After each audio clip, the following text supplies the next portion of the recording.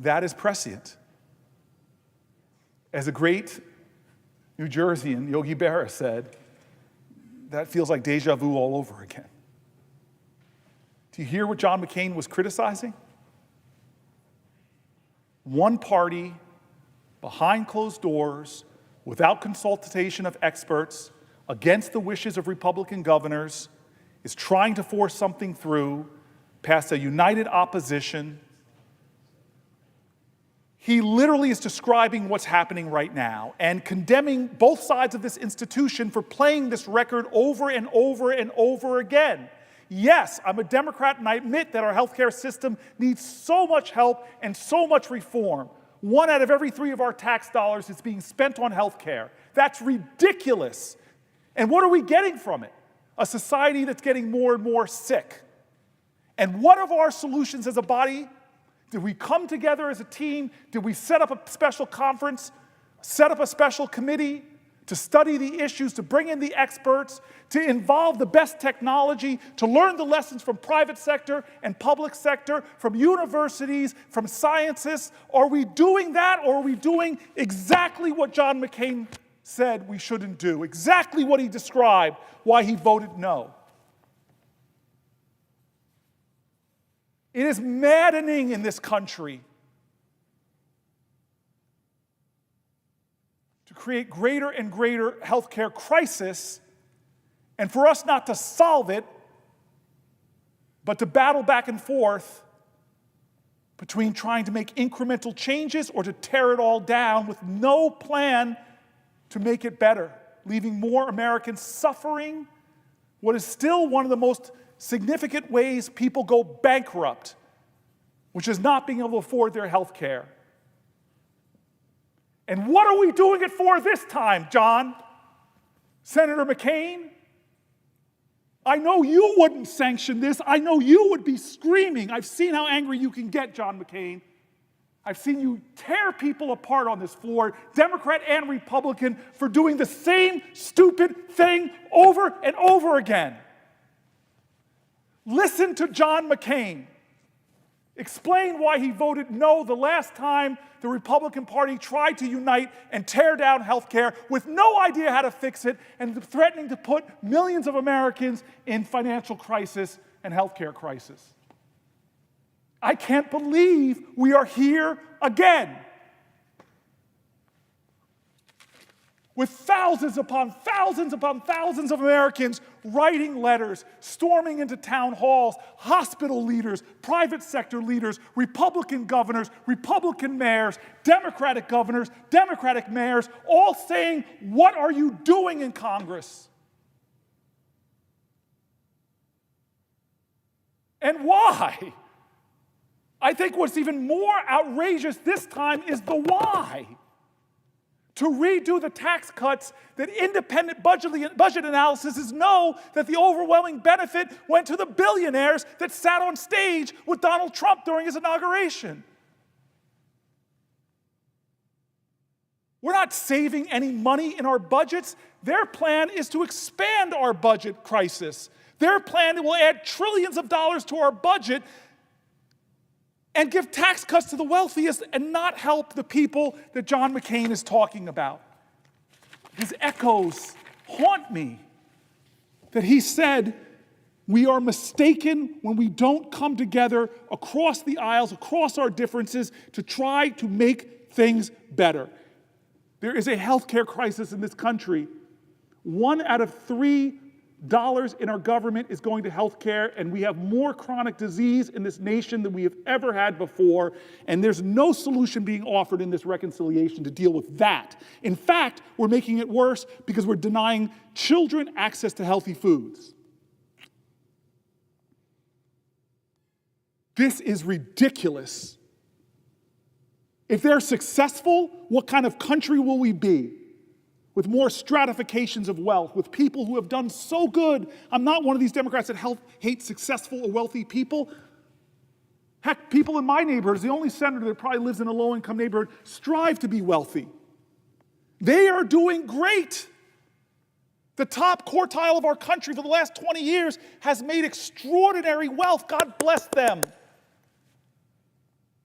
But when you see that 70, 80% of Americans don't want Medicaid cuts, it's because most Americans know neighbors, family members, church members who rely on Medicaid. They know that their grandmother in a nursing home relies on Medicaid. They know that the disabled child next door relies on Medicaid. And now we want to gut it? $880 billion?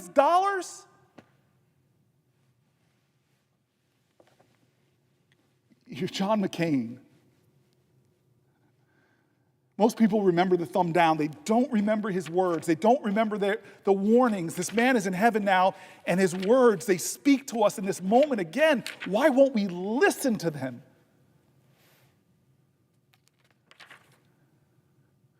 Our deliberations today, not just our debates, but the exercise of our responsibilities, authorizing government policies, appropriating the funds to implement them, they can be sincere in principle, but they are more partisan, more tribal, more of the time than any I remember. Our deliberations can still be important and useful, but I think we'd all agree that they've been overburdened. And right now, they aren't producing much for the American people. Both sides have let this happen. Let's leave the history of who shot first to the historians. I suspect they will find we all conspired in our decline, either by deliberate actions or by neglect. Listen to John McCain. Our system doesn't depend on our nobility. It accounts for our imperfections and gives an order to our individual strivings that has helped make ours the most powerful and prosperous society on earth. Listen to us. Let's trust each other. Let's return to regular order. We've been spinning our wheels on too many important issues because we keep trying to find a way to win without the help from the other side. That's an approach that's been employed by both sides. Mandating legislation from the top down without support from the other side. We're getting nothing done. All we've done this year is to confirm Neil Gorsuch.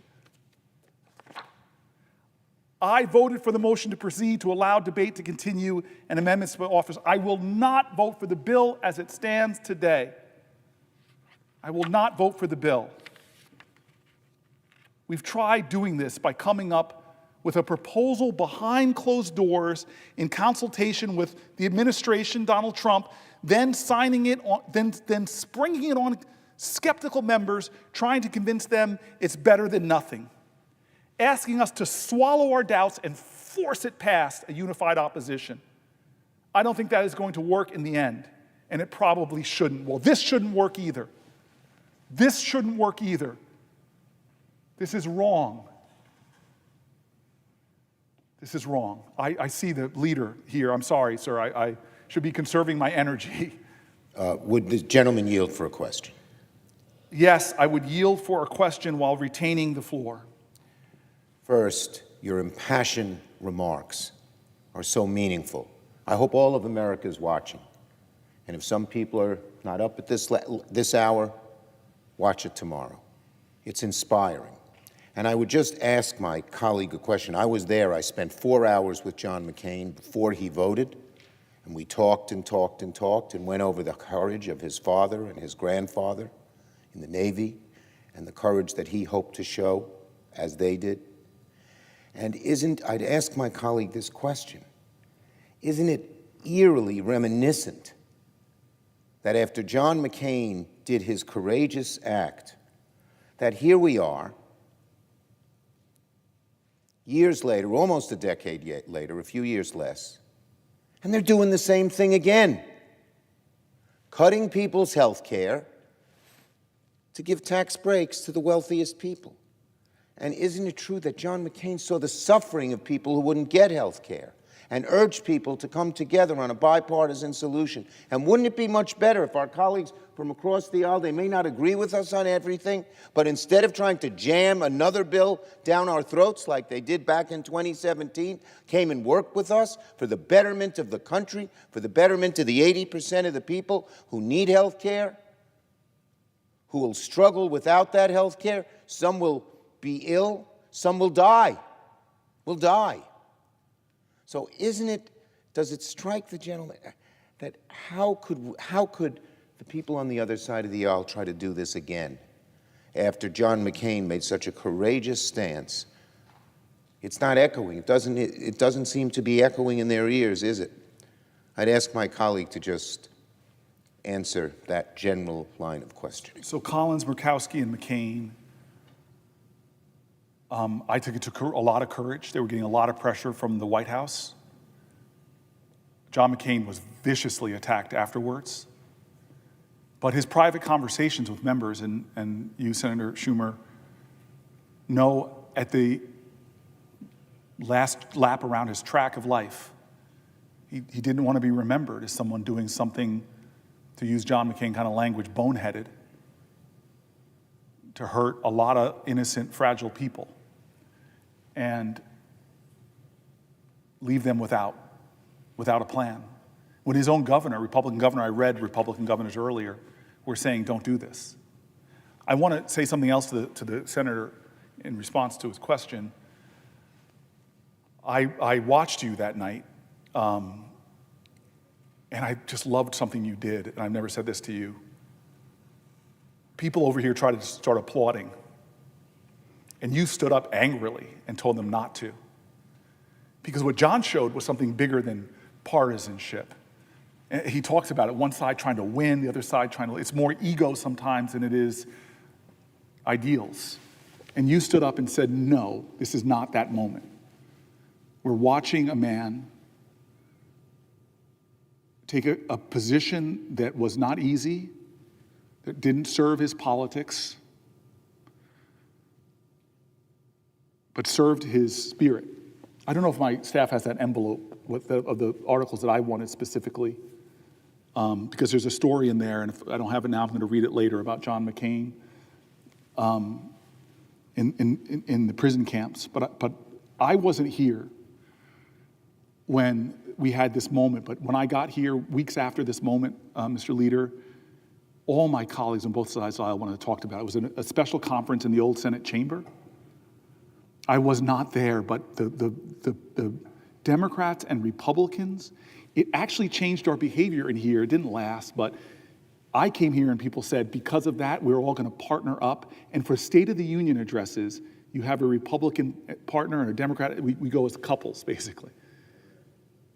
It was something about this man where the dignity that he had, that we all treasured, in a moment like that, that he began to elevate. I had my partner senator here say to me when I got here, you are not a full senator until you get ripped by John McCain's anger. And I'm well aware. Okay, and I never got ripped by him. After my meeting I mentioned earlier in his office, he started inviting me with him. My first Codell was with him and telling me, he told me all the time, Booker, there are two types of senators here. I don't mean that he was casting aspersions on others. There are people that represent their states, and there are statesmen. And he kept challenging me, be a statesman. Not a great Democratic senator, but be a great American senator. He would challenge me over and over and over again. I would go to his national security conferences out at his ranch. And one of my favorite moments as a senator, if I had top 10 favorite moments as a US senator, this is one of them. The leader knows that I am a vegan. And when you go to one of his open barbecues, there is nothing vegan. I mean, they even saturated every vegetable in butter, and mayonnaise was everywhere. But I'm not going to complain. I'm just going to sit and enjoy the conference, the conversations. And so now I'm in a golf cart going home at the end of the night, and the young man who was shuttling me home goes to me, how was the food? Did you enjoy the dinner? And I go, well, actually, if I'm going to be honest, I didn't eat. And they go, you haven't had dinner? And I go, no. I said, I'm a vegan. And they go, well, we're about to pass John McCain's home where he lives, and I'm sure it's late. I'm sure he's asleep, but maybe we can break in and see what's in his fridge. And I'm like, dude, I'm from Jersey. I love this. Breaking into John McCain's house, and I won't have to worry about getting arrested. I said, I'm all in. And so we went in, and as soon as we rounded the kitchen, I looked through the kitchen, and John McCain was sitting there with another elderly, tough-looking man on the couch, engaged in conversation. So I didn't get my joy of breaking into John McCain's house, but I walk in, and he is sitting there with the former secretary, if I remember correctly, of the Navy. And they're like, Booker, sit down, I haven't eaten. He goes, So I'm sitting there eating peanut butter and like celery or whatever, and these two men are talking about government inefficiency. And they say the place that we could be saving the most money, former secretary, if I remember correctly, of the Navy, and one of the great men on national security, they started detailing the waste in the military. They both claimed that we could have much more capacity, greater military effectiveness for billions and billions and billions of dollars less. I'll never forget, again, this is me new to the Senate. I don't know foreign policy like I do 12 years later, or the military like I do 12 years later, but I was listening to these two experienced men complaining about the gross waste that was undermining our overall effectiveness and efficiency. And that's why, to this day, I'm infuriated that when people come in and say they want to cut budgets, the first thing they want to go for is not to take a real, because the military hasn't passed an audit in years, to have a real conversation about a lot of the baked-in corruption and misspending in the military, but they're going after programs that hospital after hospital, healthcare provider after healthcare provider, leader after leader, governor after governor says, are you crazy? And so this is one of the more preposterous moments that you and I both know if John McCain was here right now, he would reject this whole thing, because we were literally repeating the same thing we did in 2017, 8 years ago. I will yield for a question while retaining the floor. Isn't it true, when McCain talked about waste in the military, he studied it, he documented it, he said this is a good thing, this is a bad thing. He helped guide me on many of these things. I voted for some weapon system, getting some people upset because he showed me they worked, and I voted against a lot of them because he showed me they didn't. But isn't it so that our colleagues on the other side, when they talk about waste in the healthcare system, they don't document a thing? They use just a meat axe or a chainsaw, as Elon Musk perversely but proudly said he's going to carry one. And they don't document waste that they say exists, and then they just slash things that people need. That's not waste at all. That's life support for people. Isn't that a huge difference between the way McCain looked at waste, whether it's in the military or anything else, and what we're hearing here today? Resoundingly, yes. I'm just laughing that every time DOJ puts up their supposed savings, they then try to take them down because as soon as they're fact-checked, so many of them are not done. And I'm not saying all of them. I don't want to paint with a broad brush. I know having Microsoft licenses too many, there's waste. I wish we were doing this in a bipartisan way. Those cuts would be bigger and probably have a lot more staying power than what they're doing, which is ready, fire, aim, and then having to beg people to come back to work because they fired FAA people or nuclear regulators or what have you. But this is the bigger point that you're making that really is getting me. So you know this, I used to be an executive. There's nobody in this body. Here's a bold and braggadocious thing to say, but fact-check me, anybody. There's nobody in this body that was a governor, a county executive like Coons, or a mayor that cut government as much as I did. I had to cut my government by 25%. Imagine that here on the federal level. And I had to do it because I can't print money. It was a national recession. I was left with a mess, had to do it. But we found ways to do it cooperatively with the legislator, bringing in experts. But this is the point I want to make to you. One thing I couldn't cut was my healthcare costs. And so I started asking people, what can I do? And you know who I found? I found a big business owner who had tens of thousands of employees who said, I had the same problem. And you know what I did? I went into my cafeteria where thousands of people eat, big place, and I saw deep fryers and like Cinnabon-like products and all this unhealthy stuff. And I ripped it all out, had the union ready to go crazy on me, but then I brought in the best shelves. I paid extra money to get the best kind of all healthy, nutritious, whole foods, and then they loved it. And then they started asking me, can we get food to take home for our kids? Because we stopped through McDonald's or Burger King on the way home. Long story short, he said, it began to bend their cost curve. What do we do in the United States of America? What is Donald Trump, I just read all thing doing? He's cutting access to healthy lunch programs. They're threatening to cut SNAP program. They're threatening to cut the things that would give our residents in America, not the cheap, hyper-processed, empty nutrition foods, but the stuff that is healthy for our kids. So there's so much hypocrisy based in this that even the private sector folks are saying, you are going to drive up costs for your country when you make people get their health care in emergency rooms. You're going to drive up costs for your country when you're going to force people to have to quit their jobs so they can come home and take care of their loved one with dementia. This will drive up costs ultimately for our country, put more hardship on people, all while giving the most wealthy people who don't need it bigger tax cuts. It makes no sense, and that is the spirit of why John McCain voted against this effort in 2017. I thank the gentleman. It's a hope, maybe forlorn, that maybe one of John McCain's words will influence a few folks over there before we proceed disastrously. I wish the gentleman strength and yield the floor to him. I appreciate you allowing me to yield to you to answer a question while retaining the floor. I'm going to continue with a little bit more here before we change topics for the night. I want to point out how grateful I am for my friend Chris Murphy. The last time I stood on this floor for many hours was just in support, doing like my colleague is doing for me right now. After the Pulse shooting, we wanted a vote on common sense gun safety. Bipartisan supported common sense gun safety. We didn't get it. Chris Murphy, right down there, held the floor for 15 hours. And I paced around, walked the floor, helped to support things, stayed up with him all night. And it is profound to me that when I told my brother that I wanted to cause some good trouble, that I was going to rise, that he said, I'm in.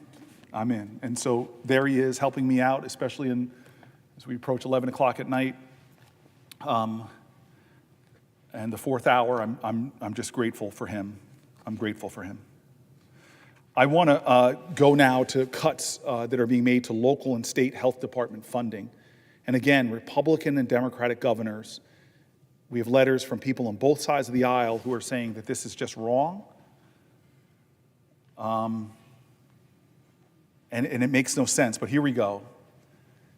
It's actually a really, what I would call a dangerous reversal that Trump's HHS recently announced the cancellation of almost $12 billion in federal grants that state and local health departments have been using to track infectious diseases, health disparities, vaccinations, mental health, substance use, and services. Because of that reversal, my state, for example, is going to lose $350 million in federal funding for health programs due to these cuts. My governor, Phil Murphy, said that these cuts would create an unfillable void in funding that will have disastrous ramifications for our most vulnerable neighbors. Last week, we learned that HHS planned to cut an additional 10,000 jobs.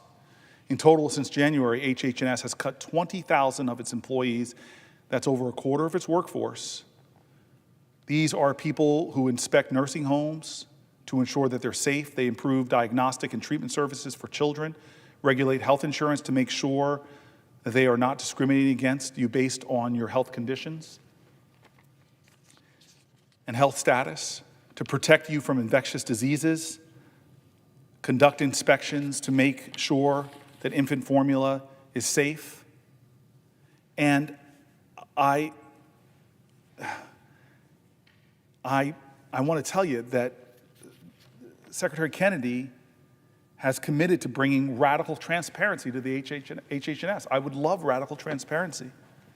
But at the end of February, Secretary Kennedy announced that HHS is no longer required to undergo the public comment period, a practice that's taken place at the agency since 1971. Another critical resource of health information for the American public is the CDC's Morbidity and Mortality Weekly Report. That has been published since 1952 and is often called the voice of the CDC. But unfortunately, on January 23rd, the first time since its inception, the report was not published in a direct response to the Trump administration's freeze on public communications. In addition to pausing the critical publication, it also reported that the pregnancy risk assessment monitoring system had halted operation. This PRAMS, which was developed in 1987, is designed to identify groups of women and infants at high risk for health problems, to monitor changes in health status, and to measure progress towards goals in improving the health of mothers and infants. Over the last 38 years, the program has collected essential data on maternal behaviors and experiences before, during, and shortly after pregnancy. Maternal care providers rely on that data collected by PRAMS, the sole source of this type of information, to enhance prenatal and postnatal care. The U.S. is in the midst of a mortality crisis, which we mentioned before. We have the highest rate of maternal deaths of any high-income nation. As I learned when I was a mayor, data is power. You can't manage a problem unless you have measures on the problem. To pull back things like that, again, you're reducing transparency, you're cutting back on vital reports that people who are trying to meet this crisis rely on to inform their strategies. And again, here's the frustration, is that as we are the worst in maternal health outcomes for developed nations, but even in our country, African-American women are 3 times more likely to die from pregnancy-related causes than the majority. This is one of the countries where it's profoundly dangerous to have kids. And again, this is yet another thing that HHS is doing that's leaving us more vulnerable, less informed, less empowered to deal with the health challenges that we still deal with. Since the Trump administration made the disastrous decision for agencies to pause external communications, we've been seeing significant delays in critical information from other key agencies. There have been avoidable delays in critical data from the CDC that states are starting to speak out, saying that they need to protect the health of their communities. As of March 20th, when it comes to vaccines, what we're seeing in America, talk about getting less safe. There are 378 confirmed cases of measles throughout the United States. As one of my doctor friends said, there are more children with measles right now than there are trans athletes in the NCAA. This is a real crisis. For the first time in a decade, a child who was not vaccinated for measles tragically died in that outbreak. And while measles is spreading across our nation, and we're having one of the worst flu seasons in the last decades, HHS has delayed the convening of critical advisory councils at the CDC and FDA. These advisory councils are responsible for determining the vaccine schedule, what vaccines must be covered by insurance, and the safety, effectiveness, and appropriate use of vaccines. They do essential and timely work to keep people safe, and disruptions to their work can be harmful to the health of the American people. Let me go to the National Institute of Health. It's the largest public funder of biomedical research in the world. It's facing devastating cuts. The NIH is one of the greatest successes in publicly funded scientific research in all of human history. The US is one of the best places to do scientific research because it has had more capacity than any other country to fund and conduct research at the highest levels.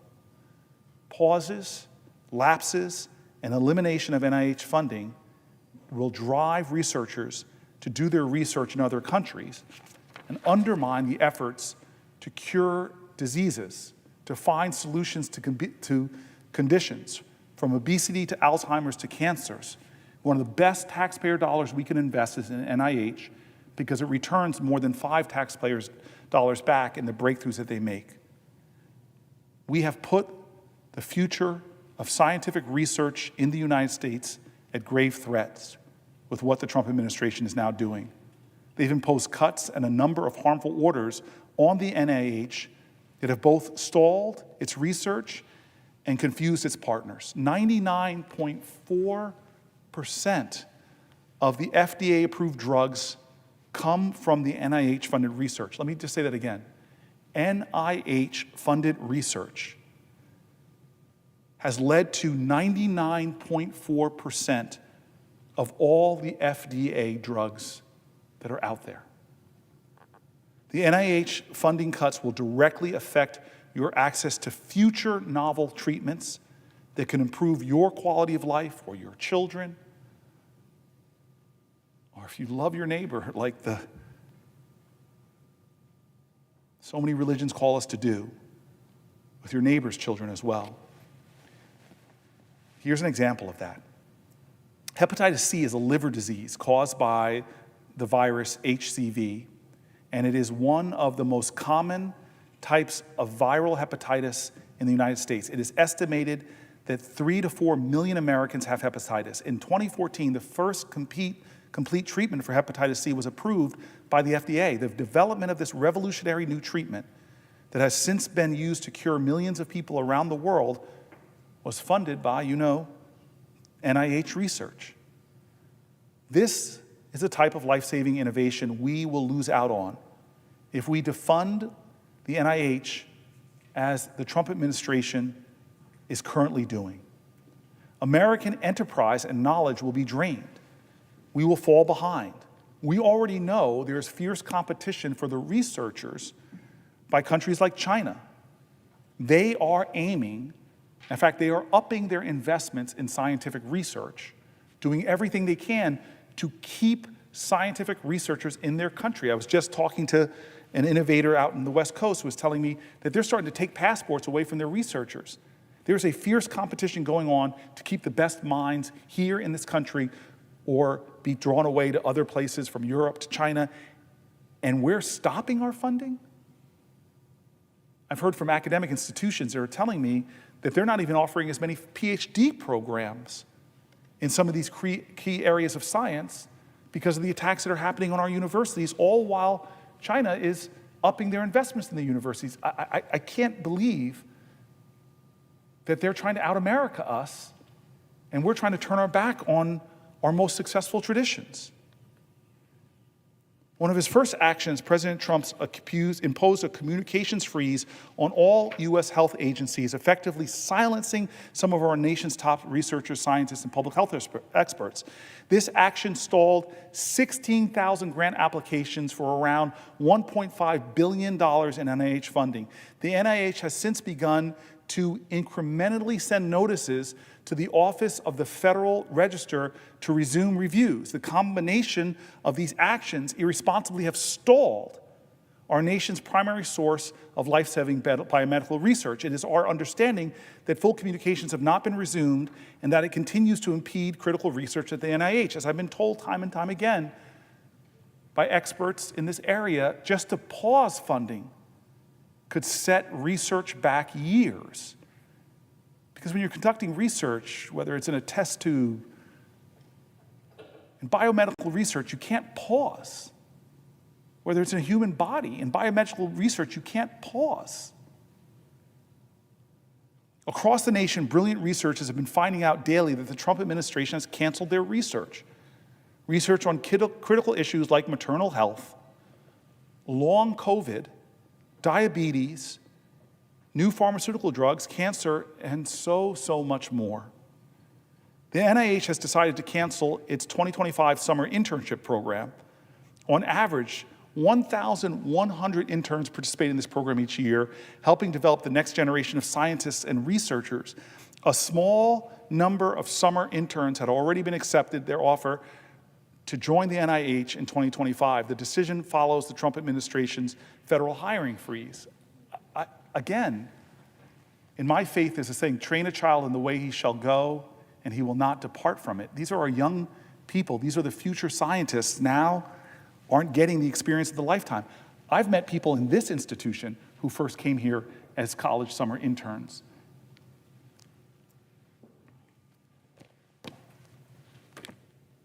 The NIH has decided not only to cancel those internships, but to shut the door to many kids who had already made their summer plans. Many people here know what it's like to have a summer plan, have a summer internship, not apply for other ones. It's another act of just meanness and cruelty. Let this class come in and then say, okay, I'm going to cut the program next year. But the way they're doing things is mean and cruel and having an impact on people's lives. Congressionally directed medical research programs.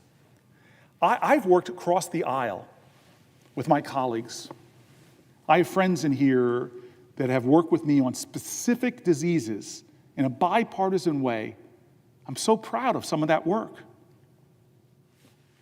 Well, we've long appropriated about $1.5 billion a year in federal funds for medical research, nearly half of which typically goes to cancer.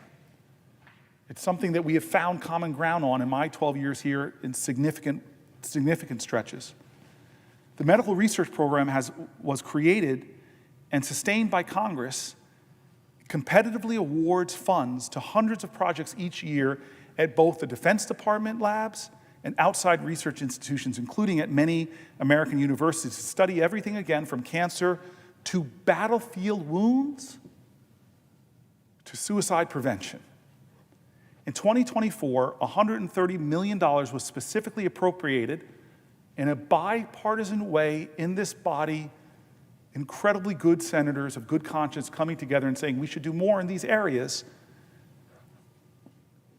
They approved $130 million for research in breast, kidney, lung, melanoma, ovarian, pancreatic, prostate, and a handful of very rare cancers. Why? Because they're people of good conscience here. We meet folks who come to this, they're not lobbyists, they come and they tell us about their stories of rare cancers. There are people on both sides of the aisle that have marched for prostate awareness, for breast cancer awareness. There's a goodness and decency here, but in 2024, this funding, it's a bill that passed in March. It was now slashed by 57%. And I told you earlier, that data, one of the best taxpayer dollars we can spend is in medical research. We've all heard this in this body when the NIH has come through and shown a dollar invested could get more than $5 back. Any Wall Street executive that would get 5 times their money back from an investment, who is this helping? And do we think about the people? I thank God I don't have many family members that are going about your day, go to the doctor, come back with a cancer. I know lots of people, though. I know their stories. When they're diagnosed with a cancer and they're told there's no cure,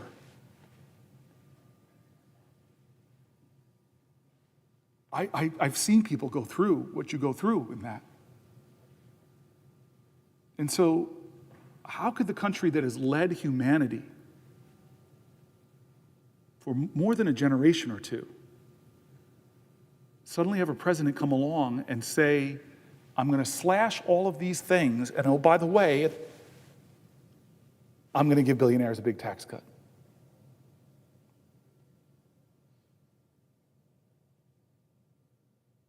So what do we say when these folks come to our office? Some of the people with rare diseases came to my office a couple weeks ago. And the amount of their funding is so small. And maybe if it was to solve our budget deficit, if we're going to do this as a country, we got to come together in a bipartisan way. The debt is I'm one of these Democrats that believes it's a real crisis. But we are not solving the deficit in what they're proposing here. They're cutting and cutting and cutting things that make no sense to cut. And they're doing it for tax breaks which disproportionately go to the wealthiest and to rack up even more debt. I want to read this article, and my staff told me we have lots of sections to go through, and it's been 4 hours and 11 minutes. But this is one that hurts me because I've met so many people who fall into this category. I want to read an article that deals with an issue called medical debt and the ongoing impact it has on people as part of their lives. The Affordable Care Act, when we did that, we lowered the costs and implemented protections for Americans, requiring insurers to cover pre-existing conditions, expanding Medicaid, which we've talked about a lot tonight, implementing caps on out-of-pocket costs for Americans. All of these helped in alleviating medical bankruptcy for some. Medical bankruptcies in America have gone down, but not all. We still live in a country where one of the top reasons for bankruptcy is medical debt. One of my staffers kind of shook me with the reality she was dealing with, which is she's got stratospheric medical debt. So here's an article from Healthcare Insights. It's not a partisan rag, it's a scientific journal. How medical debt is crushing 100 million Americans. It's from October of last year. This author, I just want to give a little more understanding of what kind of article this is. It's John August. He is the Scheinman Institute's Director of Healthcare. George Curley is one of 52 million people, or 1/3 of Americans in the workforce, who earn $15 an hour or less. I had the opportunity to interview George recently about his experience with medical debt and how it has impacted his life. Having suffered an industrial accident, and even though his employer was responsible for his injuries, and he carried health insurance, he still accumulated $20,000 in medical debt. George grew up in Dallas and spent his life working hard as a full-time warehouse and retail worker. At one point in his life, he found a job and he enjoyed working as a forklift driver in a factory that produced ceramic tile. In time, he switched jobs, working on the production line. One fateful day, a piece of metal struck him in the foot. He had to have surgery and underwent the amputation of one of his toes. He had to take a month off from work, and when he returned, he went back to driving the forklift. He found that due to his accident and surgery, he couldn't operate the forklift to his satisfaction. He became frustrated, and not being able to operate the forklift, he grew depressed and left the job. It took me 3 months to get back on my feet after the toe amputation. There were nursing care for 2 months to help me work again. This life-saving medical procedure left me with over $20,000 in debt, even with insurance, exclamation point. I avoided doing necessary follow-up with doctors due to not being able to afford additional care. There were hard times on top of this. I suffered a great deal of depression due to losing my job during my leave of absence. This medical debt is currently following me. There was a point of time that I was rebuilding my credit. Before the surgery, I built it up by over 120 points. With the medical debt on my credit report, my credit score dropped 60 points. The big drop in score has not allowed me to get my own place. I'm not able to continue to pursue my dream of being a voice actor due to not having proper financial footing to get back to school. I can travel and do things I would like to do. I can't travel and do things I'd like to do. I'm working, but things are very financially tight.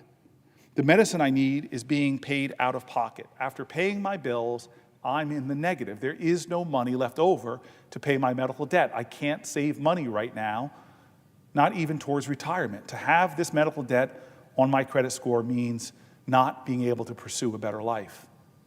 He went on short-term disability for a while, but then found the part-time job he holds now at Walgreens. He had to return to work to pay for the house he and his brothers had purchased. Through this period, George had to take payday loans, and between those loans and his weekly wages, he attempted to pay back the money he owed the hospitals. He learned that because of his medical debt, his credit rating was destroyed by credit agencies who learned that he had fallen behind on his payments to the hospitals. According to the Consumer Finance Protection Bureau, which I guess barely exists now, 100 million Americans owe $220 billion in medical debt. 100 million Americans owe $220 billion in medical debt.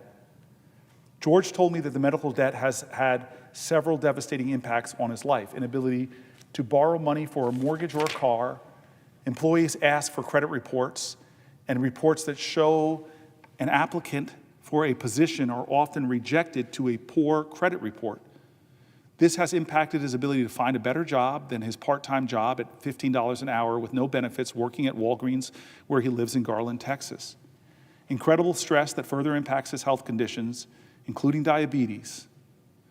An additional note, Garland, Texas, where George lives, is near Dallas, which includes Garland and Dallas is a locality with high medical debt and high profit for healthcare systems in the region.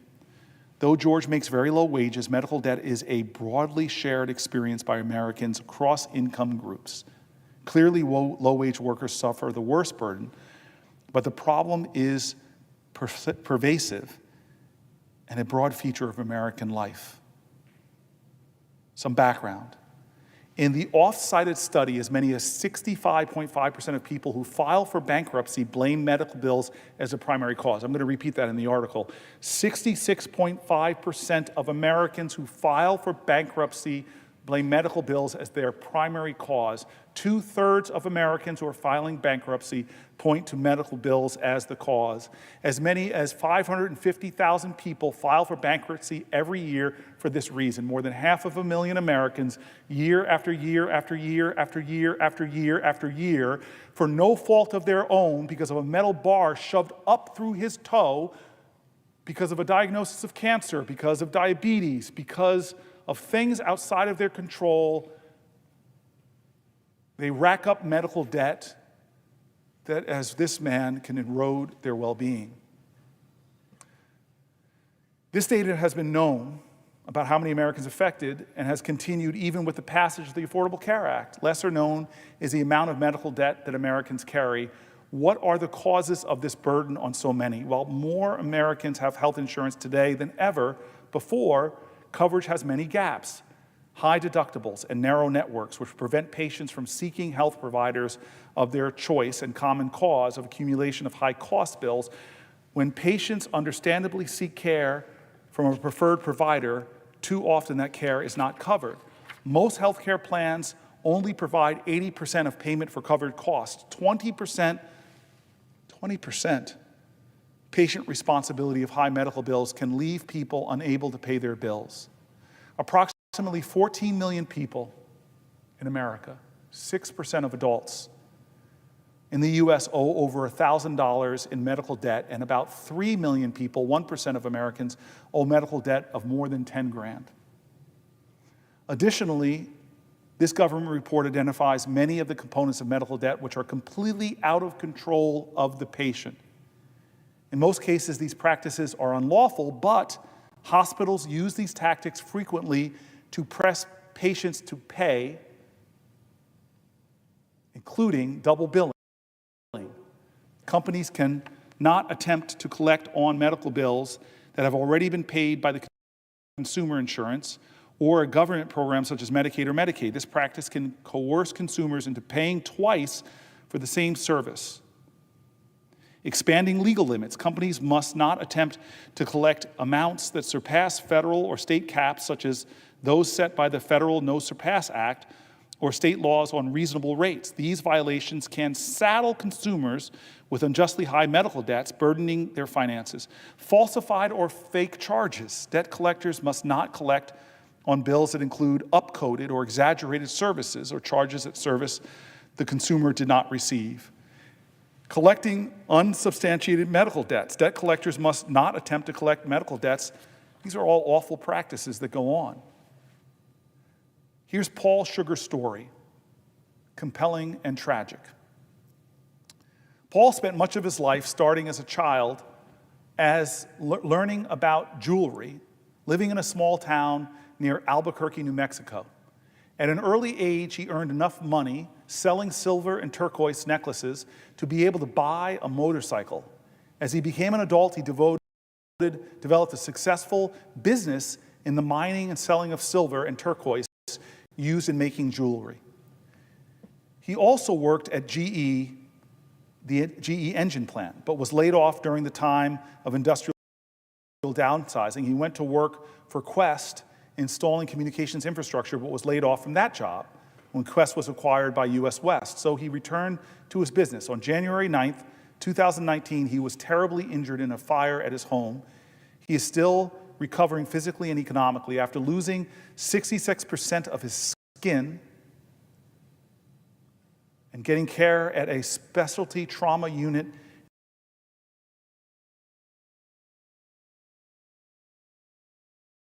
in another part of the country. He ended up owing over $82,000 in medical bills. The medical debt on his credit report means he has not been able to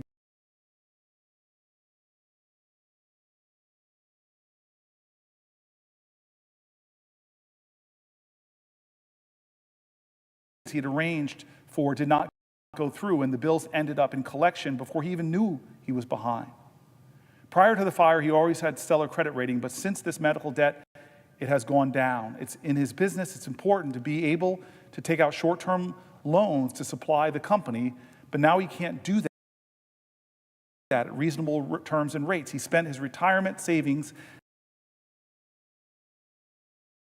account trying to pay back all of his medical bills as a retirement savings, but it wasn't enough. Now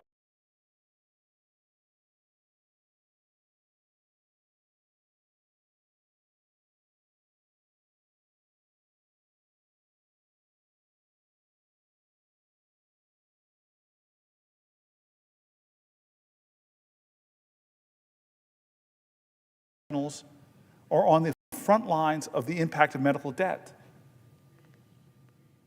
Doctors and other healthcare professionals experience firsthand when patients are denied care due to medical debt. This article describes how healthcare systems deny patients with medical debt.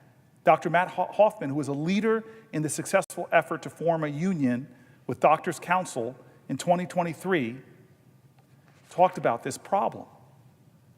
They instructed staff to stop providing care to patients with more than $4,500 in overdue bills, going beyond the more common practice of turning such debts over to collection agencies. He and his fellow doctors protested their healthcare system's decision to deny patients access to care due to medical debt. Minnesota Attorney General Keith Ellison banned the denial of care for patients with medical debt. I mean, these practices sound like they're Byzantine. They don't sound like America, or at least who we should be.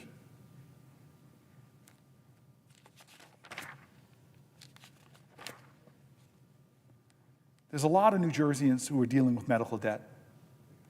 There are a lot of New Jerseyans that are being impacted by these programs that the president has already rolled back. I'm standing today because of this crisis in our country, and one of the strategies that Donald Trump and his team have talked about is to flood the zone, flood the zone, flood the zone.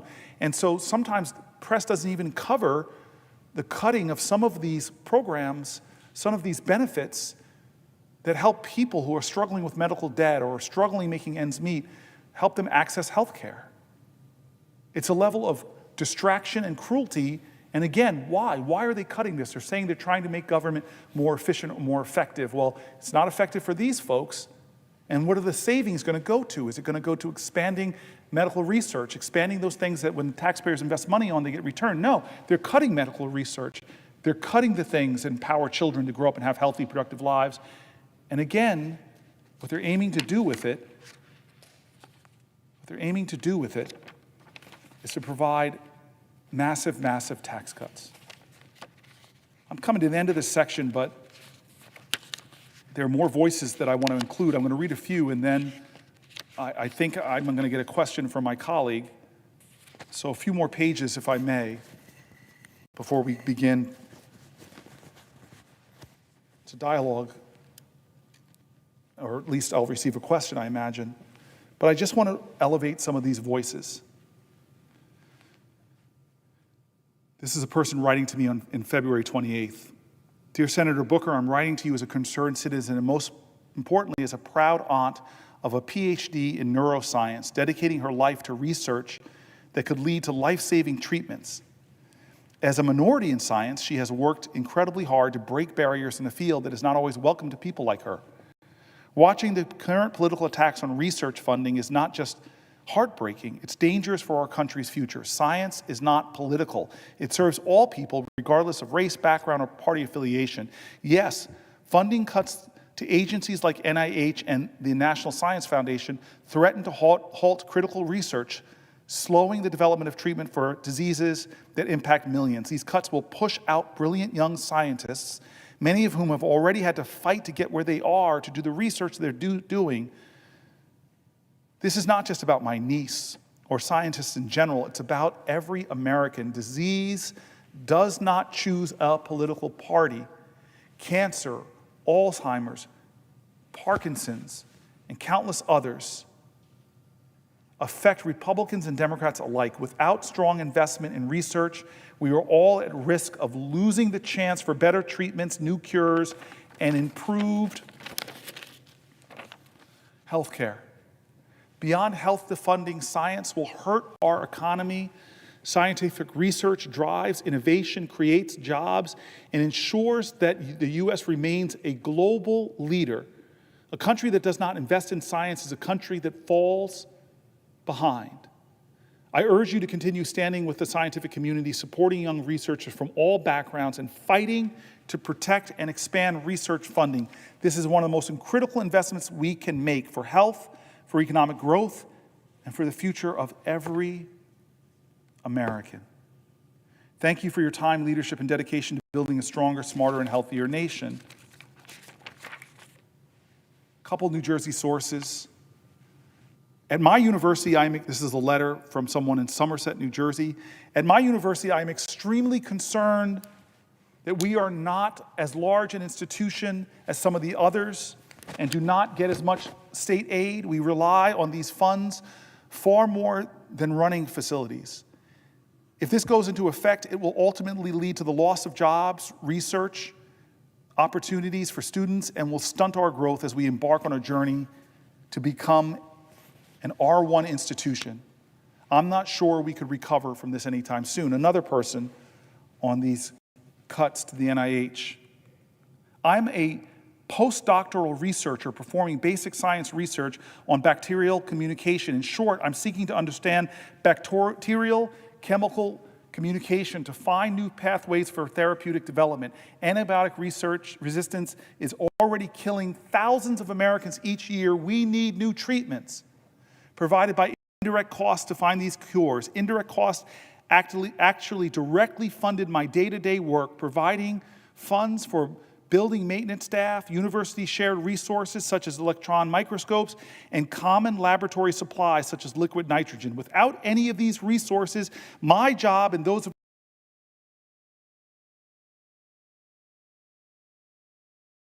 others researchers seeking new cures would be impossible.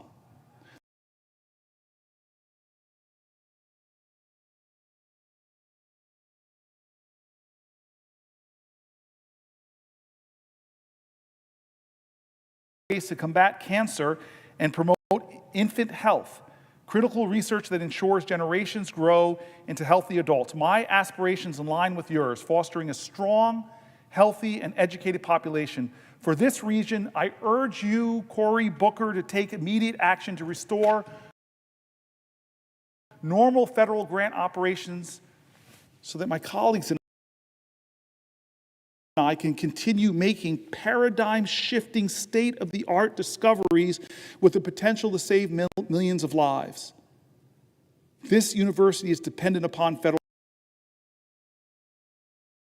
grants, a testament to the world-class quality of our research and its leadership in the biomedical field. These grants enable groundbreaking advancements that position the United States at the forefront of scientific information. I had planned to apply for a federal grant in 2025 to further my research. But with the current uncertainty, I'm deeply concerned about my application's future. Here's another scientist. My 5-year NIH grant is in its second year, and although my first year budget ended and I submitted all the required documents, and suddenly appeared in my patient's right eye. Over the next couple of months, multiple trips to increasingly specialized doctors led to a clinical diagnosis of von Hippel-Lindau disease. The diagnosis received by phone on his 18th birthday. This is a genetic disease in which the damaged VHL tumor suppressor gene fails to stop tumors from growing. Patients experience randomly occurring tumors in up to 10 organs. And the only available treatment was surgery to try to remove the tumors. The patient is one of about 10% of patients who are de novo, the result of random genetic mutation. In this patient's case, scans had revealed not only a large tumor on the optic nerve of his right eye, but also a huge tumor encompassing one of his adrenal glands that, in retrospect, had been causing him headaches, inability to concentrate, and anxiety due to consistently elevated adrenal levels. While MRI scans also related tumors in his spine, kidney, and pancreas, this tumor and entire adrenal gland needed to be removed. After months of injections, his eye interspersed with laser treatment, he lost the vision in his right eye. The time needed for medical care required us to give him to give up his team sport, losing both a support group and the chance to compete at the Division I level, but he continued with his final exams, graduation, and plans to study engineering at the university. With continued regular monitoring, he was able to attend university, but the trauma of his diagnosis and the processing of the impact of what it might mean for his life, coupled with the stress of engineering studies, brought on significant mental health challenges. He did go on to graduate, traveling to the NIH for his regular surveillance, supported by various specialists. In 2022, a kidney tumor had grown large enough that he needed surgery again. The kidney is a sensitive organ and will normally have full nephrectomy of the affected kidney. Doctors were treating him. And now at age 24, his tumor was removed in a successful kidney-sparing robotic operation. Yet tumors on his spine continue to grow. This experience of my patient and many others encapsulates the miracle of medical research funding that has such a powerful impact on people's lives. We were able to get seriously miraculous things done. But without funding for these diseases, we may never have a chance to test the ideas and develop them in a way that led to a drug that ultimately helped this patient with these tumors. This is a success story, but will we have more? Will we have others? The drug we developed is expensive. Current recommendations are to take it daily. Nothing is known about its long-term side effects. More research is done. It's not known whether patients can take breaks from the drug. Stopping at some point might mean tumors would resume.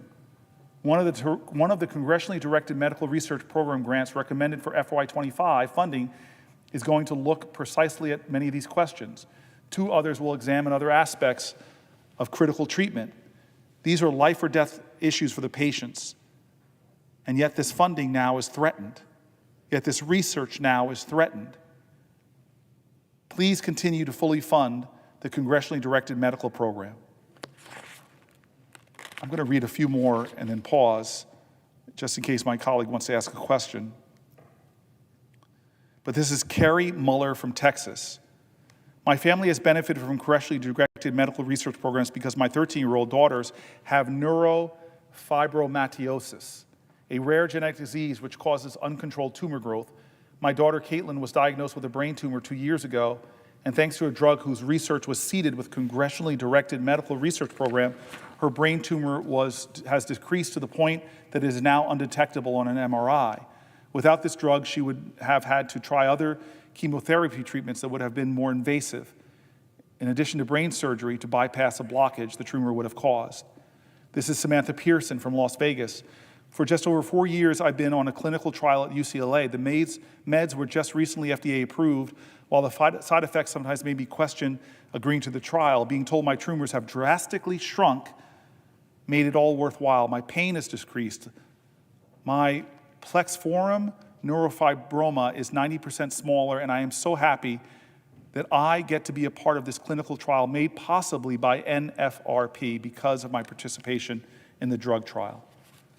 There is story after story here of people, Camille Olenberg, Jan Domowski, Lola Neudecker, Professor Alexander Robachevsky, Kyle Retz, Carissa Heberkamp from Illinois, Samuel Curtin, Dr. Stephanie Bucks-Hoveden,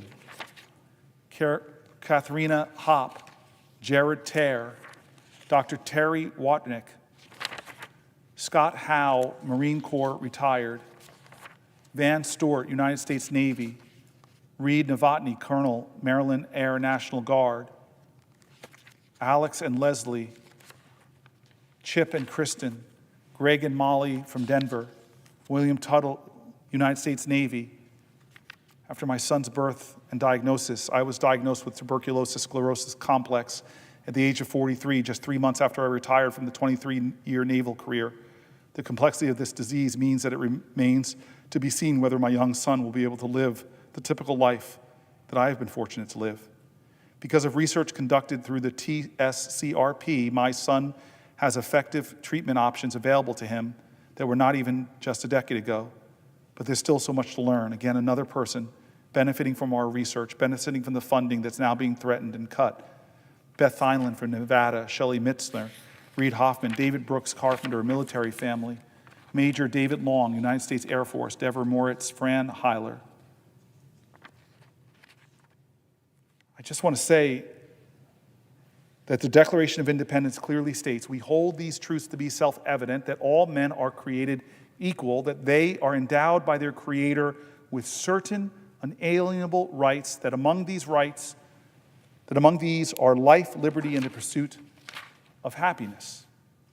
How can you have life, liberty, and the pursuit of happiness without health? Health is at the core of life. Health is at the core of true liberty. Health is at the core of the pursuit of happiness.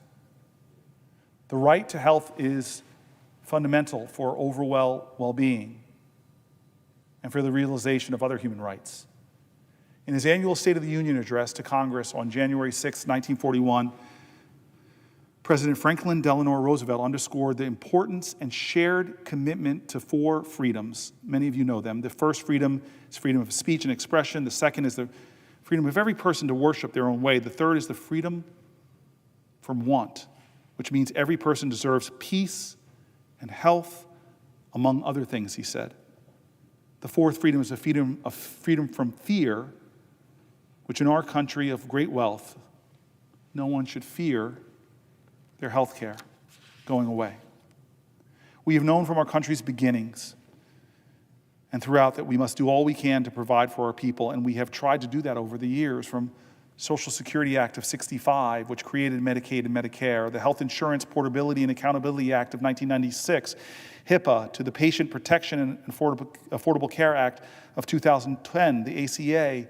We should be adding to these protections and benefits, trying to get more people health coverage. We should be caring for each other. We should be loving each other. We should be fighting for the justice of each other.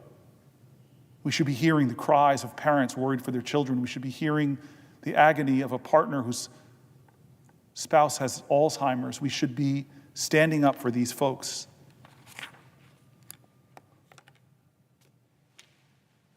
This is why we fight. This is why I stand. Senator, yield. Yes, I'll yield for a question while retaining the floor. Senator Booker, first of all, I want to express my gratitude to you for recognizing the gravity of this moment. Your ability to see that we are facing a series of threats that are not normal, a series of threats to families, to children, to individuals, threats to our democracy, threats to our rule of law. I think it's really important. And you have endeavored to do something extraordinary here, to stand on your feet for as long as you can, to convey both to our colleagues and to the public that because these are not normal times, what is required of us is something different than a normal response. And I know maybe we have extended the amount of time that you had planned to talk on this particular topic of the threat to Americans' health care, but I don't know that there's anything more important than that we're talking about today in the United States Senate. Because the scope of what Republicans are talking about here is absolutely extraordinary. And I want to lay out for you, a few additional facts and numbers and ask you to respond to them as you wrap up your time talking about this particular topic. But let me just underscore what you have laid out very well. We are talking about nearly $900 billion worth of cuts to Medicaid in order to pay for about $1 trillion worth of tax cuts for the wealthiest 1% of Americans. There will be table scraps in the Republican bill for middle-class consumers and families, but the bulk of the tax cuts are going to the very, very wealthy, millionaires and billionaires, frankly, people who have done tremendously well in this country over the past several decades, who are not in need of more. And so you were very right to point out the immorality of the 2017 attempt to cut the Affordable Care Act, which insured 20 million Americans.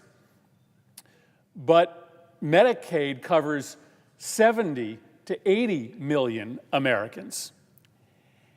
And the new wrinkle is that this proposal doesn't just cut health care for tens of millions of Americans. Estimates are that it could be 30 million Americans that lose health care under the Republican proposal.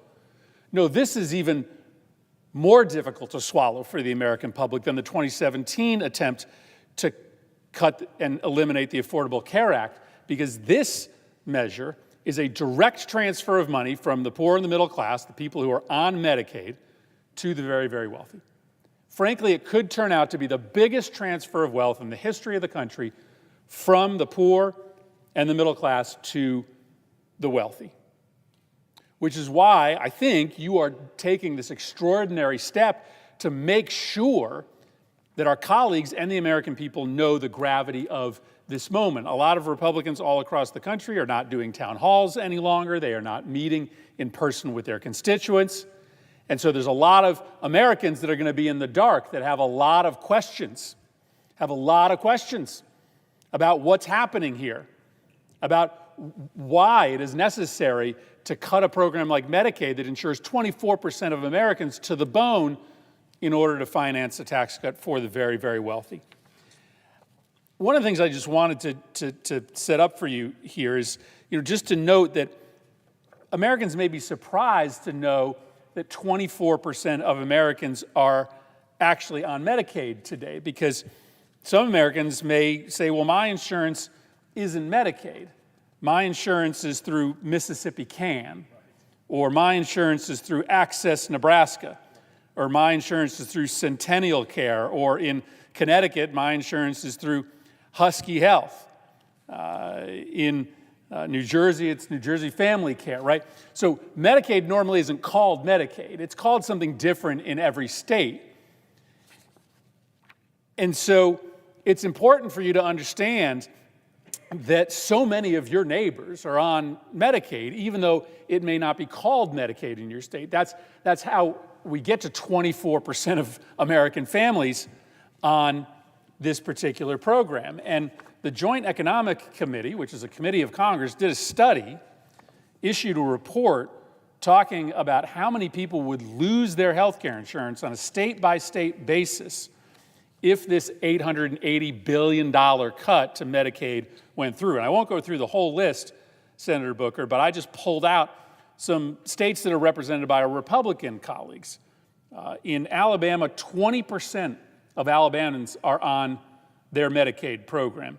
And in total, 330,000 people in one state, Alabama, would lose their health care if this cut went through. In Arkansas, 25% of families are on the Arkansas Medicaid program.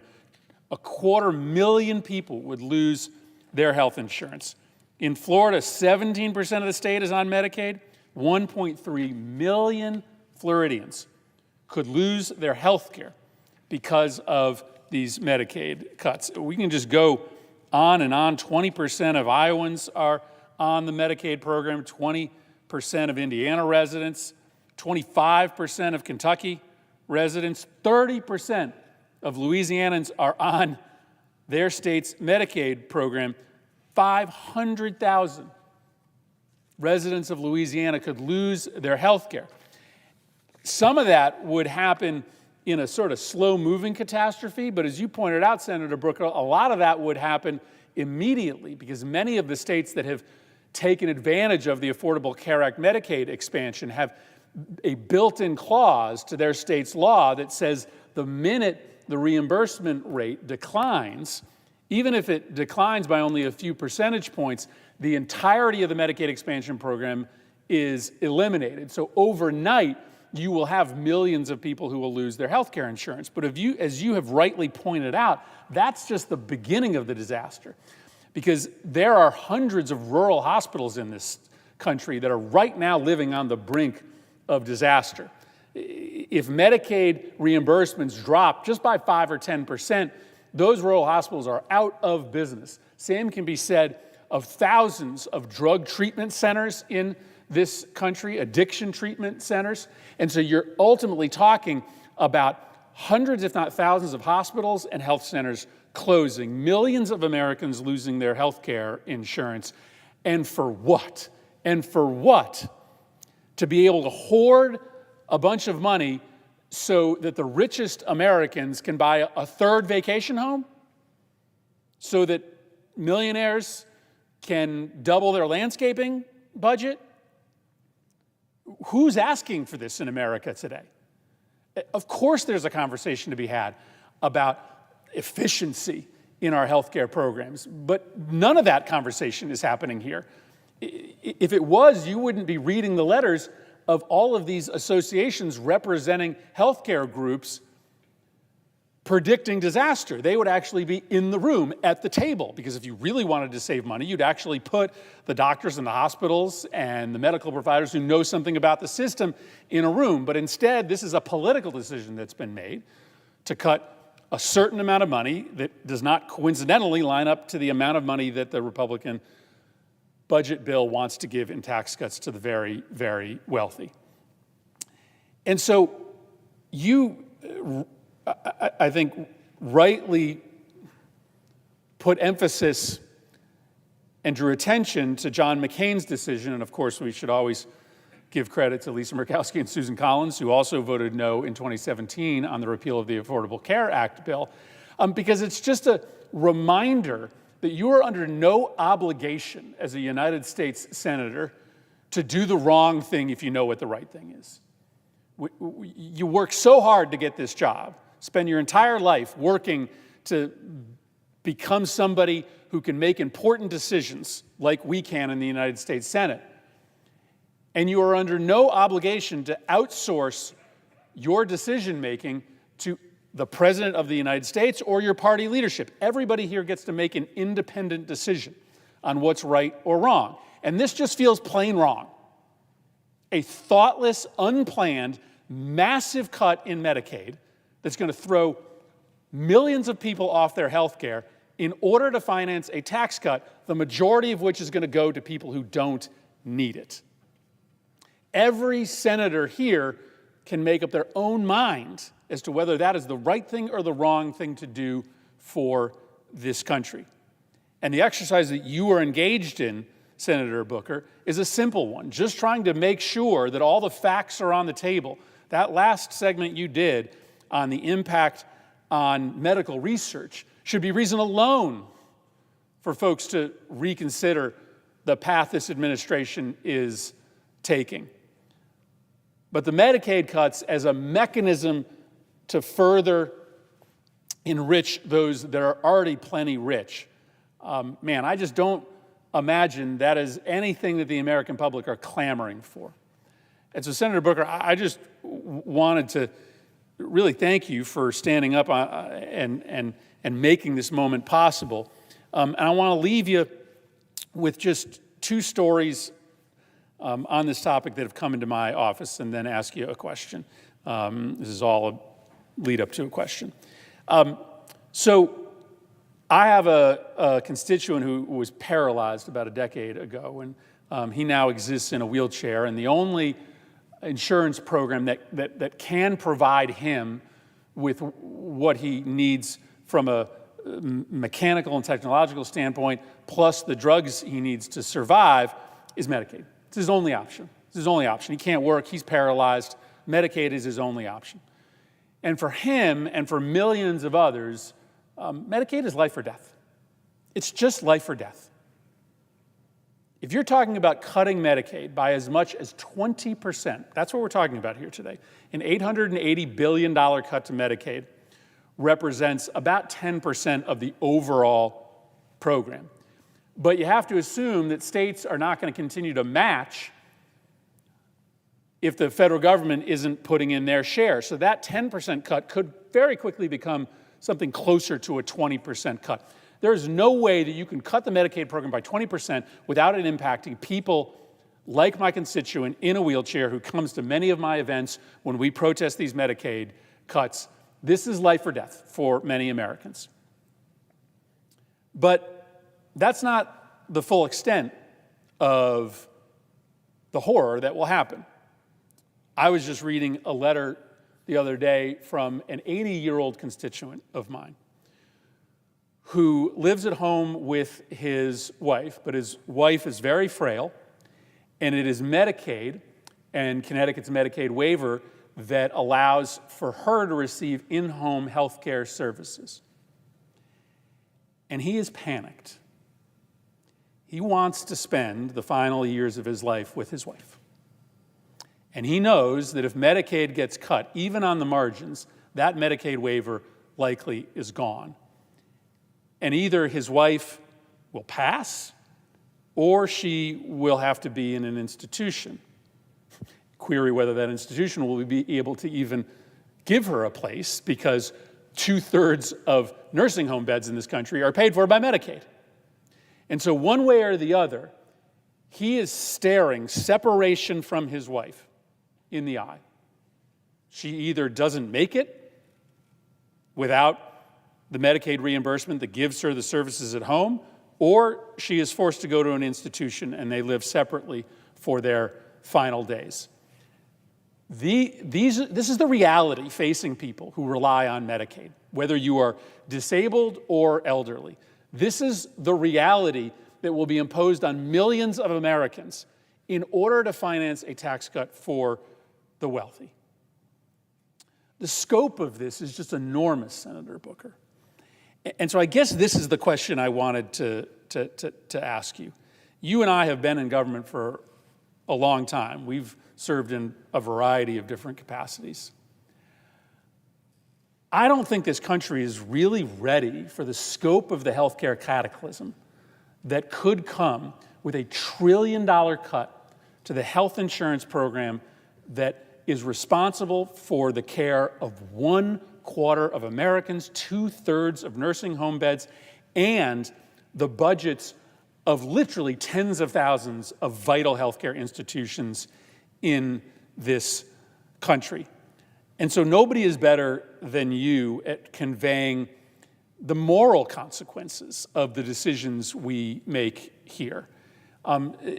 Just share with us for a minute as you sort of wrap up a conversation on this topic of the health care priorities of the Trump administration and the Republican Congress, what America may look like in a world where we have decided to gut the program, the health insurance program of last resort for the most vulnerable Americans, and the health insurance program that insures 24% of Americans, 2/3 of which are working for a living. Just give us a little bit of a sense of the enormity of the consequence that this ultimately would bring to this country.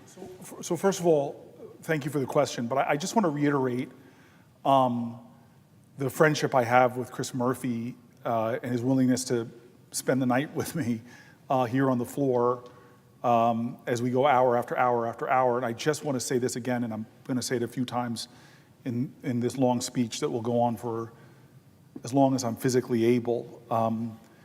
Chris, the last time we spent 15 hours on this floor together was a health issue.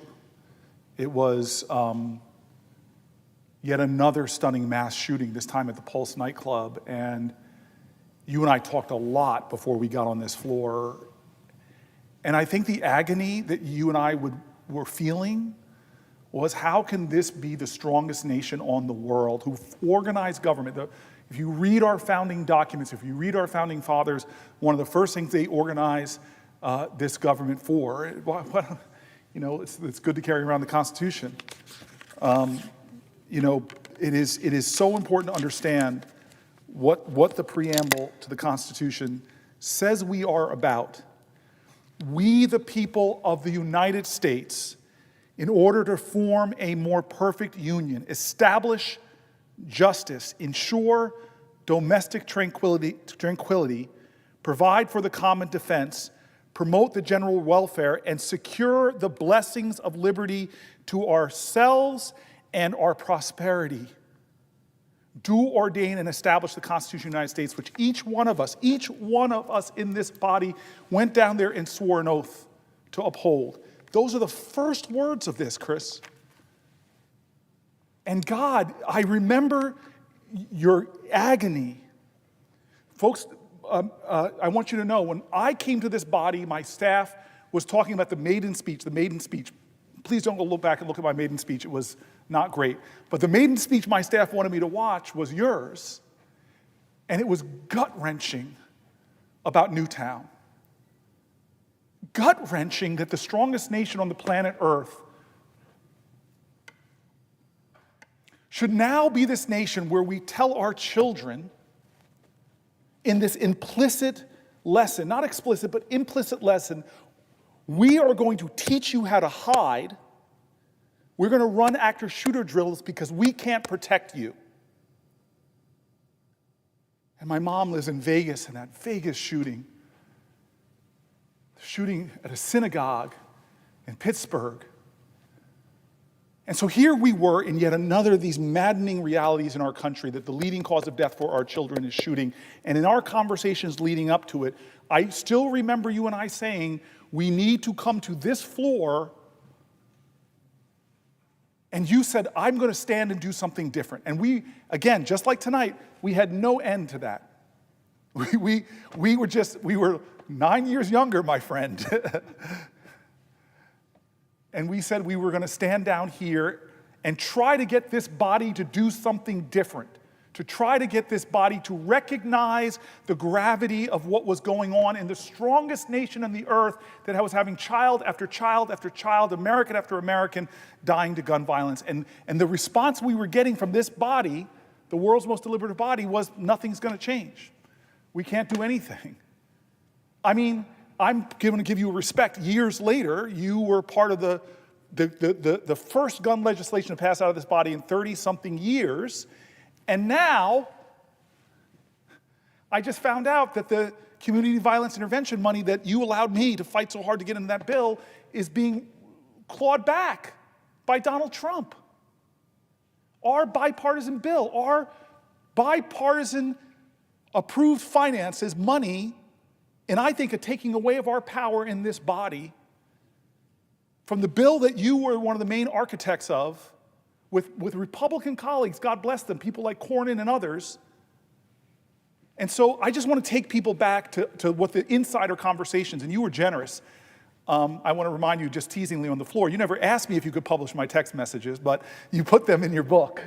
It's a great book. I actually learned, I read lots of my colleagues' book. I learned a lot of data about gun violence from your book.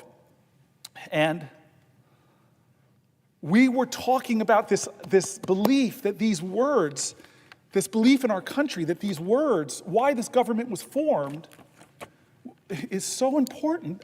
America, this is who we are, these imperfect geniuses. We formed this, we the people, in order to form a more perfect union, establish justice, ensure domestic tranquility, provide for the common defense, promote the general welfare, and secure the blessings of liberty. And so you stood right down there for 15 hours. I paced this room, pledging to you that I wouldn't go to the bathroom, I wouldn't sit down, and I was hurting after 15 hours. But you were steadfast until we finally got Mitch McConnell to give us something. It was 1 or 2 votes. It was 2 votes, and both of them failed. We didn't get 60, but at least we forced this institution to confront the horrendous horrors of that nightclub shooting. And so you ask me now, as you and I and my dear brother, who I've known since he was coming out of college, the 3 of us on this floor at a new day, it's past midnight, a new month, it's past midnight, as we sit here. Why? Because of your question. I can't stand anymore to live in a country where it seems that the convulsions come that threaten our most vulnerable over and over again. I can't stand it. I have to stand up. I have to speak up. We have to do something different yet again. You and I talked about this last week. America, we are not doing a good job right now. We read the section about medical debt. Tens of millions of Americans are saddled with medical debt. 66% of the people that declare bankruptcy is because they can't afford their medical bills, because something that happened to them could happen to us and our families. My mother, my brother, and I have a lot of challenges, a lot of problems, but we weren't saddled with a rare disease. We didn't have tumors springing up all over our bodies. I don't know what that would have done to my family. The gentleman yield? Yes. There is so much similarity between the debate that you are forcing this Senate to have tonight and the debate that we were having back in 2016 on this epidemic of gun violence. I always describe it this way. The only thing that matters, the thing that matters more than anything else in your life, is protecting your loved ones from physical harm, yes. Right? You would give anything, right? Anything. You would give your life saving, your house. You would perhaps give your own life in order to protect your child or your brother or sister or mother or father from physical harm. And so when you and I have sat across from the victims of gun violence, many of which live in your neighborhood and my neighborhood in Newark and Hartford, we are looking at a kind of desperation and sorrow that is unique, that comes with not just losing a loved one to gun violence, but feeling powerless Yes. in that exercise, feeling like there was nothing you could do, and watching your elected leaders stand by and allow for this reality to continue to occur in your neighborhood where kids are being shot down in cold blood, and your elected leaders, the adults in charge of your community, are standing idly by. That is not fundamentally different than the reality that will be visited upon millions of families if this size of a cut in Medicaid funding goes into effect, because families out there who rely on Medicaid to keep alive their son or daughter who has a complicated medical disease have no other quarter, have no other last resort besides Medicaid. And so Medicaid stands between life and death for their son or daughter. There is no other place for them to go. And so that same empty, hollow look that we have seen so many times in the eyes of a mother or father who lost a son or daughter to gun violence, that is the look that we are choosing to visit upon millions of families in this country who, when faced with the loss of their only health insurance option for their disabled child, will watch their child potentially face the same fate as those young men in your neighborhood and my neighborhood. And so that's the reason why I pose this question to you that you're answering about the moral gravity of this moment, because it is not fundamentally different than the one that brought us here in 2016. And in answering this question, and again, I'm going to continue to yield the question to you while retaining the floor, I want to just compound this for people, because I know these numbers, 880 billion, 100 million Americans affected by, that would be affected directly by Medicaid cuts, or the people that work in the hospitals that would be affected by Medicaid cuts, or the nursing homes that are affected by Medicaid cuts. These are big, big numbers, but people, these are human beings. I live in a community that had a horrible lead poisoning problem for their kids, that had horrible toxic sites, and children born around toxic Superfund sites, as you know they're called, have higher rates of autism, higher rates of birth defects. And so even coming up as a city council person, I saw that the environmental injustices surrounding my community were causing parents to have to deal with medical complications amongst their children at alarming rates and needed help, and Medicaid was the program. No fault of their own, environmental injustice. Now here's the double insult of the Trump administration. One is they gutted the environmental justice section at the DOJ. They're not investigating corporate polluters. They're not investigating the injustices environmentally that big, powerful, wealthy people do, that often cause people, we all saw Aaron Brockovich, that cause people to get seriously hurt.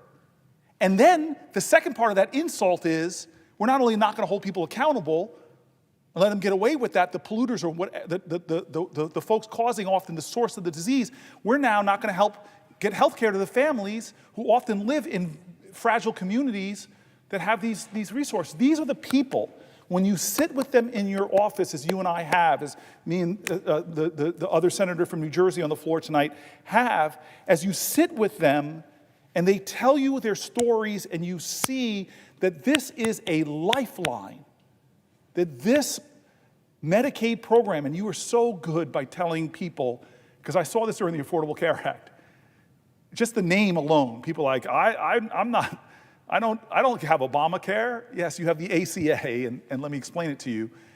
It's under many different names, including in my state, that people don't know that this is a Medicaid-funded program, so they don't know that this is a sword of Damocles at their family's well-being.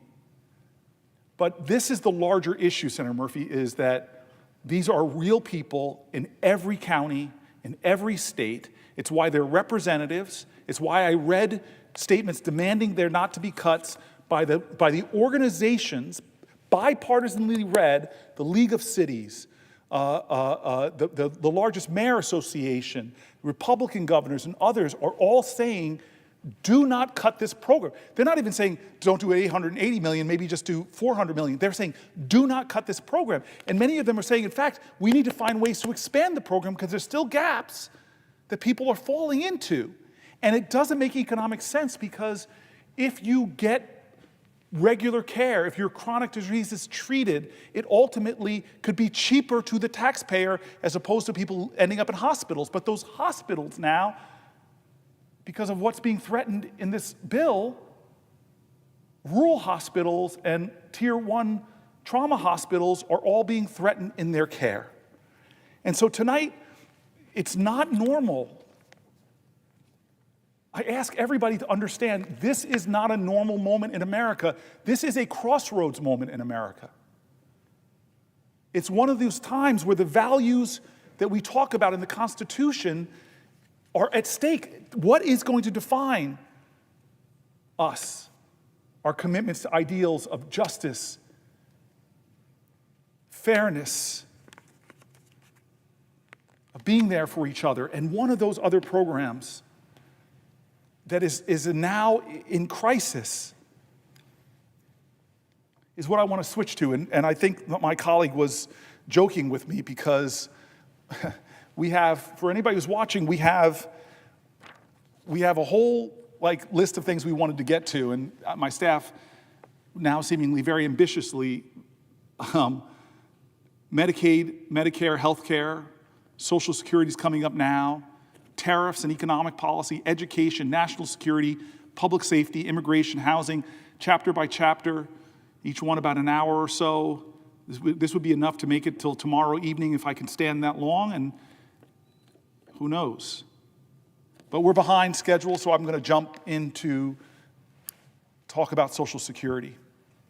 And I want to start because, as I said earlier, I get to stand here, I get to come on this floor, but so many millions of people don't, and I want to elevate their voices tonight because as I go across New Jersey, as I go across my nation, I see Republicans, Democrats, independents, veterans, so many people stopping me in airports, stopping me in the community, stopping me in the grocery store, wanting to tell me that they're afraid, that they're angry, that they're worried, that they believe we are in crisis, that our nation is at a crossroads. Who are we going to be as a nation? And this topic, I don't know if, maybe I will just let you all know that this topic, my mom chewed into me about this topic. She lives in a senior citizen retirement community, mostly Republican. I visited her many times. It's a great community. I hate how we go to this idea of right or left. These are great seniors that live in a great community, and they're talking about Social Security. So I want to read, start before this section by just reading. This is how people are sending it to me. This is a small postcard, handwritten, from somebody from Hamilton Square, New Jersey. Dear Senator Booker, I'm writing to ask you if my Social Security is now in danger. Please let me know. It is very important to me. Thank you. I'm going to try to answer that tonight fairly and candidly. Here's another person who writes, my staff is protecting their identity. I just want to say where they're from, South Plains, New Jersey. I am one of your constituents and a proud New Jersey, and I'm writing to let you know how upset, distraught, and worried I am about the current state of our country. I hope you will take time and read my letter, as this is the first time I have felt compelled to write a government official. I want to tell you, I'm reading your letter again, and I'm now reading it on national TV if C-SPAN can be. Presiding officer might challenge me with a factual error, but C-SPAN is national TV, I think. I want to start by telling you a little about myself. I am 64 years old, and I am currently working full-time. I am a breast cancer survivor. My plan was to retire in the next 3 years, but with the current state of chaos and turmoil, I honestly don't see how I can retire. I'm concerned about Medicare, which I will definitely need when I retire. I will also need a supplemental plan for whatever Medicare does not cover. I do not qualify for retirement benefits through my job. With the cuts being made to federal programs, Medicare will not be enough. I would need a more expensive supplemental plan to cover these cuts. I am also concerned about Social Security. I have worked since I was 16, except for 9 years when I was home with my 3 children. I have worked hard and paid into Social Security and believed that the money was for my retirement. Now I hear that Social Security is a Ponzi scheme, and it may be privatized. This is so unfair for people like me that worked hard all their life and counted on this money to retire. I was planning on working past 65 to get my full Social Security benefits, but now I begin to wonder if it's worth it. Now I begin to wonder if it's worth it.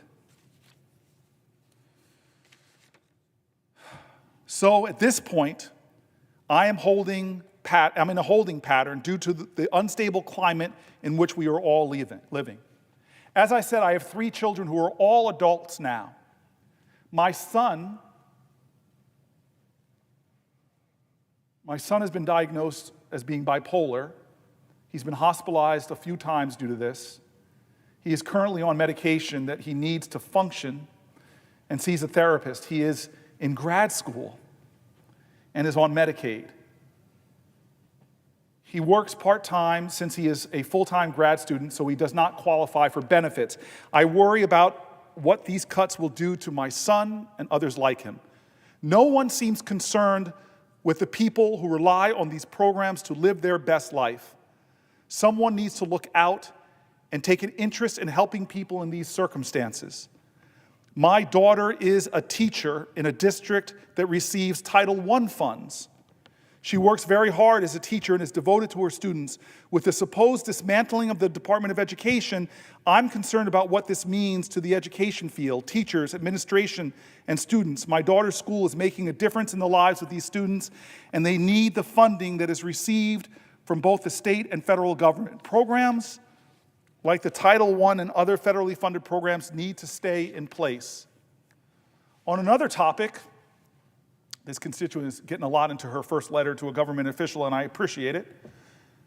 On another topic, inflation. Increasing prices and the overpriced housing market is a huge problem. Placing tariffs on our biggest trade partners is beyond unfair. This drives the cost of goods up, and the consumer is the one who ends up paying the increase. A lot of families are food insecure, wondering where their next meal is coming from. A lot of parents go without so their children can eat. Food pantries and banks are scrambling to meet demand. Something needs to be done so families can survive. The housing market is also an issue. Owning your own home is now unreachable for most young people starting out. Interest rates are high, and housing prices in New Jersey are unaffordable. Thank you for reading my letter. I'm asking you as our senator,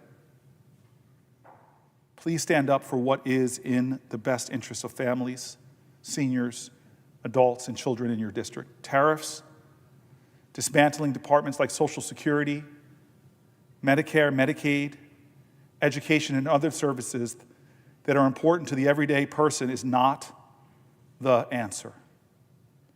You are our voice in the Senate. Please do the right thing and speak up and continue to fight for everyday Americans. This is why I'm standing up. This is why I will stand here as long as I'm physically able. This is why I will continue to tell story after story.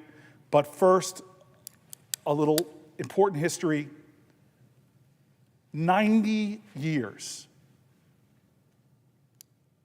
Our country has made a promise to people that if you pay into the Social Security program your whole life, that money will be there for you when you retire.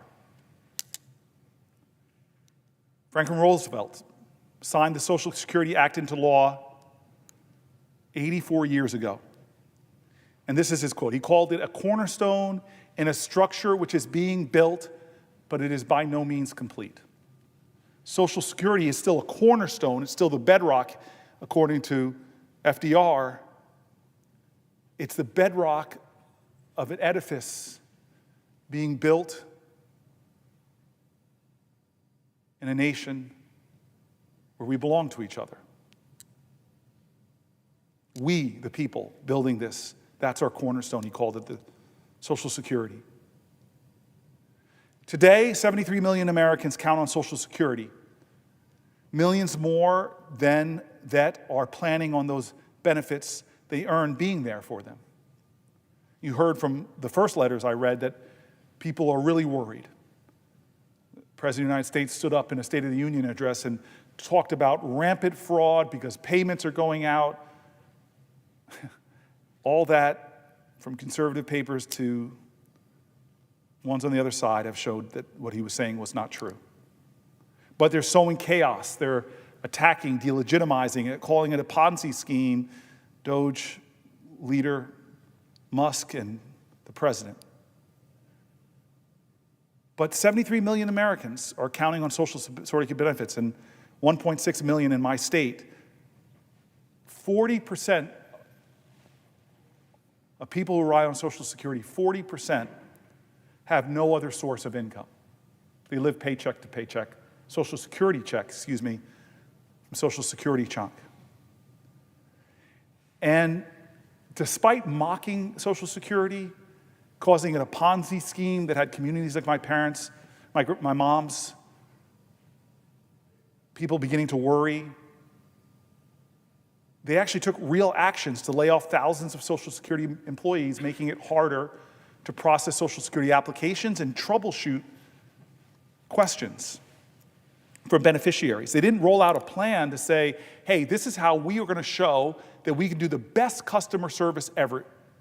We're going to bring some of the best private sector people in to advise on how we can use technology and innovation to give the best customer service. Hell, roll in AI, do all these things. We're going to make a model of responsiveness to our seniors because we're a society that respects our elders, values them, wants them to retire in dignity and security and peace of mind. That's the big ambition. No, that's not what was said. Social Security employees, like many employees, got letters that they didn't expect, saying they were laid off. Didn't matter how well they performed. It didn't matter what function they performed. And it put in jeopardy just trying to contact Social Security if you're retiring. Just trying to contact Social Security if you need to apply for benefits. They tried to eliminate service by phone,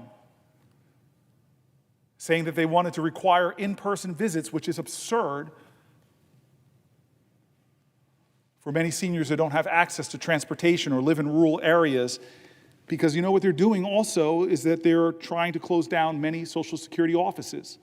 I'm going to get to the specifics of that later.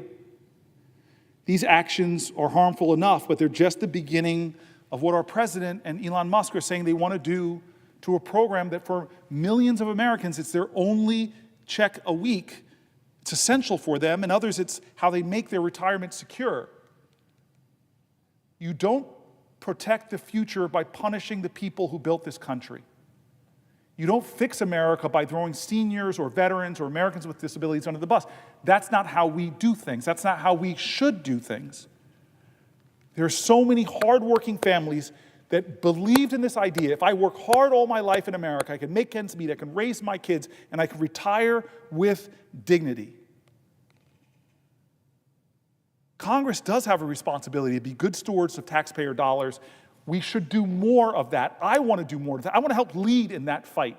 But none of us were invited to a table when it came to this. This congressionally established program, FDR I read, but it was Congress that established it, is now not being included in the planning or procedures to try to improve Social Security or make it more efficient or more effective. We haven't convened hearings or task forces in a bipartisan way to find out what we can do to better serve our seniors. Instead, lies are being proffered about Social Security making wrongful payments. Lies are being proffered by the highest office in the land, the most richest person in the land who does not need Social Security is calling it a Ponzi scheme, telling people who are relying on it they're part of a Ponzi scheme. But remember this, Social Security is not the government's money to spend. It's the hard-earned savings of working Americans, and it belongs to Americans. The president and Elon Musk need to keep their hands off of it. It's not theirs to take, and it's not theirs to break. Their scheme, they're the ones that have a scheme, and it's not about efficiency. It's not visionary. It's what we need in America now is visionary leaders that have bold, exciting visions for what things like Social Security can be. And what they're doing is not only wrong, it hurts people. It scares people. And not just people, our elders. People who raised us, the people who built roads and highways, the people who served food, made food, who started small businesses, raised generations, that's who we're disrespecting.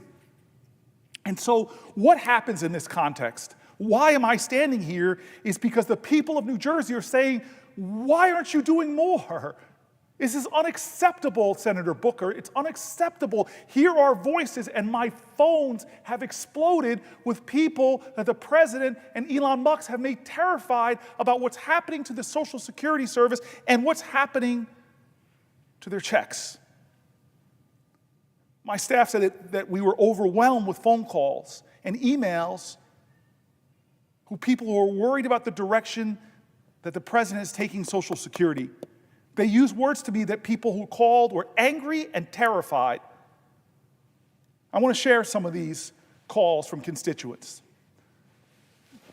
Here's someone from the great Cherry Hill, New Jersey. I'm very concerned that the president, along with his cruel and inept administration and DOJ, are working to privatize and ruin the Social Security program. I am a constituent, Senator Booker. I live in Cherry Hill, New Jersey, and I am a senior who relies on Social Security income for my basic needs, food and housing. The mere idea of not having those funds has caused me sleepless nights and wondering if I will become homeless.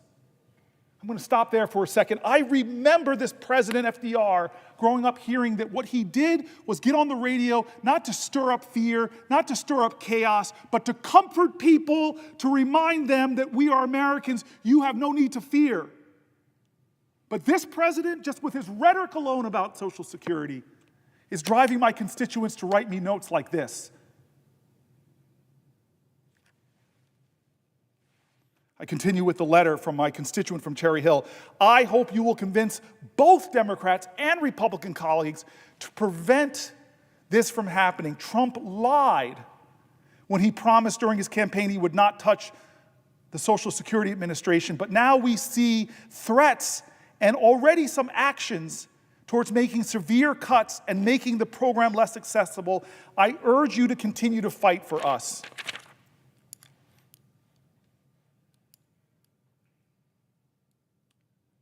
Pennington, New Jersey. My sister and I are older Americans who are each disabled, one from a severe accident because of a drunk driver and the other from a life-changing illness. We are alone and take care of each other. For me, SSDI is my one and only income. I have a few years before I am at full retirement age. Even with my check, even with my check and splitting rent costs between us, it is taking right under 50% of my monthly check for rent alone. 50%. This does not leave much to cover even the bare necessities of health, vehicle insurance, utilities, foods, medicine, even a tight budget, especially with costs on everything continuing to rise. Senator, as seniors, we are petrified about what's happening to SSA. I must ask you, Senator, what do we do if our monthly SSA benefits are interrupted? How do we keep a roof over our heads as disabled seniors? With very limited savings, it would only take a few months before the roof over our heads would be in jeopardy.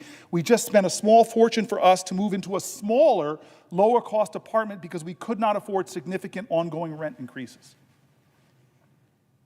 I realize we are far from alone in our fears, but that is of very little comfort as we spend our nights unable to sleep, fearful we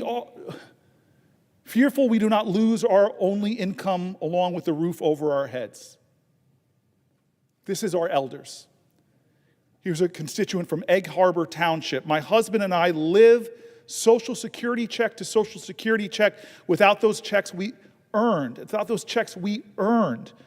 We are dead. Please don't let this outrageous administration take our benefits away. This is a constituent from Runnymede, New Jersey. I am a 75-year-old New Jersey resident. I received my working papers in 1964 at the age of 14. I worked continuously until I reached the age of 70 in 2020. I enlisted in the United States Navy in 67 and retired in 99. I was on active duty from 1970 to 77. I finished my career in the Naval Reserve for 56 years. I paid my taxes and contributed to Social Security. I have collected my Social Security for 4 years, and as you are no doubt aware, the amount of money paid me monthly by Social Security Act was calculated by them based on my contribution. I'm currently a full-time, 24/7 caretaker for my invalid wife and do not have the luxury of earning a supplemental income. My sole income is from Social Security and a small Naval Reserve pension. My total health care comes from Medicare and TRICARE for life. The contract I made with the United States government was that they could use my money during my working life with the understanding that they would take care of me when I could no longer earn for myself. I have kept my part of this bargain for 56 years. Now, after only 4 years, the government is threatening to renege on our agreement. Please, sir, do not let this happen, Senator Booker. That is my money. I earned it. I earned my Social Security by my contributions, and I earned my pension by my service. Another constituent named Sarah. I have been a teacher in Atlantic County for 26 years.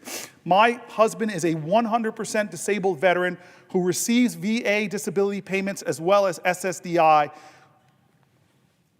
We depend on the VA and SSDI for approximately half of our income for our family of 5. We are currently preparing our oldest for his first year at college and awaiting financial aid packages from several schools. We are petrified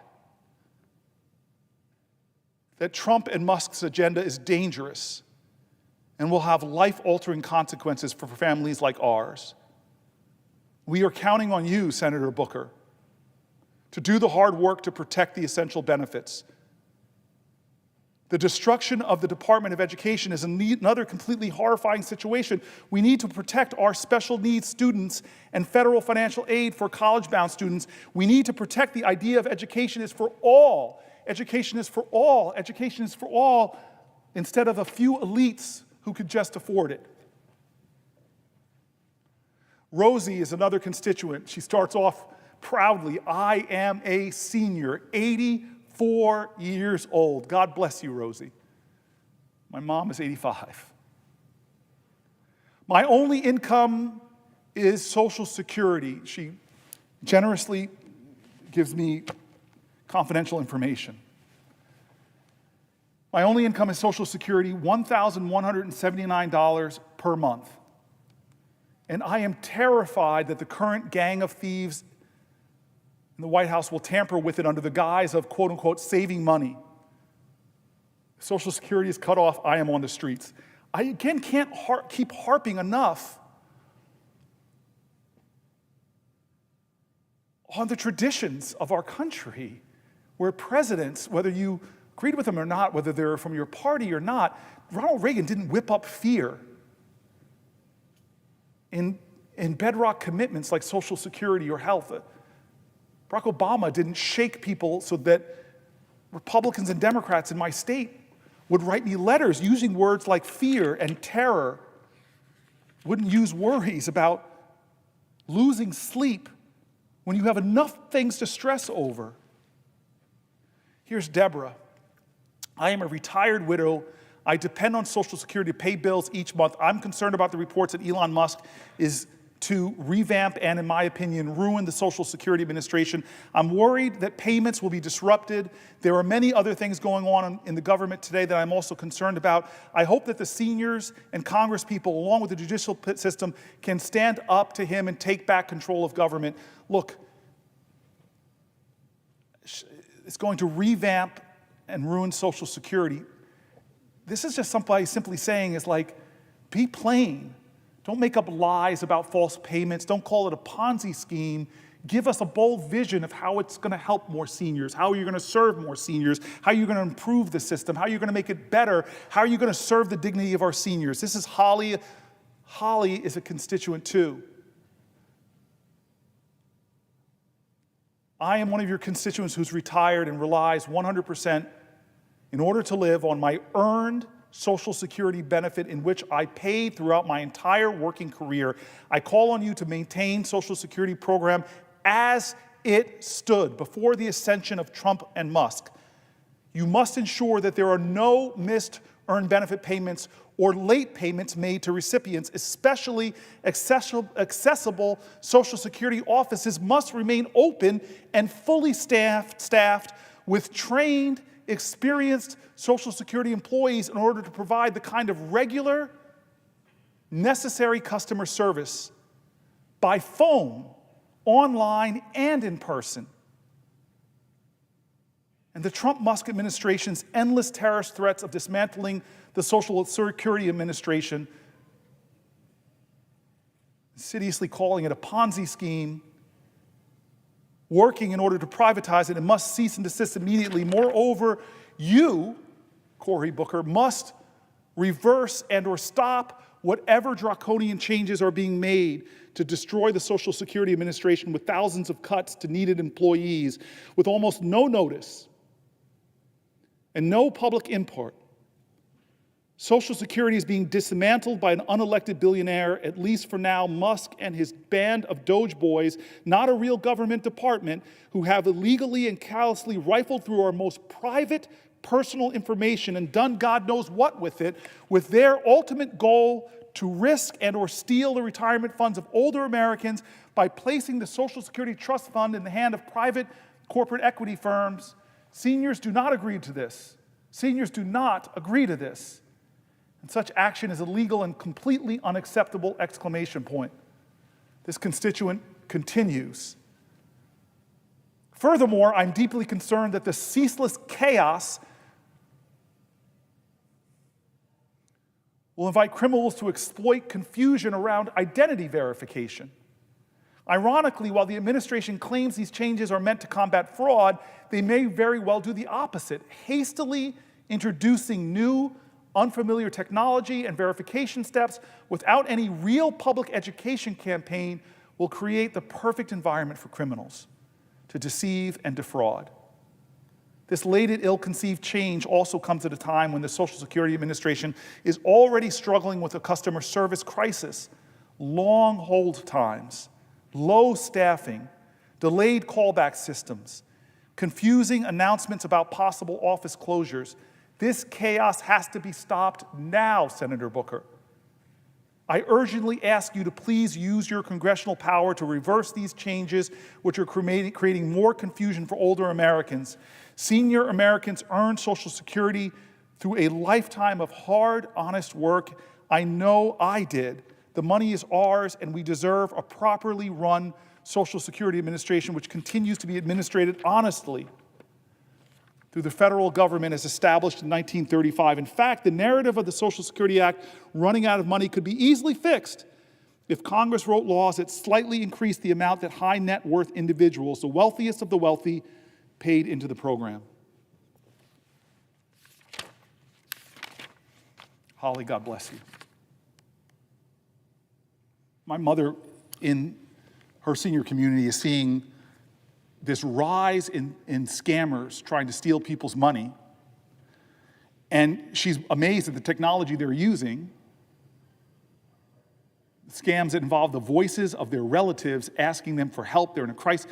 All that technology and the wisdom of my mom, she's like, why aren't we using the technology and innovations to make Social Security easier to use, easier to engage with? Common sense questions.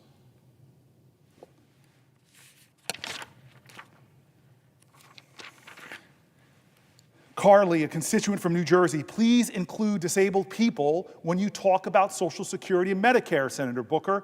If you don't mention us every time, I paid into Social Security for 16 years. I worked full time. I was sick almost every day. I finally had to leave my job in 2015. I was granted SSDI and I'm on Medicare. And until I was injured last year, I had a part-time job where I continued paying into the system. I fear that the first people they will go after are the disabled. We are not as capable of fighting. People see us as lazy or fakers, and we're almost never included in the conversations about marginalized communities. Please don't let me be erased. Carly, you are not. I see you, and I'm standing here for as long as I possibly physically can so that I can elevate your voice and others. Patricia, a constituent from New Jersey, I am 65 years old, a senior. I've worked my whole life and paid into Social Security. Will you please work hard and push back to preserve these benefits? Without Social Security monies and Medicare as well, I will not survive. I am outraged, Patricia writes, to see what is happening recently. Help. If there is anything you request of me, if there's anything you... My constituent says, if there's anything you need of me, please let me know. one of the most beautiful sentiments in America is that people in crisis who are wrapped with fear and worry, they still are standing up to volunteer. Retired, seniors. I'm always moved when a constituent just not only tells me what's on their mind, how they're angry, how they're worried, what their concerns are, but they also say, let me help you. Let me help you. Patricia, it's late at night. You're probably sleeping, but you helped me tonight at 12:41 a.m. The goodness and the decency of our seniors, the kindness and generosity of our communities, and what does our president do to these people? He spends time of his State of the Union address not calling us together, not calling us to common cause, not reminding us that we share common values and common virtues. He spreads lies about Social Security and unleashes the wealthiest man in the world to cut before he even understands the agencies he's cutting. A guy who, with the same kind of cynical nature, who I can't even fathom being as wealthy as he is. It's not what I've seeked in my life. He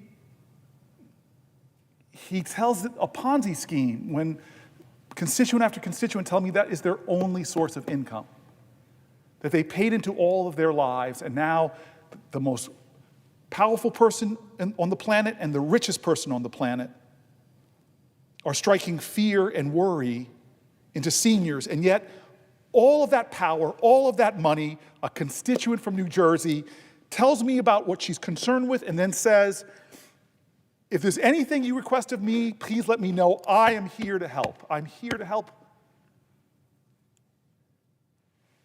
That's the country I know and love.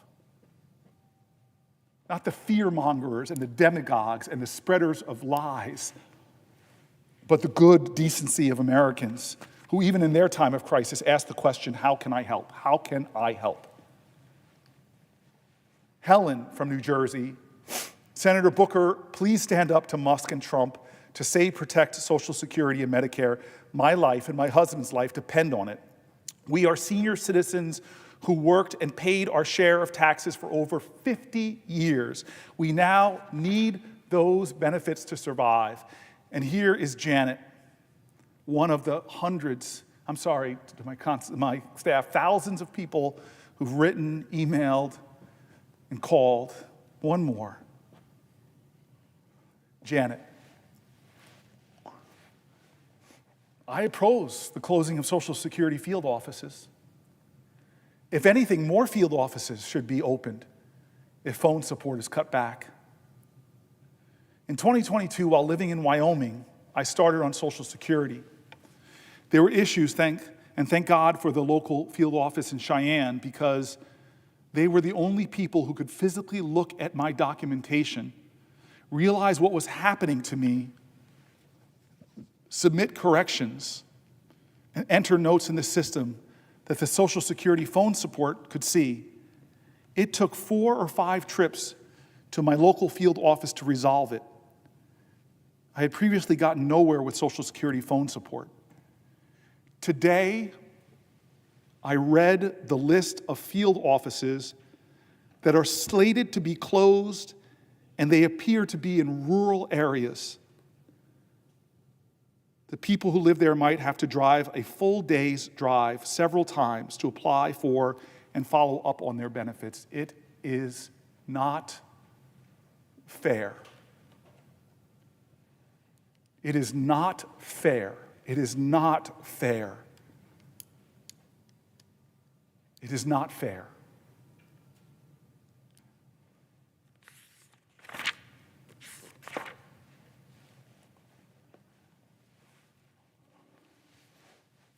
Across the country, my office hears from, it's not just New Jersey. Across the country, people are frustrated who feel like nobody won't listen to them. We get calls from across the country. My staff doesn't say, you're not from New Jersey, so we're not going to talk to you. My staff is just incredible people I have surrounding me in the office who remind me of the values I treasure. And so they wanted me to include tonight people not from New Jersey, because again, we hear from thousands of people in my state and so many around the country. Here's Maria Karachi from Springfield, Delaware County, Pennsylvania. My name is Maria Karachi. Forgive me, Maria, if I'm pronouncing your name wrong. I am 78 years old and live in Springfield, Delaware County, Pennsylvania. When I was 16, I received my first paycheck and saw money was taken from my earnings. I learned then about FICO, the special government savings account that I would put part of my earnings into until I retired. This was how I could pay my bills in my old age. It was something I could always count on. My earnings history shows the good and bad times, including the gaps when I received unemployment. My chosen career was in mortgage banking. Bank mergers, dramatic changes to interest rates, and even bank lending regulations meant times of unemployment with few options or jobs, or accepting temp employment. I had to make the choice. Every paycheck held FICA. I was almost 65 when I began my career at the bank, offering decent pay with overtime. It was 2010, and I had two goals to meet for my retirement: a mortgage-free home and working until I was 70, earning the maximum benefit. Underwriters that I worked with had shown me what they felt added security to my personal finances, so I was diligent with setting up my emergency savings account. It would be there for any time my Social Security check didn't cover my expenses on my home or me getting older, so I often worked until 10 p.m. at night, delayed taking days off, making my goals possible. The Social Security Administration sent information about my future benefit payments, so I made a budget and determined my escrow for taxes, insurance, and home maintenance to be taken from my benefit. I knew how much I would have per week for my living expenses once my mortgage was paid. I used the overtime income from my emergency savings account. Everything relies on my receipt of my monthly check from Social Security. The recent assault on Social Security has me terrified. People who were not elected, vetted, or made to swear an oath to protect our U.S. Constitution have taken our personal data, saying that they are searching for fraud. Errors are being made with this new regime and no clear resolution in sight. Why do they need my personal information that includes my Social Security number, work history, and bank information? In February, my identity was stolen when thieves moved my mail using a postcard sent to USPS. My bank statement and copy of my paycheck were forwarded to the thieves before I got the USPS notice of the change.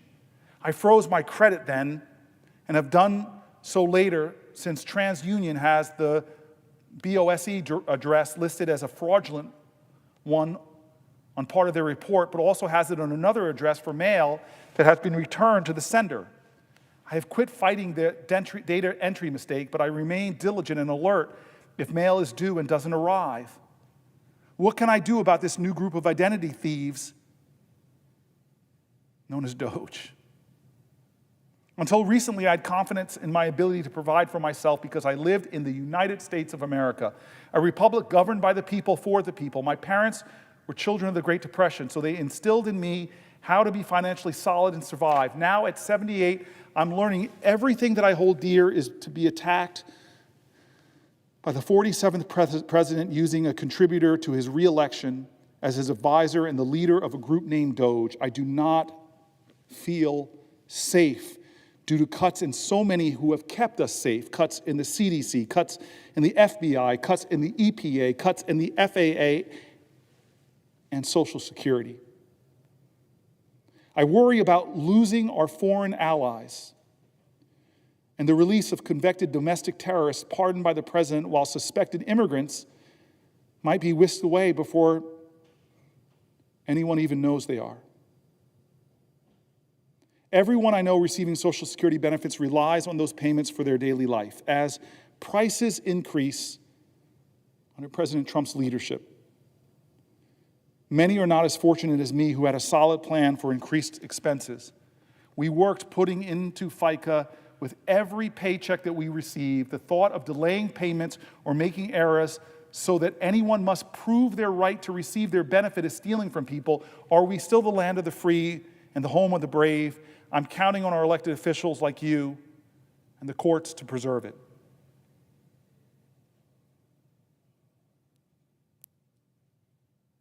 Lisa Bobacki, Fleetwood, Pennsylvania. Hello, my name is Lisa, and I live in Fleetwood, Pennsylvania. 15 years ago, my healthy 42-year-old husband was found deceased on our couch by our then 13-year-old son.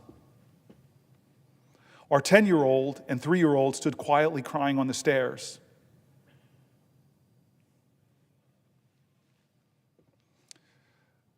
Sudden cardiac death was the cause. The same day, my daughter asked if we would need to move to another house. I promised her that I would do everything I could to keep us in the home I would promise to keep them in the only home they'd ever known. Those early days remain blurred in my mind. I remember my father taking me to the Social Security office, and shortly thereafter, survivors' benefits for my children began showing up in the bank account to assist with their care. If not for these benefits, I would not have been able to keep my promise to my children. It's not much money, amounting to roughly the salary of a minimum wage job, yet it was a lifeline to some piece of normalcy for my family, not a Ponzi scheme. My kids have now aged out of the system. I'm about to begin widow's benefits as my body cannot continue to work multiple jobs as a physician therapist, which I've needed to do to make ends meet for me, for myself and my family. Social Security benefits were essential to the care and being of raising my children. It was a promise from their father who had paid into the system his entire working life. We must work on continuing to expand these essential benefits and never consider dismantling or privatizing them. Thank you, Senator Booker. Here's Kayanan Spooner from Chippewa Falls, Wisconsin, who writes me. My name is Kayana Spooner, and I live in Chippewa Falls, Wisconsin. I'm 63 years old. My husband, Joe, and I have 5 children and 3 grandchildren and live a wonderful life as our family is growing. God bless you and your family. We owned businesses and worked to contribute Social Security for ourselves and our employees. We did all the things we could do to secure our future and contribute to the larger community of those in need. We felt that we were living the American dream until one day in 2012, I know this personally with my dad, and I feel for you, Ms. Spooner. Till one day in 2012, I was diagnosed with Parkinson's disease. Parkinson's is a degenerate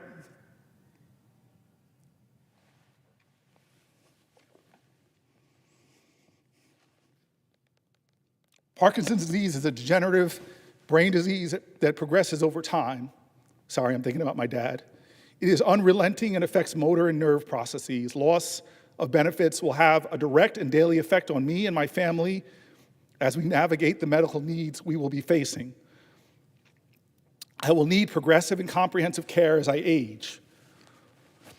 I will need medication every single day of my life. And I will need the security of a generous society to care for me. Millions of others join me there. Please, Senator Booker, please protect my Social Security. I just thank God that my mom had the resources to take care of my dad. And I watched that degenerative disease take from his life for 20 years and how much it cost, the thousands of dollars it cost my mom to take care of him. I know my friend Andy Kim, who's in the Senate right now, is facing health challenges with his father. I know so many people personally whose parents have Alzheimer's. I know so many Americans who are not powerful, they're not rich. I know so many Americans who live in fear every day that one little thing will happen to them that will destabilize their financial well-being. And now those millions of Americans, because of a president and a man named Musk, are driving fear into them, are whacking away The people that answer phones are firing the people in an agency that already was struggling with wait times, that already was struggling with slow response times. These people who are hanging on by a thread in their lives are facing the people they love the most, who are struggling with the diseases that so many of us in this body have been affected by. They are now worried. They're writing me letters with words like fear and terror. They're talking about staying up at night and not being able to sleep because they don't have a president that comforts them. They have a president that talks down to them, that lies about the services that they rely on. What is this? It is not normal. It is not normal. This is America. How can the most powerful people in our land not comfort others, not tell them they have nothing to fear but fear itself, not tell them to have malice towards none but have charity towards all? What kind of man is in our White House that makes fun of the disabled, who lies so much that the fact checkers lose count, that minimizes the pain and the suffering? Where you have cabinet secretaries that are billionaires themselves, that say, if my mom misses a Social Security check, but if somebody else complains about it, they're probably a fraudster. These people are not fraudsters. They're hurting. They're afraid. They're worried. For God's sake, this is America. Every one of our founders' documents is riddled with words that speak to of our commitment to each other. Yeah, they were imperfect geniuses, but they were people that aspired to virtue. They read the greatest philosophers of their times. They said, what does it mean to be good to one another? What does it mean to create a society that is not run by despots and dictators who are so disconnected,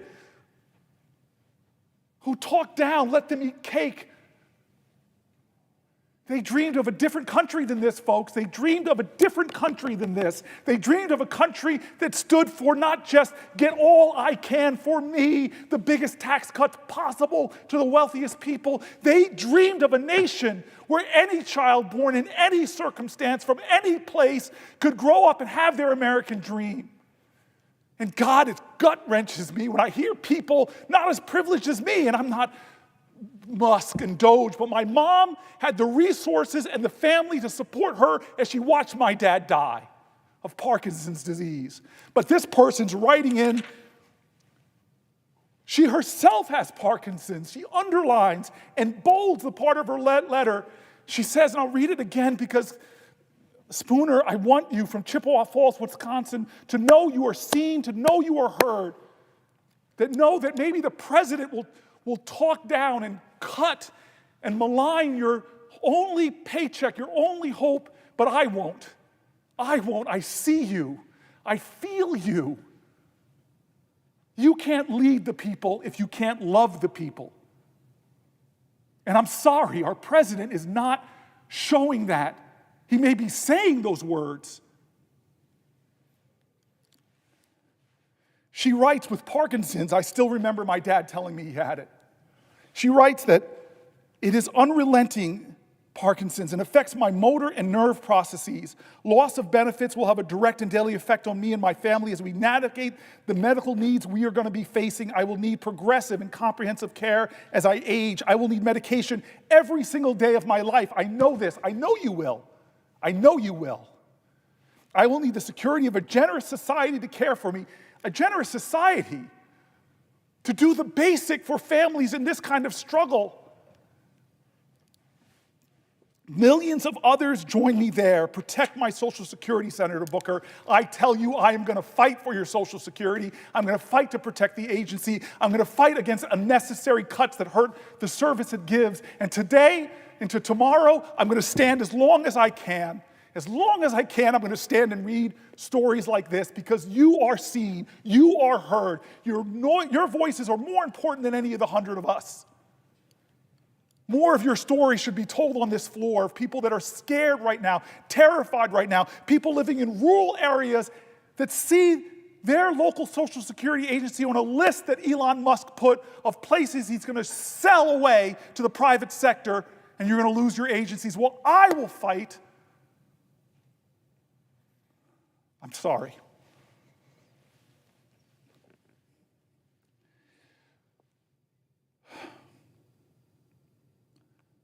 Margaret Hebring from Chippewa Falls, Wisconsin. Chippewa Falls, 2 letters. My staff is keeping me on my toes. This is another person from Chippewa Falls, Wisconsin. My name is Margaret Hebring, and I live in Chippewa Falls, Wisconsin. I'm 77 years old, and I am a member of the Lakota Ore Band of the Lake Superior Ojibwe. My husband is a veteran and who currently, I'm so sorry. My husband is a veteran who currently has cancer, and he's receiving chemotherapy at the VA hospital, which we have to travel to, which is over 100 miles away. And without our Social Security, I'm not sure what would happen to us. We would for sure have to sell our home. I have savings that will last me 1 month.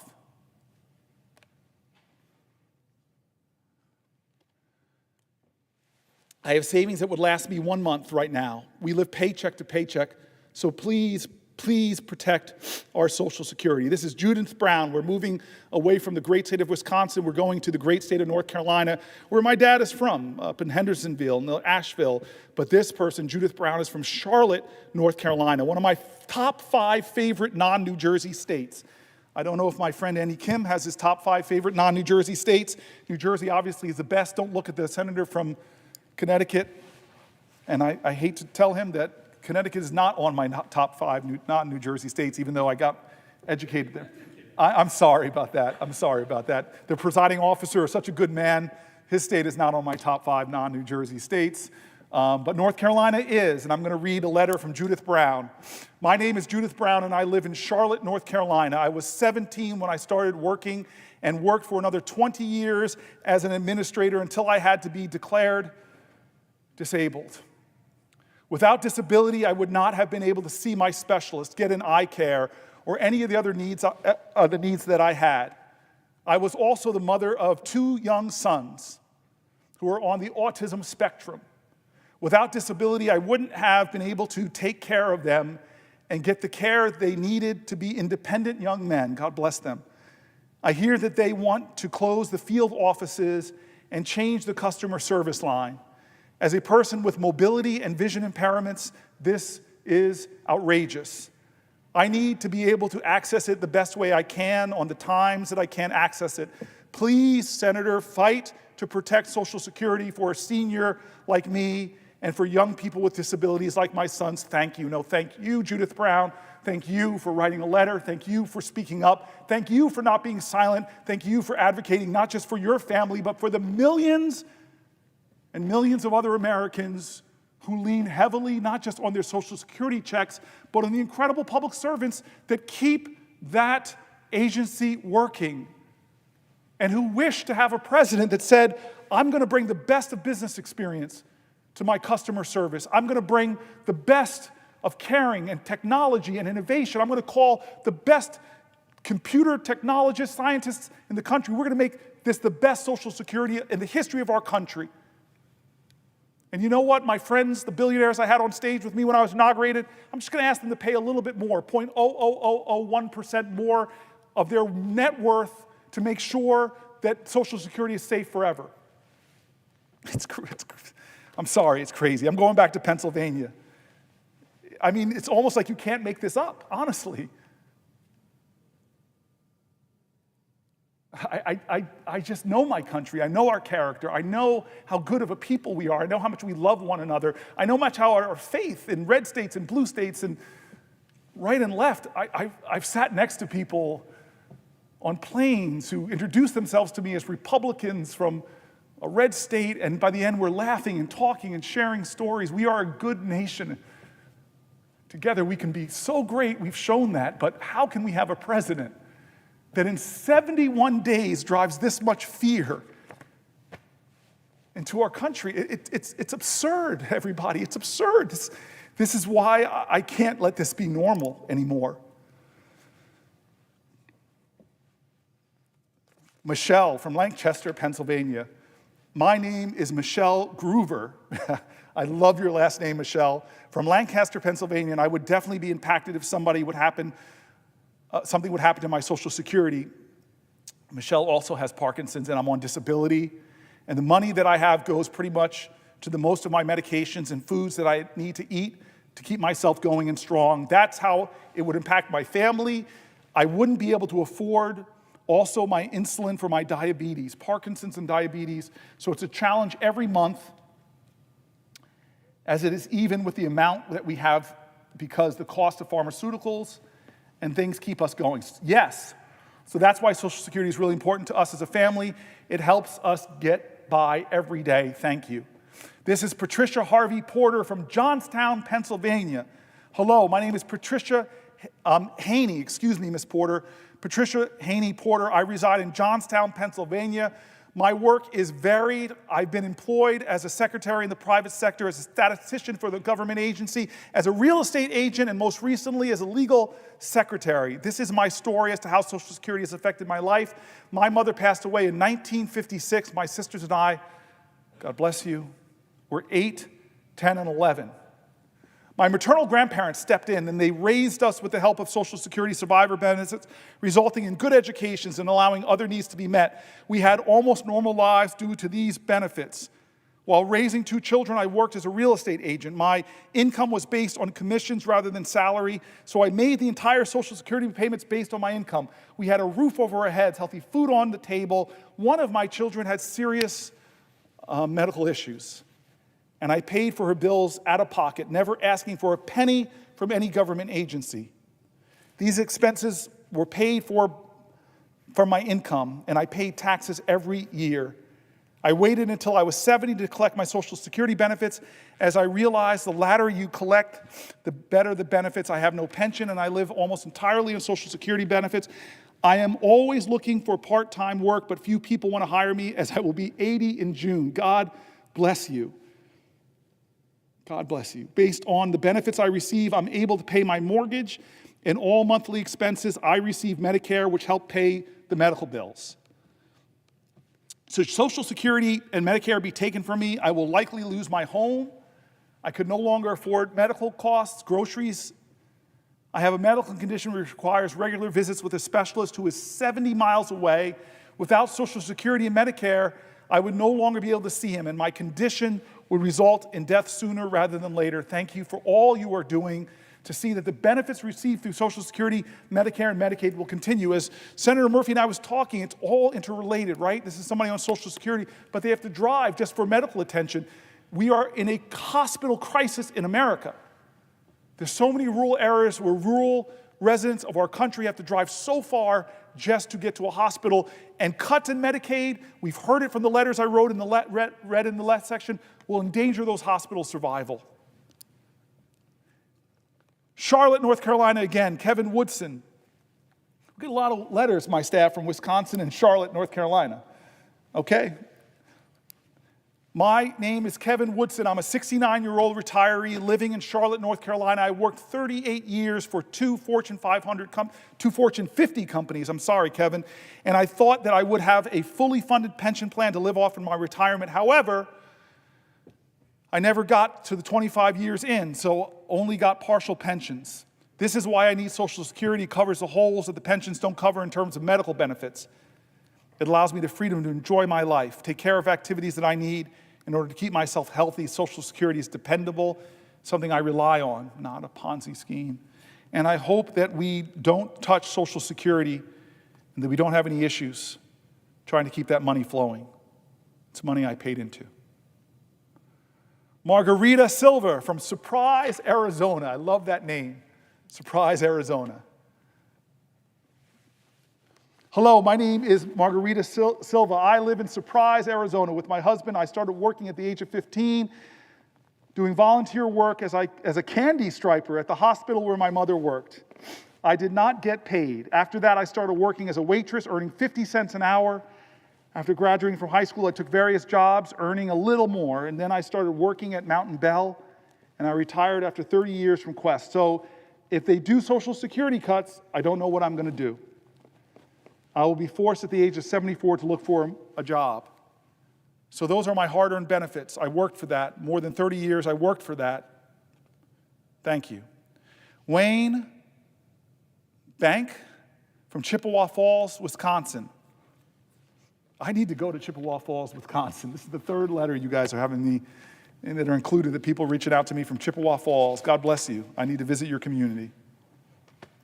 Hello, I'm Wayne from Chippewa Falls, soon to be 69 years old. I've been on Social Security for a couple years.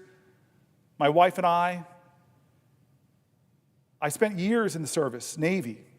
And again, like I said, my wife and I are going to have been on Social Security, saying that we would, if we lost our Social Security tomorrow, we would lose our house, our cars, and pretty much our livelihood, because this is what we've worked for and we don't need to lose it. Why do you work for 55 years and pay into Social Security and then lose it? Recently, I tried to get back online, get on my Social Security account. I wasn't able to. Because of that, I went down to the Social Security office in Eau Claire, Wisconsin, and they said they couldn't do anything for me, that I had to set up an appointment. So I come home later, call, set up an appointment, and it's still 3 days out before I can get my appointment. And they don't know if they can help me. So at this point in time, I really need to know what's going on with Social Security, Senator Booker, because if we lose it, everybody else that's on it loses it. We're going to be in a really sorry state. Those folks who answer phones and set appointments, they're sure important. When somebody is in a crisis, they have to wait a few days, their check is missed, and there's real consequences for real people. Hello, my name is Manuel. My wife and I live, surprise, surprise, in Surprise, Arizona. We're both on Social Security, and that's what we depend on to live our lives in our retirement years. We have to pay our bills. We have to buy food. We basically have to live off that. So if you take our Social Security, what are we going to live off? Are you going to take care of us? You know, we're American citizens, and we deserve, and we paid into it, and we've earned it. And it's not just something given to us. So leave our Social Security alone. Let us live our lives. Let us live our lives out the way they should be. And we're supposed to be in our golden years, so it's important to us. It's important to all Americans out there that are seniors. Let us live our lives. Thank you very much, Senator Booker. Patricia Naughton from Pittsburgh, Pennsylvania. I lift your voice. My name is Patricia Naughton, and I'm from Pittsburgh, Pennsylvania. I've been paying into Social Security since I was 16 years old. I am currently 70. And have been collecting Social Security for the last 5 years. Without Social Security, I wouldn't be able to pay my mortgage, utilities, food, medicine, co-pays, and many other things. I would not be able to survive without Social Security. There's no reason that seniors should be held hostage over Social Security. This is our money that we put into the Social Security system for many years. We deserve not to be threatened by the loss. Thank you. Kathleen Wolverding from Hanover, Pennsylvania. Hello, my name is Kathleen Wolverding, and I currently live in Hanover, Pennsylvania. I'm originally from New Jersey and taught in the public school system for 29 years as a school librarian. When I retired, I decided to move to Hanover, Pennsylvania. Kathleen, you're missed in Jersey. And at the age of 62, I started collecting Social Security because of COVID. I needed the extra stability that Social Security provides. I no longer have to work a full-time job because of Social Security, although I do work a part-time job and still pay into the system. Social Security provides me with stability, financial stability. It helps pay the bills, and I really don't have to worry about my finances because it's Social Security. If Social Security is taken away, I will lose everything I worked for over the past 60 years. I feel that Social Security is a godsend. Protect it, Senator Booker. Thank you. Cynthia Marino from Pennsylvania. My name is Cynthia Marino. I'm a retired registered nurse from Lancaster, Pennsylvania. My husband died in 1990, and 2 of my children received survivor's benefits for 8 years, during which time I was able to get my bachelor's degree in nursing and work part-time. All 3 of my children went on to get college degrees. When I was 61 years old, I went on Social Security disability, having a hip replacement. I was switched to regular Social Security when I turned 65. I now deeply depend mostly on Social Security for my husband and myself, with small pensions from both of our jobs supplementing the Social Security. I'm now able to live independently in a handicapped mobile home, thanks to the money for Social Security in the past and present. much cheaper than Medicaid funds to keep me in a nursing home. Thank you, Senator Booker, protect it. Thank you, Cynthia, for your story. These are just some. These are just some. I read their voices. I lift their voices with mine. I want to go to the Detroit Free Press, but before I read this article, I know my senator from New Jersey is here, and I'm going to read this article, and if he is interested in our 6th hour, if he has a question, I will yield a question while retaining the floor, but I'm going to read this article and then we'll go. This is from the Detroit Free Press. My mom was born in Detroit. I love the city. My family owes it a lot. So when my grandfather went to find a job on the assembly lines in Detroit, building bombers during World War II. It says, Kathleen Sherrill's been retired for 10 years now and typically didn't think twice about whether she'd receive Social Security payments on time. For the first time ever, the 74-year-old Troy retiree went online in March on the very day that $2,800 was to hit her bank account through direct deposit. She suddenly felt compelled to make absolutely certain that her Social Security money was there when it was supposed to be. Sherrill and other retirees are on edge. Big time. Call it Social Security insecurity. I have never really worried about it much as I have this year, Sherrill said. The money, thankfully, was sitting in her account in March, and she knew her checks and payments for her ongoing bills would not start bouncing. I think anybody, future or current people on Social Security, are definitely targeted, she said. It's a worry that I'm sure everybody is having right now. I know it because I heard from my mom and her whole senior community.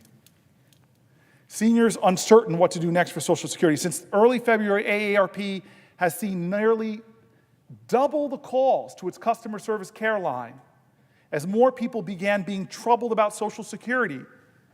And it has shown no signs of abating, according to the AARP spokesperson.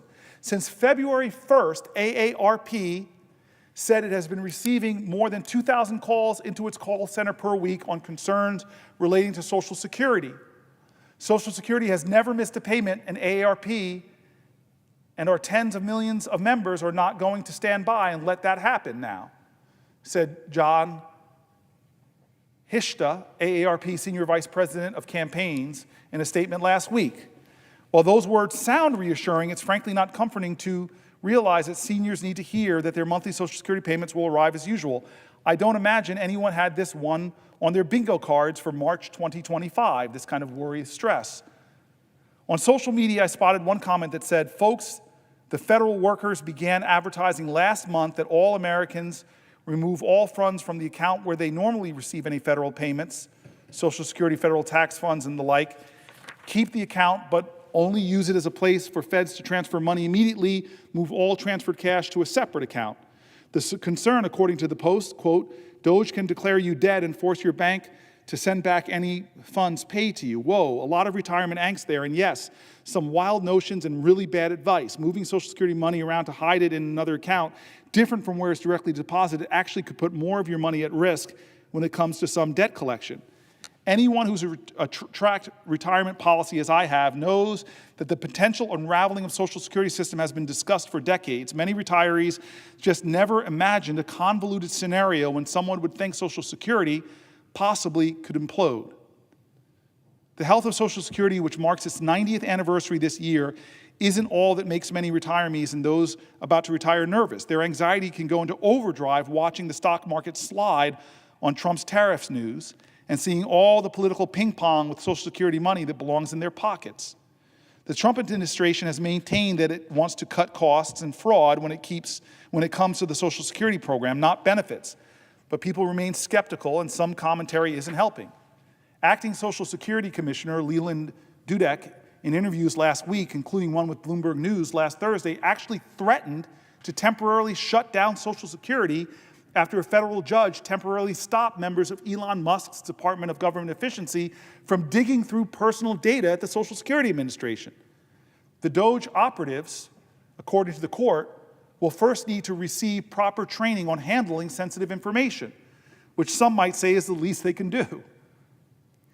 The American Federation of State, County, and Municipal Employees, or AFSCME, Alliance for Retired Americans, and the American Federation of Teachers filed a motion for emergency relief on March 7th to halt DOJ's unprecedented, unlawful seizure of sensitive data regarding millions of Americans.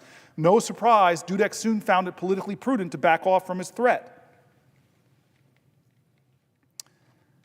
I'm not shutting down the agency, Dudek said in a statement, indicating he had received clarifying guidance from the court about the temporary restraining order. President Trump supports keeping Social Security offices open and getting the right check to the right person on time, Dudek said. Financial tech CEO Frank Bisignano, who was nominated by the President Donald Trump to lead the Social Security Administration, ended up being grilled by Democrats about the bedlam during confirmation hearings before the Senate Committee on Finance on Tuesday. The angst isn't about to go away, particularly if people continue to face even longer waits on the phones or see Social Security offices closing in their community thanks to some key changes being made now by Trump's administration. Customer service is on the chopping block as the Social Security Administration reduces the number of employees, restricts what services can be handled by phone, and shutters some local offices where people could talk to someone face-to-face.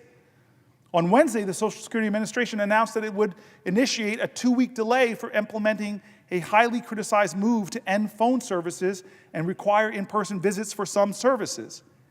In-person identity proofing for people unable to use their personal My Social Security account for certain services will be effective April 14th, according to the announcement. But individuals applying for Medicare, disability, and supplemental security income who cannot use a personal My Social Security account can complete their claim entirely over the telephone without the need to come to the office, according to the March 26th announcement. That's good news for many. Even so, merely delaying the change doesn't help others, and frankly, customer service could still suffer in the long term.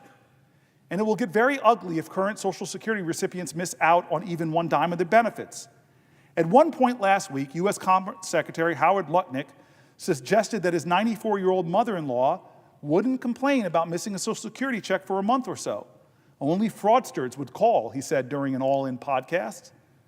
My thought, have you ever watched an exchange where someone on the Social Security is being denied a coupon or a senior discount at a store or restaurant? It's not pretty. Worse yet, has Lutnick ever talked with a friend or relative in his or her 70s or 80s who depends on Social Security to cover basic bills? Social Security provides retirement, survivor, and disability payments to 73 million people each month. The number includes about 56 million people who are age 65 or older. Some people, and even Cheryl includes herself in that group, are better off than others. They won't miss paying an electric bill or the rent because they can turn to retirement savings or money from a traditional pension. Even so, Social Security remains an integral source of income each month for all retirees and others who receive benefits. I'm concerned about my financial future, Cheryl told me. Social Security now represents about half her monthly income. She never imagined that any Social Security fix would involve cutting benefits for existing retirees. Some GOP proposals have suggested increasing the age for full retirements from 67 to 69 over an 8-year period beginning in 26, but now she fears it's possible her benefits could get cut at some point down the road. Overall, Cheryl has had fun in retirement. She has 9 grandchildren, 12 great-grandchildren, and wants to spend more time with them, not less. Cheryl and her friends who are retired are cutting back on eating out and entertainment just in case something happens to Social Security.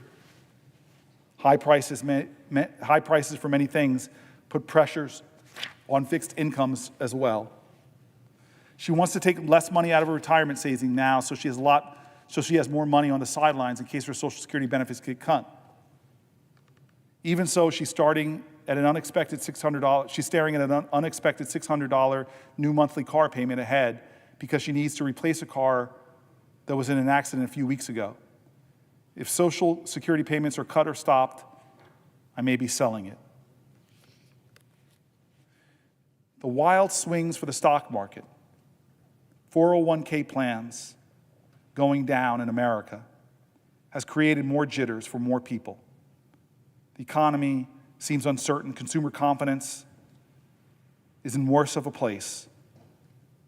Leaders are threatening Social Security services. Offices are being cut. People are being laid off. So people are worrying. Taking a rough guess on just her 401k plan, she believes she's lost about $30,000 on her retirement savings as the stock market has tumbled. Over the years, she said cuts to Social Security were always a part of the political realm, but she felt that Congress provided a stopgap to any dramatic moves. She doesn't believe it's true anymore. I'm hoping Congress wakes up, looks in the mirror, and decides they don't like what they see, she told me.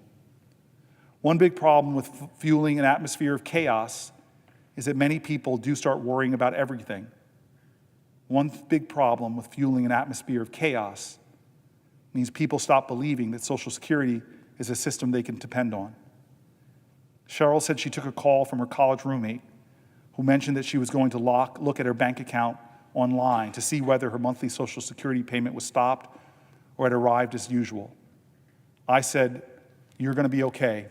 I got mine this month." So many people afraid right now. Will the senator yield for a question? Yes, I will yield for a question while retaining the floor. Thank you, Senator Booker, and thank you for coming to the floor tonight and speaking up. I have a few questions for you, so why don't you catch your breath? I wanted to start by saying how proud I am of you to represent our great state of New Jersey alongside each other. And it's not just me. I want to tell you, because I know you've been here in this chamber nonstop for hours, but I want to tell you that the people are paying attention. And they join me in thanking you in this moment. In fact, I saw a few posts I thought I'd share. Stacy from Bayonne said on Facebook, "I couldn't be prouder to be a lifelong New Jerseyan than I am tonight. Keep it up. Get in that good trouble. Lead the way, and hopefully others will follow." Janie in Princeton said, "Thank you. Proud that you are my senator and that you are bringing big Jersey energy to D.C. tonight." Vicky in Ewing said, "We are sending our strength to you. Medicare and Medicaid should not be touched." And someone on Reddit even said, "I hope he wore the most comfortable and supportive shoes he could find." In your opening, you said something that resonated with me. You said, quote, "Our constituents are asking us to acknowledge that this is not normal, that this is a crisis." I can't tell you how important it is to internalize it. That's why we're here at this late hour in the U.S. Senate. That's why you are leading here to make the case to the American people that this is a crisis. That resonated with me because I hear this over and over again. I hear it from people all over our home state, whether at town halls or other rooms that are packed, people saying this moment is not normal, this moment constitutes a crisis. And I'm glad you're speaking on the floor and said that, because what you've said isn't just Cory Booker saying that, it's that millions of New Jerseyans that we represent are saying it. And you are lifting up their voice. It's not just you're saying that, it's that millions of Americans who see something fundamentally wrong and they're angry about it. Now, I have some questions for my colleagues, but I want to add some context for this because I want to dig in a bit on why people are so angry in this moment and why what we're seeing from Donald Trump and Elon Musk isn't in response to that anger, it is the cause of it. A common refrain in the town halls that I've held is that people just feel like nothing is working for them. There is a promise, a uniquely American promise, that is simply going unfulfilled for too many. Now, that promise is simple. Your government will work for you. Your economy will allow you to advance if you work hard and give your kids a better future. And your country will keep you safe by ensuring the world is stable and secure. And Senator, you and I are here because we know that this promise is going unfulfilled. To say that the American promise is going unfulfilled would be a tragedy in its own right. It would be something that we as a Congress should put our entire focus into restoring. But the sad fact is that this isn't just about a promise unfulfilled. It's about a promise that has been hijacked. It's about a promise that has been distorted to work for those who have been paid to play, to be denied for everyone else. Now let's start with the promise that your government will work for you. This is the basis of our democratic republic. We are public servants in that we serve the people. It's the people's priorities that we put first.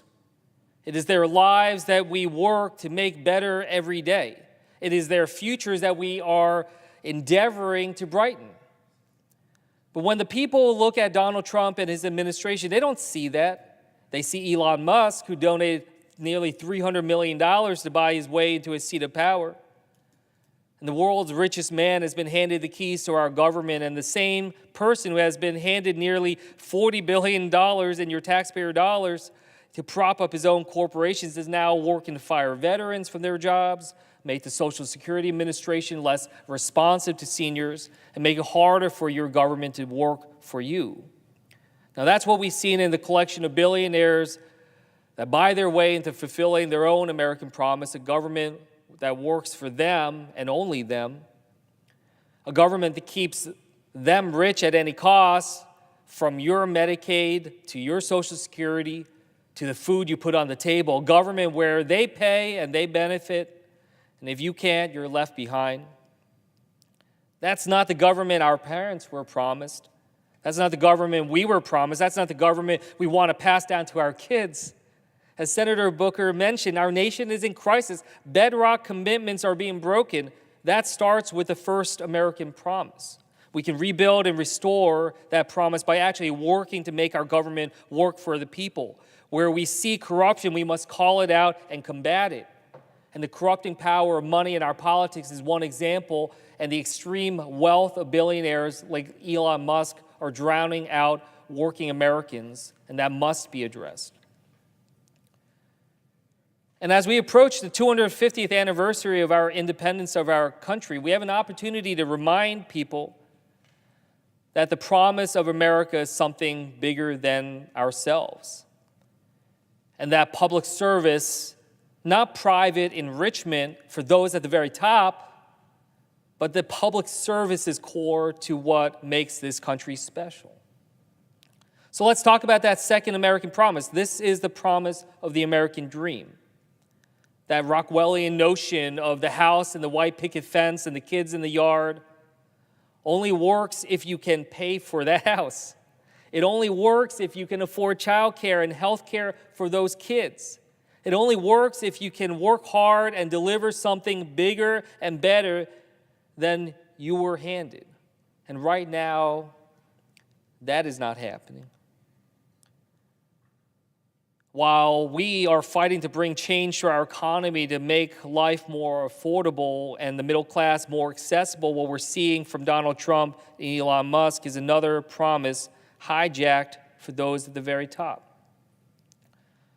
Senator Booker, I want to just take a step back as I get into these questions here, because you're talking about Social Security, talking about Medicaid, talking about so many of these other issues here.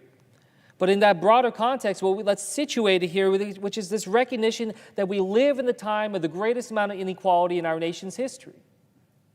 So it isn't just about these programs and how we rely on them. It's that we are seeing the wealth gap widening, and it's happening faster and faster. And in many ways, I consider this to be the great fragility of America right now.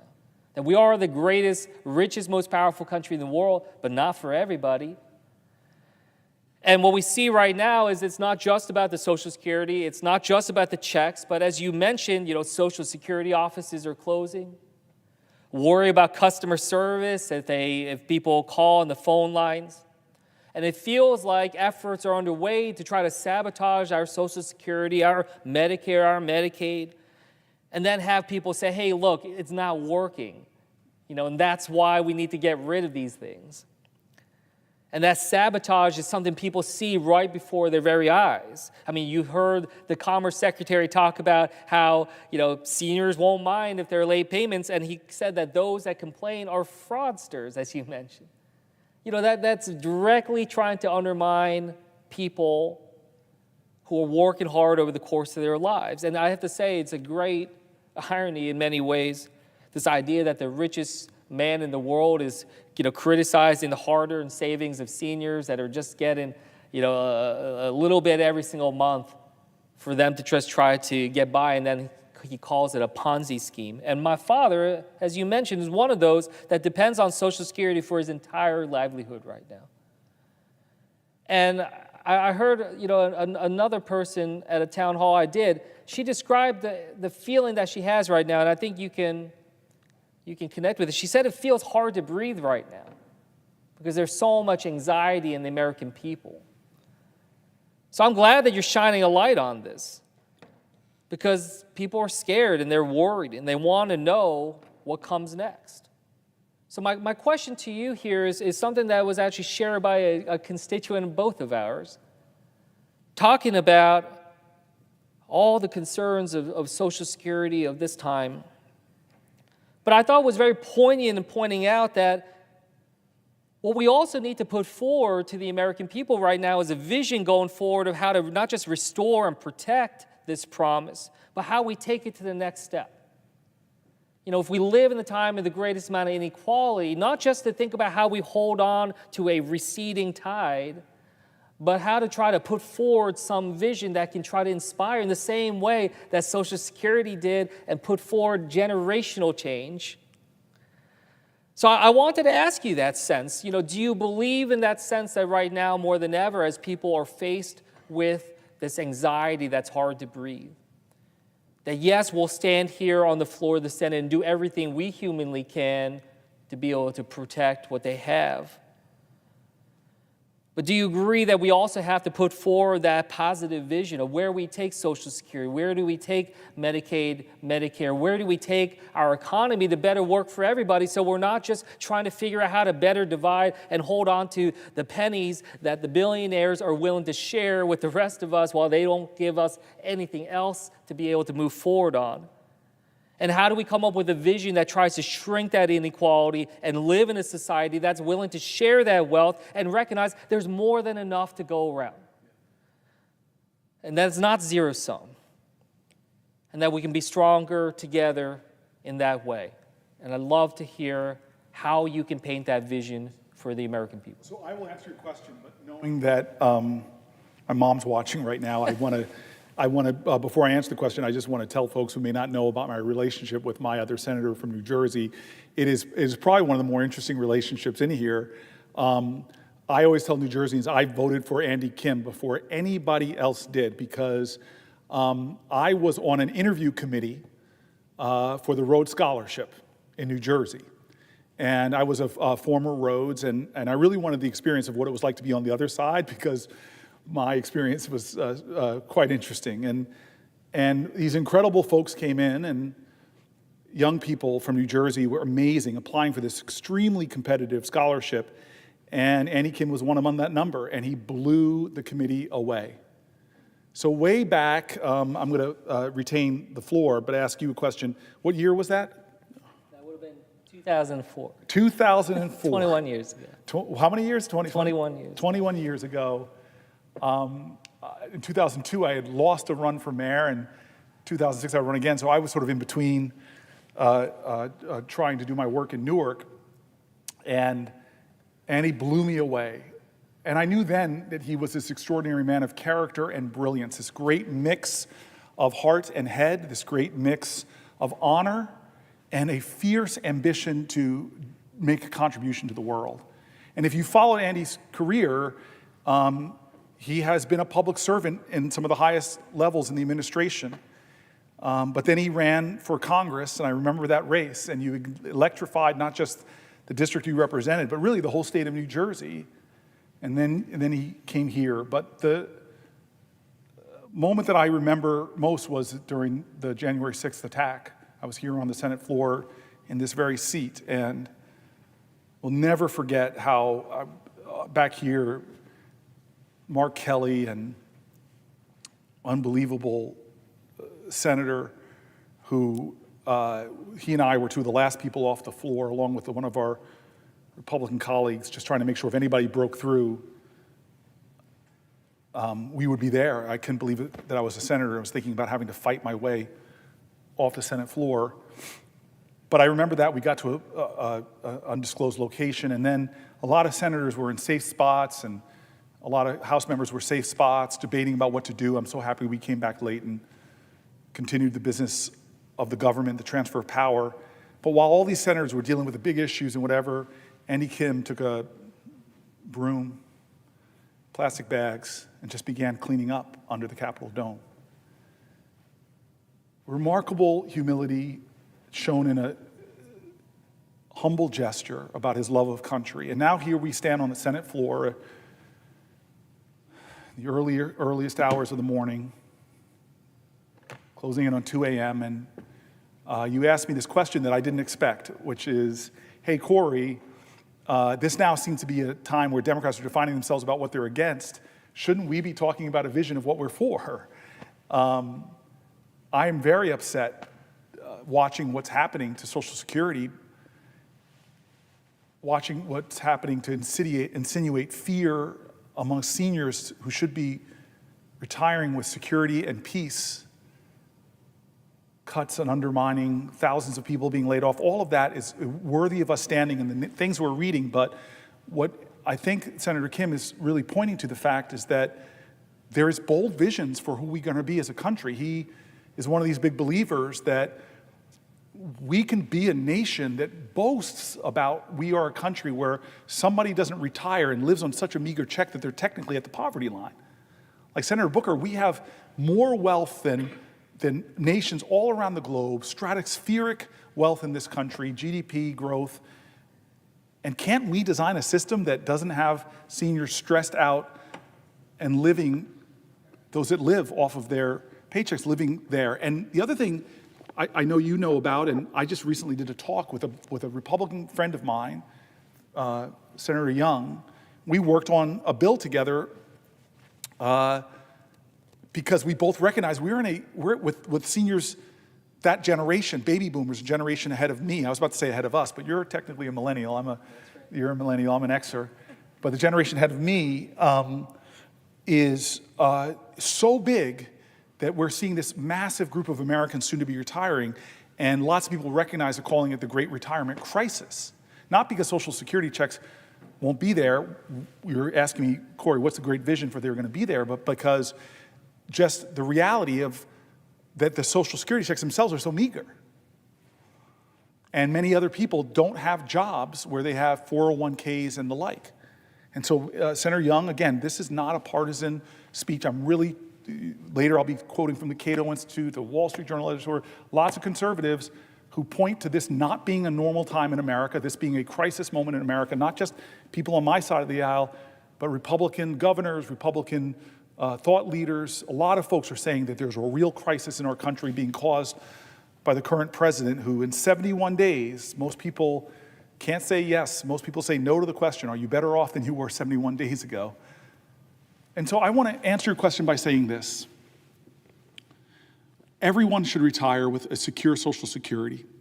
I believe there's ways to secure the programs by asking the wealthiest people who pay the smallest percentage of their income into Social Security, while people like the names I'm reading are often paying the most. By the wealthiest people paying a little bit more in Social Security taxes on their income, minuscule, that, as you said, with the gravity of the wealth that's being created in this country, which is, again, something that I'm not against in terms of just people being successful, but this idea that we have a system that creates a fair, secure retirement, that's one thing that we can do.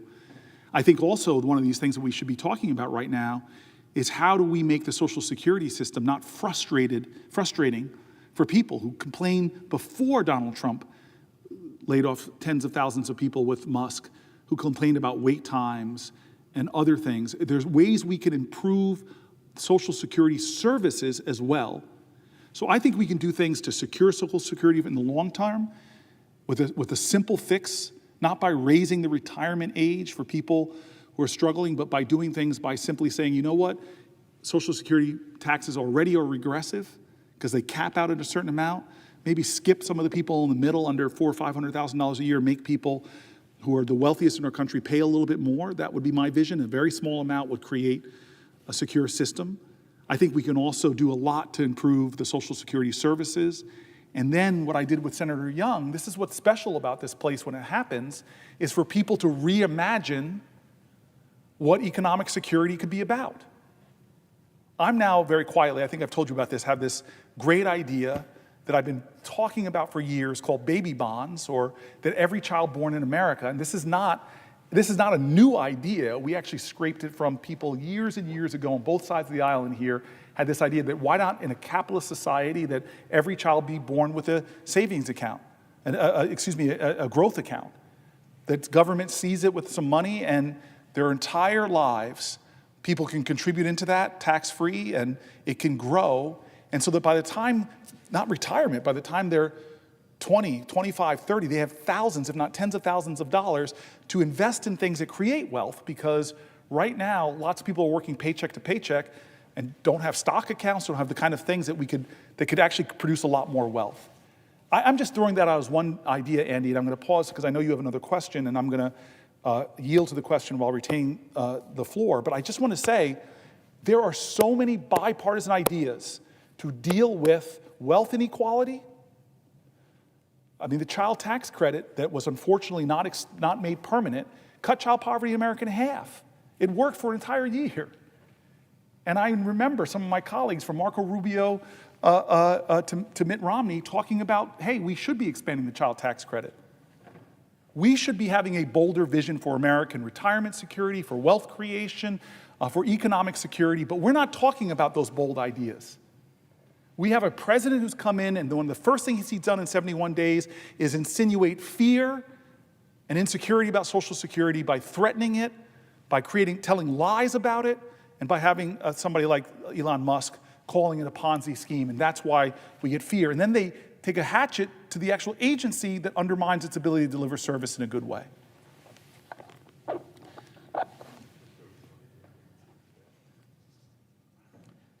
Will the senator yield? I will yield for a question while retaining the floor. Yeah.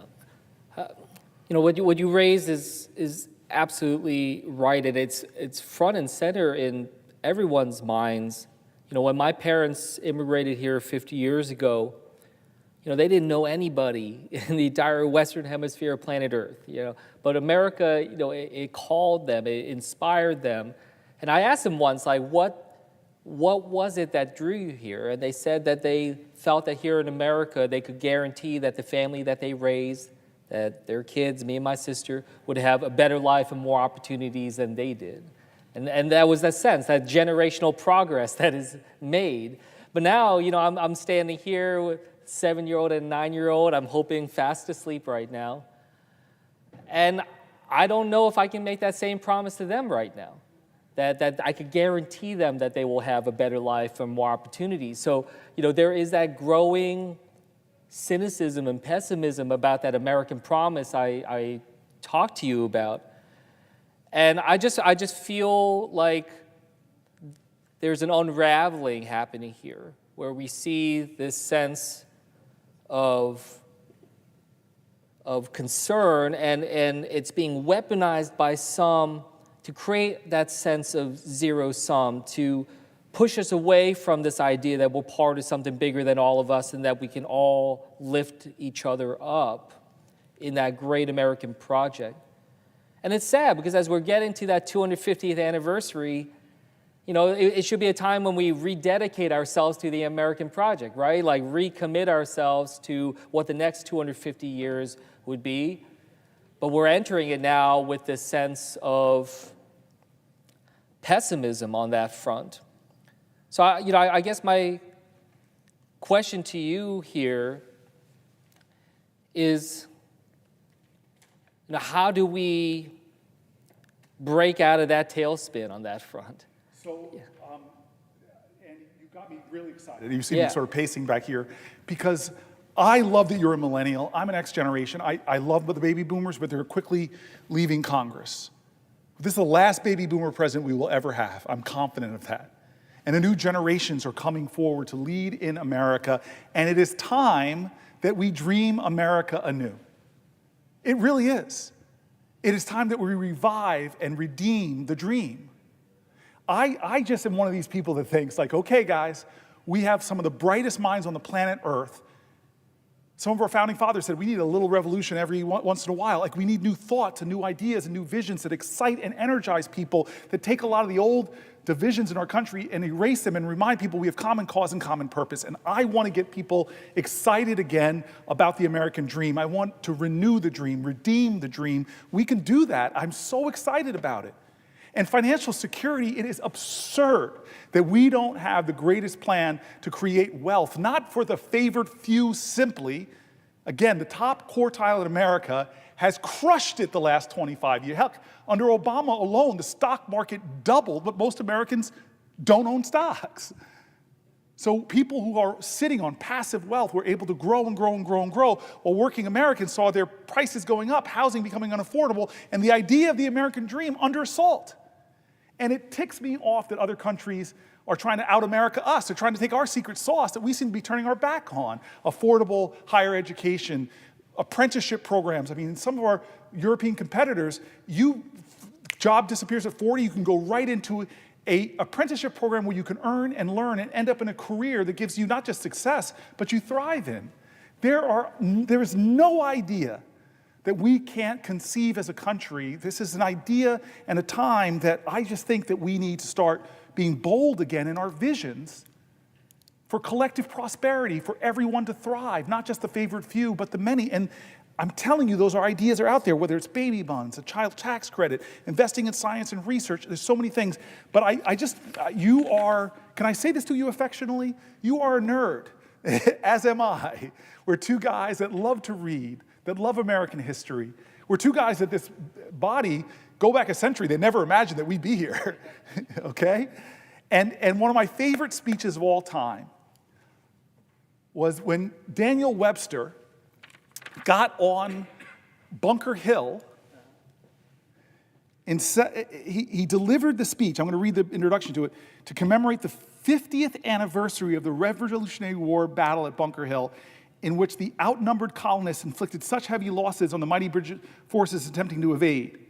I love one of the quotes. I can't remember it exactly, but the general, the person who was leading the British attack, wrote in their diary or wrote back to the king, "We won the battle, but a few more victories like this, we're going to lose the continent." That's how great these people were. And this is what I want you to know. It's a new generation, right? Those leaders are no longer around. I read this and I get excited about the possibilities for our generation, the new leaders that are emerging in America that have to. It is their obligation not to let the dream die, to redeem the dream. And so here it is. I'm just dying to read this to you. Here it is, Andy.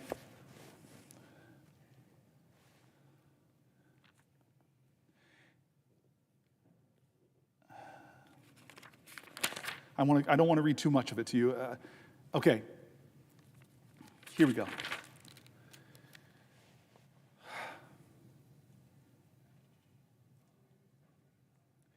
If in our case, the representative system is ultimately to fail, this idea of a democratic government, popular governments must be pronounced impossible. He's saying that we have the obligation to make a more perfect union. No combination of circumstances more favorable to this experiment can ever be expected to occur. The last hopes of mankind, therefore, rest with us. Can we make this democratic experiment work? And it should be proclaimed that our example had become an argument for the experiment. The principle of free government adheres to this American soil. It is bedded in this soil. It's as immovable as this nation's mountains. And let the sacred obligations, this is the part, Andy, Senator Kim, and let the sacred obligations which have devolved on us, this generation, and on us, sink into our hearts. The sacred obligations. Those are daily dropping from among us, who established our liberty and our government. The generation that established this nation are now dying. The great trust now descends to our hands. Let us apply ourselves to which is presented to us as appropriate object. We can win no laurels in our generation in a war for independence. Earlier and worthier hands gathered all of those laurels. Nor are there places for us by the side of Solon and Alfred and other founders of our state. Our fathers have filled them. But there remains to us a great duty of defense and preservation, and there is open to us also the noble pursuit to which the spirit of the times strongly invites us. Our proper business is improvement. Let ours be the age of improvement. In a day of peace, let us advance the arts of peace and the works of peace. Let us develop the resources of our lands, call forth its powers, build up its institutions, promote all its greatness, and see whether we also in our day and generation may not perform something worthy to be remembered. Let us cultivate a true spirit of union and harmony. In pursuing the great objects which our condition points out to us, let us act under a settled conviction and an habitual feeling that these 24 states are one country. Let our conceptions be enlarged to the circle of our duties. Let us extend our ideas over the whole and vast field in which we are called to act. Let our object be our country, our whole country, and by the blessings of God, may that country itself become a vast and splendid monument, not of oppression and terror, but of wisdom, peace, and liberty, upon which the world may gaze with admiration forever. That's a bold vision. This bold vision that doesn't give up on America, doesn't surrender to cynicism about America. That's who you are, Andy Kim, and that's what gets me excited.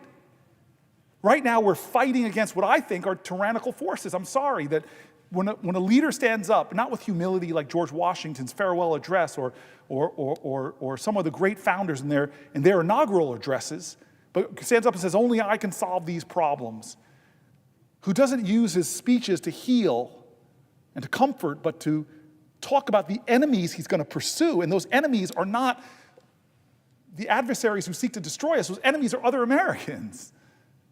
And to create an environment where our seniors who should be retiring in security are fearful that their Social Security or their Medicaid or their Medicare is going to be under threat, that's insidious to me. This is an unnormal time. This is why I'm standing here. But you, my friend, my partner in the Senate, God, this partnership, I am so excited about the future. I'm so excited about the promise. Let us fend off all attempts to cut Social Security and Social Security services. Let us fend off all attempts to cut Medicaid and Medicaid care and CHIPS and all the other things that we rely on. But let us also not forget that our obligation is not to defend what it is, but to have a vision for what can become. We now, when so many people are giving up on the American dream, on the idea of America, on what you said so wonderfully, that my children will do better than me, that basic bedrock that our children, generation after generation, will do better and better and better. It's time to redeem the dream and dream America anew with bold visions, not how we will just help people survive in retirement, but visions of how we all can thrive in this great nation that has enough resource and enough abundance to provide for everyone's hopes and dreams. Keep up your energy. I yield back. Thank you. You're giving me energy. I'm sourcing myself from you. Now, I don't want to just cast aspersions on, and we're saying things that I just want to back up in fact. All those letters from seniors. I see my dear friend from Pennsylvania is now the presiding officer. You missed all the letters I read from Pennsylvania. All those letters where people were using the word Ponzi scheme, where did that come from? I just want to read. The Joe Rogan Experience. I actually like and enjoy listening to Joe Rogan. Elon, Social Security is the biggest Ponzi scheme of all time. Now that's a big statement. The biggest Ponzi scheme of all time, Elon says.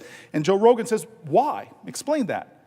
Oh, Elon says, so, well, people pay into Social Security, and the money goes out of Social Security immediately, but the obligation for Social Security is your entire retirement career. So you're paying with your, and I'm reading this verbatim, you're paying with the kind of people you're paying like if you look at the future obligations of Social Security, it far exceeds the tax revenue far. if you've looked at the debt clock, Rogan says, yes. Okay, there's 3 there's, I'm reading it verbatim, our present day debt, but then there's our future obligations. So when you look at the future obligations of Social Security, the actual national debt is like double what people think it is because of the future obligations. Rogan, Elon. So basically people are living way longer than expected. That was the evidence of a Ponzi scheme. Now let's correct something.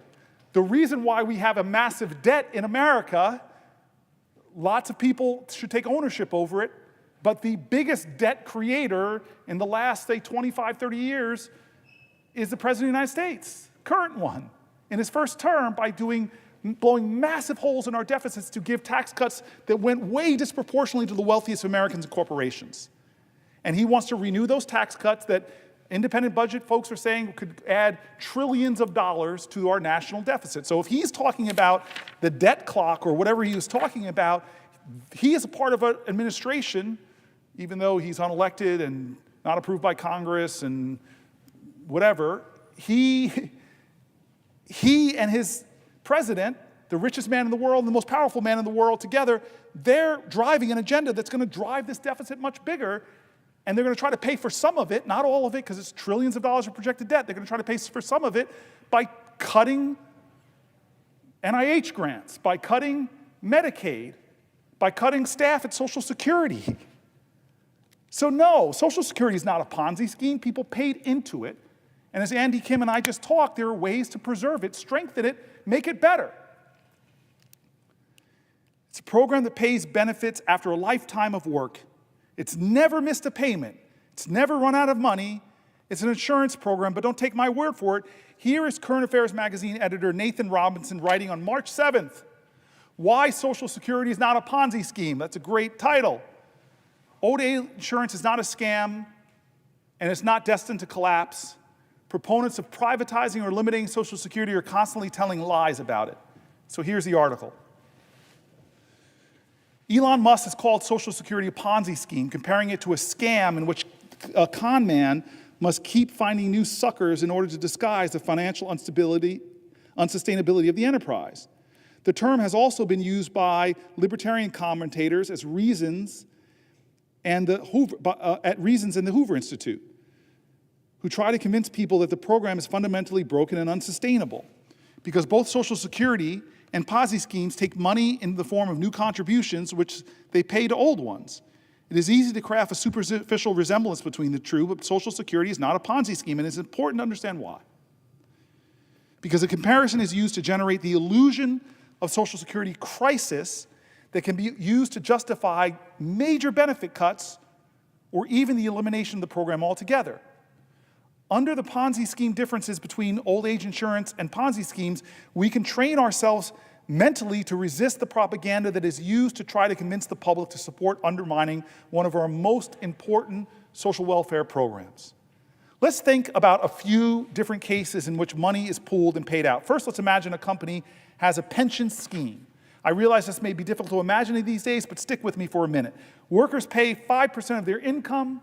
The employer pays in an equivalent amount to 50% of the worker's income. When the worker was retired, they get a fixed benefit every year for the rest of their life, equivalent to some percentage of what their salary was. Let's call that scenario A. Now let's imagine a different scenario. 5 uncommonly astute middle schoolers create a rudimentary insurance scheme to guard against being punished by their parents. The children all go to the mall every week and play arcade games together. They each get an allowance of $10 a week which they spend at the arcade. What they decide to do is to spend $9 each week instead and put $1 a week into a fund. If one of them has their allowance taken away by their parents, the fund will pay the arcade money for the week. That way, nobody in the friend group is ever deprived of the ability to go to the arcade. We're going to call that scenario B. Finally, let us imagine a scenario in which a fraudster tricks a group of old people into giving them their money. He says that if they invest their retirement money with him, he can guarantee them a 20% year return, risk-free. They invest. He provides them with statements showing that their money indeed is growing at 20% a year. When they ask him to pull a portion of their money out so they can spend it, he disperses it. But what he actually is doing is spending all their money and providing fake statements. He's able to keep paying withdrawals because he's constantly recruiting new suckers. just enough to cover what people are withdrawing. Eventually, people get suspicious. Too many try to withdraw their money at once, and he flees the country. This is a Ponzi scheme named after the Italian con man, Charles Ponzi, who fleeced people in this way. We will call this Ponzi scheme scenario C. Notice that there are similarities and differences between the three scenarios. The similarity is that there is a fund that some people are paying into while others are being paid. Another similarity is that all three are potentially unstable. If in scenario A, company pension employee starts living a very long time in retirement, the amount of money in the pension fund might not be able to cover the promised benefits, necessitating an adjustment of the contributions from the next generation of workers. Or if in scenario B, middle school arcade insurance, one of the kids might be so unruly that his parents are spending his allowance every other week, requiring the adjustments of the rules of the payouts or contributions to keep the fund stable. Scenario C, the Ponzi scheme, is the most unstable of all because it depends on an elaborate fraud, on fake accounting that disguises the fact that nobody has the amount of money that they are being told they have. It only lasts until people try to actually use the money, but scenarios A and B could also collapse if they're not managed well. We can see that despite the commonalities, there are fundamental differences between scenarios A, B, and scenario C. The first two are legitimate ways for people to pool and distribute money, and they can work just fine, accomplishing their intended purpose. The third is a fraud in which people's money is being stolen. The difference is more important than the similarities. I have laboriously laid out these examples in hopes that we can better understand why Social Security can be made to look like a Ponzi scheme, but it isn't one at all. Social Security is the biggest Ponzi scheme of all time, said Musk. People pay into Social Security and the money goes out of Social Security immediately, but the obligation for Social Security is your entire retirement career. Now, it's true that in an insurance system, the incoming payments from new people might be used to fund outgoing payments to people who are already part of a Ponzi scheme. But that's not what makes a Ponzi scheme a Ponzi scheme. Musk, not for the first time, doesn't know what he's talking about. One of the reasons Social Security can be made to seem like a Ponzi scheme is because people may misunderstand how it works. People might think that Social Security saves their money over time, and then when they retire, it pays their money back. Not quite how it works. It's not like a savings account. The money I pay in is not saved up for me. It's paid out to today's beneficiaries. When I retire, my benefits will be paid by the incoming next generation of workers. Discovering this fact can make people think that most security is a Ponzi scheme, but it's not. A Ponzi scheme is a fraud in which returns are fake. There is nothing fake about Social Security as long as enough money is in the pool to pay out beneficiaries. The operation is sustainable and perfectly honest. The only reason it matters that retirees do not pay for their own benefits but depend on the payments of the next generation of workers is that if there is a next generation of workers, if there isn't a next generation of workers, we got a problem. But unfortunately, there is every reason to believe that human beings will continue to exist, work, and pay Social Security taxes. Now, what Musk and others who claim Social Security is a scam or in crisis say is that in the future there will be not enough workers to pay retirees the promised benefits. Musk says, and I quote, "If you look at the future obligations of Social Security, as far extends the tax revenue, there's our present day debt, but then there's our future obligations. So when you look at the future obligations of Social Security, the actual national debt is double what people think it is because the future obligations, basically people are living way longer than expected, and there are fewer babies being born, so you have many people who are retired that live for a long time and get retirement payments. However bad the financial situation is right now for the federal government, it will be much worse in the future," end quote. But what he's trying to get you to think this is a major problem or some deep fundamental flaw with Social Security, it isn't. Every insurance plan has to make adjustments over time. If there are a lot of wildfires burning down houses, a company selling fire insurance might have to raise premiums. The increased premiums might be small, but without them, the program would go bankrupt. This doesn't mean, however, that we'd be justified in saying fire insurance plans are a Ponzi scheme destined to go bankrupt. The adjustments needed to be made to Social Security in the long term are minor. Yes, people are living longer and having fewer babies. That means there ultimately has to be some kind of adjustment to either how much is being paid in, how much is being paid out, or both. Republicans want to cut benefits. Defenders of Social Security instead want to raise the money going into it by increasing taxes paid by the wealthy. So interesting that we just saw that in the dialogue with My Ideas with Andy Kim. The amount of taxes that would need to be raised in order to make Social Security solvent is negligible. The Social Security Administration has estimated that increase in the combined payroll tax from 12.4% to 14.4% to make the program would make the program sustainable for the next 75 years. As Dean Baker and Mark Westbrot put it in the introduction to 1999's Social Security book entitled The Phony Crisis, the only real threat to Social Security comes not from any fiscal or demographic constraints, but from the political assaults on the program by would-be reformers. If not for these attacks, the probability that Social Security will not be there when anyone who is alive today retires would be about the same as the odds that the U.S. government will not be there.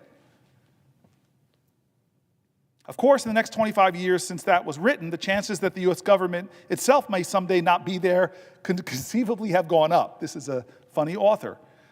Musk is certainly trying to make sure that as little of it remains as possible.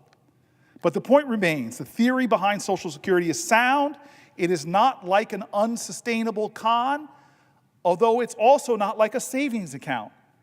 It can easily be sustained indefinitely with some minor adjustments to ensure that enough money is coming in to keep it going. It is also the case that even the need to keep enough money flowing in is artificial. As Stephanie Kelton explained, the restrictions on Social Security's ability to pay out are created by a legal choice, not an actual financial constraint facing the U.S. government, which could keep paying benefits even when Social Security's funding, quote unquote, runs out if it was authorized by Congress to do so. Beware the rhetoric of those who describe it as in, quote, crisis or being a scam. They either do not understand the fundamentals of how it works or they have deliberately tried to deceive you. I cannot say for certain whether Musk is knowledgeable enough to understand the basics and is lying or simply cannot wrap his head around the basic way an old age insurance program works. The author continues, as Alex Larson of Social Security Works explained to me, the right has been trying to destroy Social Security since its inception. This is for a few reasons. First, a lot of vultures stand to benefit from privatization, just as the privatized Medicare Advantage program has enriched insurers like United Health. Second, the right believes that individuals should be responsible for their own fates, has an ideological opposition to government social welfare programs, even if this results in a bunch of old people being poor. They see Social Security as an offensive, big government intrusion into the free market, something that compels people to put money into a retirement program whether they want to or not. The problem is that most of the public doesn't share this hatred for the concept behind Social Security, and the program is overwhelmingly popular on both sides of the political aisle. Because they have failed to win the ideological argument, the right must therefore convince the public of a different argument, that the program is collapsing and doomed and can only be saved through major benefit cuts, which will be stated as a euphemism of raising the retirement age. Hence the propaganda about unsustainability and Ponzi schemes. This can be effective if you don't know much about how Social Security works. It's easy to be convinced that there's something fishy about its payment structure or that it's heading for some dire financial apocalypse. But this is not the case. Baker and Westbrot are right, that the threats to Social Security come from those who say they're trying to save it from a crisis. We need to have a clear understanding of what's going on so we can fight to save the program that works just fine and can easily be made to continue providing retirement benefits to every subsequent generation of Americans, ideally ensuring that nobody has to endure old age poverty.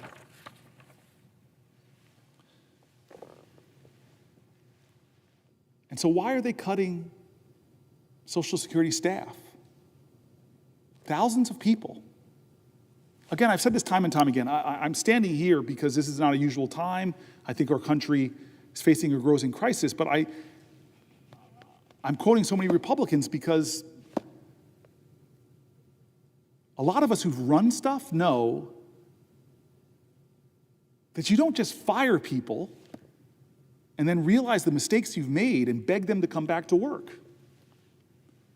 They know that you don't just fire people that do essential functions in a program before you've even done assessments of what your goals and ambitions are for Social Security. It's clear that their goals and ambition is in the best customer service to improve the complaints that I've heard over the years about waits, unreturned calls, challenges at Social Security offices. That's not their ambition. We've missed a big opportunity to come together in this nation and start to really reimagine our government that works for people, that can do big things, that can serve folks, and instead we are trying to demonize people. We're trying to lie about critical programs, call it a Ponzi scheme, make up out of thin air that somehow we're paying thousands of people that are over 150 years old fraudulently. We're better than that. To that point, I just want to again make my facts clear. Here's an Associated Press fact check from the president's speech. Tens of millions of dead people aren't getting Social Security checks despite Trump and Musk's claims. The Trump administration is falsely claiming that tens of millions of dead people over 100 years old are receiving Social Security payments.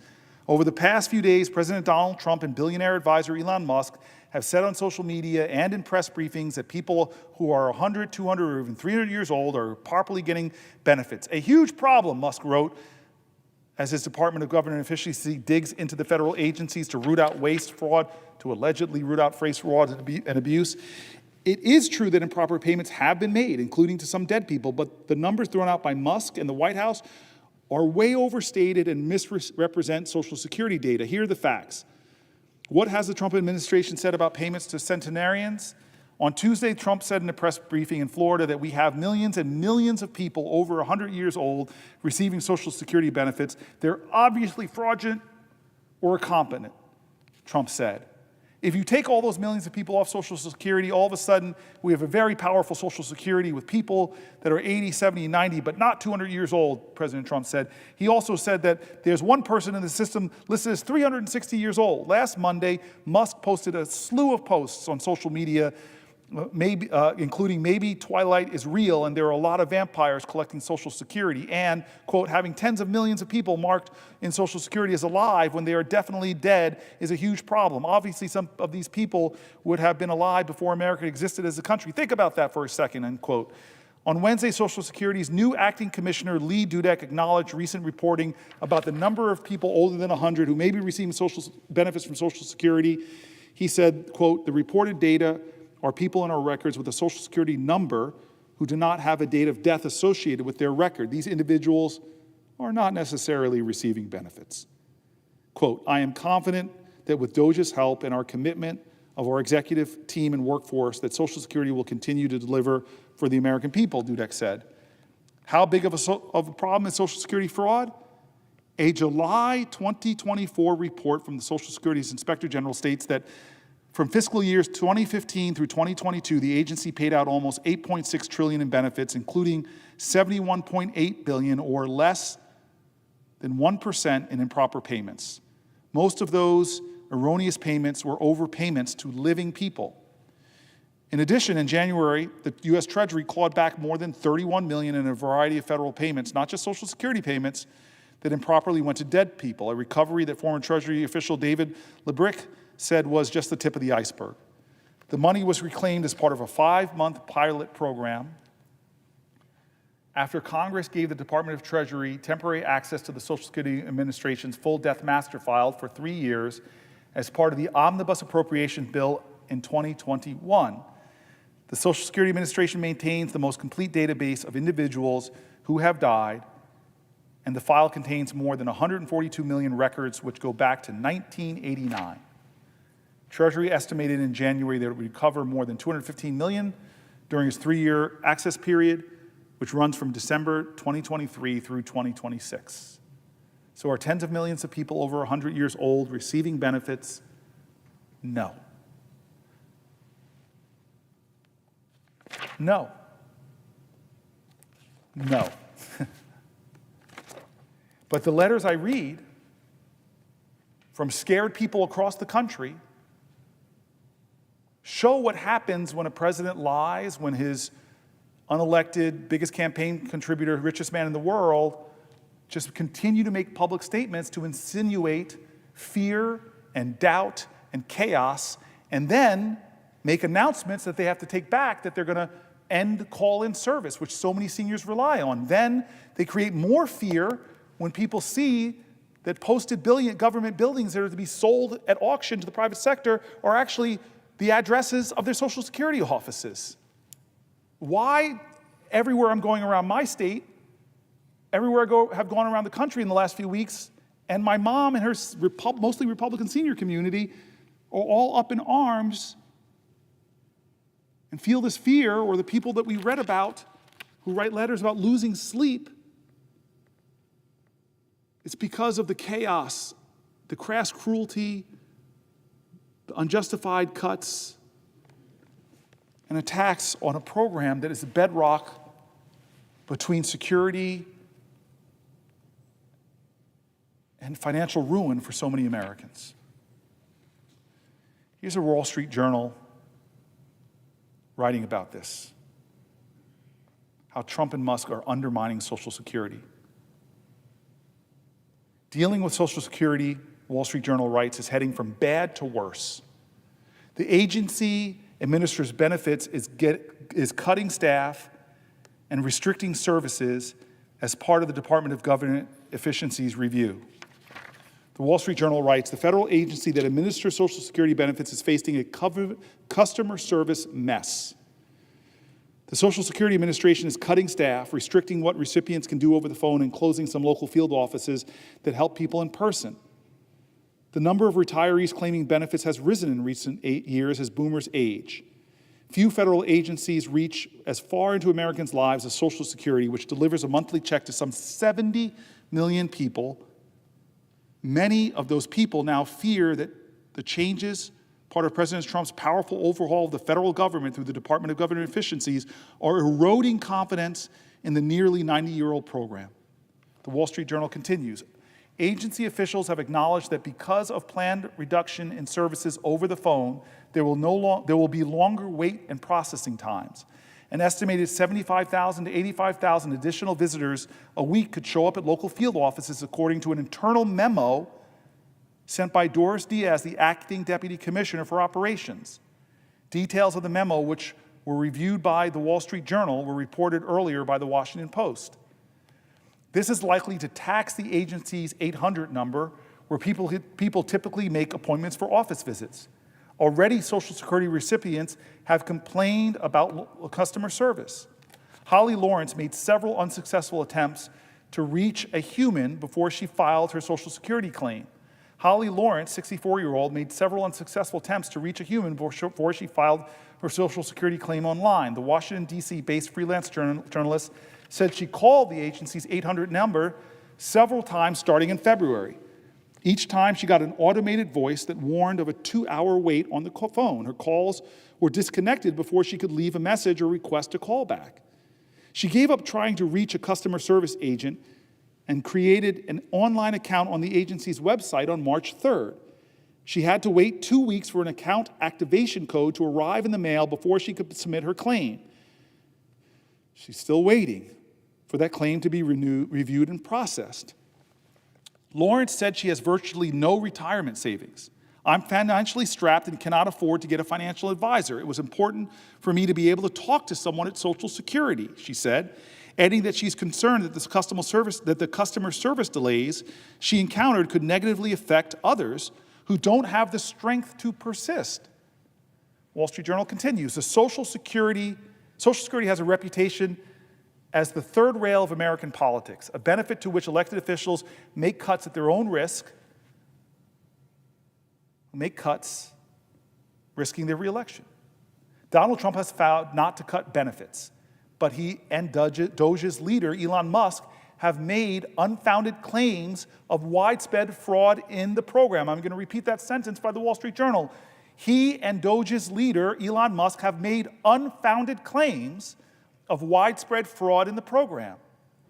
Commerce Secretary Howard Lutnick said in a recent podcast interview that if Social Security checks were hypothetically delayed, it might catch those guilty of fraud because they would make the loudest noise, screaming, yelling, and complaining. Critics say turmoil at the agency is undermining trust in the safety net programs. They're killing those programs from the inside, said Illinois' Governor Pritzker. The result of which is we don't know what they are doing to tear down the scaffolding that holds Social Security together. DOGE has gained access to systems containing personal information, but a federal judge has temporarily blocked those efforts. On Friday, Leland Dudek, acting Social Security Commissioner, threatened to shut down the agency because of the judge's order, but later reversed course. Dudek, the acting commissioner, said the changes are designed to make sure the right payment is to the right person at the right time. It's a common sense measure. Even before DOGE's plans went into motion, the agency's customer service operation had shown signs of strain. Roughly 47% of the 250,000 people who call Social Security's 800 number on an average day have gotten through to a representative this year. Only 47% got through to a rep. This is down from nearly 60% in 2024. The average time to wait for a callback is over 2 hours. There has been a steady decline in the agency staff, and DOGE plans to cut employment by another 12%. That would bring the total number of employees to about 50,000 from the about 57,000 today and nearly 68,000 in 2010.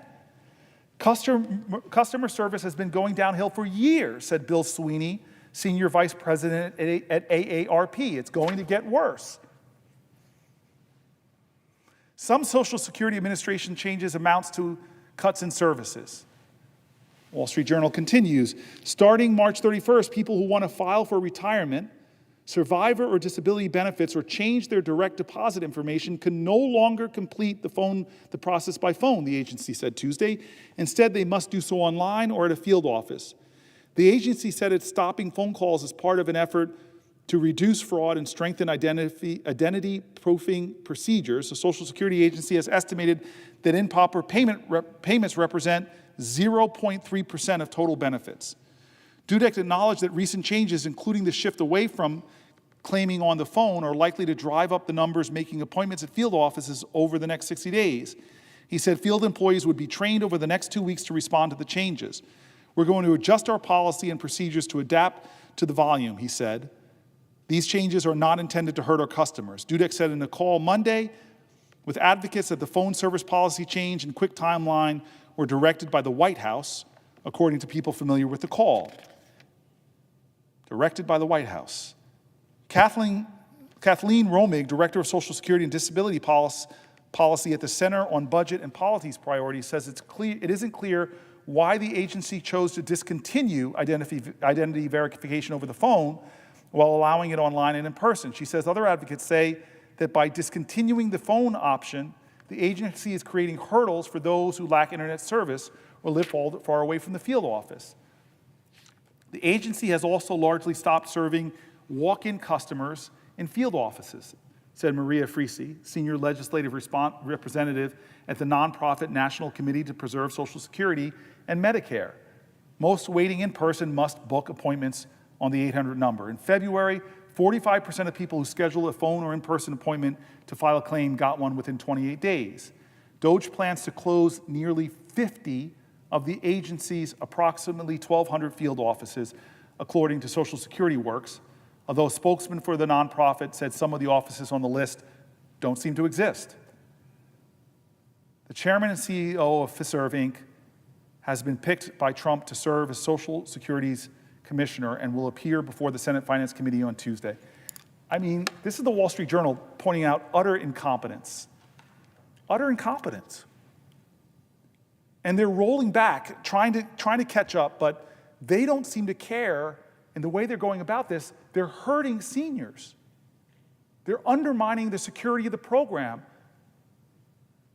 The title of the Wall Street Journal's article is the best. It's taking services, Social Security services are now going from bad to worse under this leadership who promised they were going to serve people. I see the senator standing, and I'll yield for a question while taking the floor if he has one. Senator Booker, I'm going to pose to you a pretty simple question here, but first let me lay down a little bit of a predicate. We've heard already some talk tonight about this extraordinary statement, but not terribly surprising from the Secretary of Commerce. This is a close friend of the president, somebody who's very close to all the decisions being made in the White House, where he said, that if a Social Security recipient misses their check for a month, then they should not complain. My mother-in-law wouldn't complain. That's easy for him to say. Maybe you wouldn't complain if your son-in-law was a billionaire. You probably are not going to be harmed by missing a Social Security check if you've got a billionaire in the family, but 99.99% of Americans do not have a billionaire that they can get on the phone if they miss a month, and 1 month's Social Security check disappearing is a cataclysm for a lot of families. As I was listening to you, I just did a little bit of easy back of the napkin math. So the average Social Security check on a monthly basis in this country, is somewhere around $2,000. Obviously, it varies based upon how much money you put in and what your income was, but on average, it's about $2,000. Now, some Americans have supplemental retirement income, but fewer and fewer do today because it's just not the case any longer that employers are going to provide for you a defined benefit plan. So if you were working minimum wage your entire life, or if you were working a low-wage job, you're not going to have money to put away in Social Security. I remember during one of my walks across the state of Connecticut, spending about a half an hour walking with an elderly gentleman in Willimantic, Connecticut. And, he told me, a story that is not atypical. He worked his entire life, most of his adult life, he worked for Walmart. He was really proud of working for Walmart. He helped a whole bunch of people in his community. He was working for a great American company, a company he was proud of. He was helping people every single day that lived in his neighborhood get what they needed when they came into the store. But the wage he was making at Walmart. He was making very little, and they didn't have any defined benefit plan. They would, let him save a little bit of money if he could find the means, but he couldn't, because every single dime that he made from Walmart had to go to rent and groceries and medicine and cell phone bill and transportation. And so he worked for 20 years at Walmart, and when he retired, you know how much he had in savings? Zero. And he felt like he had done everything people had asked him for. He worked for a great American company. He helped people. He worked full time. He didn't miss time. He didn't goof around. And when he retired, he had nothing saved. So the Social Security check, which to him was probably about $2,000 a month, was everything he had. And he's walking with me, explaining to me what his life is like today. He was coming out of the liquor store, and that was one of the things he did every day, was go down to the liquor store and, buy a nip or two and, just pass a couple hours. He didn't like to spend a lot of time in his house because he has roommates. He lives in a small apartment with two other guys, strangers. He doesn't know them. And he says to me as we're walking, this is not how I expected my life to go. I thought if I worked my entire life and I played by the rules and I worked hard, that I'd have a little bit more dignified retirement than this. I share a room with two other guys that I don't know. And that's the reality for a lot of Americans. That's the reality for a lot of retirees. $2,000 is the average Social Security check. I don't know why I picked Tallahassee, but I just picked Tallahassee. I said, what's the average one-bedroom rent in Tallahassee? It's $1,200. Utilities, probably another couple $100. The average senior citizen spends about $500 a month on food. Rent, utilities, food, that's it. That's your $2,000. You got nothing left. If you are one of the 7 million Americans who rely only on Social Security, like my friend from Willimantic, you got nothing left for medicine, for transportation. You have nothing left for a cell phone. You have nothing left to go to the movies once a month. You have nothing left for presents for your grandkids for Christmas or for their birthday. If you're relying on Social Security, and many people who work their entire life are, you go without that check for 1 month, your whole life falls apart. And so this just cavalierness that Musk and Trump have about Social Security, that the billionaires that advise them have about Social Security, don't worry about it if you miss a check for a month or 2 months. You're a fraudster. You're trying to defraud the government. If you complain about missing a Social Security check, it is so disconnected from reality. I know we're going to talk later today about the plans to shut down the Department of Education. It shows this similar disdain for public education, the way that they are showing a disdain for working Americans who are relying on Social Security as their primary means of retirement income, the disdain for the 40 million working Americans who rely on Medicaid.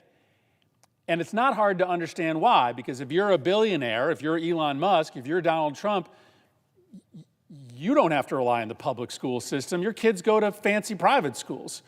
You will never need to rely on Medicaid. You have lived fortunate lives. In Donald Trump's case, because he was born into wealth. You'll get a Social Security check, but that's not going to be your primary retirement. And so you can understand if you put a bunch of billionaires in charge of the government who don't lead lives that are remotely connected to how average people live, they will say things like Social Security is just some big Ponzi scheme, and that's the big one to eliminate. Or, you know what, America will be all right if we impose $880 billion of cuts to the insurance program for 24% of Americans. Or let's shut down the Department of Education because, I don't know, public education doesn't matter to me. So I think it's just the reality that we're living in today, in which we have people who are making these decisions who just don't understand how normal people's lives work, and in particular, how a person's life falls apart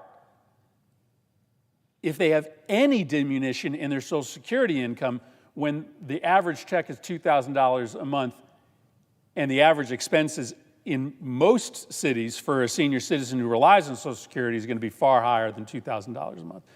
Here's my question for you. You laid out what's going on in Social Security today. It's like the opposite of efficiency. Right? It's called the Department of Government Efficiency. And like what we know for certain in the Social Security system is that everything they're doing has the intent of making the system less efficient, right? You don't just close dozens of offices and shut down the phone system to make the system more efficient. You do that to make the system less efficient. And so I'm trying to figure out why, right? I'm trying to figure out why. And I'll give you, two theories and then let you tell me if you think I'm right or I'm wrong. It could be a pretext to eradicate the whole system. What did they say about USAID? They said that USAID was a corrupt enterprise. It was corrupt. No evidence of corruption in USAID. No evidence of corruption, no allegations of specific corruptions, but they just made these accusations that USAID was criminal. Musk and Trump said this. It's a criminal enterprise. It's a corrupt enterprise. And that became their justification to eliminate it.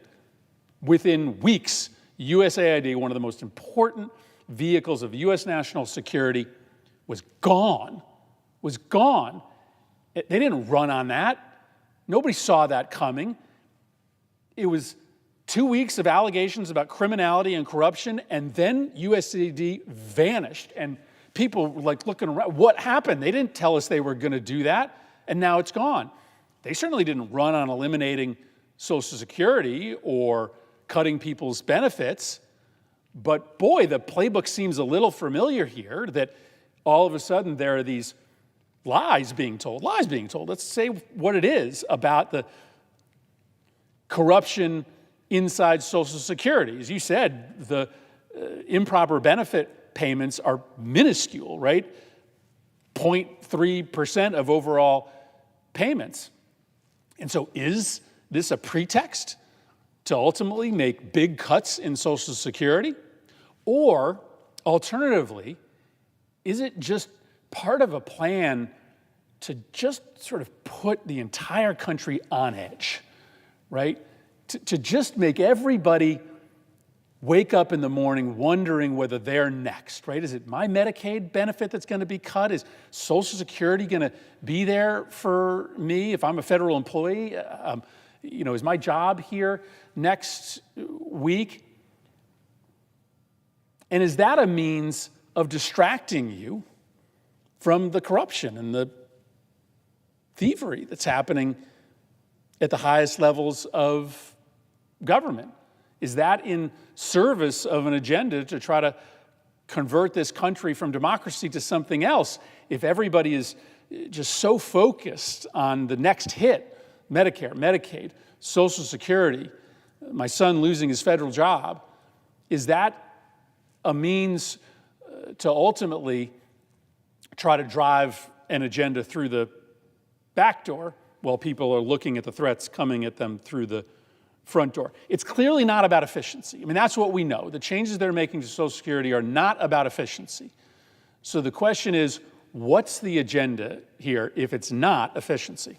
Again, you and I, presiding officer, there's a lot of people here I know that operate from just a place of just decency. There are problems with government. We need to fix them.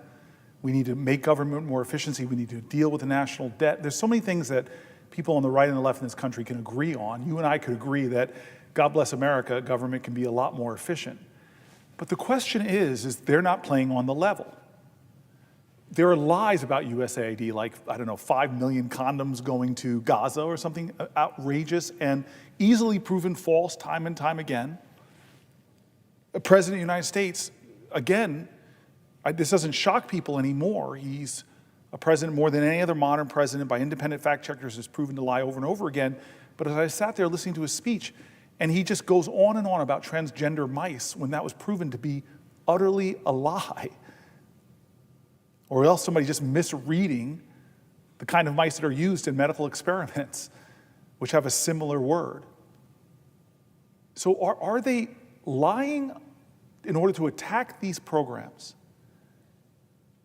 DOGE is insidious in the fact that they keep posting things and then having to pull them down because just independent folks. And I have article after article. We're so far behind in this agenda of things to get through. I'm not going to read them all. Some of them I'll submit to the record, but not people on the left calling them out for what they're doing and saying being a lie about Social Security. So you're pointing out a pattern. First, they tell terrible lies to try to whip up public sentiment against entities created in a bipartisan way, by the way, using congressional powers, approving spending, approving programs, approving agencies. Let's create incredible lies, magnify them on social media, try to spread them with our influencers and everybody. So now people believe that somehow, oh, the president talked about all this money going to transgender mice. That's a lie. But we're going to use that as an excuse to attack scientific funding. We're going to use that as an excuse to attack Medicaid. We're going to use that excuse to pull the people fighting Ebola out of East Africa. And so I was told by a colleague of mine, a Republican colleague of mine, when you come here, don't try to get into the head of your colleague and understand what their motivations are. But this, to me, is a pattern in which they're trying to undermine public confidence. And the result of this pattern has seniors, letter after letter I wrote, using things like, I'm losing sleep, I'm terrified, I'm scared, help me please, telling the most painful stories about retirement insecurity, about health challenges.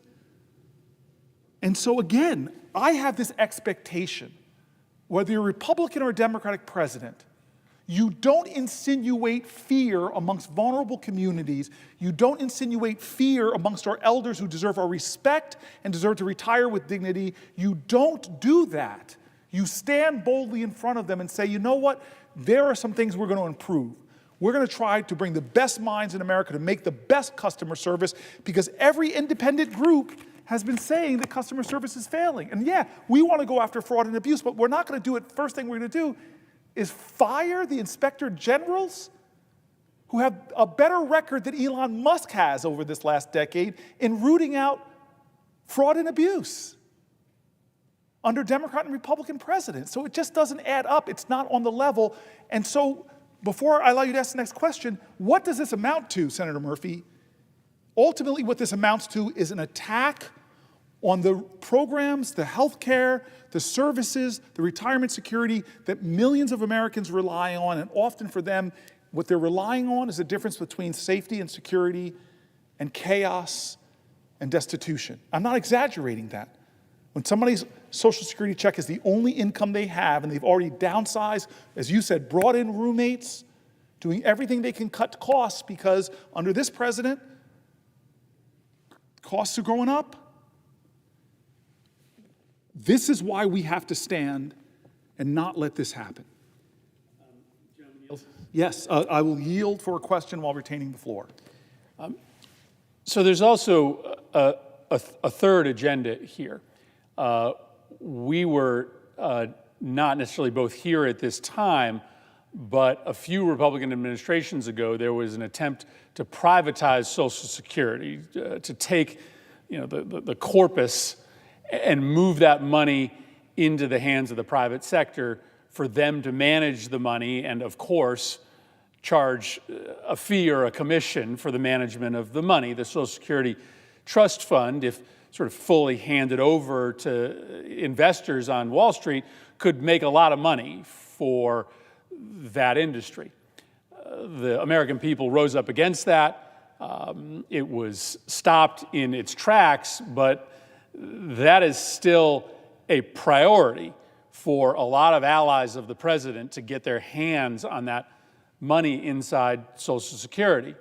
And again, I'm previewing a future conversation, but I keep on making the analogy to what is happening inside of the education space, because those same industries, whether it be investment banks or private equity firms, get wide-eyed at our public education dollars as well, because they would love to get their hands on those public education dollars and have private equity companies running our elementary schools and middle schools and high schools and skimming a little bit of money off the top to pay back their investors. And so, the other potential agenda here is to attack the public administration of Social Security, attack the public administration of our public schools, in order to shift that administration and the oversight of the investments in the case of Social Security to the private sector, so that the president can hand those functions and that oversight to friends in the private sector. And once again, it just becomes a money-making vehicle for folks who already are doing very well, instead of an exercise in just trying to promote good governance, instead of the agenda simply being the education of our kids or the administration of a benefit program. It just becomes about making somebody else money. That I pose that as a question to my friend, because we saw this attempt to try to privatize Social Security, and you can certainly see at the end of this assault, this false assault on the inefficiency of the public administration, the solution being to turn the program over to the private sector, the privatization of Social Security that many Republicans have wanted for a long time, finally coming to fruition. That's the problem, right? Is that if you have an idea, bring it. Let's have a national debate. Let's bring in experts. Let's have a debate. The person you're talking about, Bush, who had that idea, he had the good sense to say, you know what? I'm not going to try to kill the agency. I'm not going to lay off thousands of their employees. I'm not going to drive the services it provides, make them worse, to be called out by right-leaning newspapers and right-leaning writers. I'm actually going to bring my idea forward, and let's have the debate in Congress. Let's bring people together. Let's hold the hearings. Let's have the conversation. I can deal with that because this is going to surprise you, Senator Murphy, is I've had conclusions about policy positions that I've changed over the years. When I've had a debate, I had a contest of ideas, people have persuaded me. But that's not the way Trump operates. He tried to kill healthcare without a plan. The powerful letter I read by John McCain about why he voted no is because it was first, kill this thing that people rely on. Don't worry, trust me, we'll figure it out later. That's what's happening with Medicaid right now. There's no conversation about how to better provide health care to the tens of millions of people that rely on Medicaid, from our seniors to expectant mothers to people with disabilities. No conversation. They're just sending people into dark rooms and saying, here's $880 billion I need, find a way to cut it, let's kill it, and then see what happens. Ready, fire, aim. Ready, fire, aim. Look, Senator Murphy, I prepared for so many days on this, and we're talking about the point, so I'm going to submit, there's lots of articles here that I'm going to submit to the record without objection from the presiding officer. I'd like to submit Washington Post article about long waits, waves of calls, website crashes, Social Security is breaking down. May I submit this for the record? Without objection. Thank you to the presiding officer and my friend who I'm keeping up at 3 a.m. He's a kind, generous man to be here. Here's a closure of Social Security offices, 47 closures across the country in red states and blue states, everywhere between. Closures of Social Security offices. I know everybody's talking about cutting Social Security, but what they're doing right now is grinding the services of Social Security, grinding them down. So with the permission of I'd like to submit an article for the record from the Associated Press, a list of Social Security offices across the U.S. expected to close this year. Thank you very much. I want to read some of the places. Alabama, 634. This is without the rest of the language I just put in the record, but just for folks out there that are watching, these are the places, Social Security offices, provide really important services to your community that this administration, Elon Musk, are closing. Alabama, 634 Broad Street. Arkansas, 965 Holiday Drive, Forest City. 483 Jefferson Avenue in Texarkana. In the great state of Colorado, they're closing 825 North Crest Drive, Grand Junction. In Florida, they're closing 4740 Dairy Road in Melbourne. In Georgia, they're closing 1338 Broadway, Columbus. In Kentucky, they're closing 825 High Street in Hazard. In Louisiana, they're closing 178 Civic Center Drive, Houma. In Mississippi, there's 3 places they're closing. 4717 26th Street, Meridian, to the great people that live there. 604 Yalabusha Street in Greenwood. 2383 Sunset Drive in Grenada, Mississippi. In Montana, they're closing 3701 American Way. They're closing Social Security offices in North Carolina, 730 Roanoke Avenue, Roanoke Rapids. They're closing 2123 Lakeside Drive in Franklin, North Carolina. They're closing 2805 Charles Boulevard in Greenville, North Carolina. I know that town. They're closing 1865 West City Drive in Elizabeth City, North Carolina. In North Dakota, they're closing 1414 20th Avenue, Southwest, forgive me, the great people that live in this community, but Minot, I'm pronouncing, and I'm sure I'm butchering it. In Nevada, where my mom lives, in the city my mom lives, they're closing 701 Bridger Avenue, Las Vegas. In New York, 75 South Broadway, White Plains. My mom worked there. And 332 Main Street in Poughkeepsie, New York. In Ohio, 30 North Diamond Street, Mansfield. In Oklahoma, 1610 Southwest Lee Boulevard. In Texas, they're closing 2 offices. 1122 North University Drive. I know that people are going to write me letters that I'm mispronouncing their towns' names. Nacogdoches? Anybody from Texas here? No? I'm sorry. 8208 Northeast Zach Lentz Parkway. In West Virginia, they're closing 1103 George Costas Drive. In Wyoming, they're closing 79 Winston Drive, Rock Springs, Wyoming. Their cuts to Social Security staff. How deeply are they cutting? They're cutting thousands. We've already talked about it, but if I can, from the Associated Press, can I enter this article? Social Security Administration could cut up to 50% of its workforce. Without objection. Thank you. The article that I won't read, out of generosity to my dear friend who's presiding, but it details in painful ways what these cuts could mean to people in our country. Just trying to move a little quicker through my documents because I'm way behind. The impact of these cuts, one of the big places they're going to impact is in rural America, is already suffering so much. There's a lot of sources that are talking about the rural areas of our nation are they going to cut. And I'd like to enter the record another Associated Press article entitled New Social Security Rules Present Barriers to Rural Communities Without Internet and Transportation, a new requirement that the Social Security recipients go online or in person to a field office to access key benefits instead of just making a phone call will be difficult for many people to meet in those rural areas. This is an article from March 22nd. Can I enter that into the record? Without objection. Thank you very much to the kind friend who's up with me late, or early, I should say. One more article I want to read, I want to ask for the record. I feel like I could take liberties with the presiding officer because I've known him for like 20 plus years. Consider him a real friend. He married up, and he's going to teach me how to do that. I guess I'm not allowed to insult a colleague on this. That's a violation of Rule 19, I think, but it was a joke. But you did marry up, you know that. Okay, so this is a former Social Security officers who are speaking out about what's happening. People that have worked in the agency see what's happening.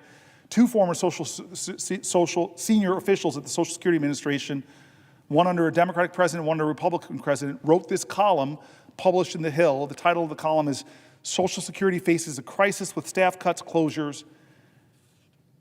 Again, these are folks from both sides of the aisle yelling into the wilderness, hoping that more people will understand what is happening to Social Security, what these cuts in staff are actually going to do to the quality of life of millions of Americans who rely on Social Security, disproportionately impacting people who are living in rural areas, red states, blue states, Republicans, Democrats. This is not a normal time, America. That a bedrock commitment made is being undermined by the most powerful man in our country and the richest man in the world. And the title of the article is Social Security Faces a Crisis with Staff Cuts and Closures, written by, again, somebody who worked under a Republican, somebody who worked under a president. May I enter this to the record? Objection. And I want to end with what I've been trying to do since I started I think about 8 hours ago. Yeah, 8 hours ago I began. I want to begin by doing what I said I was going to do, is not just lift my voice, but lift the voice of New Jerseyans and Americans. And so here's some words. This is one employee from New Jersey who contacted me to say that the teleservice center has received many calls from the public from New Jersey to Georgia and other states. They all have in common is the fear of losing their livelihood as a result of identification, verification, in-person visits. Seniors, disabled, and others that are economically disadvantaged need a voice, Senator Booker. And the voice I hear all throughout the day from seniors are voices of fear. Please review any policy of in-person identification for the public. Person from my state begging because they're hearing the fear of the seniors that they've pledged themselves to serve. Another Social Security employee from New Jersey who contacted me said, I quote, I worked at Social Security for almost 19 years. I was approaching my 19 years in July. However, I took the early out retirement because there's a lot of uncertainty within the agency. The resignation of others also brings additional phone calls and workloads into the office. This adds additional stress and no additional bodies to handle the workloads. It also provides poor, unfair service to the public. Here's another story from a Social Security employee in New Jersey. I am a claims representative for our Social Security field office. The most dramatic changes I've noticed from our recent change in operations is that our appointment calendar seems to be filling up more quickly for simple post-entitlement changes that were formerly handled over the phone. This occupies appointment space for most urgent and critical issues that would warrant an office visit. We have identity verification protocols already in place to keep identity thieves in check. To the extent that some fraudsters are still getting through, requiring people to come into our office to verify their identities is an obviously less efficient solution to the problem. A better solution to enhance security question protocols is to use two-step verification systems and document fraud attempts in our technician experience dashboard so scammers can't just shop around for field offices to fool. Regarding the in-person identifying policy, I believe that it is causing more harm than good. I've had claimants appearing in person frantic that they will lose their benefits because of this. My office has lost 4 staff members, 2 who are members of management. This is nothing but chaos here. And I can foresee more loss and a further decline in employee morale. That's from a Social Security employee in my state, describing what's going on in their office. Another New Jersey Social Security worker. I work in one of the smaller offices in New Jersey, and we are currently combined with another office that is undergoing renovations, which has caused the number of claimants coming into the office to double over the last few months. And although we do have extra staff, because the staff have been deployed to our location, it doesn't change the infrastructure of the building, such as the number of desks available to do in-person interviews and provide adequate waiting space for double the amount of claimants. In our office, we only have 9 desks where we can interview the public due to safety and safety protocols. 3 of these are front windows where we can do quick changes, and 6 of them are where we could do short interviews or benefit applications. Right now, being that most interviews are being done over the phone, we have over 20 people interviewing at a time now. Imagine having to do these interviews in person. We can only have 6 to 9 interviews at a time instead of 20 plus because there's only 6 by 9 desks available. This doesn't seem very efficient. Maybe they should. Too bad they can't call the Department of Government Efficiency, who caused the problem. Here's another Social Security worker, their story. The foot traffic in the field office on a daily basis is already overwhelming. The public coming in randomly to show their identity would be a disadvantage for the elderly, people with vision issues, disabled, and someone with no car. This really hits home with me. My older brother lost his right leg to diabetes, is legally blind and unable to drive. He called me concerned about this, knowing there is no way he can get to his field office and cannot afford to lose his retirement. I'm hoping this is reconsidered. Social Security is not a program, it's a promise. We owe it to seniors and working people who've paid into the Social Security their whole lives to make good on the promise of a secure retirement. Not to attack Social Security, to drive them into fear and worry, and when they call for help, to put them on hold for hours, or drive them into offices that may be closing or are overcrowded or are unable to help our elders. Does this sound like America at its best? Does this sound like America being made great again? This is outrageous. These are our elders. They deserve dignity, respect, and they deserve their Social Security.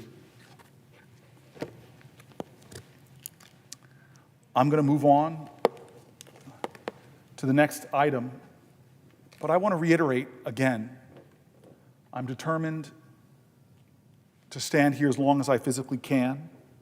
We're 8 hours into it. Dozens and dozens of people, I've read their stories.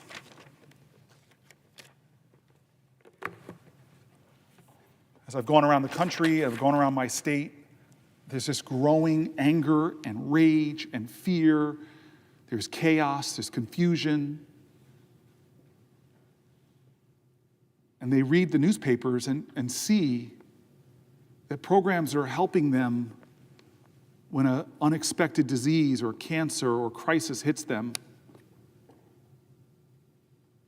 And they see that a bunch of folks are trying to figure out how to cut $880 billion from things like Medicaid. The stories got me a little emotional just because hearing about so many people who, not to their fault, not to their problem, were hit by a crisis, a challenge, an accident at work.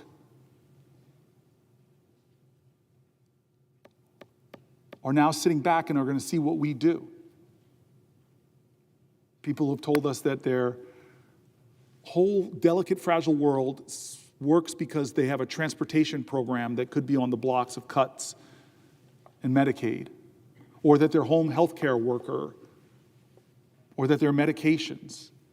And even while these big issues are being discussed, we're seeing, as we've been documenting here, again, from Republicans and Democrats, how the administration is already taking steps to roll back programs, to seize funding that people have been used to access the ACA or to lower their prescription drug costs, or that are funding their research that we're competing with China through the NIH.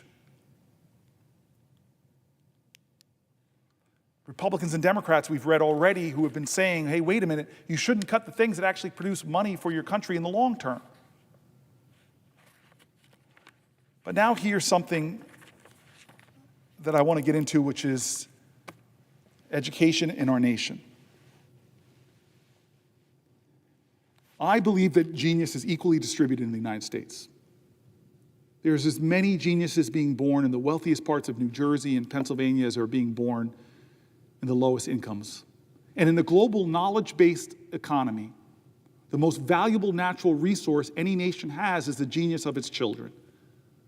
One genius, one Einstein, one Madame Curie, one genius could change humanity forever. And I hear these stories about China graduating more people in STEM than we have total graduates in our entire country. It's a global competition. And if we are to be this nation that Andy Kim talked about, where every generation has the right as an American to expect that the next generation will do better, not worse, so much of this revolves around what we all know, how important education is to a democracy especially. The best ideas, the best innovations, the best artists, innovators, entrepreneurs, scientists, doctors, teachers. We need to invest in the best pipeline possible.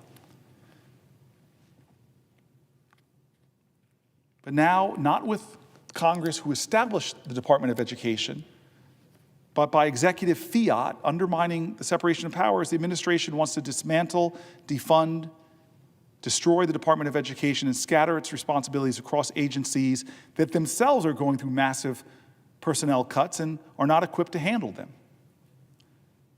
This is ultimately about whether or not we as a nation believe that every child deserves an education, and we should organize ourselves to meet that calling. Our nation's children are that precious resource. One of the most noble professions are those people that teach our children. And so let's go right into it. At the signing ceremony, to commemorate the establishment of the Department of Education, President Jimmy Carter said, "Today's signing fulfills a long-standing personal commitment on my part. My first public office was as a county school board member. As a state senator and governor, I devoted much of my time to education issues. I remain convinced that education is one of the most noble enterprises a person or a society can undertake." Pastor Carter also said the Department of Education was created because education is so important to our nation's future that it must have a robust level of national support. Now, here's a letter that I really wanted to read. I'm a member of a Baptist church with the great Pastor Jefferson, but I actually study Torah. And in my Torah study with Rabbi Davidson, when I heard about all these cuts to the Department of Education, he wanted me to hear from the great Rebbe Menachem Schneerson, the Lubavitcher Rebbe, who in 1979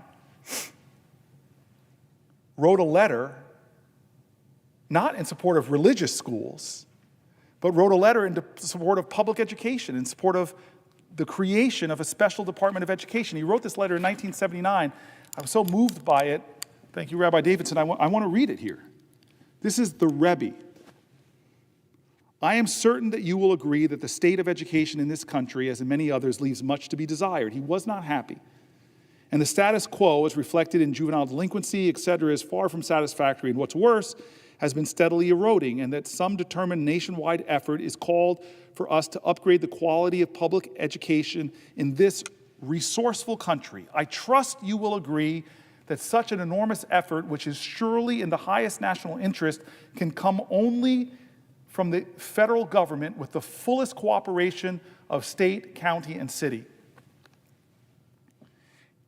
In my view, a separate, adequately funded cabinet-level Department of Education subject to legislative safeguards to ensure that the traditional primacy of the states and localities in education affairs would not be jeopardized could well meet the challenge.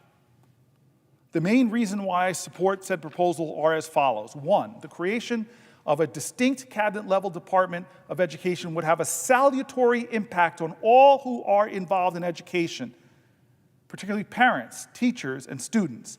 The very innovation of upgrading the status of education from that of an adjunct to or division of another national agency would pointedly underscore its proper place among the nation's priorities. Look how prescient the Rebbe was, and what he might say if he was alive today.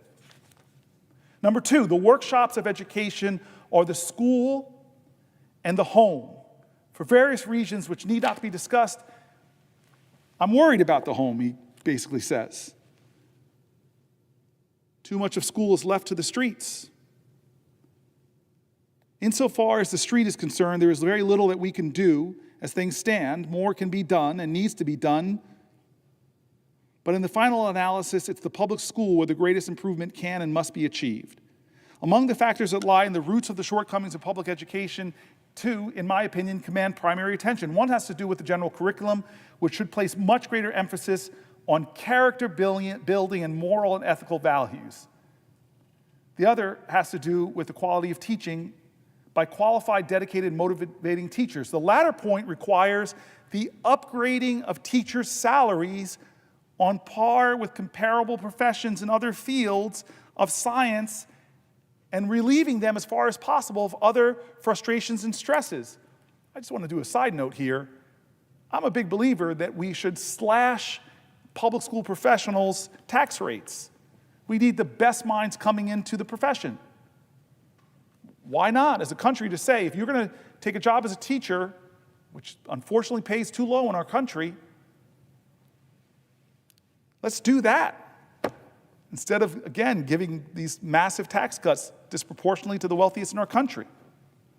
The upgrading of our nation's educational system will, of course, require considerable federal investment, but this is one area where spending has built-in returns, not only in the long term, but also in the immediate gains in terms of diminishing expenditures in the penal system, crime prevention, reduction of vandalism, drug abuse. In the longer term, it would also bring savings in expenditure on health and welfare, and one may venture to say even in the defense budget, since a morally healthy, strong, and united nation is in itself a strong deterrent against any enemy. And finally, 5, he says, the creation of a separate cabinet-level Department of Education, as I understand it, has been conceived not for the purpose of merely improving administrative efficiency, nor merely as a coordinator of existing programs, or for technical reasons. The main purpose is to breathe new life into the whole educational system of this nation and to involve the whole nation through its federal government in this massive concerted effort. As such, I am convinced a National Department of Education, cabinet level, deserves everybody's support. Thank you, Lubavitcher Rebbe. Unfortunately, this administration is not listening to the Rebbes.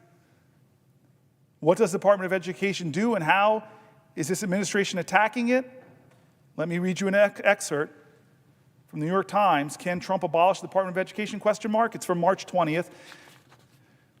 President Trump signed an executive order on Thursday that directs the Federal Department of Education to come up with a plan for its own demise. Only Congress can abolish a cabinet-level agency, and it is not clear whether Mr. Trump has the votes in Congress to do so. I will tell you, in the Senate, if you need 60 votes, he doesn't. But he's already begun to dismantle the department, firing about half of its staff, gutting its respected education research arm, and vastly narrowing the focus of its civil rights division, which works to protect students from discrimination. Mr. Trump's long history of attacking the Department of Education represents a revival of a Reagan-era Republican talking point. It has unified Democrats in fiery opposition, but is shuttering the department possible, and if not, how has Trump begun to use the agency to achieve his policy goals? What does the department do? Founded in 1979, its main job is distributing money to college students through grants and loans. It also sends federal money to K-12 schools targeted towards low-income and disabled students and enforces anti-discrimination laws. The money for schools has been set aside by Congress and is unlikely to be affected by Mr. Trump's executive order. I don't agree with the New York Times because time and time again, the money set aside by Congress is being clawed back by the president against the people that the Constitution of the United States of America says has spending power. The federal dollars account for only about 10% of K-12 school funding nationwide. While Mr. Trump has said he wants to return power over education to the states, states and school districts already control K-12 education, which is mostly paid for with state and local tax dollars. The federal department does not control learning standards or reading lists in countries. The agency plays a big role in funding and disseminating research on education, but those efforts have been significantly scaled back by the Trump administration. It also administers tests that track whether American students are learning and how they compare with their peers in other states and countries. God forbid we measure people's performance. It's unclear whether those tests will continue to be delivered, given the drastic reductions in the staff and funding necessary to management. Still, closing the department would not likely have much of an immediate effect on how schools and colleges operate. The Trump administration has discussed tapping the Treasury Department to disperse student loans and grants, for instance, and the Health and Human Services to administer funding with students with disabilities. Any effort to fully eliminate the department would have to go through Congress. Republican members would most likely hear opposition from superintendents, college presidents, and other education leaders in school districts. Schools in Republican regions rely on federal aid from the agency just as schools in Democratic regions do. They're going to run into opposition, said Joe Vallant, an education expert at the Brookings Institution. They have a laser-thin majority and a filibuster to confront in the Senate. Even if congressional Republicans stuck together, Dr. Valiant predicts their constituents would protest, given the department's role in distributing money from programs like Pell Grants, which pay for college tuition, and IDEA, which provides support to students with disabilities. It's a very hard sell. I'm skeptical. Efforts to eliminate the department threaten the enforcement of critical laws. There's the Elementary and Secondary Education Act, which has supported school districts since 1965 in low-income areas. Individuals with Disabilities Act, which ensures 7.5 million students with disabilities receive an education. The Higher Education Act, which helps more students afford college. Title IX protections to guard against sex discrimination. This doesn't just hurt our country, but undermining those resources for our students hurts generations to come. I want to submit for the record a New York Times article entitled "Trump Firings Gut Education Department Civil Rights Division." Thank you, my friend. Thank you, presiding officer, sir.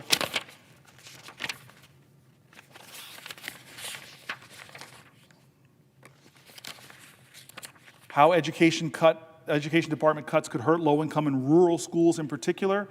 An article on March 21st, 2025. May I submit that too, sir? Again, rural communities are really taking a hit. And if I can give disability rights testimonials. Gutting the Department of Education will be devastating for students with disabilities. Right now, the Department of Education, the Individuals with Disabilities Act, which guarantees more than 7 million students in America the right to a free, appropriate public education, it ensures that it provides services like speech therapies, counseling, personalized learning plans. Without federal oversight, these protections could disappear, schools could delay evaluations, cut corners, or deny support altogether for parents. Consider Catherine, a resident of Westwood, New Jersey, right by Harrington Park, where I grew up. Catherine has 7-year-old twin boys who receive special services. They currently attend an out-of-school district specialized program, but are very much a part of Westwood Regional School District, and may even one day transition back into the school. In her words, the Department of Education plays a critical role in enforcing the IDEA and ensuring that students with disabilities receive the accommodations and support they need to succeed. Without this oversight, many students risk losing essential services, widening existing gaps and disparities, and they will face greater barriers to academic success and reaching their highest potential. This is not a partisan issue. It's a matter of ensuring that all students, regardless of ability, have equal access to education. Her story is one of thousands of parents, educators, and advocates across the country who are standing up for children's rights to an equitable education. For Catherine's families, for her boys, and for every child who deserves a fair shot at success, their fight for an inclusive education is essential. Here's Ashley from Wayne, New Jersey, who knows firsthand how important the Department of Education's funding is. Her daughter, who's legally blind, relies on Bookshare, an online learning tool that provides accessible materials to students with print disabilities at no cost to schools or families. Without it, her daughter would be left behind. As Ashley put it, this is a service she absolutely needs in order to access information that regularly sighted people do not even have to think about. Cutting programs like this isn't just irresponsible, it would be cruel. Kimberly from Dumont, New Jersey, the mother of twin boys with nonverbal level 3 autism. They attend an amazing school in Nutley because of IDEA. Without it, their future would be uncertain. In her own words, she says, quote, "It was not long ago that kids like them would have had to have been institutionalized. Now they are able to have a beautiful life and go to school. I am terrified of the future if IDEA is eliminated. I am begging you, please consider families like mine." Kimberly, I see you. Michelle from New Jersey shares this fear. Her daughter, who has neurofibromatosis, and has apraxia, depends on in-class support to succeed. She knows firsthand how essential the Department of Education is in protecting students with disabilities. This is her words now, quite, quote, "Gutting, weakening, and ultimately closing the Department of Education is disastrous and dangerous for the disabled students who depend upon it." She reminds us that education is a civil right, and laws like IDEA and Section 504 ensure that students with disabilities receive the support they need to succeed. Alana from my state is deeply concerned about her 20-year-old son who depends on the protections of Section 504 to have a fair shot at the future. Her 10-year-old child with autism relies on these protections every single day. She is asking for help because, as she put it, Section 504 and its rules are very important to the disability community. We need your help to save it. Roger, who's a grandfather from New Jersey, is also pleading for action. His granddaughter has relied on a 504 plan since 7th grade and will continue to need it as she applies to college. He raises the essential question, which programs are directly helping students? The answer is clear. Laws like IDEA, IEPs, and Section 504, they're not luxuries, they're lifelines. Again, this is not about politics, and as we see from various writings, people from both sides of the aisle are worried and concerned. I'd like to submit for the record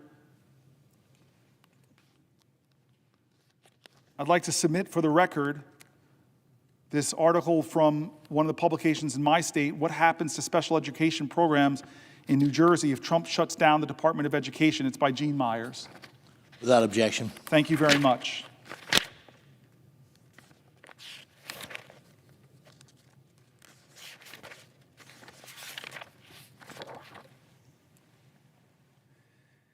I want to say something about student loans, too. The Department of Education is also responsible for operating the $1.6 trillion student federal loan program, which benefits 42.7 million borrowers in America and allows students to access higher education, something that is shown unequivocally to strengthen our economy. This administration plans to move student loan funding to the Small Business Administration, a plan that even some of my Republican colleagues in Congress have expressed serious concerns about. Here's an article that Republicans are hesitant to stand behind Trump's plan for student loans. Although SBA managed a wealth of COVID relief programs, it normally runs a much smaller operation than the student debt program. President Trump has yet to win over his own party to push immediately, in quotes, transfer of the Department of Education's massive student loan operation to another agency that's slated for deep staff cuts. Trump was expected to propose moving the agency's $1.6 trillion portfolio to the Treasury Department, a concept long discussed on Capitol Hill and suggested in Project 2025, the Heritage Foundation's conservative policy blueprint. Instead, the president announced this month that the SBA would get it, surprising many lawmakers and conservatives who track the issue. Although the SBA, which provides financial support to companies for disaster relief, training, and other needs, managed a wealth of COVID relief programs that normally runs a much smaller operation than student debt. It's also slated to lose 43% of its staff. Now Republicans are worried about the size of the debt and the staffing needed to manage the complex system of service borrowers and loan applications. And with about 43 million borrowers and a record number of them starting to fall behind on their payments since the pandemic-era hiatus ended in 2023, transferring this work may be one of the most challenging hurdles for unwinding the agency President Trump has pledged to close. A lot of us were thinking it would go to Treasury. We're talking about the huge nature of student loans, House Education and Workforce Chair Tim Walberg said in an interview. They have much larger staffing capabilities right now than SBA, but the president may have something specific in mind that I'm not aware of. Early legislation from Senator Mike Rounds aimed at dismantling the Education Department also recommended the Treasury Department for the job. At a recent House Rules Committee meeting, Walberg suggested that moving the portfolio to the SBA, which likely requires an act of Congress to complete, might not be permanent. Some Republican lawmakers have been hesitant to say the move is official. Neither the Education Department's Federal Aid Office, which manages the loan program, nor the SBA have provided a timeline or detailed plans to move the portfolio, but Education Department officials, skeptical of Trump's SBA plan, met the week after his announcement to discuss if the Treasury Department should manage this massive portfolio instead of the SBA, according to a person who was granted anonymity to discuss the matter. Some conservatives are concerned about the SBA's lack of experience with colleges and universities and the time crunch and staff will be under to learn the complex student loan system. The plan to move the portfolio sounds rushed. It sounds like no one has been briefed on it, and it's not clear what the purpose is, said Jason Delsey, who served on the Education Department's review group on Trump's presidential transition team. FSA largely works with direct loans, meaning that instead of a bank lending the money, the Education Department disperses the funds directly to institutions in the students' names. Colleges and universities, however, aren't on the hook if the loan isn't repaid. The borrower is. The SBA only started working with direct loans at a massive scale in the aftermath of the pandemic. They're laying off 43% of the SBA staff at the same time. SBA is being handed $1.6 trillion portfolio. That's 3 times the size of what they have, and they're laying off 43% of the staff, said Michael Negron, who worked on the small business and student loans for the National Economic Council during the Biden administration. The administration has not clearly stated whether the FSA workers who have expertise on the student debt system would be transferred to the SBA, which is concern for Negron. That doesn't mean it's impossible. The SBA could be a fit, he said, but the conditions need to be right. There is a world where this can work, he said optimistically, who is now a fellow at Groundwork Collaborative, a left-leaning think tank. The White House did not acknowledge questions about how it would transfer. President Trump is doing everything he can within his executive authority to dismantle the Department of Education and return education back to the states while safeguarding critical functions for students and families, said Press Secretary Caroline Leavitt in a statement. The president has always said Congress has a role to play in this effort, and we expect them to help the president deliver. You know, that sounds like a president who doesn't care about Congress, cares about what he's trying to do, hasn't approached this in an intelligent way, making grand statements and opinions without not considering that the department you're transferring loans to might actually be incapable with a severely diminished staff of doing the job. Here's an incredible article by Fareed Zakaria about what this is really going on and how it affects the United States, especially relative to other nations. There is no area in which the United States' global dominance is more total than higher education. With about 4% of the world's population and 25% of its gross domestic product, America has 72% of the world's top 25 universities by one ranking and 64% by another. But this crucial U.S. competitive advantage is being undermined by the Trump administration's war on colleges. Hat tip to the New York Times' Michelle Goldberg for raising this issue as well. We have to honestly and aggressively attack the universities in this country. The professors are the enemy, said J.D. Vance during a speech to the National Conservatism Conference in 2021. The administration has put those words into action. The most dramatic assaults have been financial, a freezing or massive reduction in research grants and loans from the federal government. Some of these efforts are under court review, but the cumulative impact could be that billions of dollars in cuts to basic research, much of it's disrupting ongoing projects and programs. High-quality research in the United States has emerged in a unique ecosystem. The federal government provides much of the funding through prominent institutions such as the National Institute of Health and the National Science Foundation. Private foundations and companies account for the most of the rest. Professors at universities, both public and private, use these funds to conduct research. No other country has a system that works as well. What is risk now is what Holden Thorpe, the editor-in-chief of Science, family of journalists, calls the social contract that the federal government institutions have had to enable the scientific research enterprise in America in the last 80 years. That is what is at risk. Take Duke University, which ranked number 11 in total grants received from the NIH last year. Of its $1.33 billion research budget, $863 million came from Washington, according to the AP. That includes funds for critical research projects on cancer and other diseases, but also supports more than 630 PhD students at the medical school. If the cuts go through, these projects and students will have to be pared back substantially. Just on Thursday, Johns Hopkins announced huge layoffs, saying it would let go of more than 2,000 employees after losing $800 million in federal grants. One crucial mechanism to cut funding is through a massive reduction in the overhead or indirect costs that universities get reimbursed for by the federal government. Overhead makes up 40 or 50% of a grant. But last month, the NIH ordered that it be capped at 15%. That sounds more rational than it is.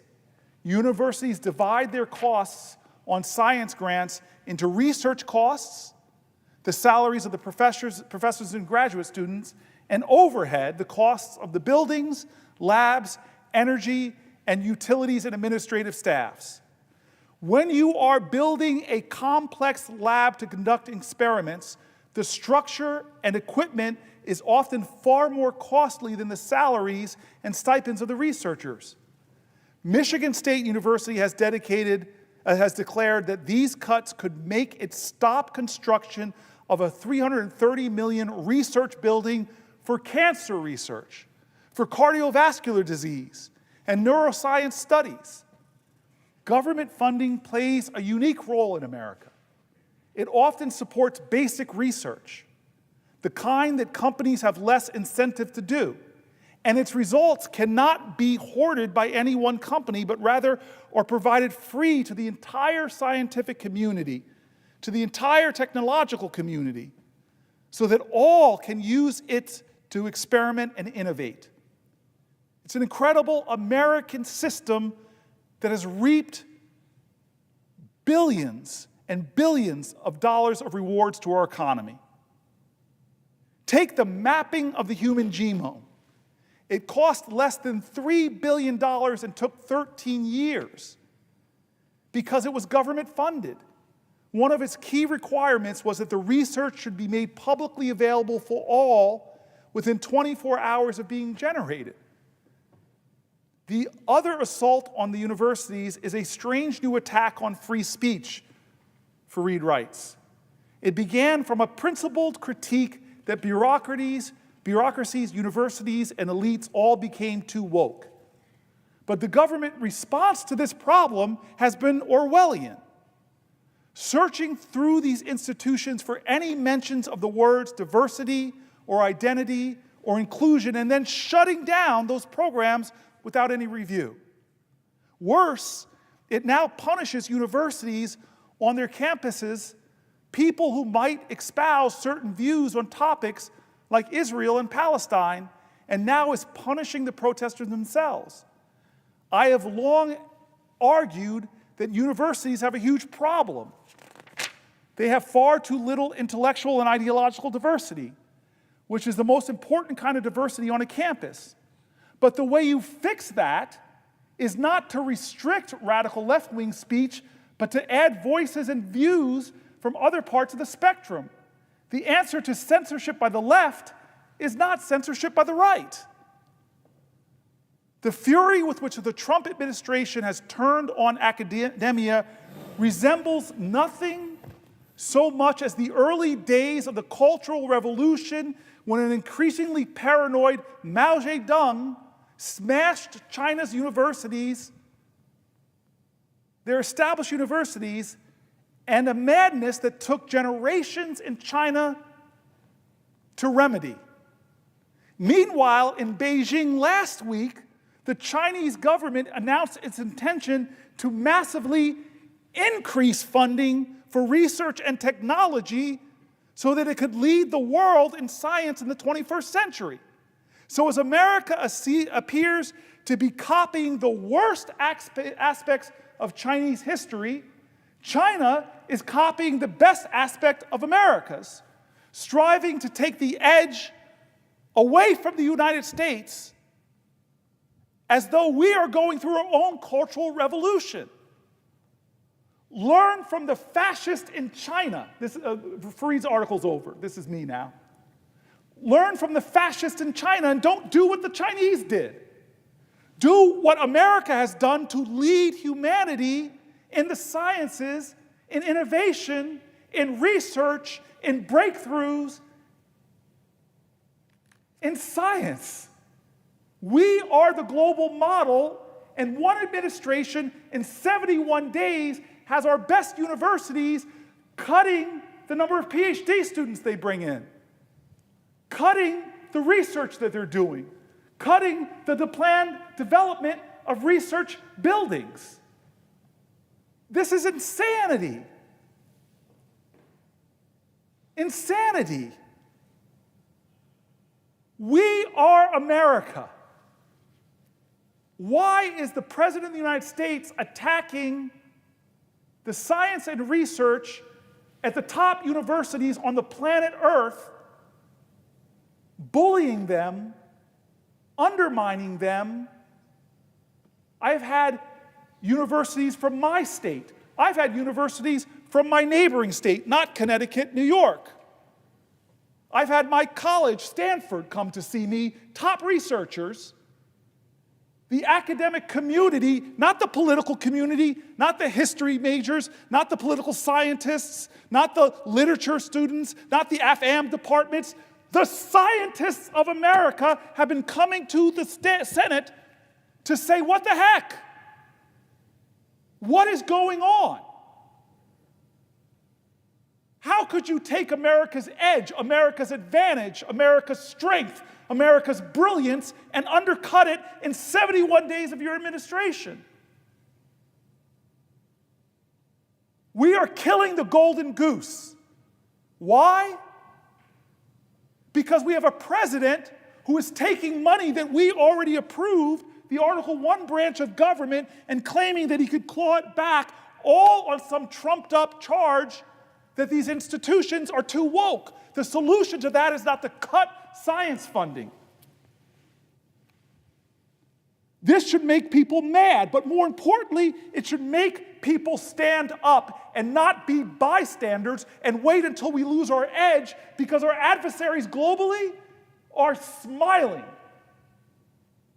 as we destroy our institutions from Duke to Rutgers to University of Michigan to Berkeley to Stanford.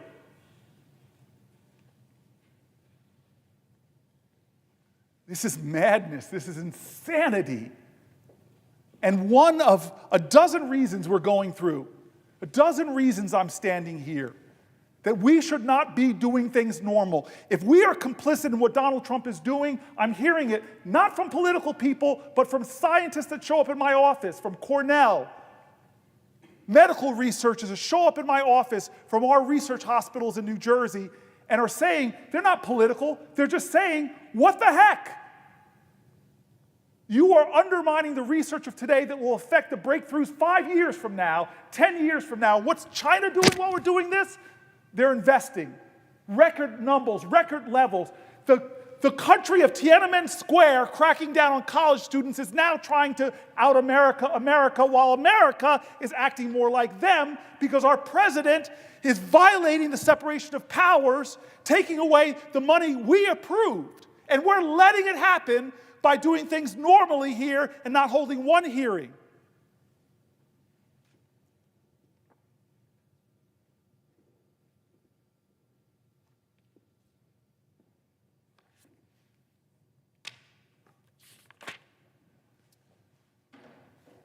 Here's another example of what Fareed was talking about. It's an article entitled, Graduate Student Admissions Paused. Graduate student admissions paused and cut back as universities react to the Trump orders on research. And again, this is not from a political magazine. It's not from the New York Times or the Washington Post or the Wall Street Journal. This is from Stat News. When did science become political? Acceptances for biomedical graduate students and professional scholars are being cut back at some universities and medical centers across the country as many grapple with the potential impact of the Trump administration's order to cut National Institute of Health research funding. That paragraph alone should have people all in this chamber upset. Let's just give European universities, Australian universities, Canadian universities, Chinese universities a leg up because we're going to cut the number of graduate students and postdoctoral students. The geniuses in our country will have less opportunity. Here goes the article, it continues. The cuts come even as the proposed reductions to funding for overhead expenses set to start on February 10th were temporarily halted last week by federal judges, at least until a court hearing. Universities appear to be exercising caution, with some freezing positions and not taking new applications or accepting fewer students than normal, according to interviews, public announcements, and internal emails obtained by STAT. The abrupt narrowing of training opportunities is leaving many future researchers at the start of their scientific journey in limbo. The academic calendar runs to the rhythm of its own sessions right now. It's typically this time of year when offer letters for PhD programs and postdoc positions in labs start hitting inboxes. Universities and academic medical centers were in the thick of that process when the NIH, under President Donald Trump, put out a policy about overhead costs known as indirect costs. This couldn't be worse timing for doing this. Waverly Ding, an associate professor at the University of Maryland who studies the biomedical sciences workforce, it's creating a jolt in the market that is going to be disabling for labs, especially the smaller labs, because they won't have the human capital to do their science. It's also going to create chaos for PhDs. It's going to be a cascading chain effect through the entire ecosystem. I know we don't read science. Actually, we have a few doctors in here that do. But look at the alarm that they're sounding that this is not normal. The slowdown is happening at some universities and not at others. Some students may be unaware of the issue as they anxiously await acceptance letters without fully understanding the role national politics is playing in those decisions. Some faculty are grappling with admissions that are paused and then unpaused, while others say they are receiving little information or guidance from leadership. At the University of Southern California, and as a former Stanford football player, it's hard for me to talk about USC. I had to jab them, Senator Murphy. At the University of Southern California, faculty in some departments were told last week to pause admissions and not formalize offers to students, even those who had visited and been given verbal acceptances. The awkward part is that we are already told these applicants that they were provisionally accepted and invited them to an in-person recruitment day. Many have already purchased a flight and made hotel reservations. I mean, that is just cruel. One professor said in a faculty discussion listserv observed by STAT, I know Senator Murphy hangs out in faculty discussion listservs, that pause on admissions in psychology was lifted this week, STAT was told. Jennifer Unger, a professor who runs a doctoral program in health behavioral research in the Department of Population and Public Health Sciences at the University of Southern California Keck School of Medicine, said Wednesday she was still not able to admit the 6 graduate students for her department that had been accepted after a visit day on February 3rd. We had flown them out. We told them, we love you. We want to admit you. And then everything just stopped, Unger said. On the day Donald Trump announced they were cutting indirect costs, USC paused all PhD admissions. I just don't know what to tell them, Unger said to the students. Some of them have their offers and will likely go somewhere else. We've probably lost them. Despite USC's unpausing of all admissions in many departments, Unger said Wednesday she was still not able to admit students. She hoped her portal of admit students would open soon, but said this disruption was coming at a time when her field, public health, was already reeling from the actions of the Trump administration, something affecting potential graduate students as well. It's very stressful for them. This is a major life decision, she said. Adding, they were already worried about their futures. They were asking, quote, do you think we'll be able to get jobs in this environment? Do you think we'll get grants? The dean of the graduate school at USC told STAT late Friday that the universities briefly paused PhD admissions to assess the uncertainties around federal funding, but that the admissions process was now open. Some schools, though, were continuing to accept students or had accepted graduate students before the recent turmoil, and said that offers were there intact. We have no knowledge of any disruptions to graduate student admissions in the science fields, Rachel Zentz, Senior Director of Communications, said. In some cases, the pauses in hirings and admissions were implemented ahead of the NIH policy change. Evidence of how quickly the Trump administration's threats to withhold federal research dollars over diversity, equity, and inclusion efforts are shifting the financial footings of universities. On February 6, faculty at Vanderbilt University were instructed to reduce graduate admissions by half across the board, according to an email obtained by STAT. Reduce graduate admissions by half. On the same day, the faculty at the University of Washington School of Public Health received an email to pause offers to doctoral students, as well as offers of financial support to graduate students. Faculty hiring was also frozen, the email said.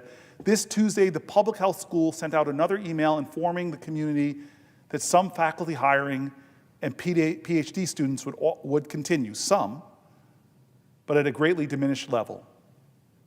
The school is also planning to take more cost containment measures, including a hiring freeze, a reappointment freeze, through the end of the academic year, due to the volatility caused by the Trump administration.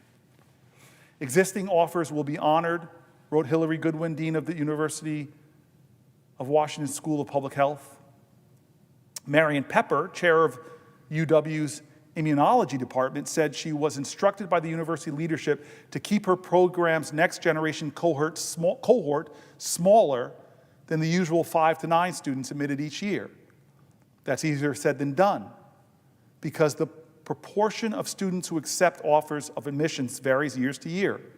Pepper told STAT that while she expects the incoming class to be slightly smaller than usual, she has spoken with program heads at UW and elsewhere who are reducing class sizes by half or more. I know for other programs, they're feeling bleak about how they're going to keep labs running without funding or students, Pepper said. It's pretty overwhelming. Medical schools are hit hard. Medical research hit hard. It's unclear how many other universities are taking similar preemptive belt-tightening measures, but schools of public health and medical schools are particularly vulnerable because they tend to have many faculty postdocs and graduate students supported by grants.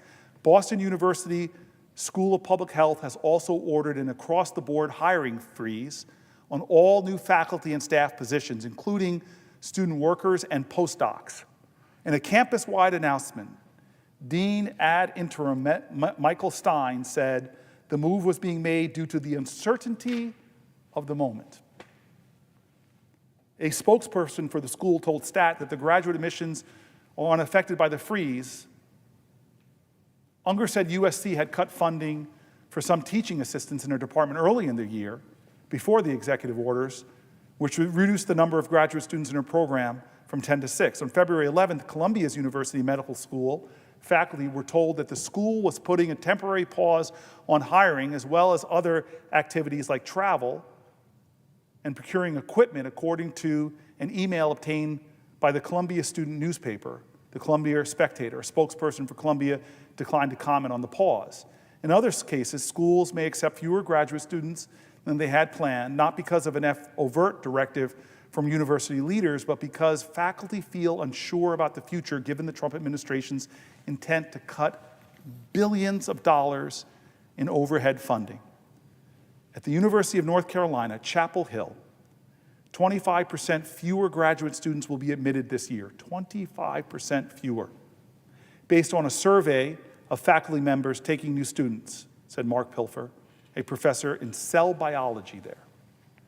That means the school will admit about 75 students across the biomedical sciences. He noted the number of graduate students vary each year, so the decline was not unprecedented as the numbers continue to go down. In an interview with STAT, Robert Farms, the director of UNC's Lineberger Comprehensive Cancer Center, said the hiring freezes, fewer PhD students, and other similar cost containment measures are being considered as the center is eyeing the same financially turbulent waters of other research institutions. Every one of these things is on the table, unfortunately, Ferris said. There's so much uncertainty. Can we hire this faculty member? Can we purchase this equipment? They just don't know exactly what or how many measures the center has to take, he said, as there are simply still too many unknowns. For instance, the outcome of the NIH indirect rate cut policy is still up in the air, not knowing how it's going to shake out. It just freezes everybody into inaction. Adding to the uncertainty is disruptions to key parts of the National Institute of Health approval process for proposed grants. Although some meetings of study sections in which grant applications are reviewed resumed at the start of the month, meetings of advisory councils have not. Each of the 27 institutes of the National Institute of Health have its own advisory council, which meets 3 times a year to issue final recommendations on new research projects. None of these councils, none, have met since January 22nd. Communications freezes were ordered across all health agencies. A law called the Federal Advisory Committee Act requires that advisory councils post meeting details in the Federal Register 15 days prior to their scheduled date. But because submissions to the Federal Register have been put on hold indefinitely, these meetings can't take place. And without these meetings, no new grants can be funded. According to one NIH employee, at least one NIH meeting scheduled for this Friday to allow an institute director to provide updates that could proceed because it has been posted to the Federal Register was nonetheless canceled Wednesday. This was because the meeting was specified it would include a session open to the public. But because a ban remains in place on any public communications, meetings with open sessions cannot be held. And they can't update the Federal Registry with a revised agenda stating no open session because the Federal Registry is closed. Principal investigators who had been counting on awards to pay the salaries of new graduate students and postdocs are now left wondering if their labs will be able to make it through the summer, let alone take on new members. Referencing the hold on submissions to the Federal Register, MIT neuroscientist Nancy Canwisher proposed on social media Wednesday, "So much for the grant I submitted last September, which was supposed to be reviewed last week, hardly the biggest tragedy on the current scale of things, but it will force me to severely downsize my already small lab." Fears were similar for one computational genomics researcher at a prominent East Coast institution who asked for anonymity for fear of being targeted by the Trump administration. We have people coming to visit the lab next week, and these are students we haven't made offers to yet because we can't. I don't know what I'm going to tell them. Beyond the immediate harm to young scientists, he worries about the long-term damage to fields like computer science and biomedical engineering, areas where the U.S. has long been the world leader. If we stop training students, we're going to lose the lead very quickly, he said. It's not clear anyone else is going to pick up the ball. We're just going to be worse off and people won't even be aware of it. It's hard to notice when it takes 20 years instead of 10 to get a cure. Cuts within the NIH are also adding to the rapidly constricting pool of places prospective scientists can go and train. Since the 1960s, the NIH has provided opportunities for recent college graduates to spend 1 or 2 years in a full-time research position within one of the Institute's labs, which many scientists see as a key tool for recruiting young people into biomedical fields. On February 1st, a notice appeared on the NIH website announcing that all training programs had paused recruitment, pending guidance from Health and Human Services. The NIH post-bac program, which provides recent college graduates with research positions in career advising, and last year admitted roughly 1,600 people, will not be accepting any new applicants for 2025, according to an NIH employee who asked for anonymity for fear, of course, that's my ad, of repercussions. It's a vital link in the training of doctors and biomedical scientists in the country. The NIH employee said, you can't find a medical school or a biomedical program that doesn't have students from the post-bac program. And it's ended. While the Trump administration may be hoping that the headwinds in creating for academic hiring may push recent graduates or newly minted PhDs into the private industry, it's unlikely to play out that way because of the speed and scale of the disruption. Pharmaceutical firms are not going to suddenly open up more jobs for graduates to adapt to this situation, said Ding. More likely is that people will start looking for opportunities outside the United States or wind up without jobs altogether. At this point, it's still too early to say if these are the first signs of losing a generation of scientists. But even people like Ding, who track the data that could provide clues about how extensive the damage will be, are facing uncertainty about their ability to continue their own work. Her plan to hire a postdoc are currently on hold as she waits to find out if a grant she has through the National Science Foundation, which is facing its own dramatic cuts, will come through. I mean, honestly, I'm here because I said at the beginning, some 9 hours ago, that I was going to stand here because what is going on in America is not normal. We've gone through healthcare cuts. We've gone through Social Security being attacked and undermined and slashed, Department of Education. But if those things don't worry you, statements like this should. It's still a little too early to say that these things are the first signs of losing a generation of American scientists. I know this. I've been privileged. I've studied at Oxford University overseas. I've studied at Stanford University in Silicon Valley, and I've studied at Yale. And watched friends get degrees in the sciences in things I couldn't spell. And they had options, not just in America, but the brightest minds on the planet Earth. There's a global competition going on for them. From Canada to Oxford to countries in Asia, if you're telling me thousands of people right now, 71 days into the Trump administration, are losing opportunities in the sciences to do research in the most important areas of human endeavor, can't get hired, they will go elsewhere.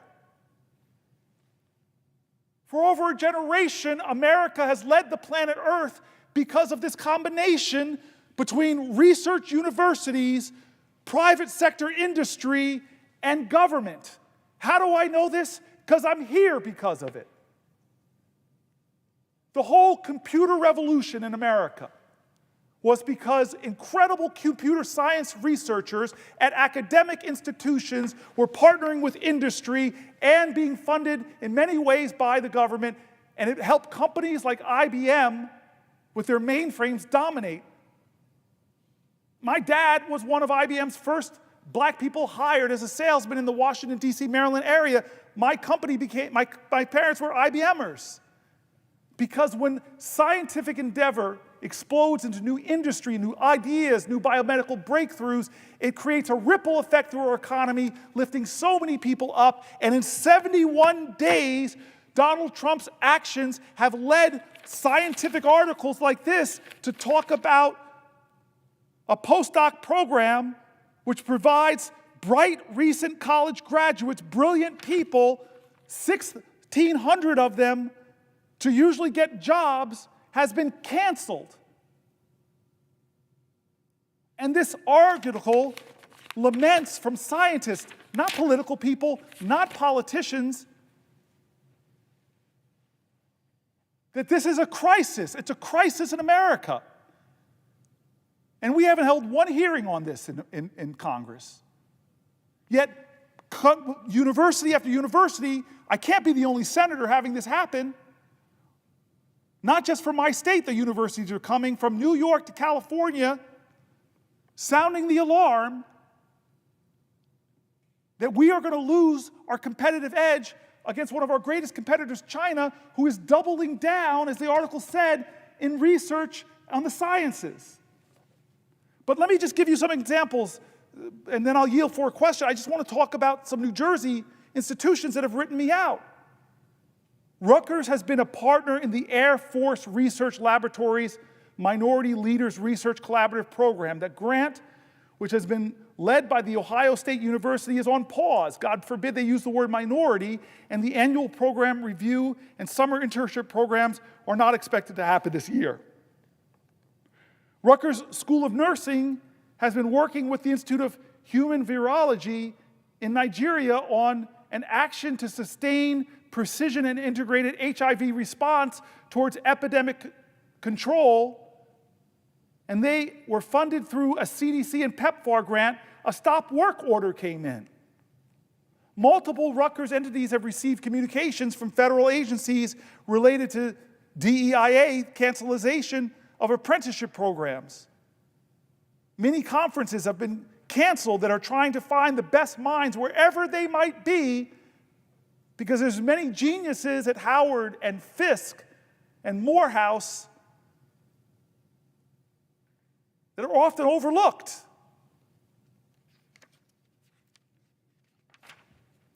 Anika Barber, faculty of the Rutgers Department of Molecular Biology and Biochemistry, writes me this: Rutgers holds an NIH initiative for maximizing student development training grant that supports an additional 5 doctoral students. This grant expires in January 2026, and we put in for a renewal this fall, for which I wrote a letter of support. However, it seems likely that this grant proposal will not even be reviewed. I just completed the first year of funding on my NIH Maximizing Investigations Research Award and put in my progress report for the next years of funding. These are non-competing renewals, which means they don't go through peer review. In the past, they were reviewed by the NIH program officials to ensure that the funds are being managed in accordance with the approval grant and the research findings. However, NIH has been extremely slow to process even these non-competitive renewals. This type of grant requires a plan for enhancing the work.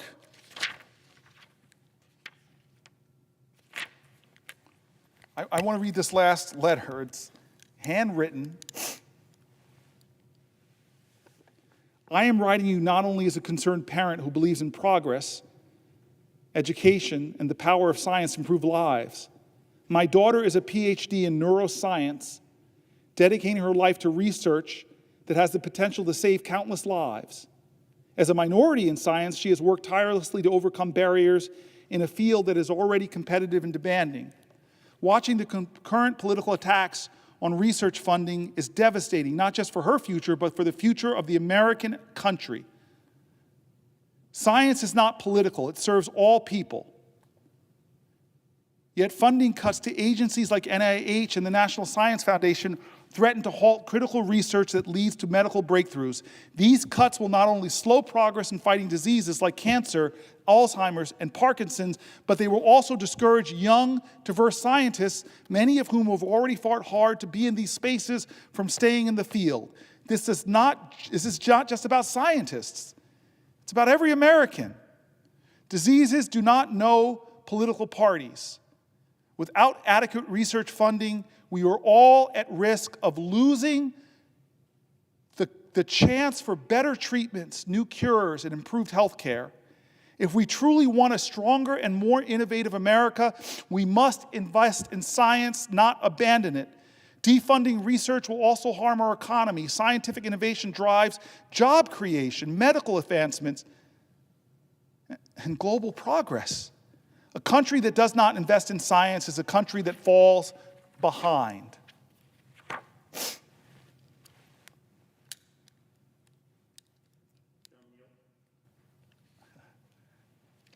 I will yield for a question while retaining the floor. I thank the senator. What the senator is outlining is an extraordinary assault, not just on education, but on the knowledge economy.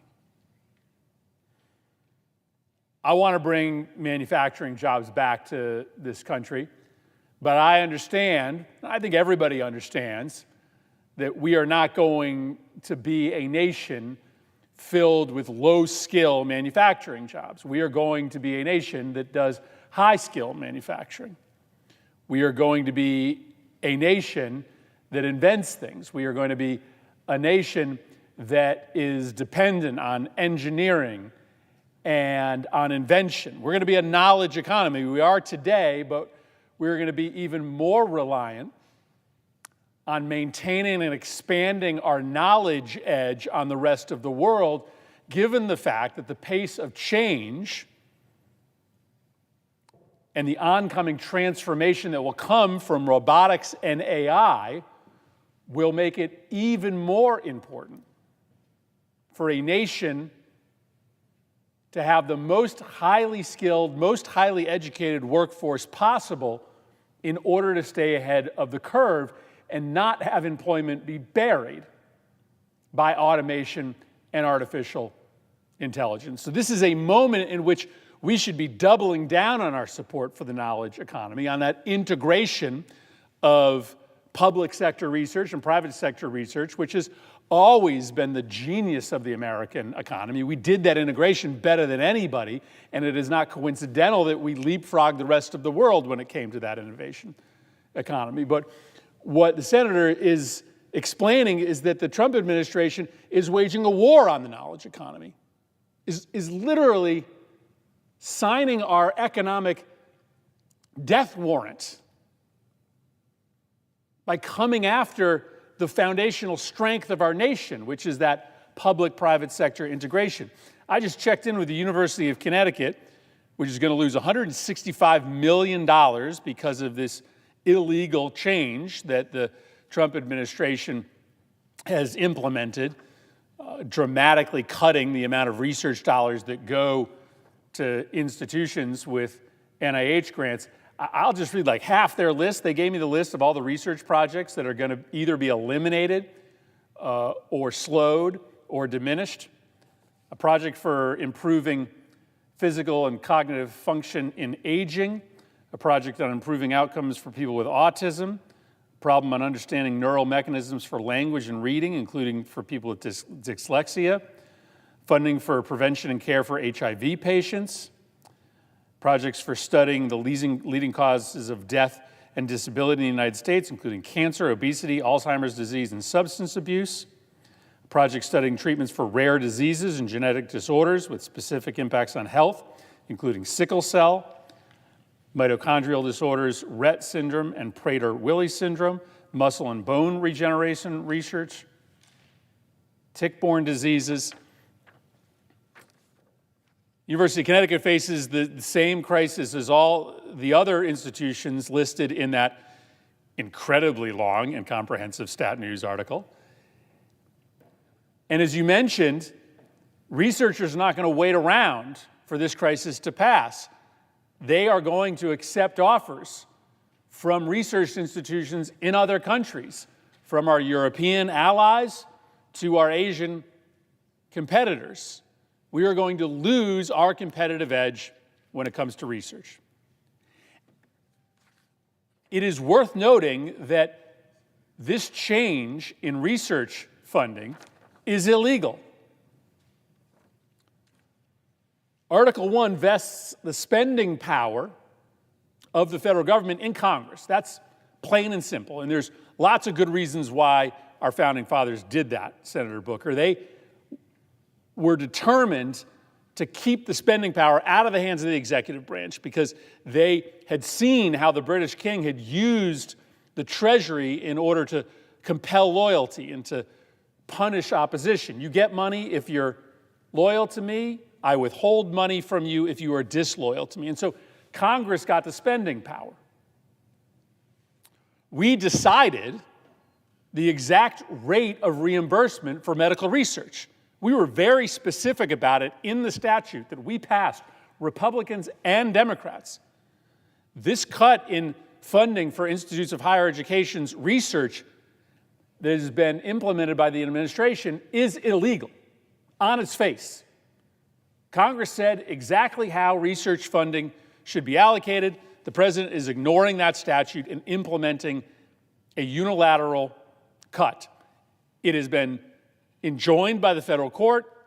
Hopefully, if the courts follow the law, it will be permanently stopped. But it is important to note that it stands in a larger context of the federal government using its spending power, the Trump administration trying to seize control of federal spending in order to do that work that our founding fathers were so worried about. We have seen over the past several weeks the administration march through school after school, trying to cut individual deals with institutions of higher education. We will release your funding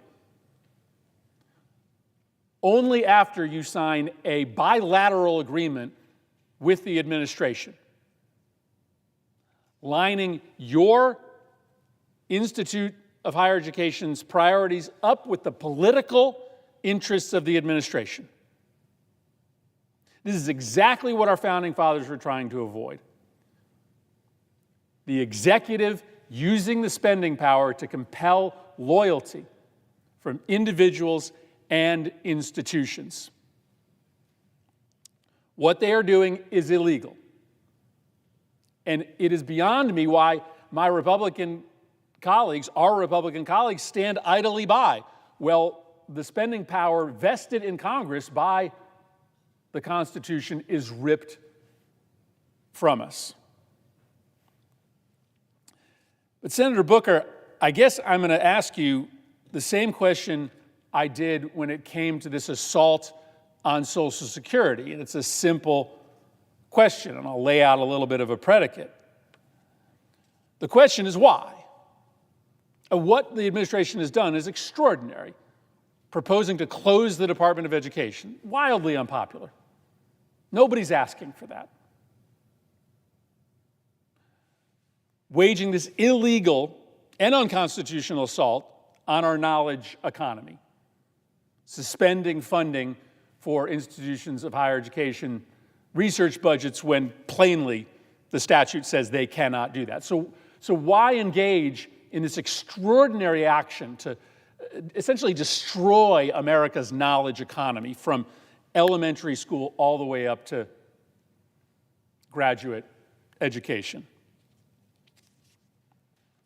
Well, as we've talked about, as you laid out, it can't be because you're trying to help the economy. This destroys the economy. I mean, this is the worst thing that you could probably do for the economy, is to wage this open, transparent, proudful assault on research.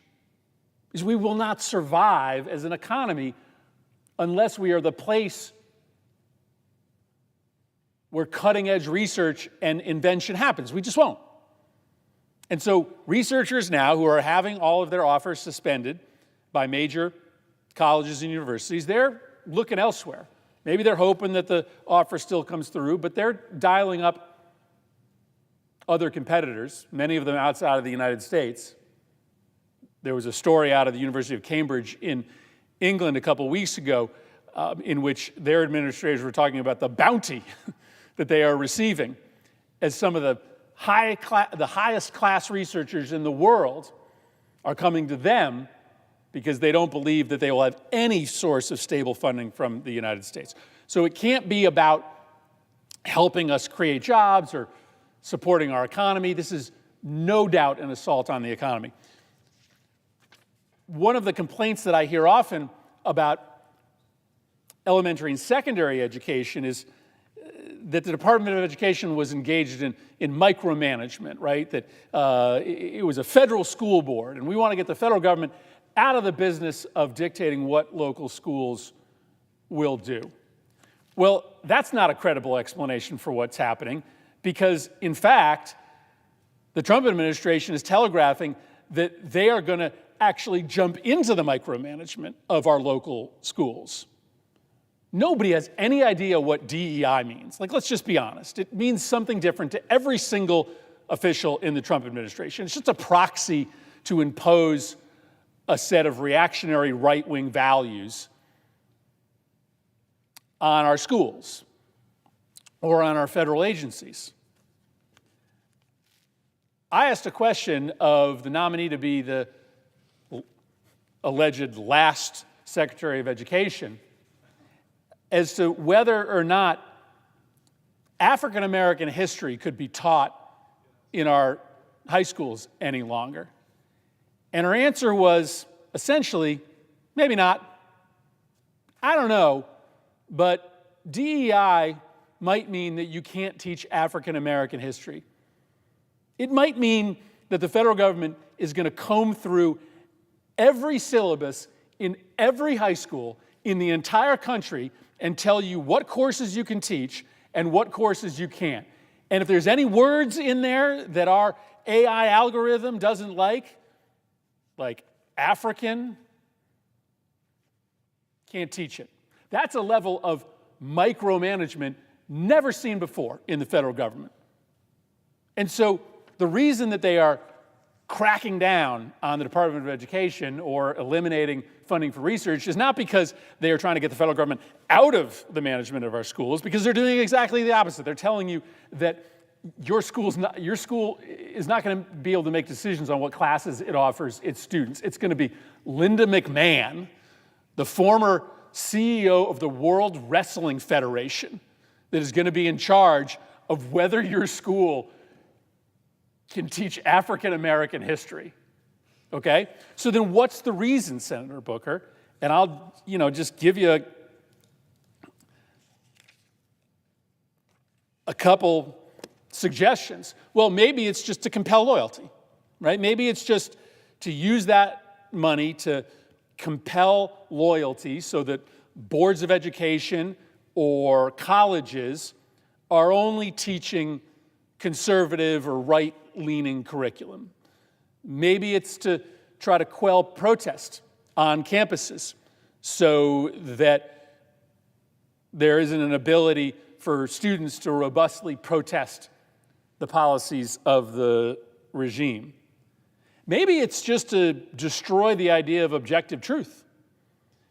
I mean, this whole scandal over Signal has lots of elements to it, but I think one of the most worrying things for the American public, why it's still a story a week later, is because the Secretary of Defense looked the American public in the eye and said 2 + 2 = 9. Right? He said, those Signal texts you saw did not involve war plans, did not involve classified information. And the American public was like, wait a second, we read them.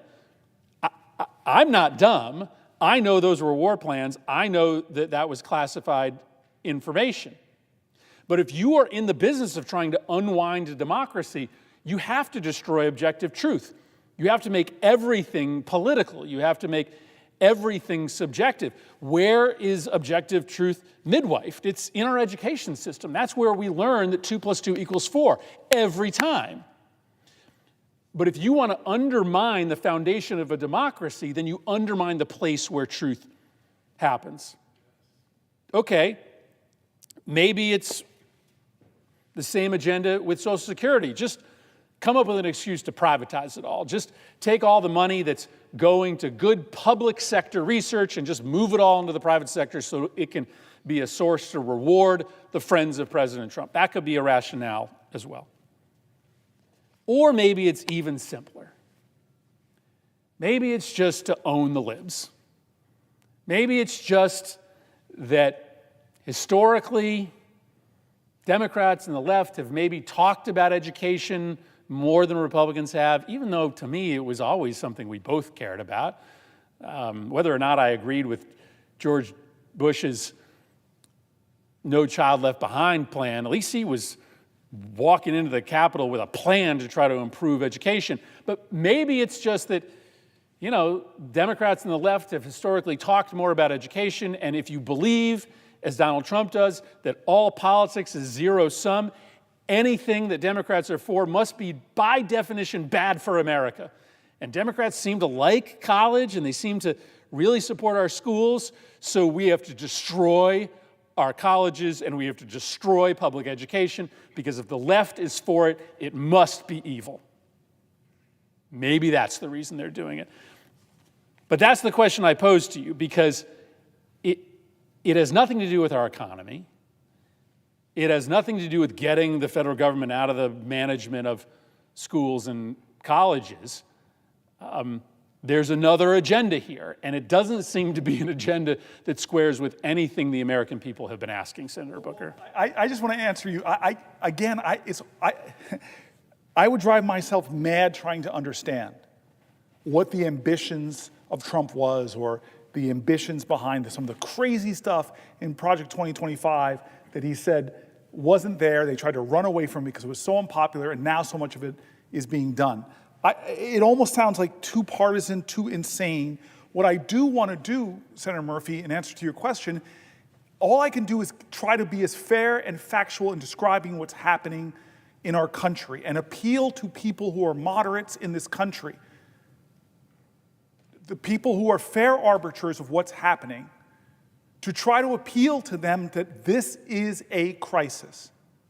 So when university after university after university is cutting scientific research, stopping bringing in the best minds, PhD candidates, postdocs, when they're telling you that they're stopping investment in state-of-the-art research buildings, when they're telling you that they're shutting down programs to bring the youngest, brightest minds in, and our competitor, China, is doing the exact opposite, flowing money through, because China understands if we get 2 steps ahead of America on quantum computing, we can break all kinds of encryptions. We can locate every submarine they have. China understands if we can get 2 steps ahead of America on artificial intelligence, it's an end game for them. This is a global competition, and a president in 71 days, if you are a moderate in America and just want America to win in human endeavor, look at what the president is doing. And here's to the point you were driving, Senator Murphy. It is Orwellian. The bastions of freedom that are our universities, as the article from Fareed Zakaria has said, even with universities that got too woke and had too excesses, the antidote to that isn't to try to shut down the thought of the left, it's to try to make a fair, more competitive marketplace for ideas from all around the political spectrum. But this isn't about politics, it's about science, it's about research, it's about cutting NIH funding, science funding. But I want to stick with that because that's the controversial nub, right? Like, we need to go after DEI programs. I'm hearing it all the time. It was like the confusion I had 5 years ago when people were asking me, the Republicans are talking about critical race theory. I have, as my father says, I got more degrees in the month of July, but I'm not hot. But I had to go back and research what is critical race theory. Oxford, Stanford, Yale graduate, I didn't sure what they were talking about. And this is the rub on that, because I don't want to just talk about what's obvious, which should enrage people on both sides of the aisle, not just enrage people on both sides of the aisle because of the China outcompeting us, but because we allocated this money in a bipartisan way that he's now trying to pull back. That should enrage us as a violation of Article 1 of the Constitution. But I want to stick in this more controversial era that you talked about, that has all across the country people banning books. When I heard Toni Morrison's Bluest Eye was being taken out of libraries, when I heard my favorite author, James Baldwin, was being taken out of libraries, what kind of world do we live in? We're somehow studying what they call Black history is something that we have to, that Trump feels like is to rally people to stop, where a person going for the Department of Education can't look you in the eye and says, yes, we need to study Black history. Well, I get upset with that because Black history is American history. I had a brilliant friend of mine, brilliant, look with me in deadpan embarrassment and tell me he just found out that year about the bombing in Tulsa, Oklahoma, something I worked with Senator Lankford to do more to memorialize, but just never knew about it. That this thriving African-American financial community was the first recorded aerial bombing, not Pearl Harbor, in the United States of America, and he was never taught it. Is that black history or is that American history? Why do these people who attack our history think they have to sanitize, homogenize Disneyify American history to make us proud? I am more proud of our country when we tell the truth about what happened, when we learn from the wretchedness and the difficulties and the bigotries and the hates and the demagogues who pit us against each other and how we all overcame that. This is a question about the signs of the times in our democracy. We will celebrate 250 years of American democracy in 2026. And I want it to be a celebration, not a coronation, not a requiem, not a wake, but a celebration. A week ago Sunday, 250 years ago, Patrick Henry stood on the floor of Henrico Parish, now known as St. John's Episcopal Church on Churchill in Richmond, at a moment of decision where people were challenged to understand the signs of the times, at a moment of tyranny. And he asked the immortal question, and I almost view your vigil as asking the same question about where we would stand in such a moment. And there were different forks in the road, a phrase that has attained some meaning recently. And Patrick Henry said, as for me, give me liberty or give me death. You're giving a liberty speech, my colleague. You're giving a liberty speech as the nation begins to think about 250 years of democracy. The opposite of liberty, that which Henry was fighting against, was tyranny. I am one that believes that we should mark anniversaries. We shouldn't just act steady state like this country was ordained and will just go on forever regardless. We're coming up on 250 years of American democracy, and there is a live question about its continued existence that this generation is grappling with. Henry gave that speech at St. John's Church, and a few months later, July 4, 1776, the U.S. declared its independence from England. And our history in this new chapter began. And at various points along the way, during the 1850s, say, or during the 1950s, generations just like ours have had to grapple with the question of whether the experiment will continue or not. Some of our national symbols have some unusual aspects to them that point to this experiment. We have a national anthem that ends with a question, not an assertion, not a declaration, but whether the flag will still stand over the home of the free and the land of the brave, question mark. The state flag that Virginia adopted on July 5, 1776 is a most unusual flag. It has a woman representing Roman virtue standing astride a deposed tyrant whose crown is knocked off, who is holding a broken chain in his hand that he's laying on the ground. It's one of only 6 state flags with a woman on it. It's the only state flag that features toplessness, which occasionally creates some raciness in schools as students ask about it. But it's also the flag with the most unique state motto of any state. All states have mottos. 49 states' mottos are positive. Hope, Eureka, Excelsior, onward and upward, ad astra per aspera. Michigan's has the most unusual positive motto. In Latin, if you seek a pleasant peninsula, look around you. Well, I wasn't looking for a peninsula, but I'd rather it be pleasant than not. Virginia's is the only flag and the only state with a motto that's not positive. It's a rebuke. Sic semper tyrannis. Thus be it always, thus be it ever to tyrants. George Wythe, Thomas Jefferson's teacher, was in charge of designing the flag and chose that as the motto. Think about the verb tense, right? It's the only one that's a rebuke. And it has stayed on our state seal and state flag since July 5, 1776. Many state flags have been changed in the last 20 years. Utah's changed, Minnesota's changed, Mississippi's changed, Georgia's changed. Virginia has essentially not changed since 1776. Neither the figure of virtue standing astride a deposed monarch or the motto sic semper tyrannis. Again, the verb tense, semper, always.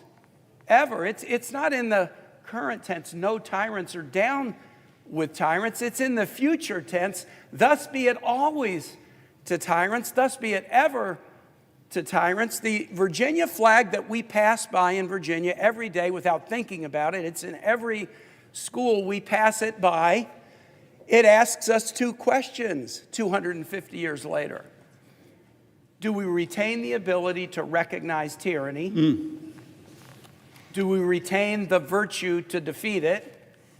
Can we recognize tyranny? Can we retain the virtue to defeat it? My friend, you are standing on the floor in the tradition of Patrick Henry 250 years later. You're raising a question about liberty and our fidelity to it.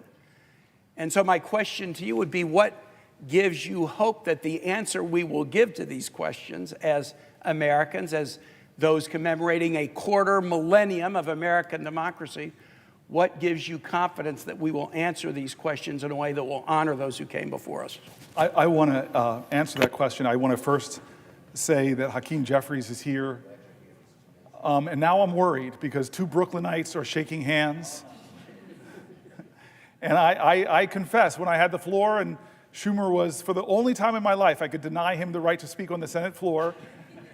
I confess to my friend, who's part of the X generation, hip-hop generation, my brother who is part of this transition in American history, from the greatest generation to the baby boomers, from the baby boomers now, we're seeing leaders emerge that are X-geners, millennials, and he represents so much of the best of the future.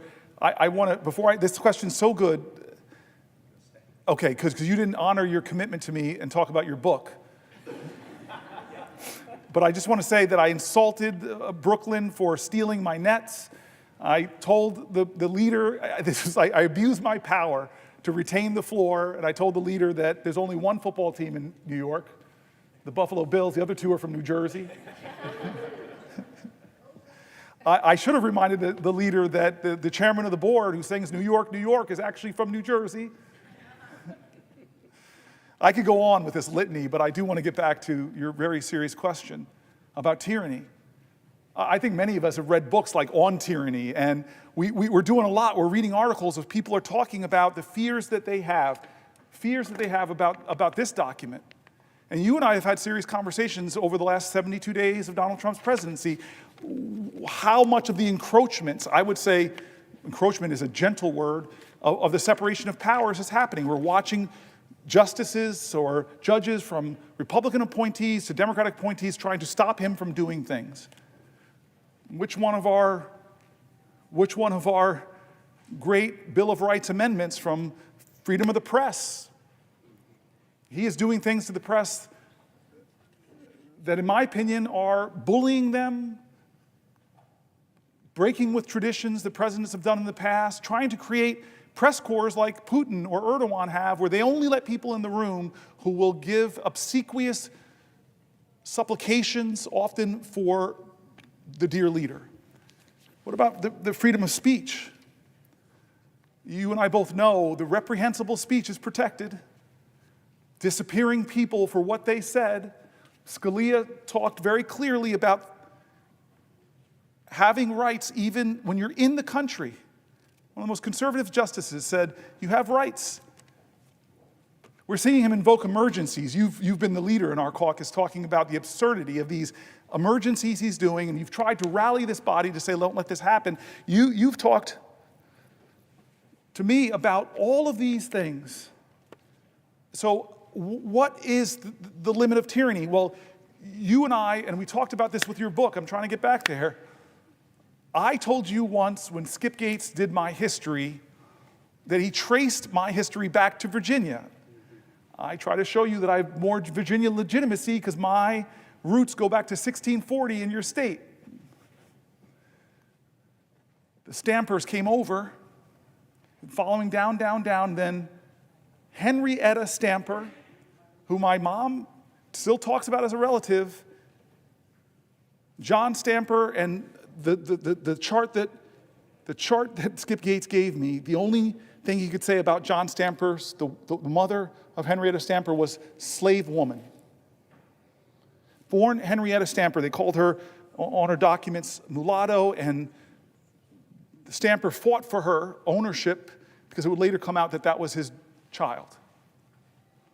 And these are the traditions in my family. It's really amazing what Skip Gates did, and showed me that I'm the direct descendant of slaves and slave owners. I'm the direct descendant of a Confederate soldier that was captured in retreat. I'm a direct descendant of Native Americans and people that fought in the Creek Wars to kill Native Americans. And these traditions in our country, I draw upon all of them. I'm proud of all of them. They speak to us. They speak to the complicated history of America. But perhaps one of the best things I got about this complicated history was a visit to my office by, I don't know if I told the leader this. I'm sorry, I'm going to return to this question, but I think I know how busy the leader is. So I will, if the leader asks me a question, I will, if he asks if I'll yield for a question. Yes, will the senator yield for a question? I yield for a question while retaining the floor. Now, before I ask my question, what a tour de force. You are amazing.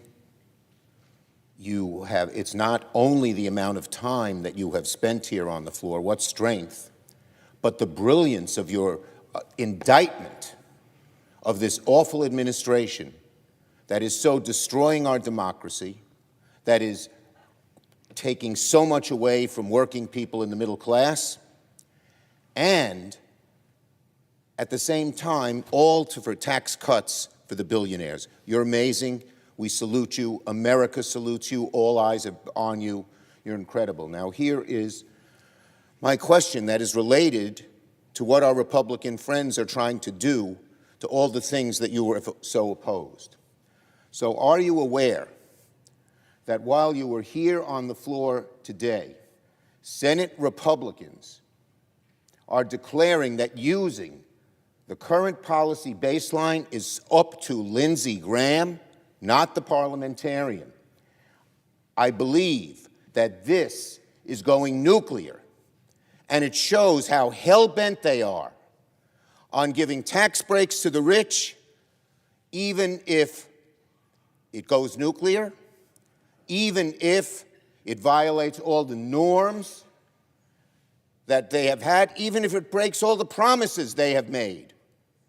Do you agree with me that this is just a move that is so against what the traditions of the Senate have been about, but not just the traditions of the Senate? Fairness, decency, ability to debate issues fairly. They're afraid to debate them. They're afraid to defend tax cuts for billionaires. They're afraid to admit they're taking away Medicaid from so many Americans. And so they come up with this nuclear option, showing that they don't care anymore about norms, about rules, and even about going nuclear, which the leader, the Republican leader, and all of them said, oh no, they're not going to do that. Well, now they say they're going to do it. What does the senator think? Does he agree with me that it's going nuclear? Does he agree with me that is a nasty, vicious, and self-seeking for the billionaires, which is what they're doing, way of proceeding?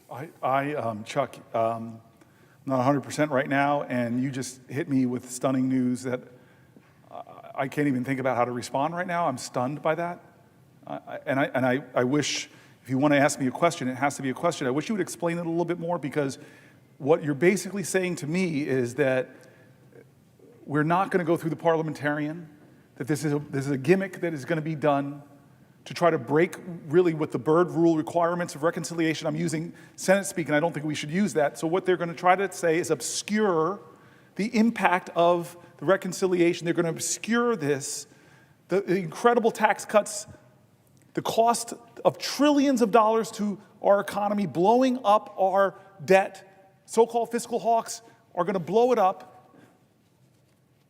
I'm stunned by this news. So if asking the senator, the great Senator Booker, a question. I yield for a question while retaining the floor. Does he agree that this is just a blow to the people of America? And it shows that the folks the people on the other side are only interested not in playing decent, not in playing fair, not in being honest with the American people, but taking money out of the pockets of working people and the middle class and putting it in the hands of billionaires. Is that something that this country should just countenance because it does so much harm to the country and does it not show what our colleagues are really like and what they're after? Yes, the answer to those questions is yes, but I just want to more say it's the further breaking of the Senate in a severe way. It's breaking of the Senate. Every time you break the Senate like that, to do another big nuclear option thing, the next time around, when the pendulum swings, I've been here for 12 years, I've watched it swing back and forth, there's no going back now. Would the senator yield for another question? I yield for a question while retaining the floor. Does the senator remember that when this was done in the past, McConnell said they would regret it and they'll regret it sooner than they think? Does the senator agree that that applies to the Republicans? They will regret it and they will regret it sooner than they think. I hate to answer the question this way, but America will regret this day. American people will regret this day. All of us will regret this. All of us will. I hate to bring the senator bad You have news, to but I'm ask asking me- him a question. Yes. And I needed his answer, given how eloquent he has been about what America should be and what America should not be. And so I yield the floor to the senator. You cannot yield the floor because I have the floor, sir. Yes. I retain the floor. This is one of the few times in my life I'll ever get to tell Chuck Schumer what the rules are here. But I just want to get back to you, and maybe there's a better way to get to you by sharing a story I don't think I've ever told you. It was a few years ago with one of Biden's last State of the Union speeches, and we all had to vote on the floor about an hour before the speech, and then we would come back here and assemble to do this extraordinary walk through history.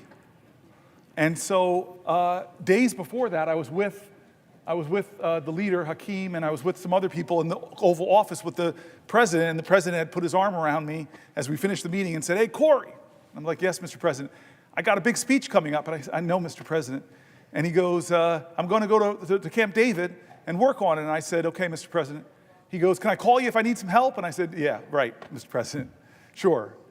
And that was it. The weekend he didn't call me for help with his speech. And we came here and did that vote an hour before. And then I like walking out that door. And many people know this. I like going, if I can, I go straight out the next doors onto the steps. I love those steps. Maybe because I watched Schoolhouse Rock as a kid, and that's where Mr. Bill, I'm just a Bill. And so I pause sometimes there and just feel this sense of gratitude, and the Supreme Court right in front of me, the Library of Congress, and stand in the right place to see the gold dome behind you. And as I'm standing there in that moment, an hour before we have to hustle back here, my phone rings. I answer my phone, and it begins with what I think is one of the top stupidest questions in America. You've gotten this question. I think you would agree with me. You're not the kind of guy that uses words like, "Hey, this is stupid," but this is stupid. The thing I heard, the stupid question, this is the White House operator: "Will you hold for the President of the United States?" Who says no to that question? And as one does when they get a call from the President of the United States. And so I say, yeah, I will hold. No, wait a minute, I'm washing my hair, you know? I say, yes, of course. And next thing you know, it's Joe Biden. And he goes, Cory. And I go, Mr. President. He goes, I'm struggling with my speech. And at that point, I know you weren't this kind of student in college, but all my guilt from my college days of waiting to the last minute to finish the paper were gone. If the President of the United States is waiting to the last minute to finish a speech, heck, I feel good. And so he goes, Cory, can I read you a section of the speech? And he read me a section of the speech where I have a lot of policy depth, and I couldn't believe it. The President of the United States, hour before his speech, rehearsing a part of the speech, and then he asks me that immortal question, you're a married man, you have to give me good advice on how to answer this question when your spouse looks at you and says, how do I look? You're torn between two things, right? Maybe to tell the truth or tell your spouse what they want to hear. Tell me what you answer with. You can't do it now because I have the floor. And so I take a moment. Am I going to tell the president what I really think of the section, or am I going to just say, yes, Mr. Leader? So I decided, he called me up hour before speech. He must really want my advice. And I gave some hard input. Turn this dial down more, turn this one to whatever. And he said, okay, Cory. Abruptly, he's gone. I go home to the office, back to the office. I tell my chief of staff, I just got a call from the President of the United States. He asked for help with a speech. What a crazy life moment while I stood on the steps, like the bill, I'm just a bill. Anyway, we get back here, and it's a wonderful moment in the Senate. I don't know if anybody has the privilege of seeing what we do. We all gaggle around those doors. We talk to each other. People think we always fight and yell. That's not the case. Democrat, Republican merge into this ball of senatorial humanity, and then those doors open. I love it. Because you walk out. You walk past Thune's office, which used to be the Library of Congress. You walk past the old Senate chamber, where some of the greatest debates in American history and violence on that Senate floor with the caning of Sumter. You walk through the dome, the statue by an 18-year-old woman named Reams of Lincoln, the suffrage leaders, Martin Luther King, presidents, extraordinary presidents. Then you walk past where the old house used to meet. And you love this, I love this, those little gold plates on the floor where presidents had their desks, exactly where the presidents have their desks. Most people go in right under Junipero Serra, California's statue. Under that cross is Lincoln's gold plank, people that were in the House and served in the presidency. That's not my favorite one, though. It's John Quincy Adams. Why? You know this. The only person in American history ever, it'll probably never happen again, where somebody went from the presidency and came back to the House, ran for a House seat, worked at that spot where that desk was till he collapsed, was carried off the floor. He would soon later die. Amazing. Maybe a future president will. Maybe Obama's going to get, and I got to run for the House. Then you get into that old chamber. And we sit down, we find our seats. And that great moment, I don't care if you're Republican or Democrat, when that person walks in and says, the President of the United States of America, I still get that feeling. Joe Biden comes in, and I think he sets a record for the longest it would take to get from those doors all the way down. Everybody he's talking to, Marjorie Taylor Greene, what's up? He's just touching everybody. He gets up there, he gives a speech. Now, you know that this is an aerobic event. You stand up, you sit down, you stand up, you sit down. You got to get your squats in when you're doing it. Get the exercise for a little while. Well, this part of the speech he called me on is, and I'm sitting down, and I hear my input in the speech. I don't know if you all noticed it, my colleagues, but I was the first person to stand up for that section. And I was looking at shots. Get up, man. This is the best speech ever given. It was amazing. I go home. I'm kind of buzzing about the whole experience. And then I'm lying in bed, and I unfortunately have my phone on my nightstand. It goes off, and I see a number I don't recognize. I open it up. And it says, Senator Booker, this is John Meacham, the great historian. Thank you for helping the President of the United States with his speech. You made more of a difference than you'll ever know. And my first thought was, how do I print this out? How do you print out a text? So he gave me his cell phone number, and now I'm going to troll him. I'm going to keep calling him until this historian comes to my office, and finally he relents, and he comes. And now he steps into your domain, my brilliant friend of history. I express worry, fear, concern, demagoguery in our land, rising of tribalism. I dump on him. I'm normally a prisoner of hope. I'm normally a purveyor of finding your joy even in the toughest of times. And he listens for a while, and then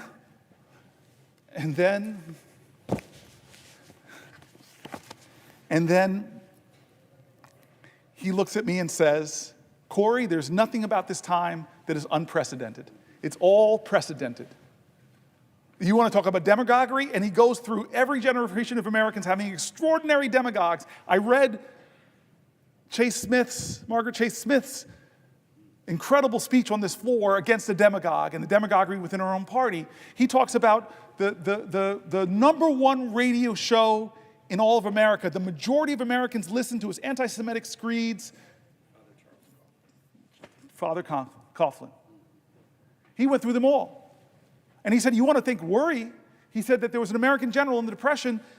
He said his name, I'm forgetting it now, I'm not at my best, and said that this guy was calling for a military takeover of our democracy. You want to talk about authoritarianism? He talked about a senator here on the left, Huey Long, who was calling for the people to storm the Capitol.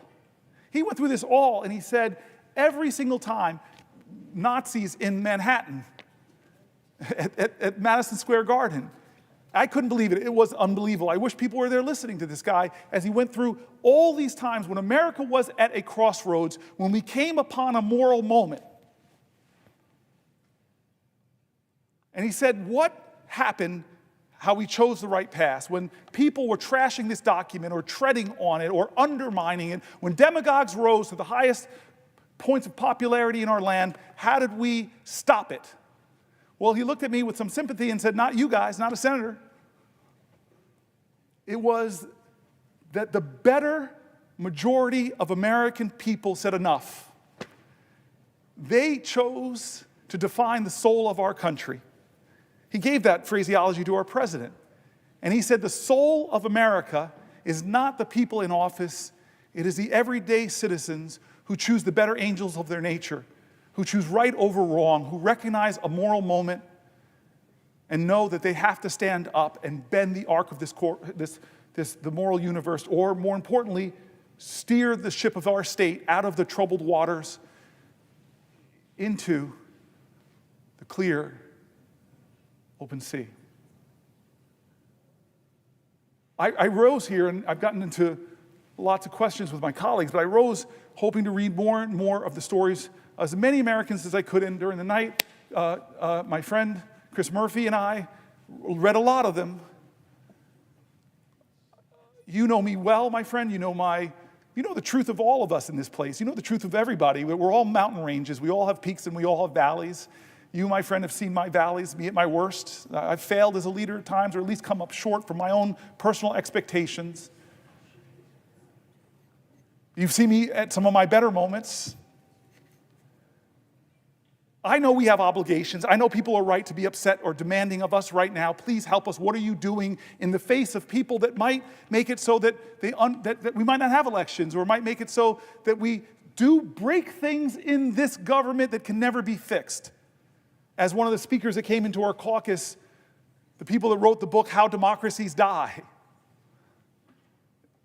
Great nations, great civilizations, forget democracies, don't necessarily die from external threats. They die from internal corruption. Look, think of the Roman Empire. Think of the Soviet Empire, crumbled from its own corruption, failure to live up to its promises and ideals. We are at this moment. I am here to tell you, America, to tell my friends and colleagues and anybody who cares to listen to a senator from New Jersey that we are at that moment. We're past that moment. Every day things are happening. The 72 days of this administration, God, if there's not enough to upset you, to ignite you, to realize that maybe you and your family are not getting hurt, but other Americans are, our veterans are, our seniors are. We've told their stories here over these last 21 hours, 22 hours. We've told their stories. People are getting hurt. People are afraid. People are worried. And people I don't even agree with are getting disappeared. Law firms that I've known for my entire career, are being forced to kowtow to this president. Universities that should be the bastions of free speech, free thought, free enterprise, intellectual research, academic research, scientific research, are getting torn up by cutting indirect costs. I read stories of PhD programs that are virtually being canceled from the best scientific minds, not being able to build the state-of-the-art labs. The country that has led humanity in scientific invention is taking a blow. And Fareed Zakaria, I read his article here, and he's saying that China is doubling down on investments on the universities as this president is cutting them, unless, of course, you come to the leader and make all these commitments, meet all of these demands. There should be enough already. It should be enough already. And so this is that moment John Meacham told me about. I want us to try in the Senate. I know my colleagues. I see Tammy Baldwin. I see Chris Murphy. I see Angela Alsbrooks. I love you guys. I've served side by side with you. I know your passion. I've heard your anger. I've heard your fear. I've heard how you want to fight for this country. But we are not enough. We can do demonstrations. We can do demands. We could try to do things differently. In fact, we must.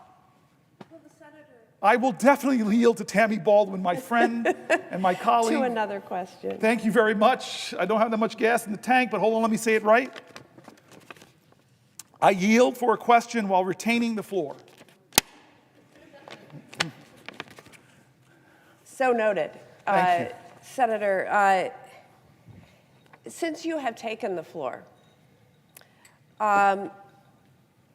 which I suppose is nearly a full day now, there have been new breaking news of mass firings.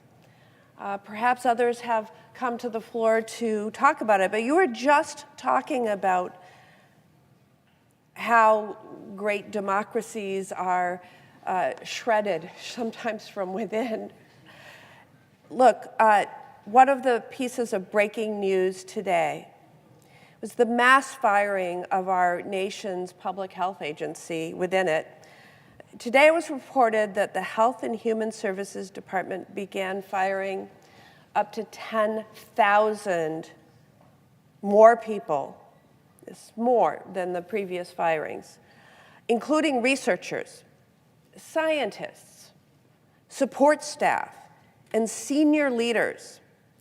These are people who are doing work to keep our children safe from preventable illnesses, and researchers who are searching for cures and treatments for diseases that plague our families, like cancer and diabetes and Alzheimer's. And look, we can all agree that government could be and should be more efficient. But here is where I disagree with the unelected Elon Musk and people like our president. People stopping the spread of measles. Yes. Researchers finding cures for Alzheimer's disease are not waste, fraud, or abuse.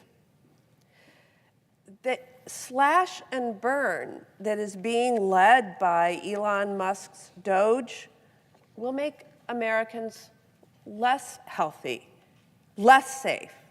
And Elon Musk's Doge and Donald Trump are callously ripping away treatments, cures from millions of Americans suffering from Alzheimer's disease, cancer, ALS, and other devastating diseases. Behind these cures are, of course, workers. And they are some of our nation's brightest and best and most devoted. They keep our nation healthy and our economies running. But this administration is not respecting their work, their mission. And I have to point out the why. What is the why to all of their actions? Today announced that they're starting that slashing of 10,000 workers within the Department of Health and Human Services. By the way, with more in store, because last week they announced an reorganization that would result in 20,000 people losing their jobs. But what is the why? Ripping the rug out from under cancer and Alzheimer's disease and ALS patients is all in service of finding the money that Elon Musk and Donald Trump need to cut taxes for themselves and billionaires like them. And yes, big corporate tax breaks. They are cutting cancer cures for corporate tax breaks. Senator Booker, these cuts to health and human services are going to crush families in Wisconsin, whether it be people not having hope for a cure for a disease, or to the workers who are doing this groundbreaking research all across the United States who are going to be fired. In New Jersey, what will these firings mean for the people who you represent? I'm so grateful for the question, because that's what we said we were here about. We're here to try to elevate the voices of people affected by what they're doing to our government. And frankly, as they cut the Department of Education completely, or the Consumer Finance Protection Bureau, they're getting rid of agencies that were created by Congress, and many people are right to believe that can't be eliminated without congressional action. And we were talking before with people here that the biggest plurality of people being laid off from all of these departments are our veterans. And again, I'm going to be back in New Jersey this weekend. I'm going to try to be at a rally, a town hall. I know everywhere I go in my state, I'm going to hear from people who are rightfully angry, who are rightfully afraid, who are affected by this, who are fearful of what's to come. These are such important human emotions. But the question then is going to be for all of us, and I know people will be questioning me, what are we going to do? What can I do? What are you going to do, Senator? And so I don't have a brilliant response. I don't have some prescient idea that we are going to be able to change the course of this, but I know we're going to fight. And I want to be honest with you, I wasn't sure we could stop Donald Trump when he tried to take down the ACA. I just wasn't sure. I really wasn't. I did not know how that would end. People gasped. Do you remember that in this room? I remember that. People gasped. We did not know. It was really, this room usually has very predictable actions. That's why I'm still standing here, because I didn't want the predictable. I didn't want business as usual to happen. It's rare that we have unpredictability on this floor. It's usually finely orchestrated. You and I both know this, but that day, no one expected that, or at least wasn't sure. It was drama. It was a moment, and we won. And I want to tell you this, I said this earlier, when I say we won, I don't think there's one senator here and the 99 others that convinced John McCain of his vote. I know who did, though, Arizonans who stood up, who spoke up, and demanded more from their leadership, not to hurt people, not to hurt folks who needed that health care, not to hurt folks with pre-existing conditions, not to hurt children. So I am one of these people who wants to learn from our history. I want to stand here today and tell you I'm going to do everything I can. I'm willing to go to some lengths. But I am inadequate. You are inadequate. We're senators with all of this power, but in this democracy, the power of the people is greater than the people in power. This is a moral moment that more Americans need to stand up and say enough is enough. I'm sorry. The civil rights movement wasn't won because of just a few black folks who stood up and were really articulate. No, they called to the conscience of this country, and the country responded. And it was a rainbow coalition that said, this ain't who we are in America.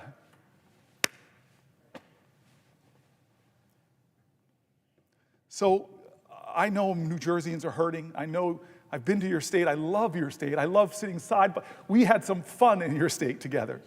We've saw young artists, business people. You are this person that says this word over and over again, more than any Republican or Democrat, buy American, and created so many jobs in your state. We were in some packed restaurant. People packed, not to see me as a special guest, but to listen to your story. You are a trailblazer too in this Senate. You are doing things that our founders did not expect, and you know that. And you want to stand up. I heard you in our caucus. I heard you in the Schumer's leadership meeting, standing up for people that are most marginalized, most looked down on, most talked about. I hear you, Tammy. Will the senator respond to another question? I won't respond to a question. I'm going to read this for the 75th time. I will yield for a question while retaining the floor. Thank you, Senator Booker. You just talked about your visit to Wisconsin. You've had many, but there was one that you're talking about that I remember really well and really fondly. I had the privilege of hosting you and showing you what our state had to offer. Yes. Something that I likely bragged about then, like I often do, is that the Badger State is known for making things. While I know you don't indulge in all of the things that we do make, because of course we have our iconic products like Yes. beer and brats and cheese, but we also build motorcycles and big industrial ships and engines that power our Navy and so much more. People will give a ship. That's right.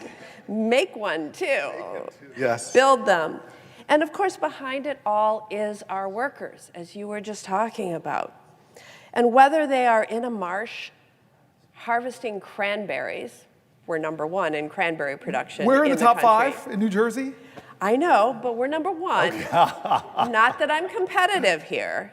Or whether we're on a foundry floor or whether that worker is on an assembly line, workers are what make our economy go round.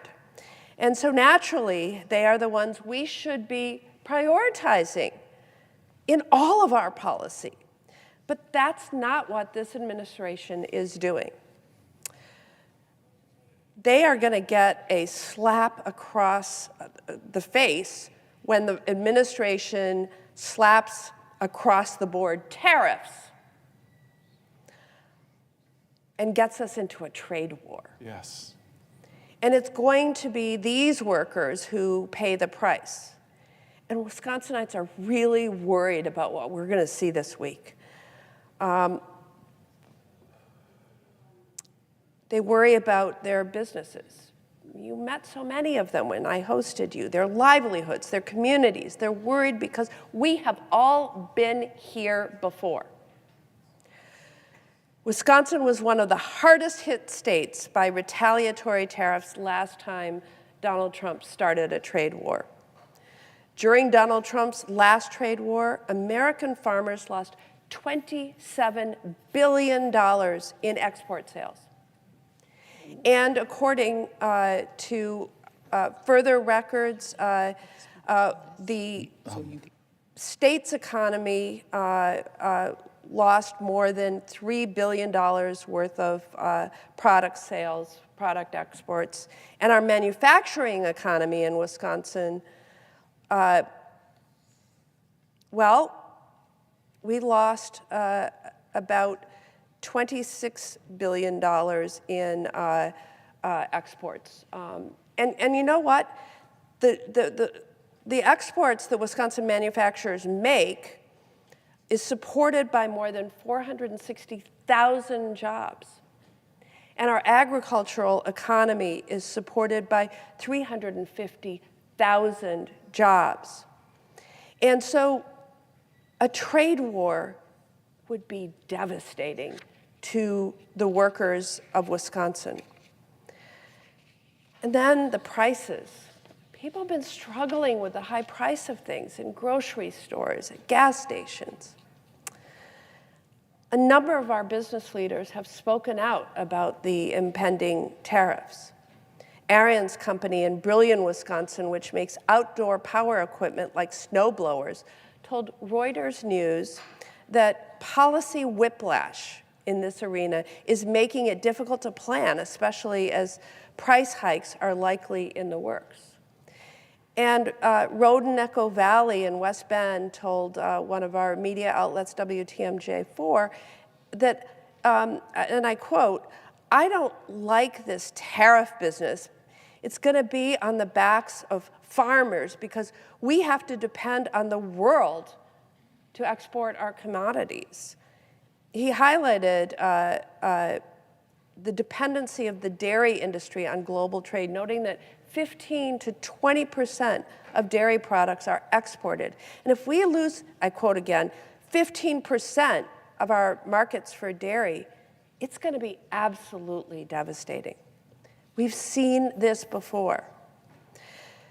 again, in service to a big tax break for billionaires and corporations.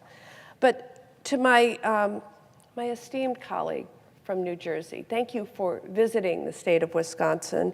And I want to ask what the impact would be in New Jersey.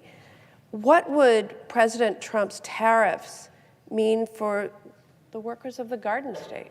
I love that you focus it there, because that's who President Trump made promises to in my state. That things are bad with this economy because it's not serving people who are working every day. Promised that he would make things better. I'll make grocery prices go down. He said that. And so people are expecting that's where he'd focus. They didn't think he'd focus on Greenland. Didn't think they'd focus on the Gulf of Mexico. Didn't think he'd focus on bullying Canada. Didn't think he'd focus on turning his back on Ukraine. Didn't think that he'd focus on gutting the Department of Education and ending it. This is not the reason why people voted for them. They did something that Reverend Warnock calls as a vote is a sort of prayer. He says it's like a civic prayer, that I'm putting a prayer out there that you will be who I hope you can be. You will be a blessing to my life and not a burden. But you're talking about the burdens that he's bringing. This economy, under 72 days, has not gotten better for working Americans, and they don't even see the president trying to make it better. They see what he's doing to make it worse, and one of the things is going to be these tariffs, which are going to raise costs on working Americans. Then what Chuck Schumer said to me, it's sounding like it's going to just sail through a plan that's going to blow trillions of dollars of holes into our budget, give trillions of dollars of tax cuts to the wealthiest, and gut your Medicaid, and gut your services for your grandparents in nursing homes. People believed, people put their trust. I don't blame them. They're my fellow Americans.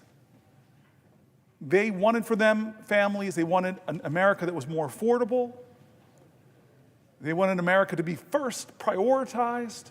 They wanted a safer America, stronger America, more prosperous America. I heard that. And so I know when I'm back home this weekend, I know that I'm going to encounter a lot of folks who are workers in my state who are getting hurt. They want better. They want better from their government. And so the burden upon us and each other is, what are we going to do? Are we going to do the same old thing over and over again? Or are we going to try to do things different? Are we going to be willing to, again, get in good trouble, necessary trouble, to try to save the soul of this nation?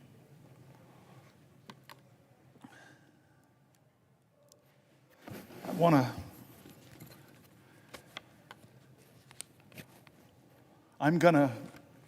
think my colleague, my dear sister, my prayer partner, my soul lifter, I thought I heard you say something? Yes. Will the senator yield for a question?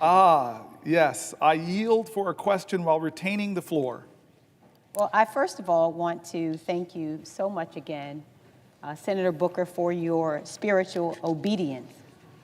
And I think it's necessary for me to say as well today to you, on behalf of so many of us who are watching right now, how extraordinarily proud we are of you. I would dare say that you are, in so many ways, our ancestors' dream.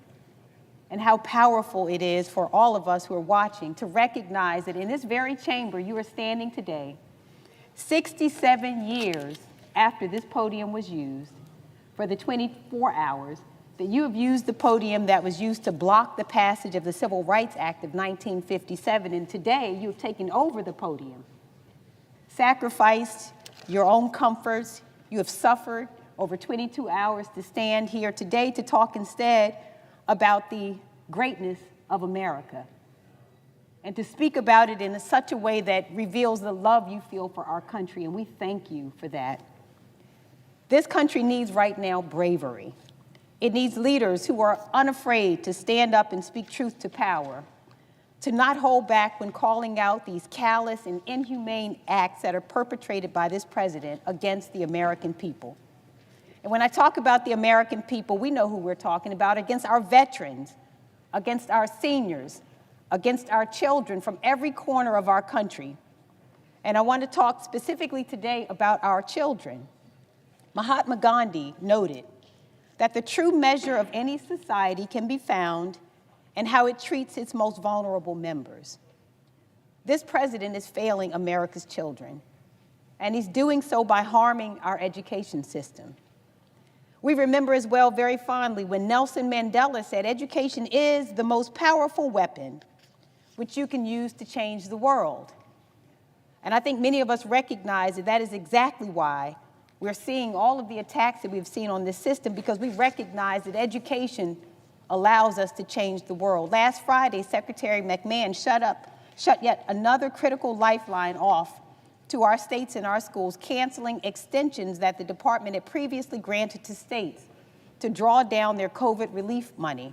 States like Maryland originally got extensions to finish spending the remainder of these critical dollars on long-term projects, like teacher recruitment, tutoring, and other services for students. We know in particular Anne Arundel Public Schools brought Chromebooks for students with their funds, but Maryland still has a remaining ESSER balance of nearly $150 million. $150 million, that's on top of the millions that have already been clawed back, frozen, or withheld from the state by this administration. These are funds that districts like ours from all across the country were using for school construction projects and mental health supports for students. This administration is refusing to acknowledge the lasting effects of the pandemic on our nation's students, cruelly stripping educational opportunities from our students and leaving our states and our districts on the hook. So let me be clear that these are dollars that Congress authorized, dollars that have already been allocated, dollars that have already been earmarked by Maryland and our local districts for projects that will help all of our students. Our schools planned and committed these funds in good faith. In good faith. Our states have acted in good faith, and this administration is acting in bad faith, pulling the rug out from underneath them, blowing a hole in their education budgets. Our governor had this to say, and I quote, "The clawback of these previously committed funds would place an undue burden on our school systems and undermine our collective efforts to strengthen education across the state." And this is only the latest attack on public education by this administration, the latest attack on our schools and our students, the latest attack on our teachers. And we saw this administration attack HBCUs by freezing funds for the 1890 School Scholars Program, which provides tuition for students at our land-grant institutions. We saw this administration and Secretary McMahon slash teacher training grants, which help prepare our educators to serve our communities. We saw this administration proposing to move the student loan program to the Small Business Administration, threatening students' access to aid and the promise of higher education. We saw this secretary and this administration lay off half of the staff at the Department of Education several weeks ago, firing over 1,300 staffers. And I want to talk for a minute about who the department fired. And by the way, these are people who are not incompetent. These are people who are not DEI. These are professionals, well-educated. The administration fired civil servants at the department's Office of Civil Rights and shuttered Office of Civil Rights regional offices, including the regional office that handles discrimination cases. And I want to make really clear, and I want the American people to hear this, that what decimating the Department of Education and the Office for Civil Rights means, it means that attorneys who intervene when schools ignore complaints from students who are repeatedly called racial slurs or who are subjected to hateful speech or imagery like swastikas on campus. It provides the technical assistance that schools need to train staff on anti-harassment practices, combat harmful behaviors, and build welcoming environments. And it holds K-12 schools and colleges that fail to keep students safe accountable. It ensures that families have recourse if their child with a disability is not being served appropriately by their district, that if a child is not getting the speech therapy or other services outlined in their individualized education program, that they will have an advocate to help them. And at the time that this administration took over, there were over 270 open Office for Civil Rights cases impacting 1.3 million students in my state alone. Without enough OCR staff to do the job, investigators' caseloads will grow to an untenable level. So we spoke to some of the lawyers that work in the division that serves Maryland schools, and all of these patriotic civil servants, all they want to do is to do their jobs. They want to combat discrimination in our schools. They want to ensure that every child has the opportunity to learn in a safe environment, and these civil servants don't know that that mission is possible, as they and so many of their colleagues are ruthlessly fired by this administration. These cuts are catastrophic. I dare say that they, like so many other decisions by this administration, are wicked. And so, Senator Booker, here is my question. What are you hearing from families in the state of New Jersey as this administration dismantles the Department of Education and slashes opportunities for students and families? I'm so grateful for the question from my friend, and that's the centering that we've been trying to do, which is what are families in New Jersey and around America thinking? As you said, the Department of Education, and we read that earlier today, it doesn't dictate or educational policy to states, but it does do a lot to do funding for special needs kids in the states. And so I'm already hearing from parents of kids with special needs and what the impact it will have if those resources are cut. Everything from the programs that help young people afford college, to programs that I've worked with people that help schools afford advanced scientific equipment so the bright minds, the geniuses of our state and the country can have the equipment they need. This administration is cutting things that are hurting families, and we are hearing from them. We're hearing from veterans, we're hearing from the elderly, we're hearing from people that are taking care of the elderly, we're hearing from people who run our hospitals, we're hearing from people that run our universities and who talk about the science funding and the cutting of PhDs. We're hearing from people who rely on Medicare and Medicaid, who rely on Social Security. We're hearing from people that are appalled that their nation bullies smaller nations like Canada or Greenland. We're hearing from people that are shocked at what they're doing to the most vulnerable people who come to our nation, who have American children, who have American spouse, or being disappeared off of our streets that have no criminal record. We're hearing from people that don't think it's right that a president should have a meme coin that allows him to enrich himself, to hawk his power and position for even greater wealth. And so I've done everything I can, and I'm going to do more. I've still got a little gas in the tank to elevate those voices. Will the senator yield for a question? Before I yield, because I just keep wanting to exercise this power that I might have for a little while longer, and exercise it over a man that I have a real chip on my shoulder. He's a senator from Arizona. Yeah, he's been a military fighter pilot. He's been an astronaut, has been out of this world. But what ticks me off, sir, I've said nice things about everybody else, but I'm not saying them about you, sir. Because when I go home to New Jersey and I walk through my airport, I was a Newark mayor, my airport, I see your big bald head up in big picture of you saying New Jersey Hall of Fame, Mark Kelly. Who the heck am I? You're the senator from Arizona, but yeah, you're right, okay. You're this great, celebrated military veteran and astronaut who grew up in New Jersey, who went to high school in West Orange, whose parents were cops. And so you have the accolades in my state, and I am proud of that, and proud I get to serve with you. I still have the floor. Stop trying to speak.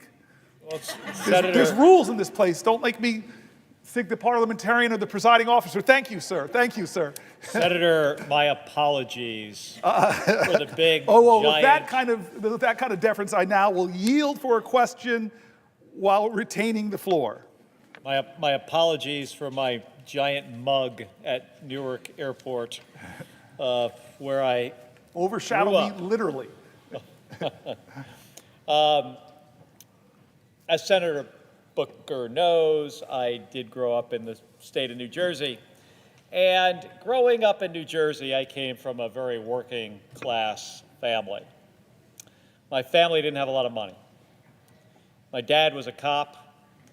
He was a union member. From my earliest days of remembering my mom going to work, she started out as a waitress. And I remember those days after working these night shifts at these banquets, how tired she was. She would work some long hours. And then she became a secretary, but she also would work as a waitress at the same time. And this was just to make ends meet. Eventually, my mother decided that she wanted to become a police officer like my dad. But this was New Jersey in the 1970s. And for a woman to become a cop, it was really, really hard. It was practically unprecedented. And my mom had to take a written test and then a physical fitness test. And the physical fitness test, it was designed for men. And part of this test required that my mom climb over this 7-foot 2-inch wall. Now, my mother was all of about 4 feet 13 inches tall. And to help my mom out in passing this test, my dad built a replica of this wall made out of a door between 2 pine trees in our backyard. He didn't tell her he made it an inch higher at 7'3". And I'd watch my mom go out there after dinner every night and try to get over this thing. And initially, she couldn't reach the top. And when she finally could, she would usually just fall off into the dirt. But my mom, she wasn't one to give up. And eventually, she was able to get over this thing. But it took her a long time. But she practiced for months. And when she finally took this test, instead of getting over in the required 9 seconds, she got over in 4.5, much faster than almost all the men. And my mom became one of the first female police officers in northern New Jersey. And she kept that job for a long time until eventually she was injured. And by the way, it was the union that protected her rights after being injured on the job. But I remember how this job changed our lives economically. Both of my parents having good paying union jobs. It meant more money coming in the door, more money for our family, more money to play sports. It was part of what allowed my brother and me to chase our American dream, to serve in the United States Navy and eventually both of us as astronauts at NASA. And we were able to do that because our parents worked hard and they sacrificed for us. And because of the support we had, including some really good public schools. That's harder today for a lot of families, including the school part, by the way. I hear from so many folks in Arizona who feel like they're working harder and harder, and they just are not getting ahead. The cost of groceries and gas and housing, especially housing, makes these folks feel like they're just running in place. It shouldn't be that way. And Elon Musk and Donald Trump, they are making it worse. Trump's tariffs are going to jack up prices on nearly everything that families rely on: groceries, rent, cars, housing. They're even trying to do away with the Department of Education. Now, how is that going to help kids get a good education? And if they're successful, their plan to gut Medicaid in order to pay for a giant tax cut for rich people, it's going to be even tougher for hardworking Americans, hardworking New Jerseyans and Arizonans to get ahead and achieve their American dream. So as a fellow kid from New Jersey, man, I never expected that tax cuts for rich people would potentially kill the American dream of kids all over this country. But it could. And as a kid, you, Senator Booker, growing up in New Jersey, I'm interested to hear what was your American dream and why would these giant tax cuts make that kind of dream harder? I appreciate the New Jersey Hall of Fame member, the only one in the United States Senate, and I appreciate his question. I appreciate the service of his parents out there every day putting their heart and soul in serving the community in a dangerous job where you often see people at their worst. I said this earlier, James Baldwin said, children are never good at listening to their elders, but they never fail to imitate them. You are living up to the example your parents set in so many ways. And then you go and pull something off that really makes me jealous is you're one of the guys in the Senate that probably most married up. We're both Jersey boys. We both grew up there in grade schools and high schools. We both know those teachers that did so much for us. They coached sports. They taught us. I'm going back for a funeral for a great man in New Jersey named Ed Kohler this weekend, who was one of the greater influences in my life in high school. And you know how much people invested themselves. I remember learning Little League from a guy that would come back from working at a gas station, a parent of another kid. I still remember his big, thick hands teaching us how to hold the bat. And this guy's working a job at a gas station and rushes home to teach his kid Little League, but treated me, only black kid, like one of his own kids. Special communities, special heritage, a special culture that we share, this Jersey culture. We got the chip on our shoulders, we're tough, we're strong, we're proud. And a lot of New Jersey's watching. Thousands of letters and emails and phone calls from all over New Jersey. Andy, Kim, and I are hearing from so many people. And they're afraid, they're angry, they're worried. They don't understand why they're going after our Social Security programs, cutting benefits by cutting so many employees and cutting the service people get. They don't understand why they're seeing veterans being laid off from their government jobs. They don't understand why Social Security is being called a Ponzi scheme. The President of the United States is making up lies. They don't understand why veterans and Medicaid and Medicare, there's so many things that are making people worried, and I'm hearing their letters, and they're praying that we stop some of these things, like $880 billion worth of it. And the question is, why? Why are we doing this?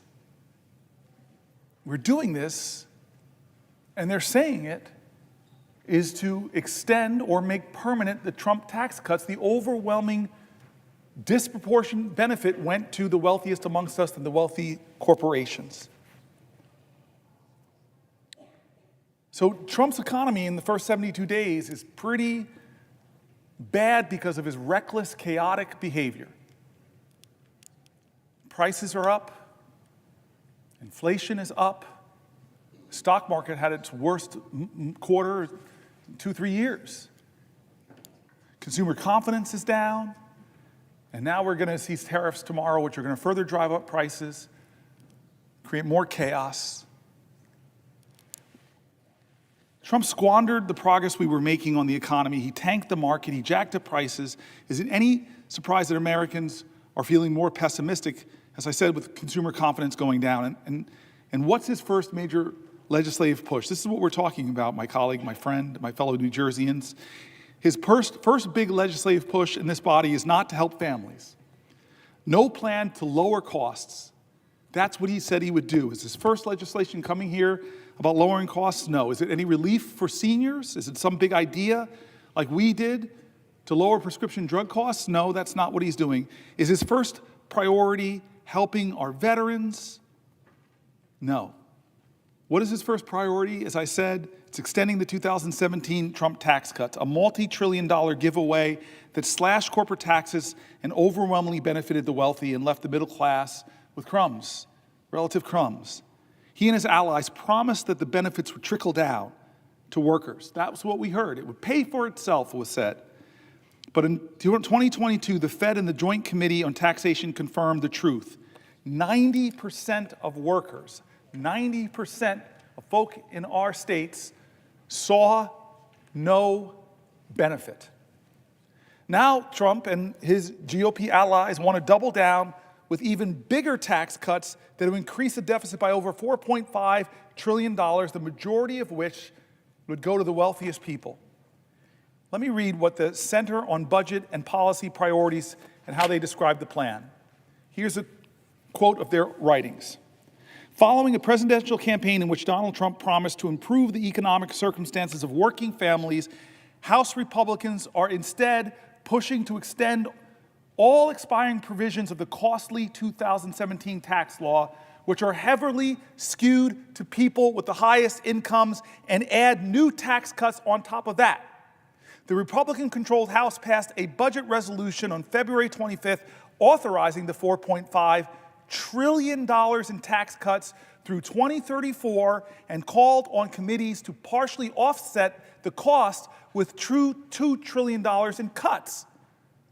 Are they cuts to the wealthiest? No. These cuts will inevitably hit programs such as Medicaid and SNAP, which help millions of families afford essential needs.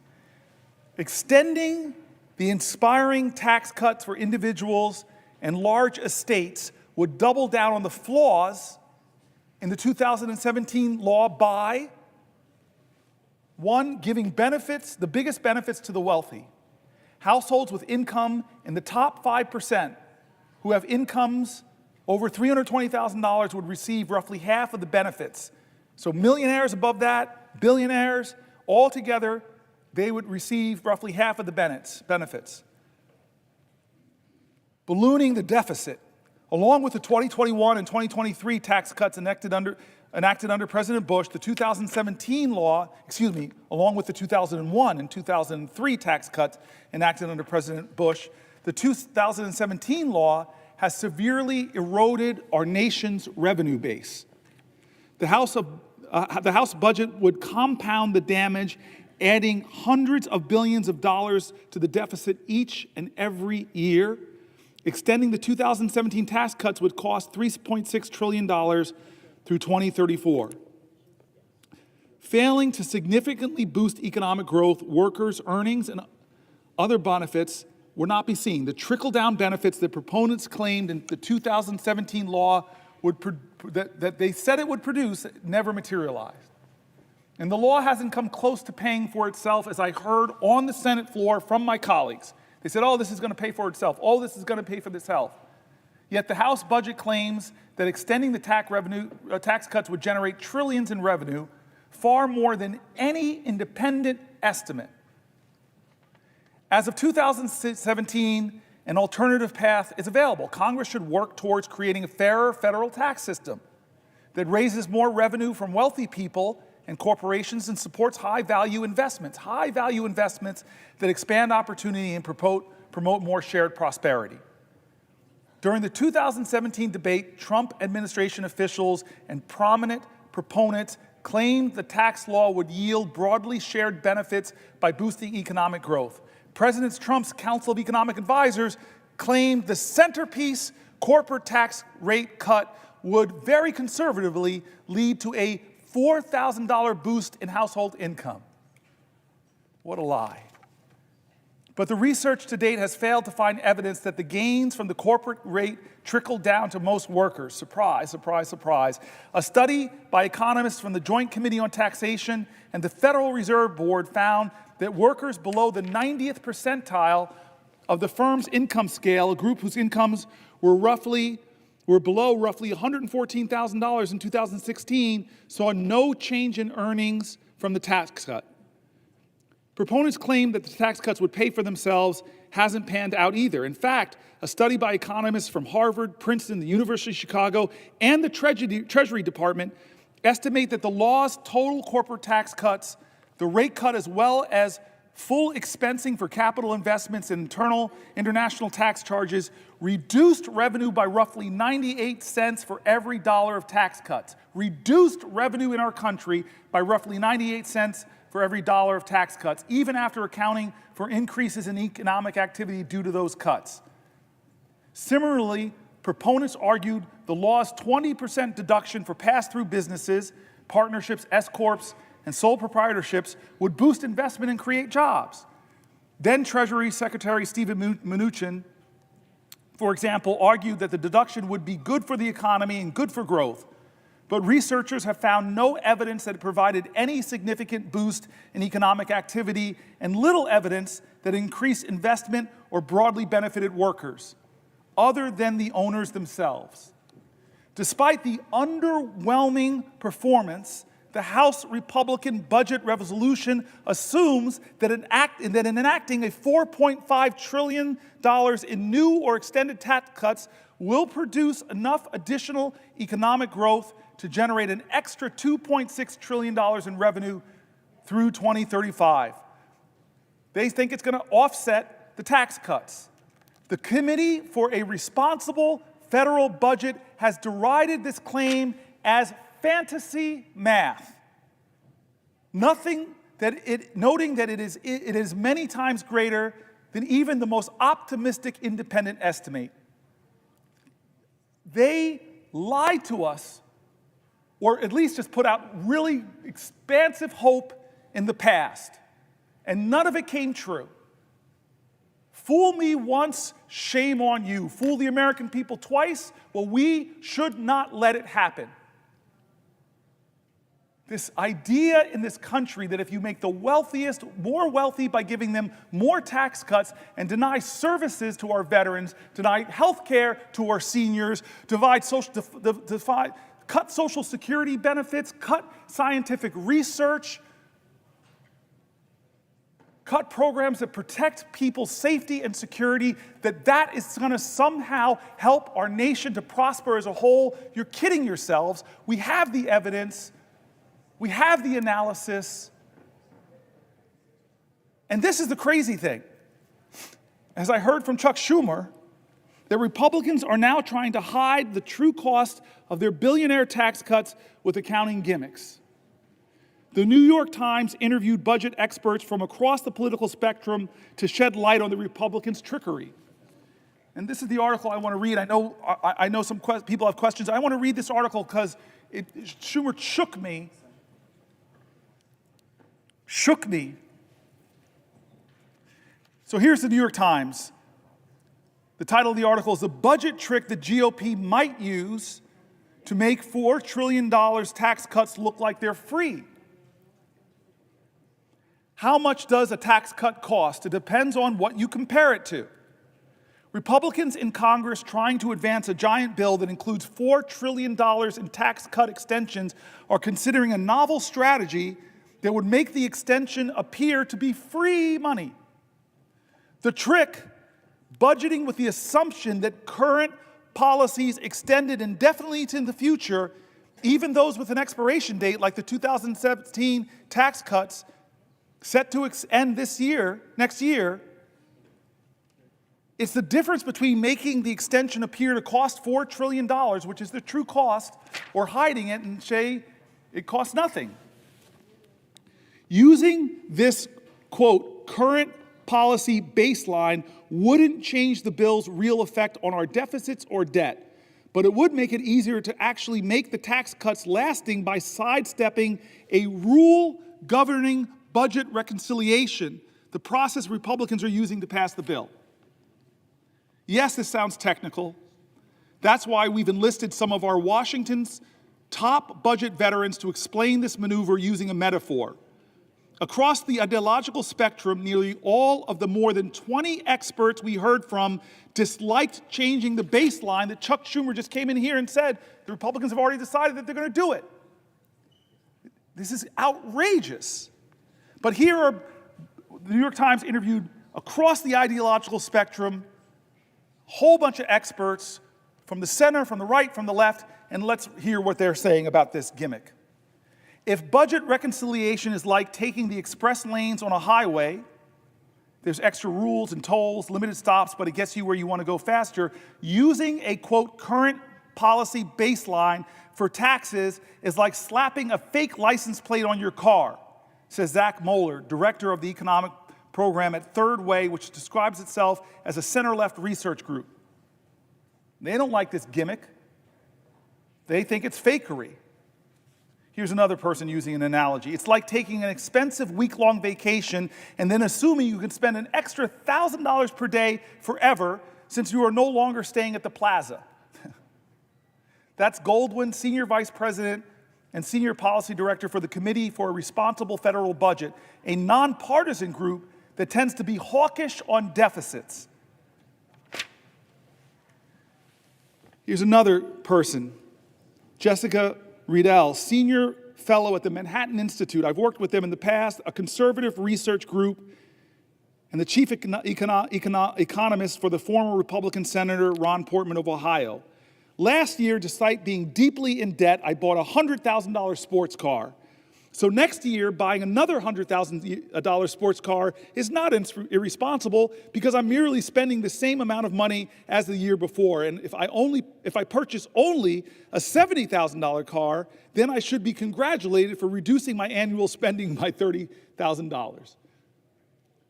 A conservative think tank is basically calling this a hoax and a lie. Lying to yourself. That if I keep spending the same amount I've kept spending to drive up the costs, then I'm just doing the same thing I've done before, so it's not adding. Well, it is adding. There's no way to not call what the Republicans are trying to do a gimmick that's trying to hide the truth that they're going to add trillions of dollars to the deficits that our children, that our children's children are going to have to pay for. The debt payments alone to service the debt are going to be bigger than any of the programs we think we should be investing in, like science research or education or affordable child care or lowering prescription drug costs or expanding the child tax credit, things that we know if we invest in, we'll get some returns. But no, what they're investing in is bigger tax cuts for the wealthiest. Conservatives, independents, left-leaning folks all come to the same conclusion. Pretending $4 trillion in tax cuts will cost nothing may not be easy math. Many Republican lawmakers who are concerned about the deficit are well aware that the bill will increase the deficit by a lot. Here's the integrity call. One Republican in the House showed his integrity. One budget hawk named Massey said, I can't vote for this stuff. I'm a budget hawk. I do not want to see increased deficits. He called it what it was. I saw him in an interview say, hey, wait a minute. By your own numbers, Republican colleagues, you're driving up the deficit by trillions of dollars, and you're making the rich richer, and you're leaving future generations more bankrupt. So this article assumes that this was all going to be decided by the Senate parliamentarian who advises legislators on chamber rules. This parliamentarian, I thought, could rule that the current policy baseline isn't allowed, forcing the Republicans to have to make a choice, overruling or replacing my friend, parliamentarian, somebody that on both sides of the aisle we respect. It's very rarely done. I've been here for 13 years. We've had the same parliamentarian. But that doesn't mean the Republicans won't try, this article assumes, and I guess they did try. They found a way around the parliamentarian. They found a way around the rules of the Senate. They found a way around the ideals of reconciliation and the Byrd rule. They are deciding that the way we're going to do this is break the Senate and make up our own rules. This is how they're going to get a bill through that gives $1 trillion of tax cuts to the wealthiest in our country who are doing very well. Let's not hate on other Americans. I celebrate success. God bless you. But you don't need tax cuts, especially not that are going to be given to you on the backs of the poor, on the backs of our elders, on the backs of our children, on the backs of expectant mothers, on the backs of my mom's, your mom's Social Security. What does it say about our values and our priorities to allow that to happen? Who are we, America, if you don't think this is a moral moment where the character of our country is being tested?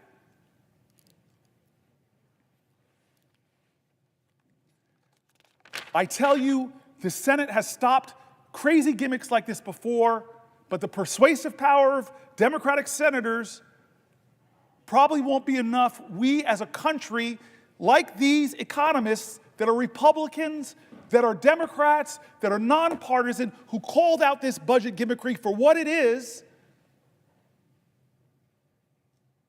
When is it enough? When they came after journalists, when they came after colleges and universities, research and science, when they came after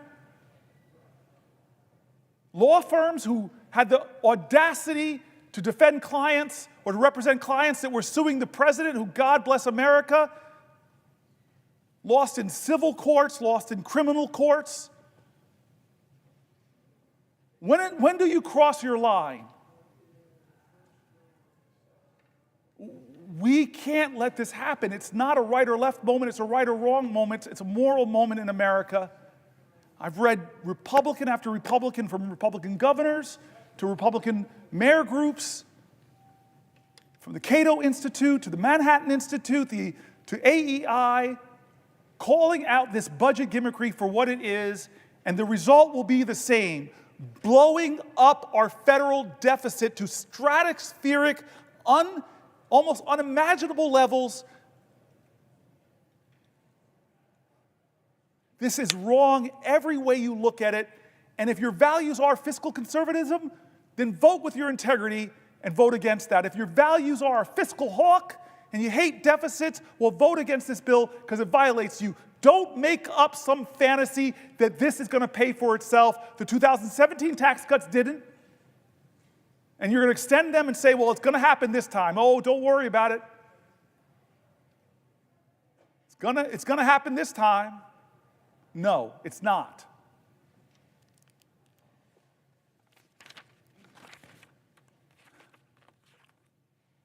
Here's an article.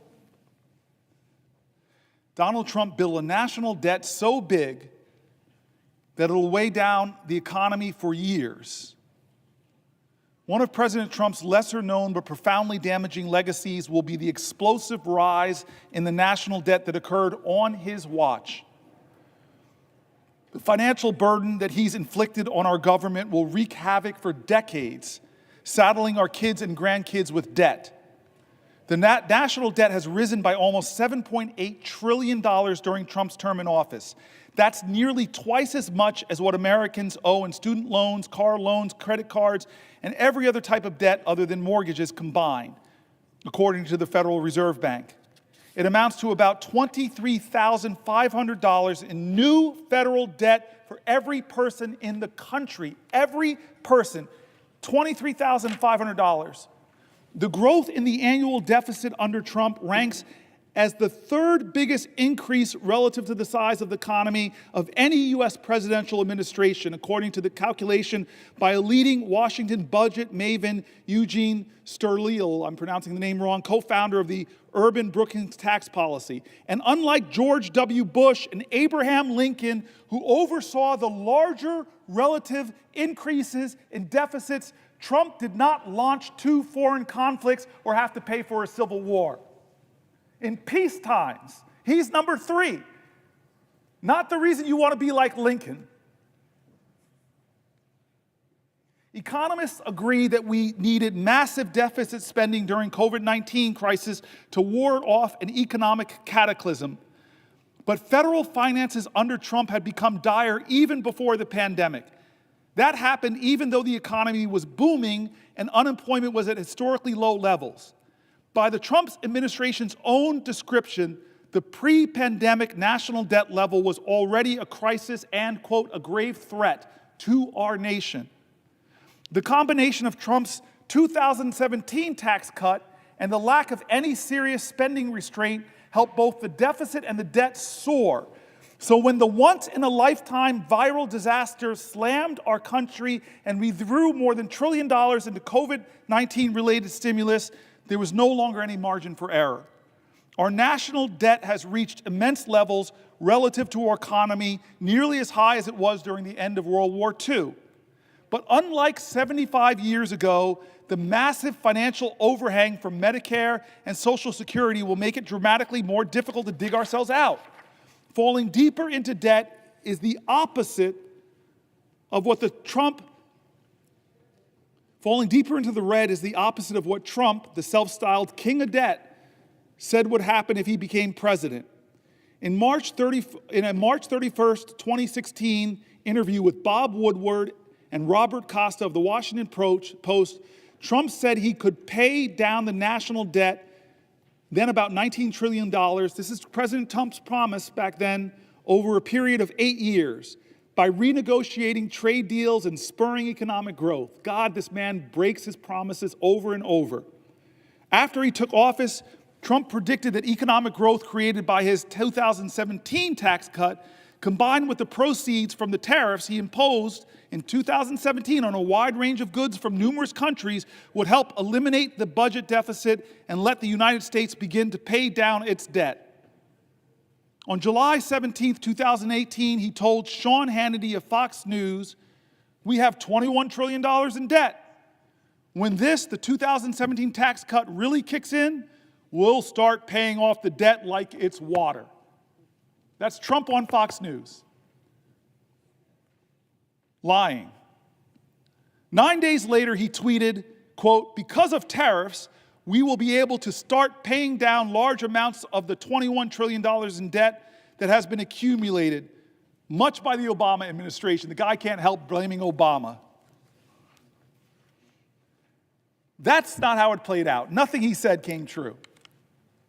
When Trump took office in January of 2017, the nonpartisan Congressional Budget Office was projecting that the federal deficit would be 2% to 3% of our gross domestic product during Trump's term. Instead, the deficit reached nearly 4% of gross domestic product in 2018 and 4.6% in 2019. There were multiple culprits. Trump's tax cuts, especially the sharp reduction in the corporate tax rate to 21% from 35%. Again, I was here, a lot of my colleagues were here. The big business groups were coming in asking for 25% from 35%. And Trump said, nah, you're asking me for 25, I'm going to give you 21%. Cut your taxes even more. It took a big bite out of federal revenue. The CBO estimated in 2018 that the tax cut would increase deficits by about $1.9 trillion over 11 years.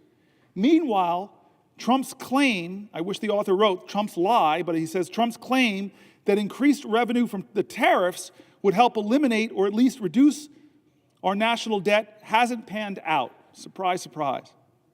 In 2018, Trump's administration began hiking tariffs on aluminum, steel, and many other products, launching what became a global trade war with China, the European Union, and other countries. The tariffs did bring in additional revenue. In the fiscal year 2019, they netted about $71 billion, up about $36 billion from President Barack Obama's last year in office. But although $36 billion is a lot of money, it's less than 1/750th of the national debt. That's $36 billion could have covered a bit more than 3 weeks, just 3 weeks of the interest on the national debt. That is, had the Trump administration not unilaterally decided to send a chunk of the tariff revenue to farmers affected by his horrible trade wars. Businesses that struggled as a result of the tariffs also paid fewer taxes, offsetting some of their increased tariff revenue. By early 2019, national debt had climbed to $22 trillion. Trump's budget proposal for 2020 called it a grave threat to our economic and societal prosperity. He called his own damage that, and asserted that the U.S. was experiencing a national debt crisis. However, the same budget proposal included substantial growth in the national debt. By the end of 2019, the debt had risen in our country to $23.2 trillion, and more federal officials were sounding the alarm. Not since World War II have we seen deficits during times of low unemployment that are as large as those that we project, nor in the past century has it experienced large deficits for as long as we project, said the CBO. Weeks later, COVID-19 erupted and made the financial situation far worse. As of December 31st, 2020, about a month left or 3 weeks left in his term, the national debt had jumped to $27.75 trillion, up 39% from the $19.95 trillion when Trump was sworn in. He increased our deficit by 39%. The government ended its 2020 fiscal year with the portion of the national debt owed to investors the metric favored by the CBO at around 100% of GDP. The CBO had predicted less than a year earlier that it would take until 2030 to reach that approximate level of a debt, but not under Donald Trump, including the trillions owed to various governmental trust funds. Under his leadership, the total debt grew and grew and grew. It's now at about 130% of GDP. Where are the fiscal hawks? Normally, this is where you give Trump's versions of events, but we couldn't get anyone to give us Trump's side. Judd Deere, a White House spokesman, referred us to the Office of Management and Budget, which is a branch of the White House. OMB didn't respond to our requests. The Treasury directed us to comments made by the OMB director, Russell Vought, in October, in which he predicted that as the pandemic eases, the economic growth rebounds. The fiscal picture will improve, he said. The OMB blamed legislators for deficits when Trump submitted his proposed 2021 budget. Unfortunately, the Congress continues to reject any efforts to restrain spending. It ain't me, he's saying, it's them. Instead, they have greatly contributed to the continued ballooning of the federal deficits and debt, putting the nation's fiscal future at risk. Still, the deficit growth under Trump has been historic. The Tax Policy Center has said that a comparison of every American president using a metric called the primary deficit, they are saying Trump had the third biggest primary deficit growth, 5.2% of GDP. He's our biggest debt man.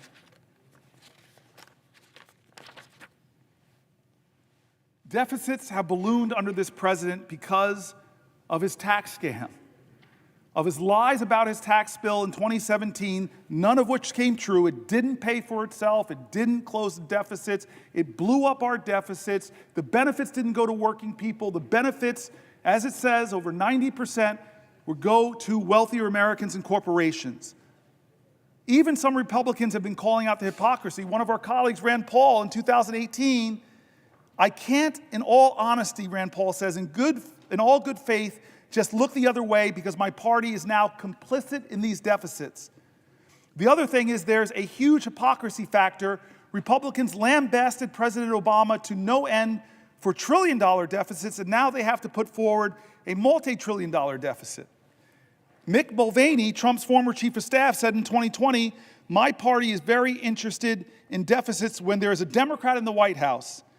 The worst thing in the whole world is deficits when Barack Obama was president. Then Donald Trump became president, and we're a lot less interested in deficits as a party. We don't care at this point.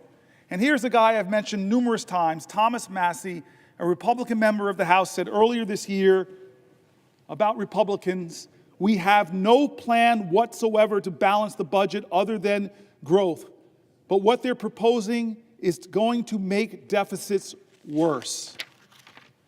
This is what our president is trying to do with the complicity of a lot of people who call themselves deficit hawks, who call themselves fiscal conservatives. They're going to try to blow it through here, gaming the system, creating some kind of scam to obscure the real cost of this when we all know them on the Republican side, us on the Democratic side, we all know the truth about these tax increases and what they're going to do, how much they're going to cost.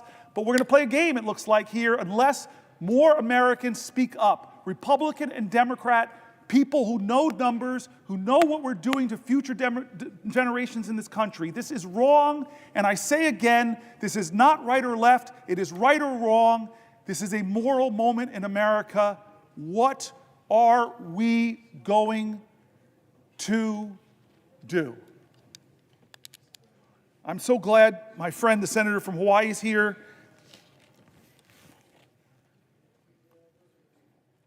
I try to keep M&Ms in my desk occasionally if she wants to partake of New Jersey's state product. The M&M was invented in Newark. Truth? Get great trivia here. I'm waiting for the senator from Hawaii, my dear friend, to ask me a question, because I have the floor. Will the senator yield to a question? I will yield for a question while retaining the floor. Okay. I'm glad you mentioned M&Ms. Both of us are lawyers, and I remember I got through the studying for the bar exam by eating mounds and mounds of M&Ms. So I thank you, the senator from New Jersey, for continuing to provide me with M&Ms. I want to thank you, Senator Booker, for standing here for hours on end to push back, to fight against this administration's lawlessness. And in fact, a reporter asked me today, do you think this is a good use by Senator Booker of his time to be on the floor to do this? And I said, anytime any of us gets up and use our voices to counter, to fight against the lawlessness of this administration, it is a good use of our time. So thank you, Senator Booker, for yielding to me and for standing up to the American people. And is it making a difference? Millions of people are watching you, Senator Booker. Millions have watched and are watching you. It's making a difference. So I want to ask you a question about the lawlessness of this administration.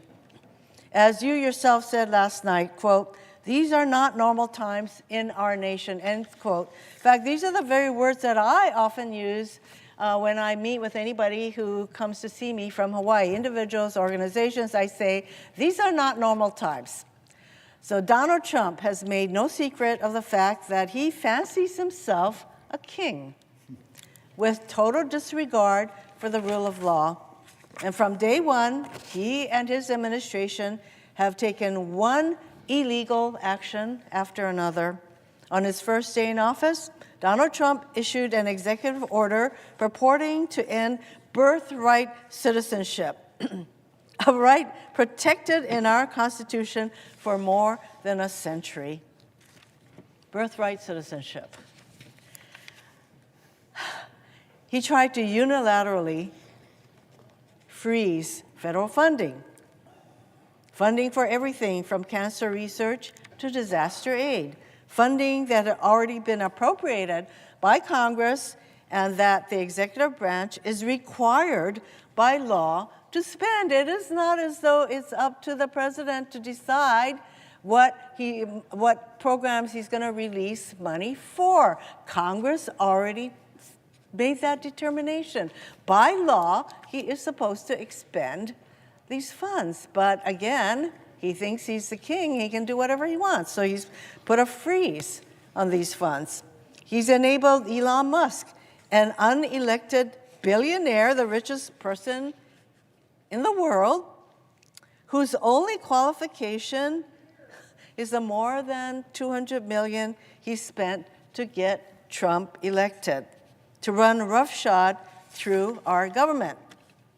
Together, they've attempted to shutter USAID and the Consumer Financial Protection Bureau, just for two examples. This Consumer Protection Bureau, which has returned more than $21 billion to consumers through its enforcement actions.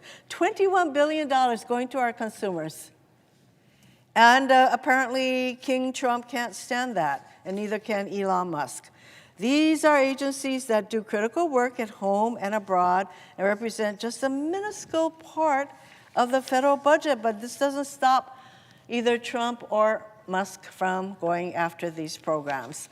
And Musk's so-called Doge team has gained access to sensitive databases and payment systems across our government containing the personal information of millions of Americans. So he has access to the Treasury Department database, all our Social Security numbers, our tax payments, all of that. He is running roughshod until stopped by a court on these databases. And they've done all this without any transparency or accountability whatsoever, meaning we still don't know the full extent of where Doge has been or what they've done. Trump has launched an all-out assault on our federal workforce. He attempted to fire tens of thousands, he actually fired them, who are on probationary status overnight, and only for courts to order them, these thousands and thousands of federal employees in probationary status, to be reinstated weeks later. Talk about chaos, talk about sowing fear. So now he's attempting to reclassify whole swaths of federal employees to strip them of civil service protections and in some cases eliminate their ability to bargain collectively. He fired Department of Justice and FBI officers for seemingly no other reason than their involvement in January 6 cases they were assigned to as rank and file officials, not as though these people at DOJ and FBI had a choice in the kind of cases they were going to be assigned. They were assigned January 6 cases, and the names of these people, there's some 6,000 FBI and DOJ employees who worked on January 6 cases, and there's a fear that those names would be disclosed. He's going after schools, from kindergartners to universities, as part of his war on diversity, equity, and inclusion. There are many examples of the kind of government overreach that they are exercising through their effort to ferret out what they call diversity, equity, and inclusion, which actually, that is a positive. Don't we want to be inclusive? So I want to give you just one example. There was a teacher in Idaho who had a poster in her classroom that said, "Everyone is welcome here." And there were handprints, different colors, white, black, yellow, handprints. And she was told she had to take this poster down, and that if the handprints were all white handprints, she could have kept the poster up, but she was told she had to take this poster in her classroom that says, "Everyone is welcome here." She took it down at first, but she felt so bad about it that she put it back up, and then she was told by the powers that be at her school that she had a certain amount of time to take this poster down, and otherwise there will be disciplinary action. That is the kind of government overreach that is a hallmark of this administration. To date, the Trump administration has withheld millions of dollars from hand-picked colleges and universities, conditioning the funding on unreasonable demands meant to bring these colleges to their knees. So he's starting with Harvard, Columbia, there's probably a whole long list of colleges that he's threatened to withdraw hundreds of millions of dollars from. They've slashed funding or staffing at the Department of Education. In fact, they would like to dismantle the Department of Education, which is responsible for administering billions in funding for low-income students, students with disabilities, and something as critical as school lunch for kids. Every single state in our country relies on the funding they receive from the U.S. Department of Education. In Hawaii, we're talking about some $300 million in funding for our schools to help our kids with disabilities, to provide school lunches through the U.S. Department of Agriculture, the things that I mentioned. And as Senator Booker knows well, the list goes on and on. This administration continues to abuse its power, acting with total disregard for the rule of law. And we have turned to the courts to stop these illegal acts. And now Republicans are calling to impeach these judges who are applying the law, who are doing what they're supposed to be doing, and not just giving Trump whatever results he wants, but these judges are now deemed open to impeachment. It's clear Trump and his cronies will keep on doing whatever they want, regardless of the Constitution or the law. They are crippling government and sowing total chaos across our country while doing nothing to address the actual issues people care about.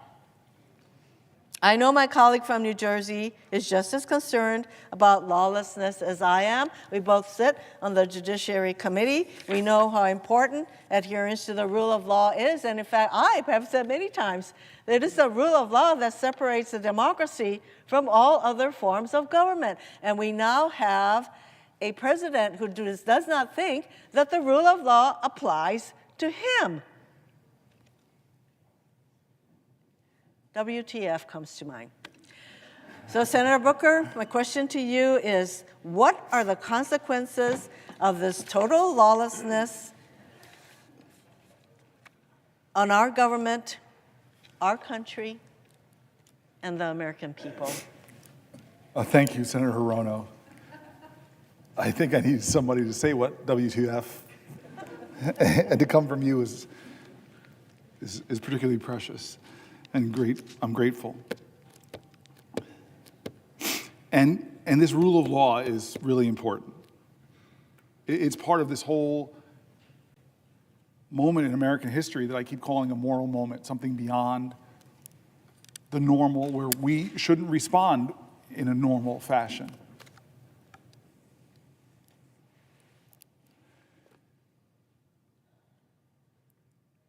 This is a moment where judges rule in his favor, and he praises them. They just don't rule for him.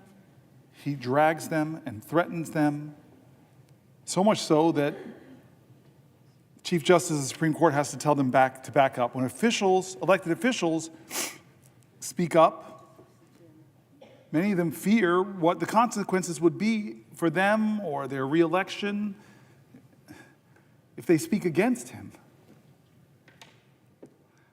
Lawyers decline, possibly, to represent people because they're worried that this president has already showed that if you represent the wrong people or represent, God forbid, people against him, he's going to try to shut down your law firm in ways that are against the rules of law that this country believes in. Journalists and media organizations, they don't report in a way that he likes or confirm his arbitrary name changes of the Gulf of Mexico. There's a punishment that he dishes out to try to make them succumb to submission. State and local governments literally could get extorted for their funding if they don't carry out his demands. Schools and universities who are starving for dollars, trying to invest them in research and science that will propel humanity to new heights, well, they could get targeted by this president if you don't do what he says. It feels like his ultimate goal is to create a country where you cannot trust the outcome of elections that he loses, because he's going to tell you if he lost that election, it's the big lie.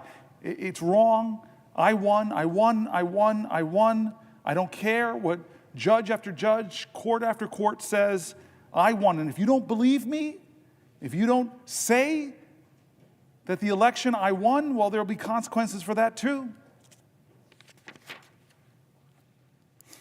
This is a president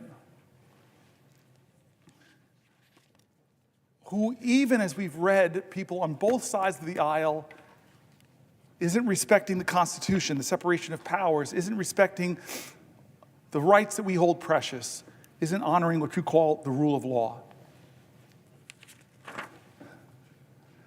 I want to go a little bit into this for a second. Let's talk about the separation of powers. There's many, many different cases right now. But we know that James Madison, the founding father who devised the basic framework of our Constitution, devoted some of the Federalist Papers to the ways the Constitution addresses the danger of concentrating too much power in one person or one branch of government. Written in 1788, Madison's words still have resonance today. This is what he wrote in Federalist 487.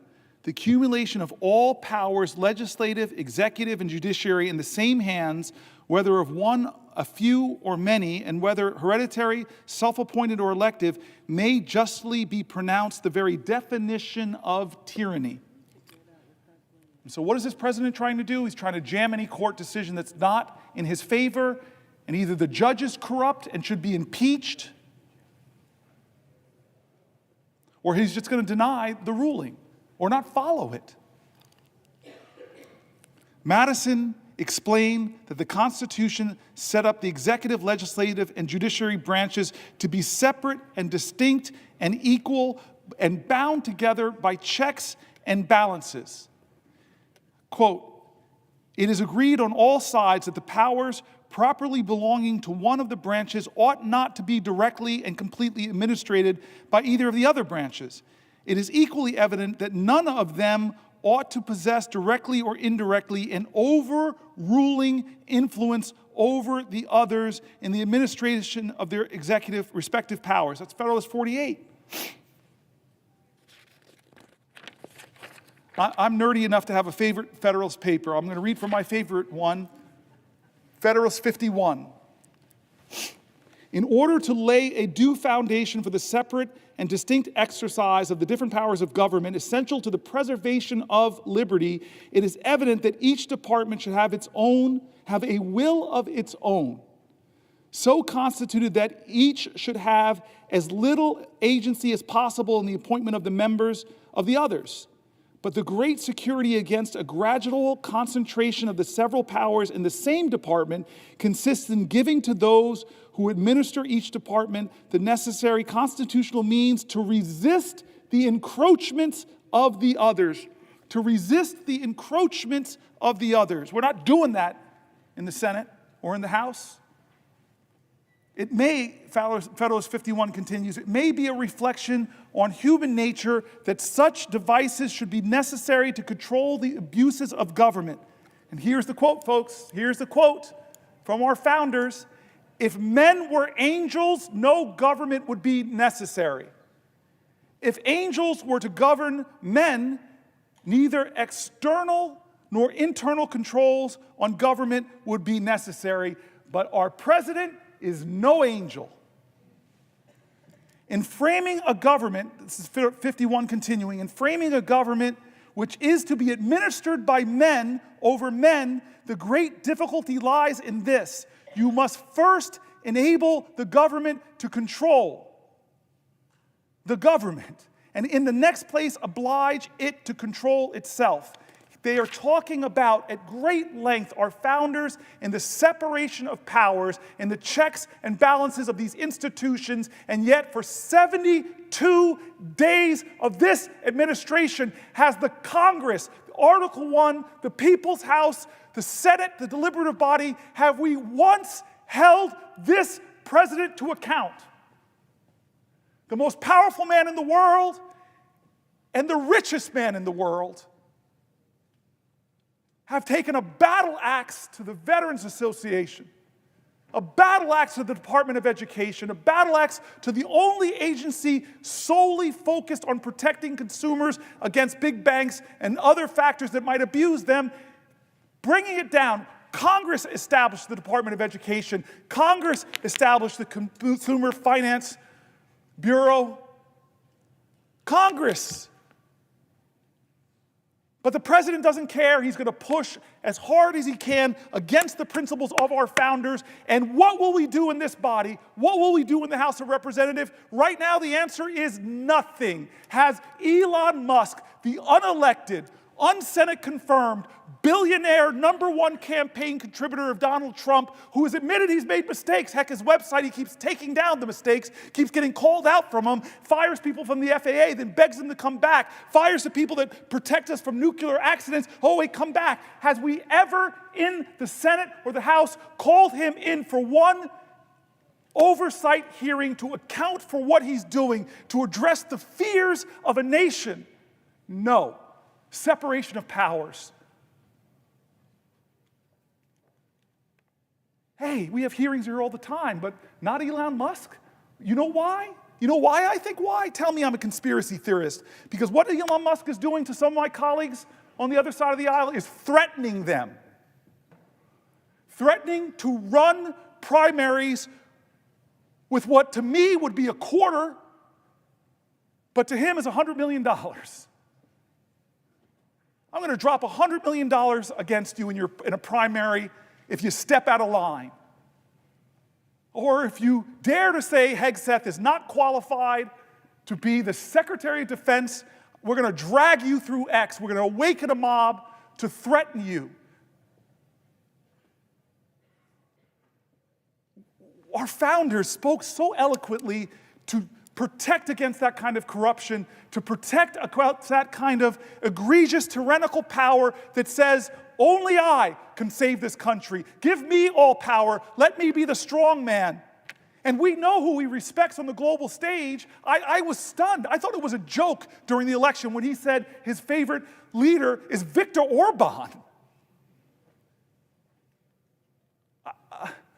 who's rolled back democratic principles, who's concentrated power. I see, who does he choose to call a dictator? The man who is trying desperately to lead his country in defense against the authoritarian dictator and preserve his democracy? Or does he call the dictator a dictator? No. Simple test. Most high school students would simply pass it, but no, he calls a hero a dictator. Do we have any conversations about that in an informal capacity? To talk about the Ukrainian war, which I know people on both sides of the aisle. Mazie Hirono brings up the separation of powers. Why is history's lesson so relevant today? Why do we study history? Why did I learn that in high school, that you study history so you don't repeat the mistakes of the past? You study history to gain inspiration and insight and courage against tough times. You study history to be inspired by heroes who stood up against despots, who sacrificed themselves. What is the lesson in history? How is it relevant to us today? Because the separation of powers between the branches of government has allowed our democracy to thrive for nearly 250 years. And now we have a person in power that's barely being checked. And if the courts check him, what he does to the courts? In the 9 weeks or 10 weeks since Donald Trump was inaugurated, there have been more than 140 federal lawsuits filed challenging his actions. I don't know if another president has, in my lifetime, ever has had 140 federal lawsuits in about 9 weeks. It's a staggering figure. We should consider it a staggering figure. He must be the most sued president in U.S. history. Somebody should fact check that. But at least in my lifetime, I don't remember Reagan, don't remember Bush, don't remember Obama or Clinton or Biden being dragged into court in the first 9 weeks so many times and losing case after case. He may have a record for the most lawsuits filed by a president himself, because he's a guy that says he loves to sue folks. In support of the big lie, he did so many lawsuits and lost them all. The lawsuits against Trump and his administration are not frivolous. Federal judges appointed by Republican presidents and Democratic presidents alike have found Trump's executive actions illegal, temporarily pausing many of them too. Trump's executive actions and the outcomes of these lawsuits have a direct effect on Americans. These lawsuits challenge Trump. Here are some of the examples, folks. And I'm wondering where the American people stand on these lawsuits, not the people who are blindly loyal to him because they believe the lies that he so artfully, creatively, and convincingly tells, but just tell me, where do you stand on these issues? Attacks on veterans who have served our country in the military and civil services. Well, there are lawsuits challenging his right to attack our veterans. There's lawsuits challenging Trump on his attacks on government agencies that protect your grandmother from online scams. I don't know where you stand with the grandmas getting scammed, to defend them, or the president. Lawsuits against Trump because of his attacks on lawful American citizens born in this country and guaranteed their citizenship under the U.S. Constitution. There are lawsuits against the president for withholding National Institute of Health funds to support studies of horrific diseases like Alzheimer's and disrupting life-saving medical research and ongoing clinical trials. Now, if you're a student of history, this is the problem often with lawsuits. Brown versus Board of Education, we celebrated as this wonderful case. It was. But was it obeyed? No, it wasn't. I have a picture of Ruby Bridges in my office because it wasn't obeyed. The court didn't declare this, and suddenly everybody said, hey, let black folk go to school with white folks. No, the president had to call in the National Guard to escort a little girl into a class. That's the problem with lawsuits, is if you have a defiant executive leadership, they'll defy them.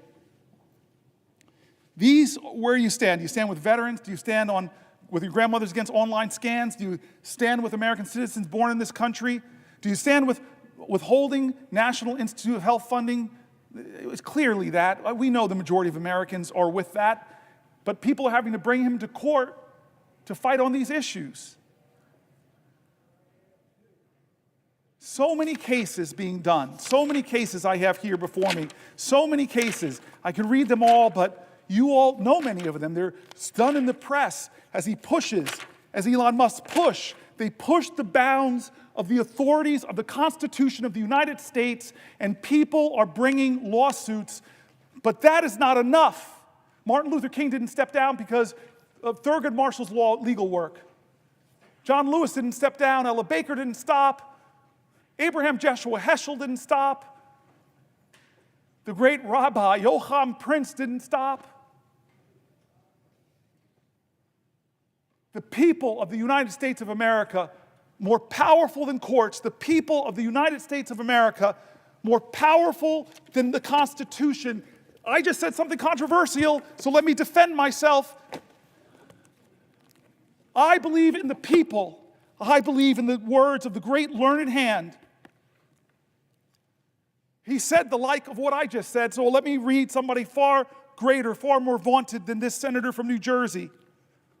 Learned Hand serves as a federal judge from 1909 to 1951. He was nicknamed the 10th Justice of the Supreme Court for his many influential decisions. And he wrote this speech about our Constitution, about our liberties, about the tyrants in every generation who have tried to subvert our democracy. Some of them from this body, like the Red Scare that had so many Americans being unjustly fired, unjustly deported, unjustly jailed, that infringed on freedom of speech, freedom of expression. I'm sorry, every generation of Americans have seen demagogues rise to try to undermine what American stands for. And Learned Hand knew that. He had so much wisdom about our Constitution. We are gathered here to affirm a faith in a common purpose, a common conviction, a common devotion. Some of us have chosen America as the land of our adoption. The rest have come from those who did the same. For this reason, we have some right to consider ourselves a picked group, a group of those who had the courage to break from the past and brave the dangers and the loneliness of a strange land. What was the object that so nerved us, or those who went before us, to this choice? We sought liberty, freedom from oppression, freedom from want, freedom to be ourselves. This is what we sought. This we now believe that we are by way of winning. What do we mean when we say that first of all we seek liberty? I often wonder whether we do not rest our hopes too much upon constitutions, upon laws, and upon our courts.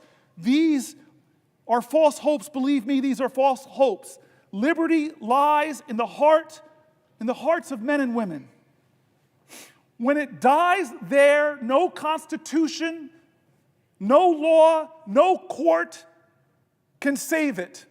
No constitution, no law, no court can even do much to help it. While it lies in our hearts, there it needs no constitution, no law, no court. And what is this liberty which must lie in the hearts of men and women? Please, please, please listen to what he writes next. What is this liberty which must lie in the hearts of us Americans? This is what he says next.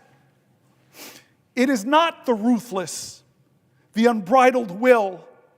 It is not freedom to do as one likes. That is the denial of liberty and leads straight to its overthrow. A society in which men recognize no check upon their freedom soon becomes a society where freedom is a possession of only a savage few, as we have learned in this country to our sorrow. What then is the spirit of liberty? I cannot define it. I can only tell you my own faith. The spirit of liberty is the spirit which is not too sure that it is right. The spirit of liberty is a spirit which seeks to understand the minds of other men and women. The spirit of liberty is a spirit which weighs their interest alongside its own without bias. The spirit of liberty remembers that not even a sparrow falls to earth unheeded.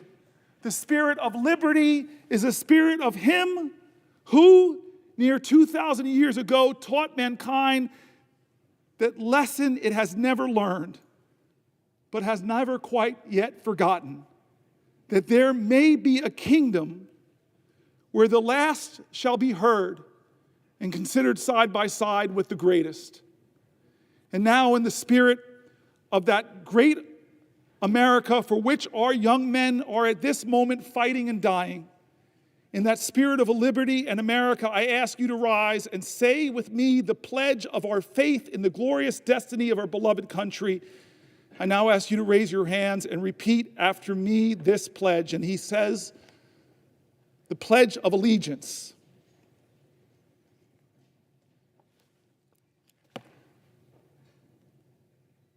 He believed that the Constitution dies if the spirit of it dies in the hearts of men and women.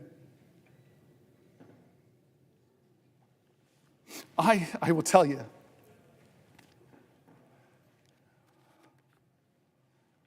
this Constitution has saved my life. It made my life because people marched to make real on the promise of our democracy. People bled to make real on this democracy. When some people told us that this Constitution didn't apply for us, this body, Republicans in America stood up and said, no, President Johnson, we're going to do amendments. We saw the 13th Amendment, the 14th Amendment, the 15th Amendment would guarantee my ancestors finally full citizenship in the United States of America and the protections of the Constitution. I am here in this body because of past generations that fought to uphold the Constitution, not because the Constitution was real to them, but because they brought reality and hope and love and promise to the Constitution. They were Americans that said, like Langston Hughes, America never was America to me, but I swear this oath, America will be. They loved this country so much even when it didn't love them back. I am here because of that. I'm the fourth black person popularly elected to this body because of generations that believed so much in this document that they were going to make it real. It lived in them. I quoted earlier today. It's worth quoting here again. The great Margaret Chase Smith, a U.S. Senator from Maine, a Republican, in her famous Declaration of Conscience speech, delivered on June 1st, 1950. Thank you, my good senator friend Whitehouse, because Lord knows I would have slipped and fallen on my tuchus and have ended this long filibuster because I fell to the floor. That's what you mean when the brother has your back. What did this Republican say in a time of tyranny in her times, in a time where the Constitution stopped living in people's hearts, where people believed that whipped up fears of others by demagogues, where people believed the fear that they heard again and again on the radio, that we should fear other Americans, when people believed their fear justified them inhibiting the greatness of the Constitution. What's that old saying from one of our great leaders of the past? If you're willing to give up your liberty in order to ensure your security, you will lose them both.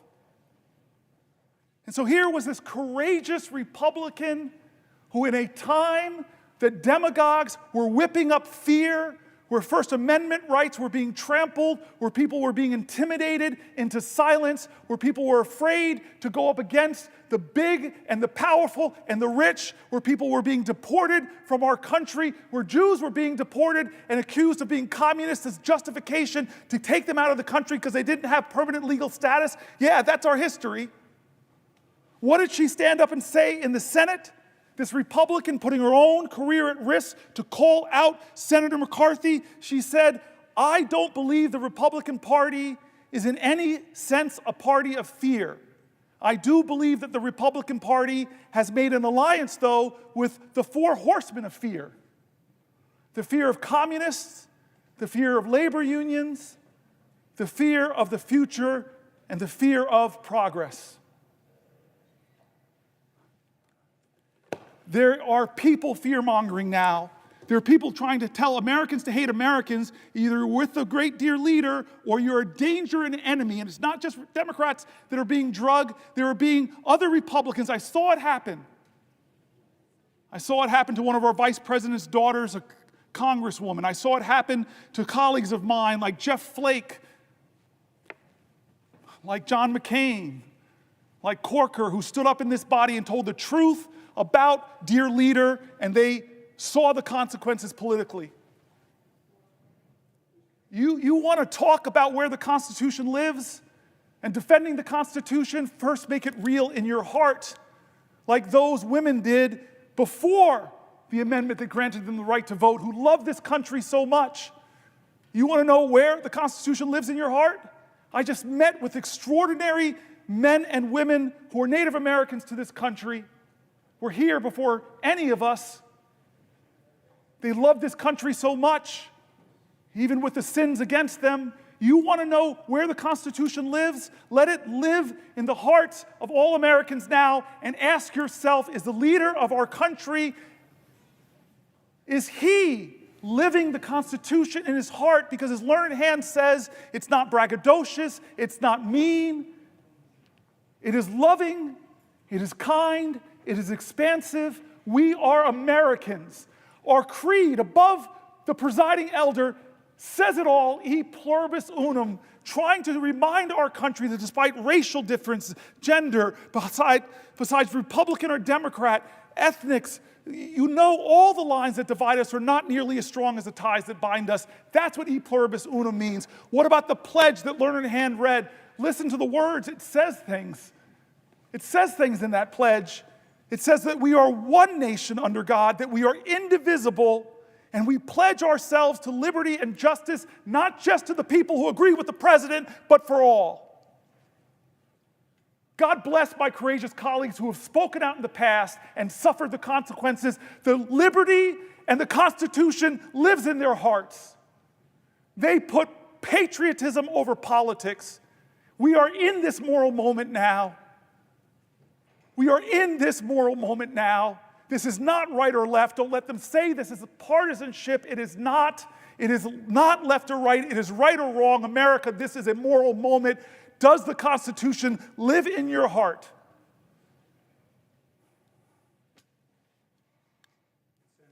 Or a question. Before I yield, I love this power trip.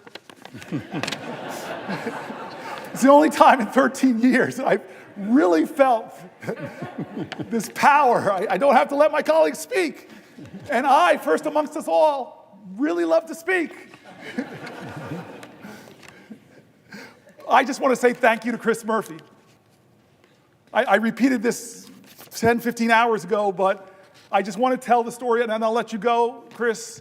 9 years ago on this floor, after the Pulse shooting, we called Chuck Schumer, Chris and I saw a moment, he saw a moment that we couldn't do business as usual. We just said, how can you have this mass shooting, yet another mass shooting, and this body just go on as business as usual? It's why I'm standing here right now. And we agreed, with the Chuck Schumer's help, that we would get control of the Senate. And Chris Murphy went down to that desk, and I promised him, I'll be with you, I'll stand with you, I won't sit down, we'll go as long as we possibly can. And he began a filibuster 9 years ago, and it lasted 15 hours, and he still had fuel in the tank. I know he did. I was a hurting guy. I told you my back was hurting, my feet were hurting. But we had a direct end when Mitch McConnell agreed to give us votes on common sense gun safety, which I think every American, most gun owners agree on, just universal background checks. And it failed to get 60 votes in the Senate, but you stood, and I stood with you. And he said to me days ago, if you're going to do this, brother, I will be your aide-de-camp this time, and you've been with me. You have been with me far past 15 hours. You've been with me for 23 hours and 49 minutes.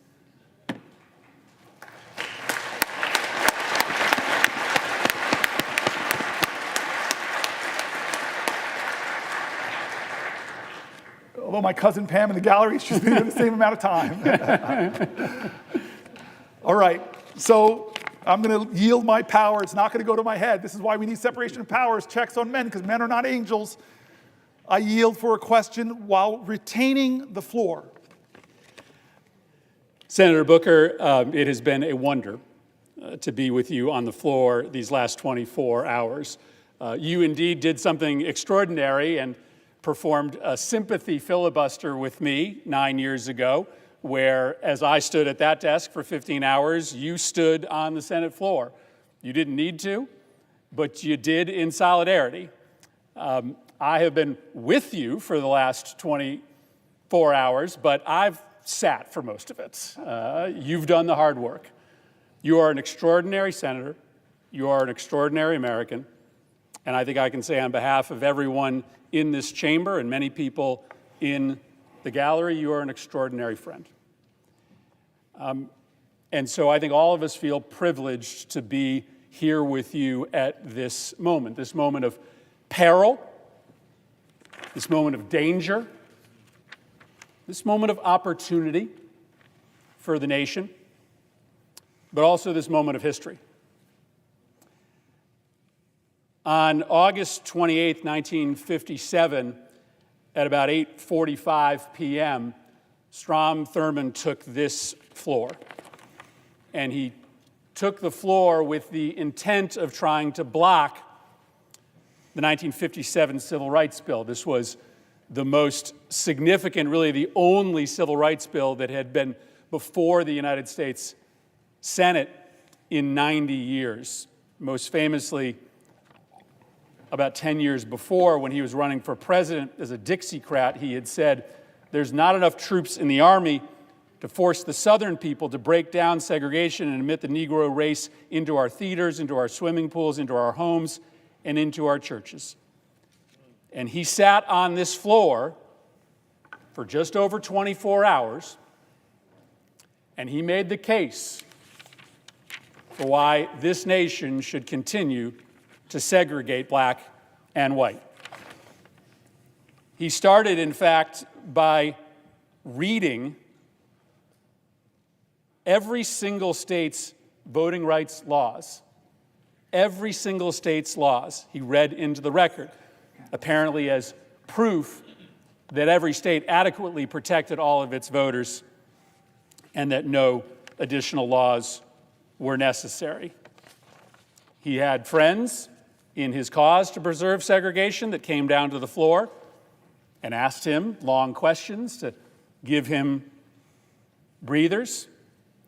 At the end of that 24 hours, at around 9 p.m. the following night, he could go no longer. His final words in his 24-hour record-breaking filibuster were, "I expect to vote against the bill."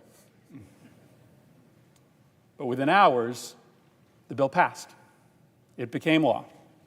It established the Office of Civil Rights at the Department of Justice. It was not nearly enough, but it broke 90 years of inaction. What you have done here today, Senator Booker, couldn't be more different than what occurred on this floor in 1957. Strom Thurmond was standing in the way of inevitable progress towards equal political and economic rights for black Americans. It was inevitable only because the people of this nation were standing up at that moment, the beginning of the civil rights movement, to make clear that progress was inevitable. And I say that that moment is so different from this moment because today you are standing in the way not of progress, but of retreat. You are standing in the way of retreat from the rule of law, retreat from our commitment to provide care to the most vulnerable, retreat from our common cause, at least we used to be in common cause, that we would have zero tolerance from corruption at the highest levels of government. And you have recognized rightly that this multifaceted retreat from everything that makes this country so special, and the speed of that retreat over the last 71 days, it is an exceptional moment. You've said that word over and over again. It is not normal what this administration has been doing to rob from us the values that used to unite left and right in this nation. And so you made this bold decision to engage in an exceptional tactic, to declare 24 hours ago that you were going to stand on this floor for as long as you could to try to raise the specter of failure in our fight against this retreat for our colleagues and for the American public. The exceptional nature we have heard so eloquently from you over the course of the last 24 hours, the massive transfer of wealth in this reconciliation bill from the poor and the middle class to the wealthy, the industrial scale harassment of journalists, of universities, of law firms, the destruction of the independence of the Department of Justice, the destruction of the American knowledge economy and the research economy, the use of the White House in violation of the Constitution to make those in power richer. You have laid out the case. And it's funny, I remember this from 9 years ago. When you're sitting in your spot, you haven't moved in 24 hours, you have no idea what's happening outside of this building. You don't actually know how many people in this country have engaged in the conversation that you started 24 hours ago. On one social media platform alone, there have been 150 million clicks on your live stream. This is a country of 300 million Americans. You have been able to pique a conversation here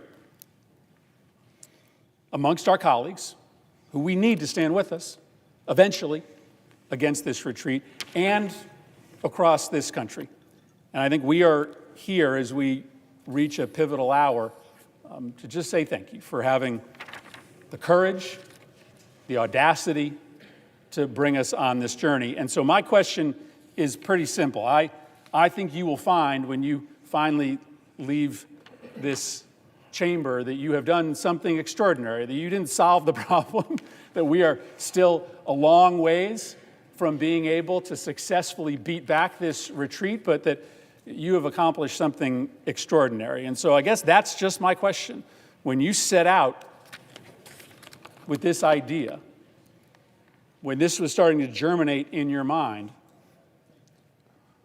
my question for you, Senator Booker, is what did you hope to accomplish? I thank my colleague and my friend again. He and I talked about this, that I was challenged by my own constituents to do something different, challenged by my own constituents to do something, challenged by my own constituents to take risks. My staff here, who should get a lot of credit for making it thus far, I'm not sitting down, but I'm mindful of what you said about Strom Thurmond. I'm mindful of that right now as I watch that clock tick for another 20 minutes.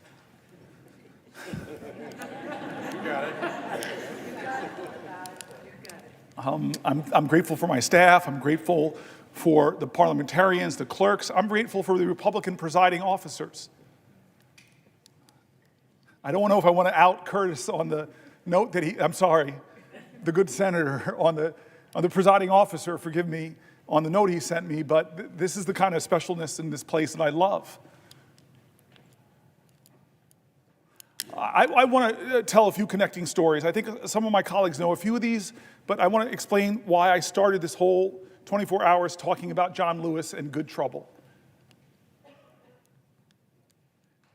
60 years ago, when he was on the Edmund Pettus Bridge, he shook New Jersey as he shook the nation. When Bloody Sunday happened, there was a white guy on a couch in New Jersey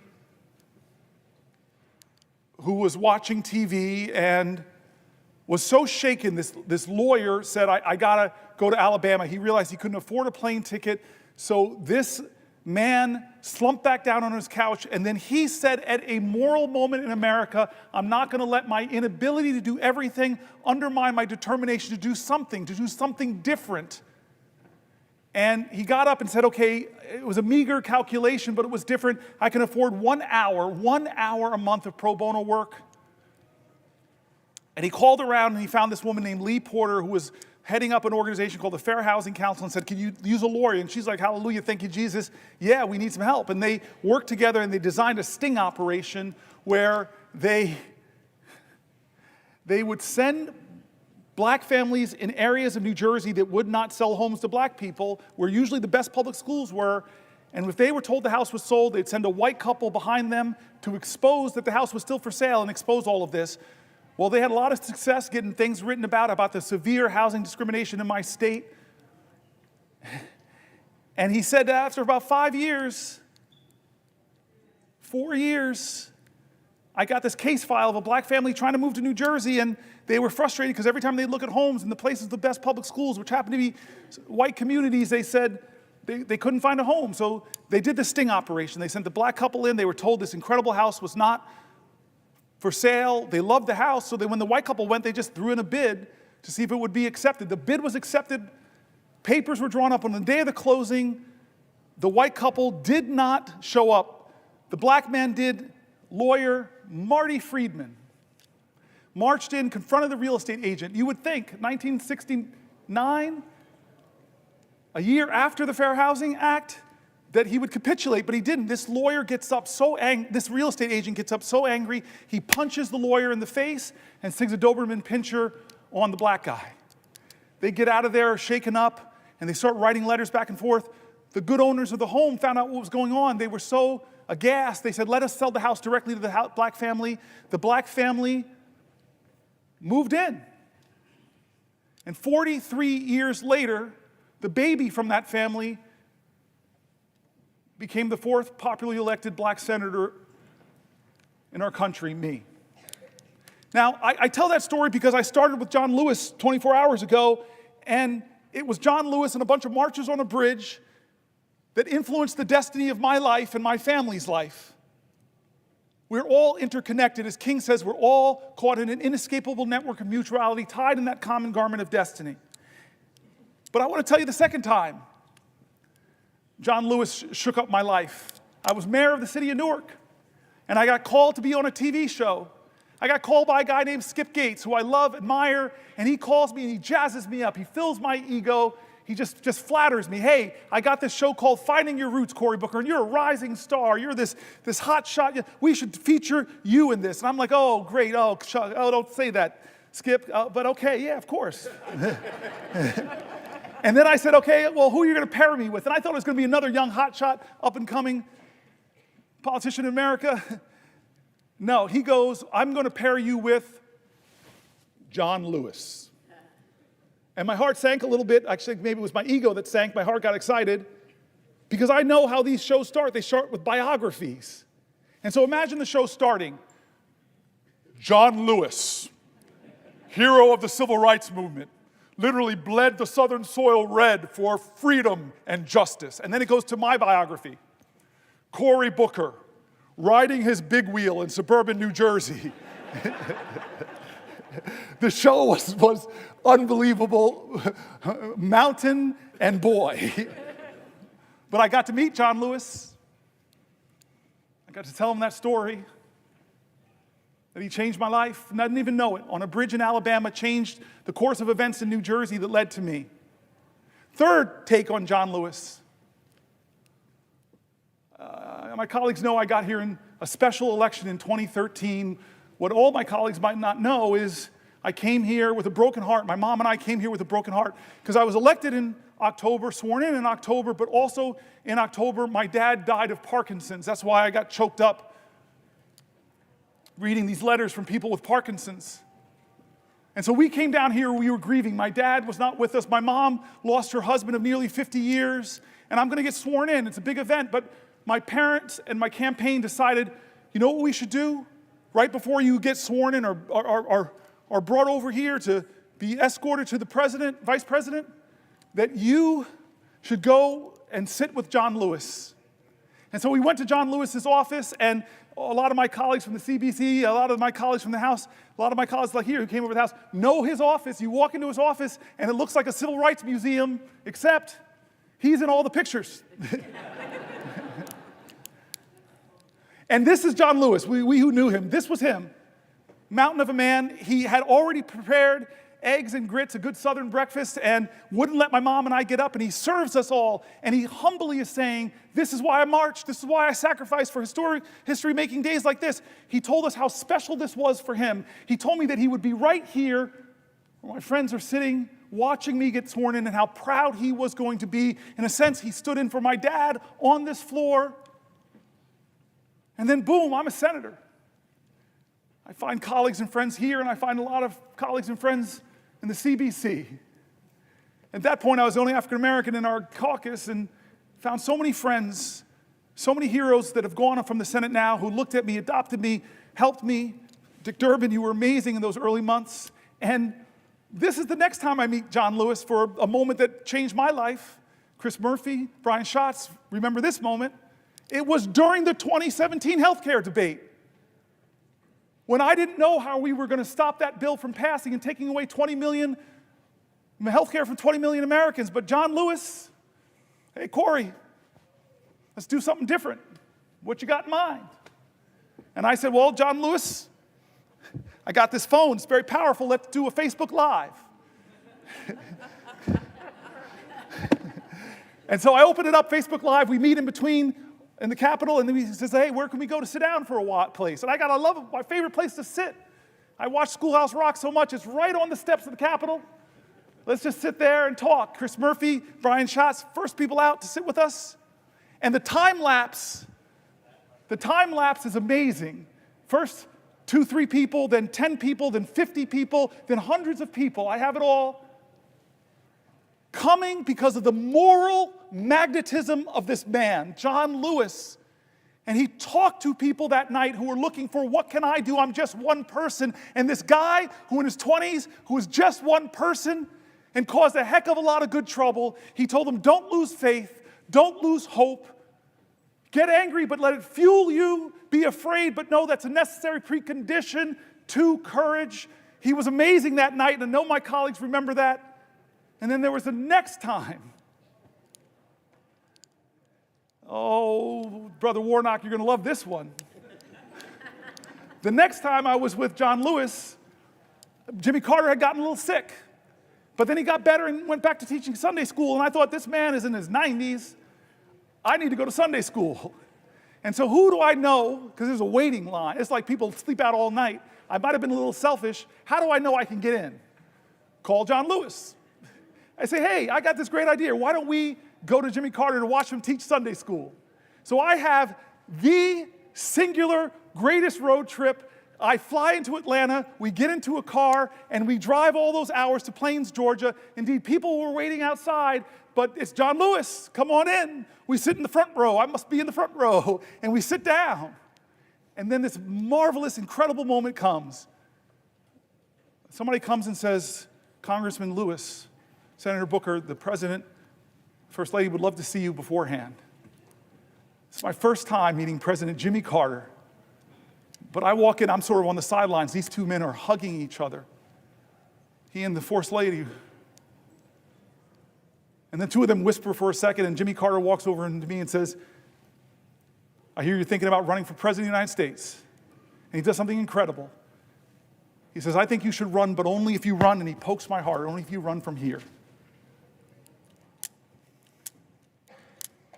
The last time of the powerful moments I've had in my life with that man, that so many of us have had these powerful moments, the last time happened because of a man named Michael Collins. I know there are people in this room that got the same phone call I got, that it won't be long now, that John Lewis is going to pass very soon. He can't speak, but I know he would want you to have your moment to say goodbye to him. And what do I do? What do I do? To say goodbye to a man that's a legend in my life, a legend in our nation. What do you do to say goodbye to him? I wasn't prepared. I can't say I said anything eloquent. Michael Collins, God bless you, man. You put the phone by his ear and you just gave me my time to have a conversation with the man that would soon die, the man that changed my life, that helped my family get into a neighborhood that loved me and cherished me. God love Harrington Park. The man who stood in for my father when heaven brought him home. The man that showed me on the steps of this Capitol how powerful the people are. It wasn't about him, it was about them. The man that brought me to see a president who flattered every senator's ego, tell them what they want to hear, run for president. And so I said everything I could, but the last thing I said I remember very well. I said, I love you. I said, I love you. And I said, John, I know you're going to be in heaven looking down on us. And I promise you, John Lewis, that I will do everything possible, that we'll do everything possible to make you proud.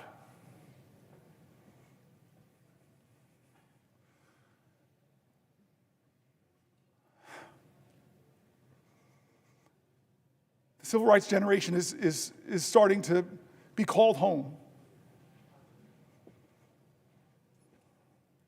Leaders are leaving us. We in the CBC have lost a lot of greats.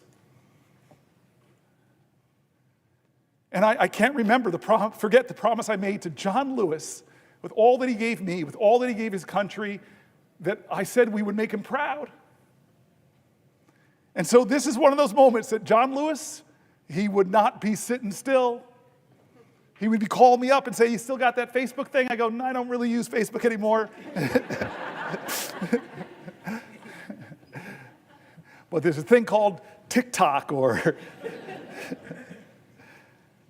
I don't know what John Lewis would say right now. I know what he said in 2017, but I'll be honest with you, I don't know what he would say.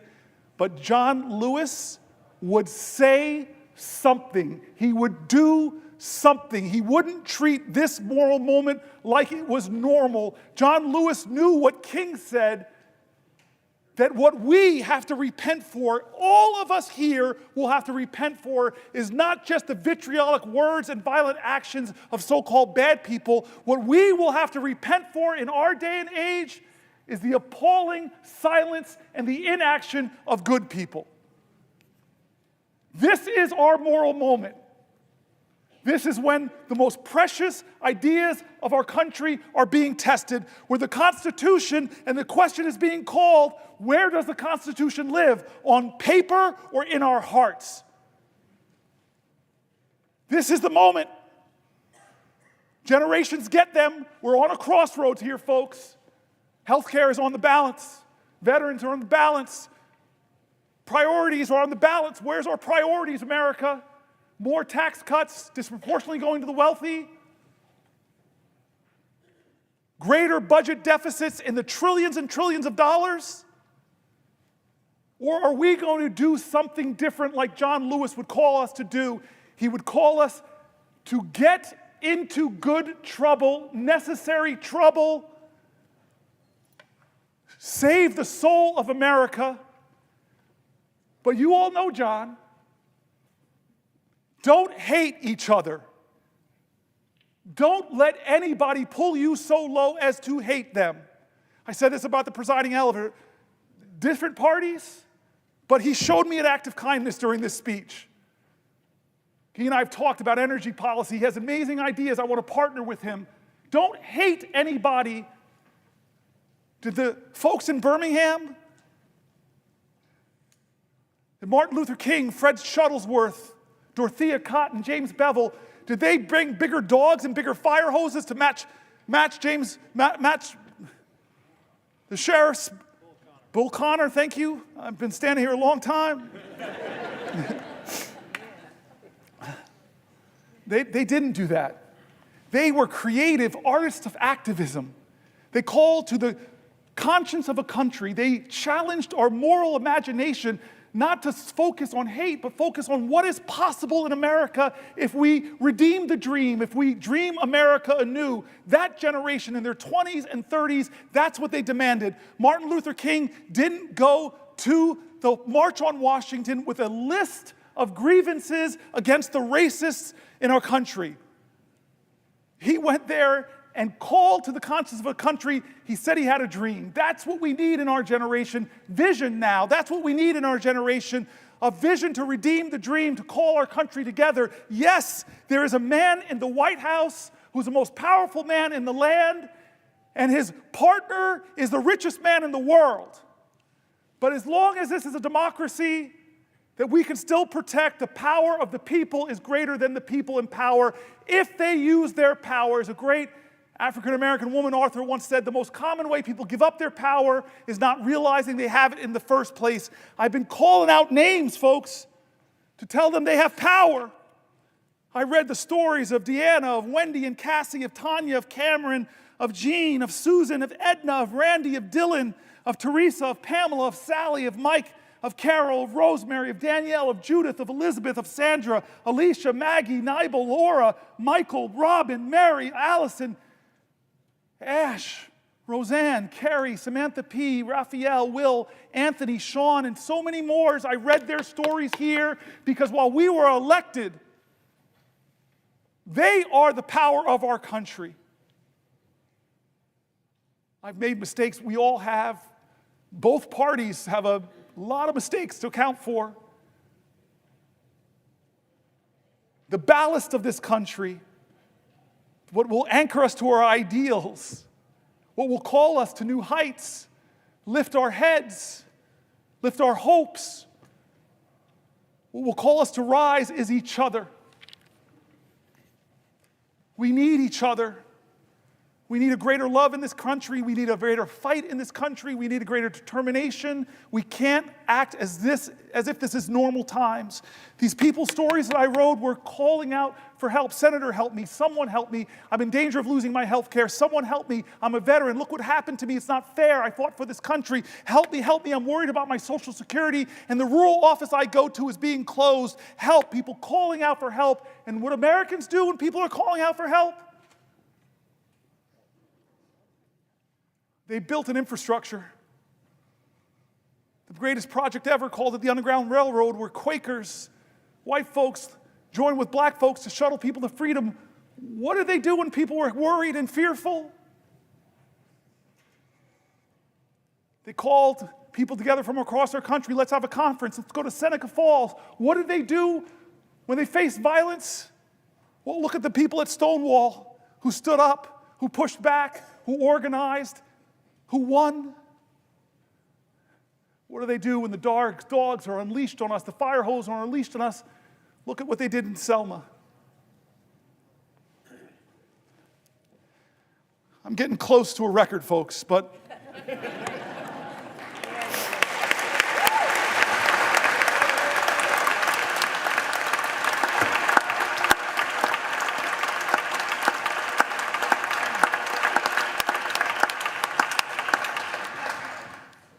there's a room here in the Senate named after Strom Thurmond.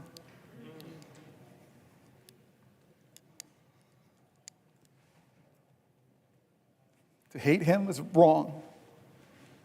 And maybe my ego got too caught up that if I stood here, maybe, just maybe I could break this record of the man who tried to stop the rights upon which I stand. I'm not here, though, because of his speech. I'm here despite his speech. I'm here because as powerful as he was, the people were more powerful.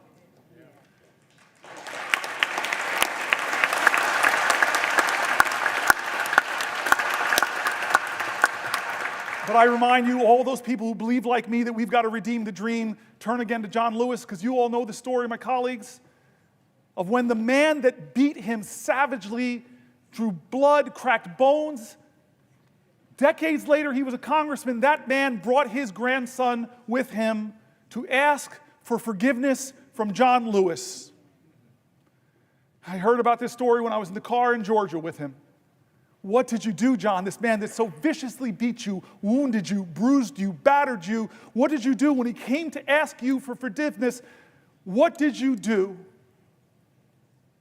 And a good Christian man of faith, simply said, every one of us needs mercy. Every one of us needs redemption. I forgave him. I hugged him. We wept. And I looked at the boy. This nation needs you too.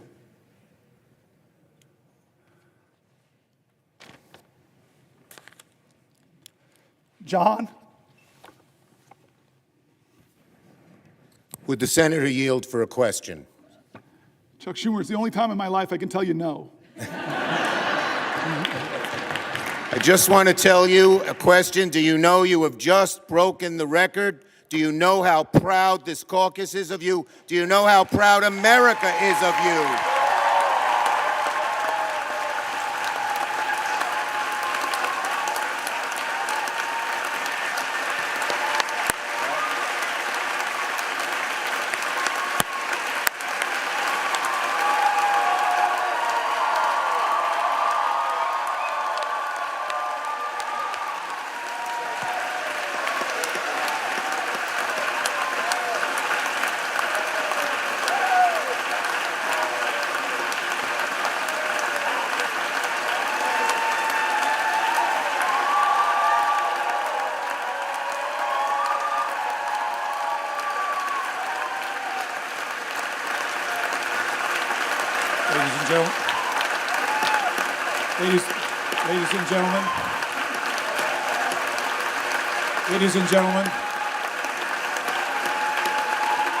Ladies and gentlemen,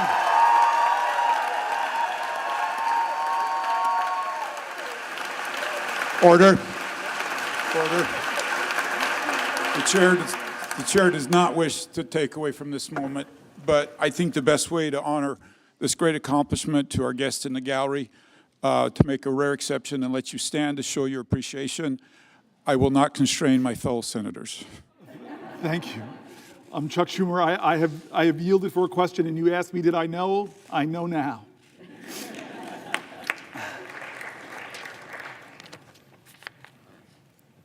I want to not quite wrap this up yet.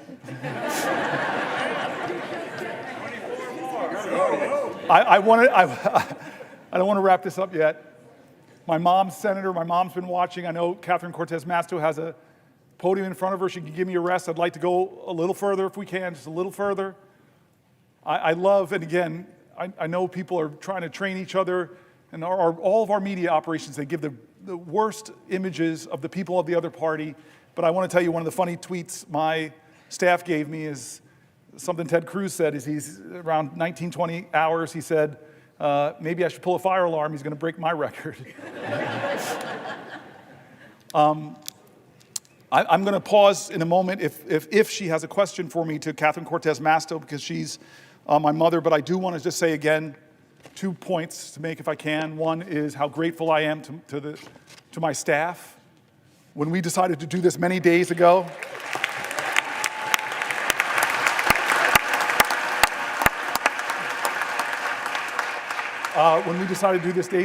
they were like, we have to do this. And we started preparing and working on this, and they did an extraordinary job. They were with me late nights, writing. I just feel guilty because they wrote about 10 books, and we didn't use all of them. They were really substantive stuff, pulling from Republicans and Democrats in critique of this moment, pulling from Democrats and Republicans, Republican governors that were saying, do not cut Medicaid. States that know, as my colleagues do, that have a trigger, that if the Medicaid funding goes below 90%, they stop the Medicaid expansion. My staff really worked hard to not make this just Democratic voices, to make it people in our country, that Republicans and Democrats, you heard mentioned in the speech, the Cato Institute, the Manhattan Institute, all people who are honest arbiters and are saying that what Trump is doing is wrong, that a budget like this that blows massive holes in our deficit, it will be something our children are trying to pay for. And what are they ultimately paying for that's caused this big deficit? It's trillions of dollars of tax cuts that people like Doge, multi-billionaire Musk will benefit from, but children won't. They did such a good job bringing together authorities on both sides of the aisle. I just want to thank them. I want to thank my cousin Pam and my family. Cousin Pam, like Chris Murphy, was here for the whole time. I want to thank Chris Murphy again.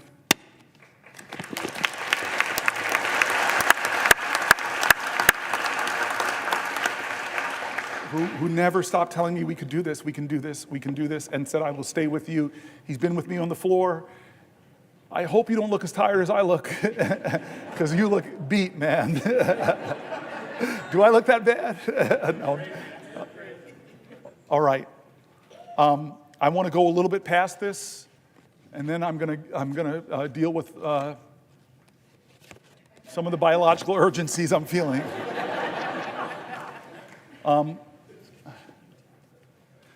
But I'm going to wait here because I have the power, I have the floor. Somebody has to ask me, perhaps from my mom's state, the way that's supposed to work. So will the good senator from New Jersey yield for a question? My mom would be so upset with me, my Aunt Marilyn, my Uncle Butch, my Aunt Shirley, all the people that are your constituents, not mine. They would be upset with me if I didn't yield to you for a question while retaining the floor. Well, first of all, Senator Booker, I have to say, we in Nevada are so proud of you. We are proud to be Nevada Strong. You are one of us. You are definitely New Jersey, Nevada Strong, and so proud of what you have accomplished so far, and willing to stay here as long as it takes to help you get your message across. And I think that's the important moment. We are all here right now. So I want to pose a question to you, actually a couple questions, but I want to start off and set the stage here, because you have been here now, for over 24 hours. You are missing some of the national news, things that are happening out there. But one of the things I want to point to that is happening that you may not be aware of, and you've touched on it a little earlier today, is this notion that we have now a president who is actually focused on billionaires and tax cuts for billionaires at the expense of the American public. And one of the things we have watched him do is cut funding for medical research. Now, what you may not know is just today I found out that HHS laid off the entire healthy aging branch of the CDC, just today. This office administers Alzheimer's disease programs. Yes. And it oversees the funding from the Bold Infrastructure for Alzheimer's Act, and it is a piece of legislation that I was so proud to partner with Susan Collins on. And she has fought for, and we have fought for, funding for it to support caregivers and their families.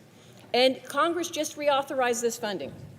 And now we have a president that has stopped the critical work that scientists are doing to try and cure Alzheimer's. And I bring this to your attention, Senator, because like you, and I think like all of us, there are personal moments in the work that we do. My personal moment is my grandmother, who I'm named after, died from Alzheimer's. And she died at a time in Las Vegas when there was not enough research, when there was not enough health care, when there were really not enough providers to understand what was going on. And so for many of us, this fight, not only is it personal, but we recognize the impact that it has outside the Beltway in so many families and lives across the country. And that's what this is about. In Nevada, as of 2023, there are 49,000 people, 65 and older, are living with Alzheimer's. And that's projected to reach 65,000 this year. Not only did we hear that HHS laid off the entire healthy aging branch of the CDC, but Donald Trump also recently terminated a $14,000 NIH research grant that had been supporting Alzheimer's research at the University of Nevada, Las Vegas. And he's continued to cut the grant for essential research for so many reasons. We've seen these funding cuts, we've seen mass layoffs, and the impoundment of grants that have already been approved by Congress. This is a violation of the rule of law, and you have been talking about that for the last couple of hours. President Trump is forgetting that this is personal. It is happening to so many families. So my question, Senator Booker, to you is, what do you think families and caregivers of those impacted by Alzheimer's, how they are feeling about what is happening right now? So this bothers me for two reasons, and the first you've already mentioned, is this is the point of bipartisan work that we do. I talked about Chris Murphy and the bipartisan gun bill that lots of people here worked on with Senator Cornyn and others, and how upset my state is that some of that community violence intervention money that I worked so hard to get in that bill is being clawed back by a president. There are people in this room, I know so many of you, and I know on the other side, that have done such great work to work with our colleagues to find common ground and get really important programs passed that bring resources to families. And it's being clawed back by our president, not with consultation, not with a hearing, not with a discussion of even why you would target Alzheimer's research. That is a violation of the separation of powers. And I wish my Republican colleagues would hold more hearings about that. These are programs that they like. I saw that with USAID. I worked with Marco Rubio on some of that programs and those investments that are now been cut and clawed back. So it's a separation of powers issues. It's an offense to the common goals that we share in this community of leaders. But the second reason it bothers me is an article I read hours ago by Fareed Zakaria. And he talked about what's happening to a nation that cuts so dramatically what is one of the best taxpayer investment dollars in biomedical sciences. If you're an investor, and I told you there's an investment that every dollar you invest, you would get $5 back for your economy, folks would be invested in that vehicle. Well, that's NIH funding.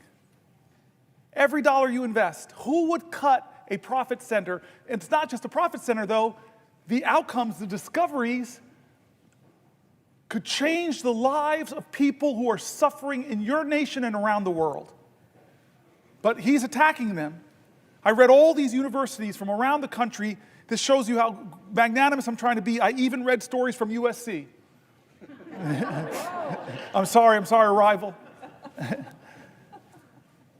That all of these universities are cutting their postdocs, cutting their PhDs, cutting the lending, because they don't know, as Donald Trump threatens, the direct costs they're stopping. And Fareed Zakaria said so painfully to all Americans with Americans' pride, as we are doing that, China, who, when they had that cultural revolution, they first went after their universities.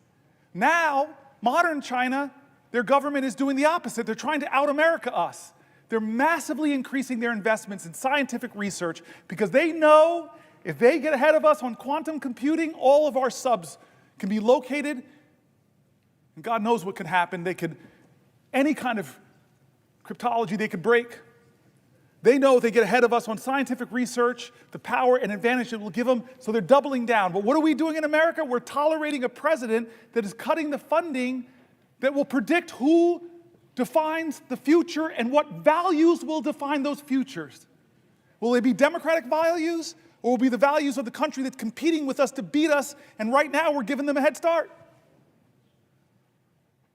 And then the final reason that question bothers me is because my father died of Parkinson's, and he had Parkinson's-related dementia. And I know what that's like.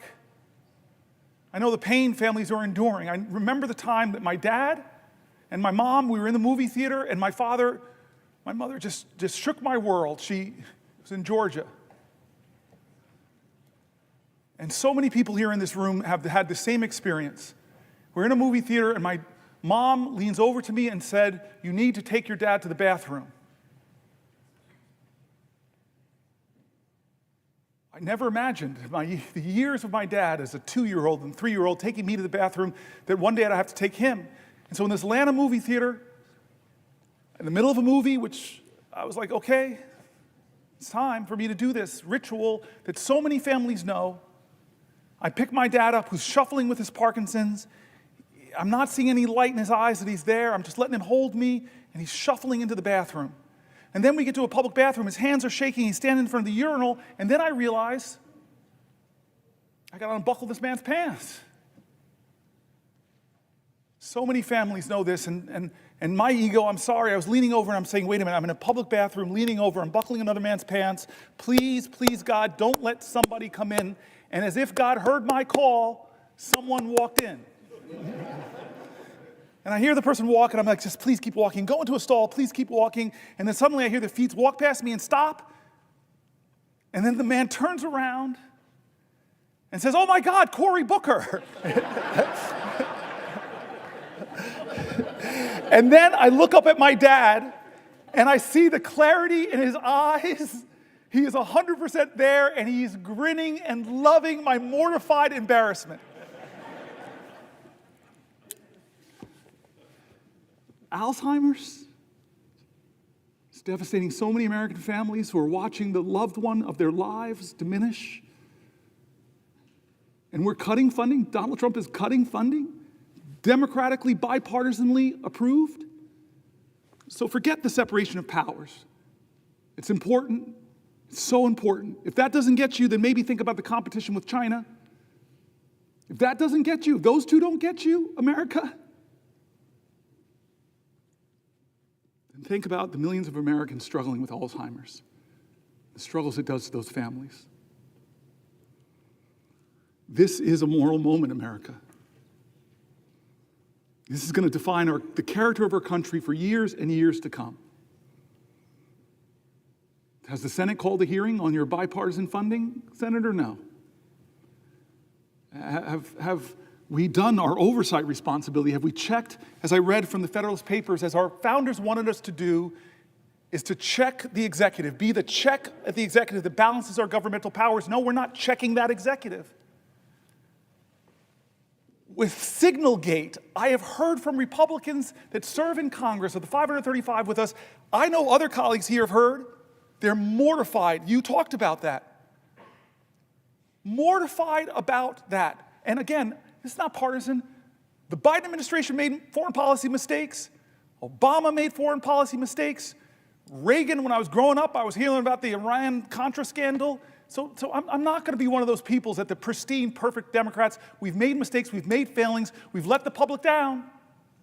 We have some reckoning in our own party that we're working on right now. But that doesn't say that you should just be one of these people that says, well, Biden did it. No, you should be a leader of character that says there's something wrong here, and in fact, it could point to real problems in the national security of our country. And the laws that we established. One of those laws is very simple. You're supposed to preserve records. How can a signal chain that disappears not be a violation of the law of this land? Is there a hearing on that? Head of the Intel Commission, not a hearing at all. Where are the checks and balances spelled out in the Constitution? We are derelicting our duties here in the Senate. We really are. And the consequences of that is the very national security of our country. How many times do you think this was the first time they created a signal chat? Or is this a pattern of practice? You're a really rational man. I keep looking at you, Mark. You're my leader on these issues.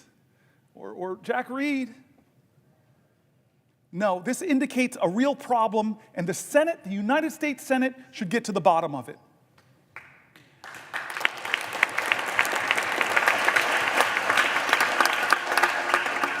This is a moral moment. I keep saying it's a moral moment. Who are we going to be? What's going to define us? And it's time not for the typical tribalism. It's time for leaders to start standing up and saying, you know what? We can go a different way. We can imagine a different country. That's why I pointed out the new leader of the Democratic Party on the House side. We're a different generation. There's a rising generation of people. I've talked about my friend who wrote this great book, Abundance. There's a whole bunch of new ideas out there that are about the future, about the possibilities, about the hope, about the greatness of America, not the greatness that is braggadocious, not the greatness that says, I'm better than you, not the greatness that says, only I can fix things. That's not the America we want. We want America that says, we the people. An America that says, e pluribus unum. An America says that our history shows that rugged individualism and self-reliance are important values, but rugged individualism didn't beat the Nazis. It didn't take us to the moon. We did that together, America. We need bigger visions that can unite us beyond our narrow partisan divides to get a real mandate. And you know what a real mandate should be? It should be government efficiency. It really should be. God, I have heard from so many of my colleagues on this side of the aisle that have said, if they formed a commission of former executives in this body. I see you, Maggie Hassan. It was hard, but I had to cut 24% of my budget. 1 out of 4 employees. It was really hard. It caused a lot of pain, but we had to reduce my government. There are a lot of people here, there are executives on both sides of the aisle that would have said, pick me, let's form the most exciting team possible. Because Jack Reed knows that the military of the United States of America could do things more efficiently. It's a little bit of waste over there, because they haven't passed an audit. Where's Maria Cantwell? The Commerce Committee. So many ideas about how to create profit centers in the American government. You have talked to me about them. You're brilliant on some of these ideas. I look around here, but I could look to the other side of the aisle. The farmer sitting over there, the guy who's been so good to me, Chuck Grassley. I forced that man to hug me when we passed. I forced you to hug me, sir. I have pictures. Can't deny it. I don't know how you're going to get reelected now, sir. You hug this dude, black dude from New Jersey. You're so sweet to me still. We passed a big bipartisan bill because people like him, like the presiding officer, I've met with you, you still have big ideas. You still have big ideas that aren't partisan. If President Trump, from his inaugural address to his first speech before a joint session of Congress said, enough, there are big ideas in this country, I want the best, I want people to come together. I'm tired of us talking down at each other. It's time for us to come together and imagine ways to create real abundance in America for all Americans. I trust the genius of America, the kindness and the decency, but this president doesn't do that. He violates all of our common senses of decency. And don't say it doesn't happen, folks. Don't say that. I listen to him. I listen to how he talks about people. We have a government now, as I said earlier, that isn't ask not what your country can do for you, but what you can do for your country. We have a country now where our president says, ask not what your country can do for you, ask what you can do for Donald Trump. And you're seeing who gets the special treatment. Some law firms are really threatened right now with being bankrupted by Donald Trump targeting them. Others have decided a different path. I'm not hating on them, but they said we're going to go to Trump and we're going to offer him what he wants. We're going to give him tens of millions of dollars of free pro bono work. I wish they would bring some of that free pro bono work to Newark, New Jersey. A lot of people who need lawyers, folks in my city. What are the standards here of our government? You want a merger? Well, maybe you should put a lot of money in Donald Trump's meme coin. I read the document, there's something word called emoluments. And we sit by and act like, oh, no big deal. He's made millions and millions of dollars from who we don't know. We haven't held one hearing of oversight to know who is giving him millions of dollars through that meme coin. Is it the Turks? Is it the Saudis? Is it the Chinese? Is it the Russian oligarchs? Do we know? Should we know? Yes, America, stop falling into tribal lanes and closing your eyes to things that should not be normalized. Why are we normalizing these things? They're wrong. They're patently, on the face of it, is wrong. If you use signal to discuss a military attack, the time of the attack, the weapons that are going to be used, and you do it on a commercial app and decide to include a reporter, there should be accountability. Am I crazy?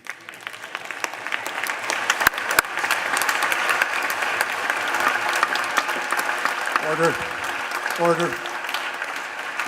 Ladies and gentlemen, let me just remind you, expressions of approval and disapproval are not permitted by the gallery. Thank you. He was forced to say that. Look at you, defiant man.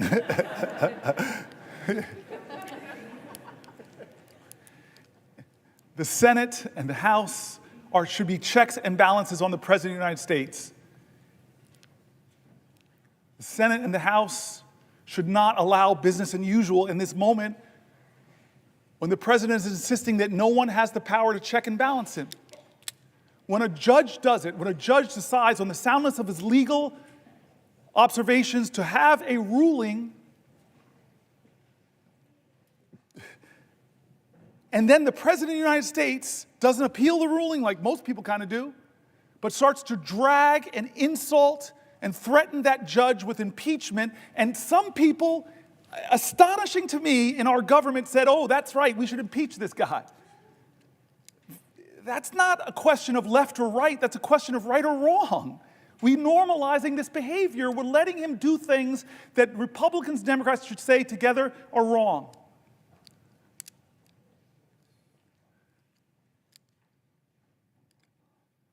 And so I want to say, I'm going to stop soon. Well, for a question? Oh, yes. God bless you. I will yield for a question while retaining the floor. Thank you. I want to start, before I get to my question, with just saying how proud I am, how proud we all are of you. And I think I'm old enough to remember Strom Thurmond's filibuster. I can remember being in high school and seeing the news every night and the reporters coming from the steps of the Capitol because they were filibustering the Civil Rights Bill. And what I'm proud of is that your focus on democracy and the opportunities that democracy opens up for all of our rights, in my mind, cancels out what Strom Thurmond did to prevent African Americans and others from getting the rights they deserve in this country. So I'm proud of that.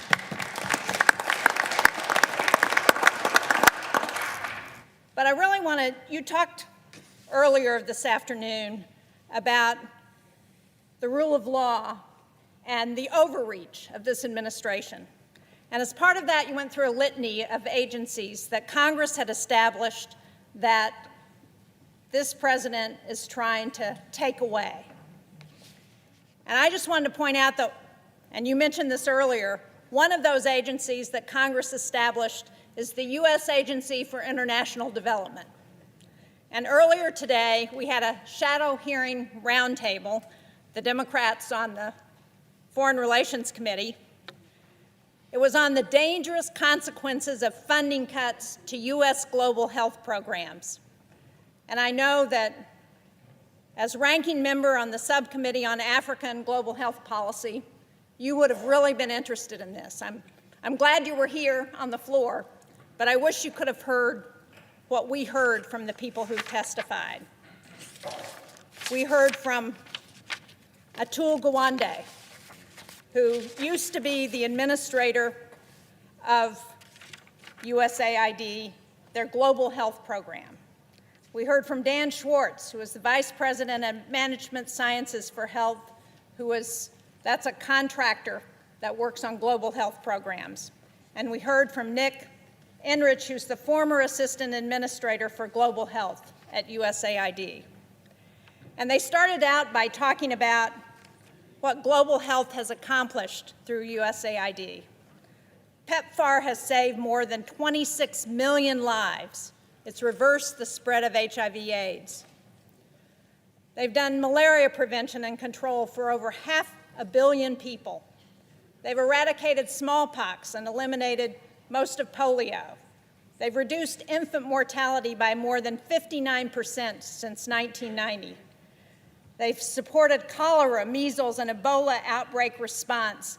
And one of the things Dr. Gawande pointed out is that they took the response to Ebola outbreak from 2 weeks. Many of us remember that during the Obama administration when Ebola was coming to the United States. They took that response from 2 weeks down to 24 to 48 hours to be in there to be responding to the Ebola epidemic. And what has this president done? What has Elon Musk and Doge done? They've gone in to USAID. They've cut the global health workforce from over 800 to about 60. They've taken the system that was designed to make programs more efficient, and they dismantled it. And when the Inspector General Paul Martin reported on food rotting in ports, he was fired. USAID has been the largest civilian ground force to address global goals. As Dr. Gawande said, what we learned from USAID is that prevention is a whole lot more efficient and a lot cheaper than emergency treatment. He said that what we spend on global health through USAID has been $9 a household in America in a year. $9. Think about what we've done with that $9. And as they were going through the litany of programs that have been cut, the one that caught my eye was 75% of the pandemic threat comes from diseases jumping from animals to humans.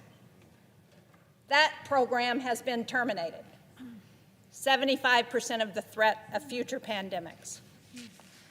So, as we think about rule of law and the overreach of this president, would you agree with me that there has been no consultation with Congress about any effort to move USAID into the Department of State, and that because Congress created this agency, Congress has got to be involved in reauthorizing whatever comes next, and that this president and his Doge boys need to understand that before they take any more steps at USAID? Yes, yes, yes. You and I both know that in a bipartisan way, we created some of these programs principally to keep America safe. Many of us remember that dramatic hearing where Trump's Secretary of Defense, James Mattis, sat before the American people when they were discussing the budgets for USAID and the State Department. And John Mattis knew the power of those programs to keep us safe. You mentioned infectious diseases. Well, we live in a world where an infectious disease anywhere is a threat to public health everywhere. So pulling our scientists out of the fight against Ebola, pulling our scientists out of drug-resistant tuberculosis fights, it makes no sense. And then, in terms of our safety, he just simply said, if you cut these programs, buy me more bullets, because our fight's to spread democracy. There are nations in Africa, for example, where the Chinese are trying to influence a different way of life. That's why so many African countries now won't criticize China for things that the rest of the world say are bad because they owe them so much debt, they're so engaged, they're so overplaying the fact. Chris Coons said something, I think it was Chris Coons said something painful earlier about Myanmar. This horrific thing. America, the most generous country on the planet, when there's a crisis, we lead the rest. I've sat in meetings in a bipartisan way with ambassadors from other countries where we had the moral authority to tell them, you're not doing enough. And in the Myanmar crisis right now, as Chris Coons said, who's standing there? Not Americans. We don't have the capacity anymore to help in a horrific crisis like that, but the Chinese government's there. Again, it's what defines us. I keep saying this is not a left-right moment. This is a moral moment, and we tell our truth with what we do with our resources. And here's the thing. When you poll people and ask them how much money you spend on USAID, they say, oh, it must be 10% of the American budget. It must be 5% of the American budget. It's around 1% or less. A penny of what tax dollars you send down to Washington goes to help us to make sure that around the globe we're countering the hard power of some countries with the power of our light and our soft power. We have been the envy of the world, where people see and know how special America is because we live the value of every major religion, that we're going to love our neighbors, we're going to be there for you in your times of need. And we all know, with a terrorist group from far away to the most horrific attack, that in a lot of these countries, terrorist groups are trying to counter the democratic governments there. Look in the Sahel region. Look what's happening. When I was in Nigeria, I was shocked to say what they're talking about, instabilities in the north, the threats of terrorism in the north. I'm going to go for 7 more minutes and stop, but I want to use these last 7 minutes to return one more time to the people of my state and actually other states who demanded we do things different. who asked for help. Before I do, I just want to thank Mike Lee today. He's my partner in antitrust, a specialty of my friend Amy Klobuchar. And I don't know if you got my text, but you got it, where I said to you, I'm kind of going to the floor to hold it for as long as I can. And I may not make our first subcommittee together on antitrust where we have a lot of common ground. So I'm sorry I missed it today. I know you'll fill me in, but I know my friend filled in. Thank you. So I want to close back where we started, about us, about why I'm here.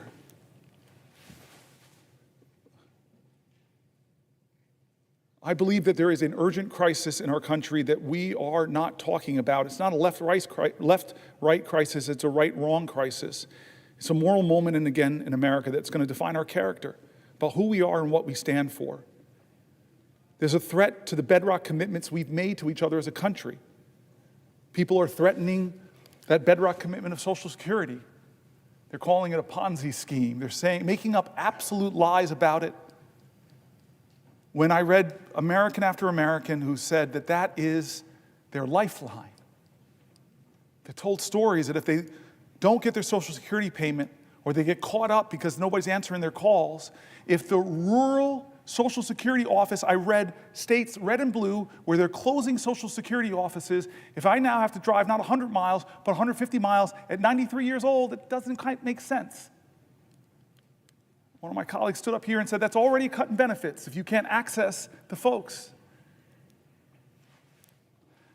I stood here because there's a threat to these bedrock commitments. The bedrock commitment we've made in healthcare in this country. We won the defense of the Affordable Care Act, but my colleagues know when you start talking about Medicaid, that's not 20 plus million Americans.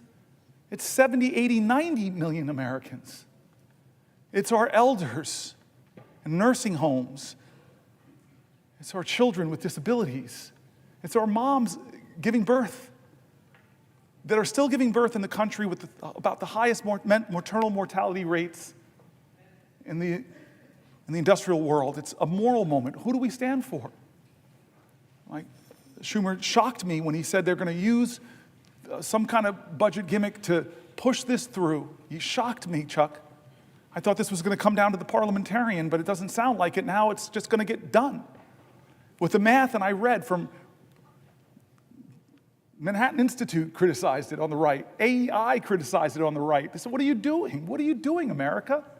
You're going to rake up trillions and trillions of dollars in debt that our children and our children's children are going to have to pay for, passing the bucks that will grow.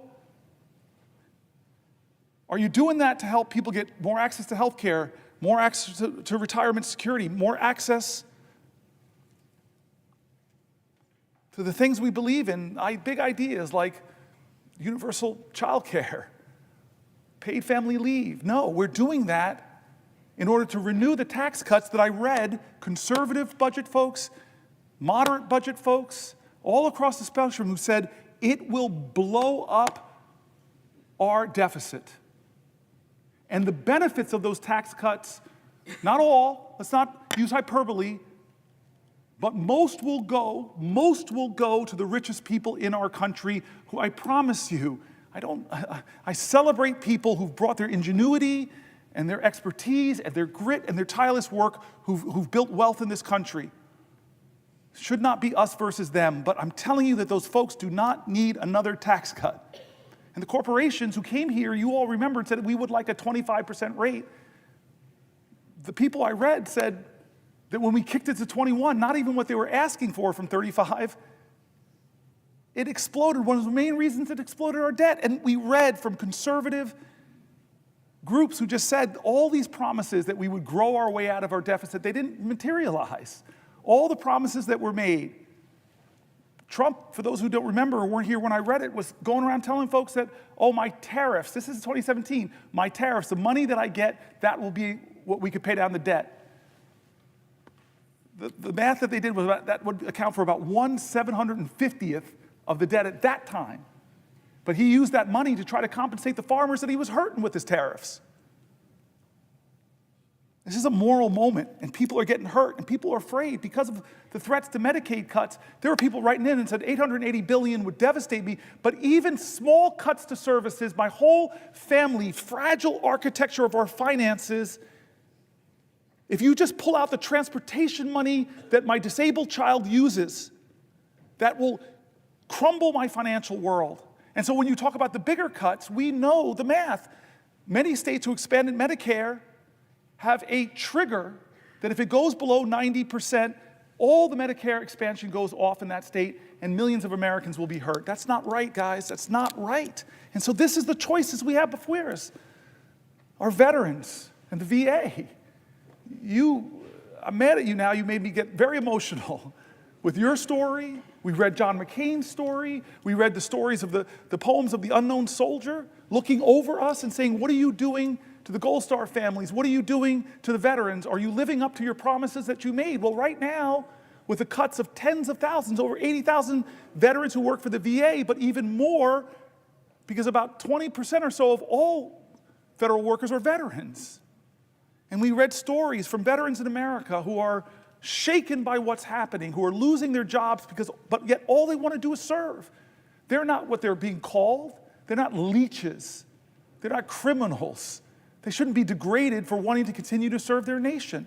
This is what we're talking about, our veterans, our seniors, our health care, our financial security going forward. I asked the question to all those people who voted for Donald Trump, who believed in him that he would lower your grocery prices. I asked you, look at your financial self. Are you better off than you were 72 years ago financially? Well, the answer for most people who believed in him is no, because he didn't set out to do anything to lower prices. He set out to rename the Gulf of Mexico, to threaten Canada, to say I'm going to take over Greenland. He's done a lot of things, 140 executive orders. Many of them actually drive up your costs, make it more expensive to enroll in the ACA, reduce a lot of the tax credits there. He's increased your costs. He's taxed your bedrock services. Stock market tumbles, your 401k accounts are less. Inflation is up. Consumer confidence is down. This is what the voices we brought into this chamber, the voices of our constituents, red states, blue states, the voices of Democrats and Republicans, Republican governors, Democratic governors. We brought all the people that are saying, no, this is a moral moment, not left or right, right or wrong. And so I've tried over the last 25 hours and 1 minute to center the conversation back on what will we do of good conscience. People who are saying, I served this country, I risked my life, shouldn't be able to keep my job. People who are saying, this country once made itself the envy of the world because we invested in high quality education for every child. I don't like what's going on at the end of the Department of Education. People who are saying, I worked harder than I ever have, but the prices on everything in my life are getting higher. People who are saying that the America I learned about in school, the one where people's rights are protected, the people who are saying that why are we yet again going through another healthcare battle that threatens millions of people, the people who are saying that I'm worried about the financial security and the future of my country, the voices of folks. And so I end by saying simply this, where I started was John Lewis. I don't know how to solve this. I don't know how to stop us from going down this road. Chuck Schumer's now told me that they're greasing the skids to do these things. I'm sorry, but I know who does have the power. The people of the United States of America. The power of the people is greater than the people in power. It is time to heed the words of the man I began this whole thing with, John Lewis. I beg folks to take his example of his early days where he made himself determined to show his love for his country at a time the country didn't love him. To love this country so much, to be such a patriot that he endured beatings savagely on the Edmund Pettus Bridge, at lunch counters, on freedom rides. He said he had to do something. He would not normalize a moment like this. He would not just go along with business as usual. He wouldn't know how to solve it. But there's one thing that he would do that I hope we all can do that I think I did a little bit of tonight.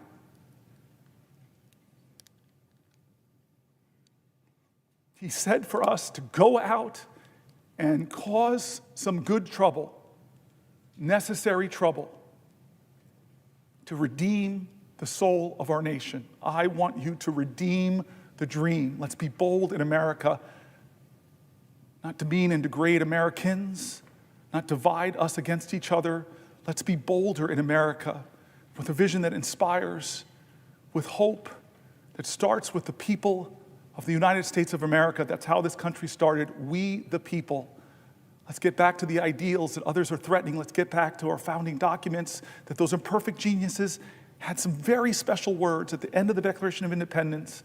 It was one of the greatest in all of humanity declarations of interdependence. When our founder said we must mutually pledge to each other our lives, our fortunes, and our sacred honor. We need that now from all Americans. This is a moral moment. It's not left or right, it's right or wrong.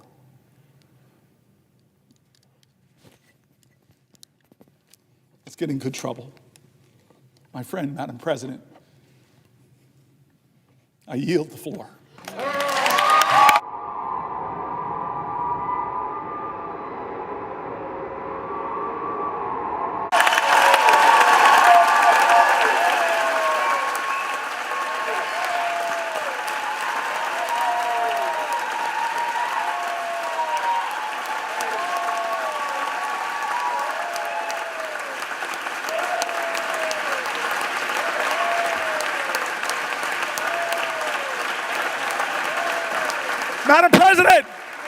Madam President,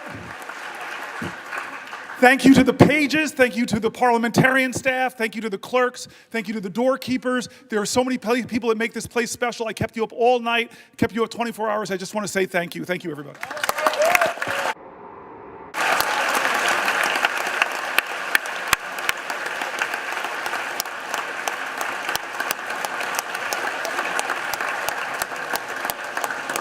Madam President. Madam President. Senator from Idaho. Madam President, this next regular order of business, confirmation of Mr. Matthew Whitaker.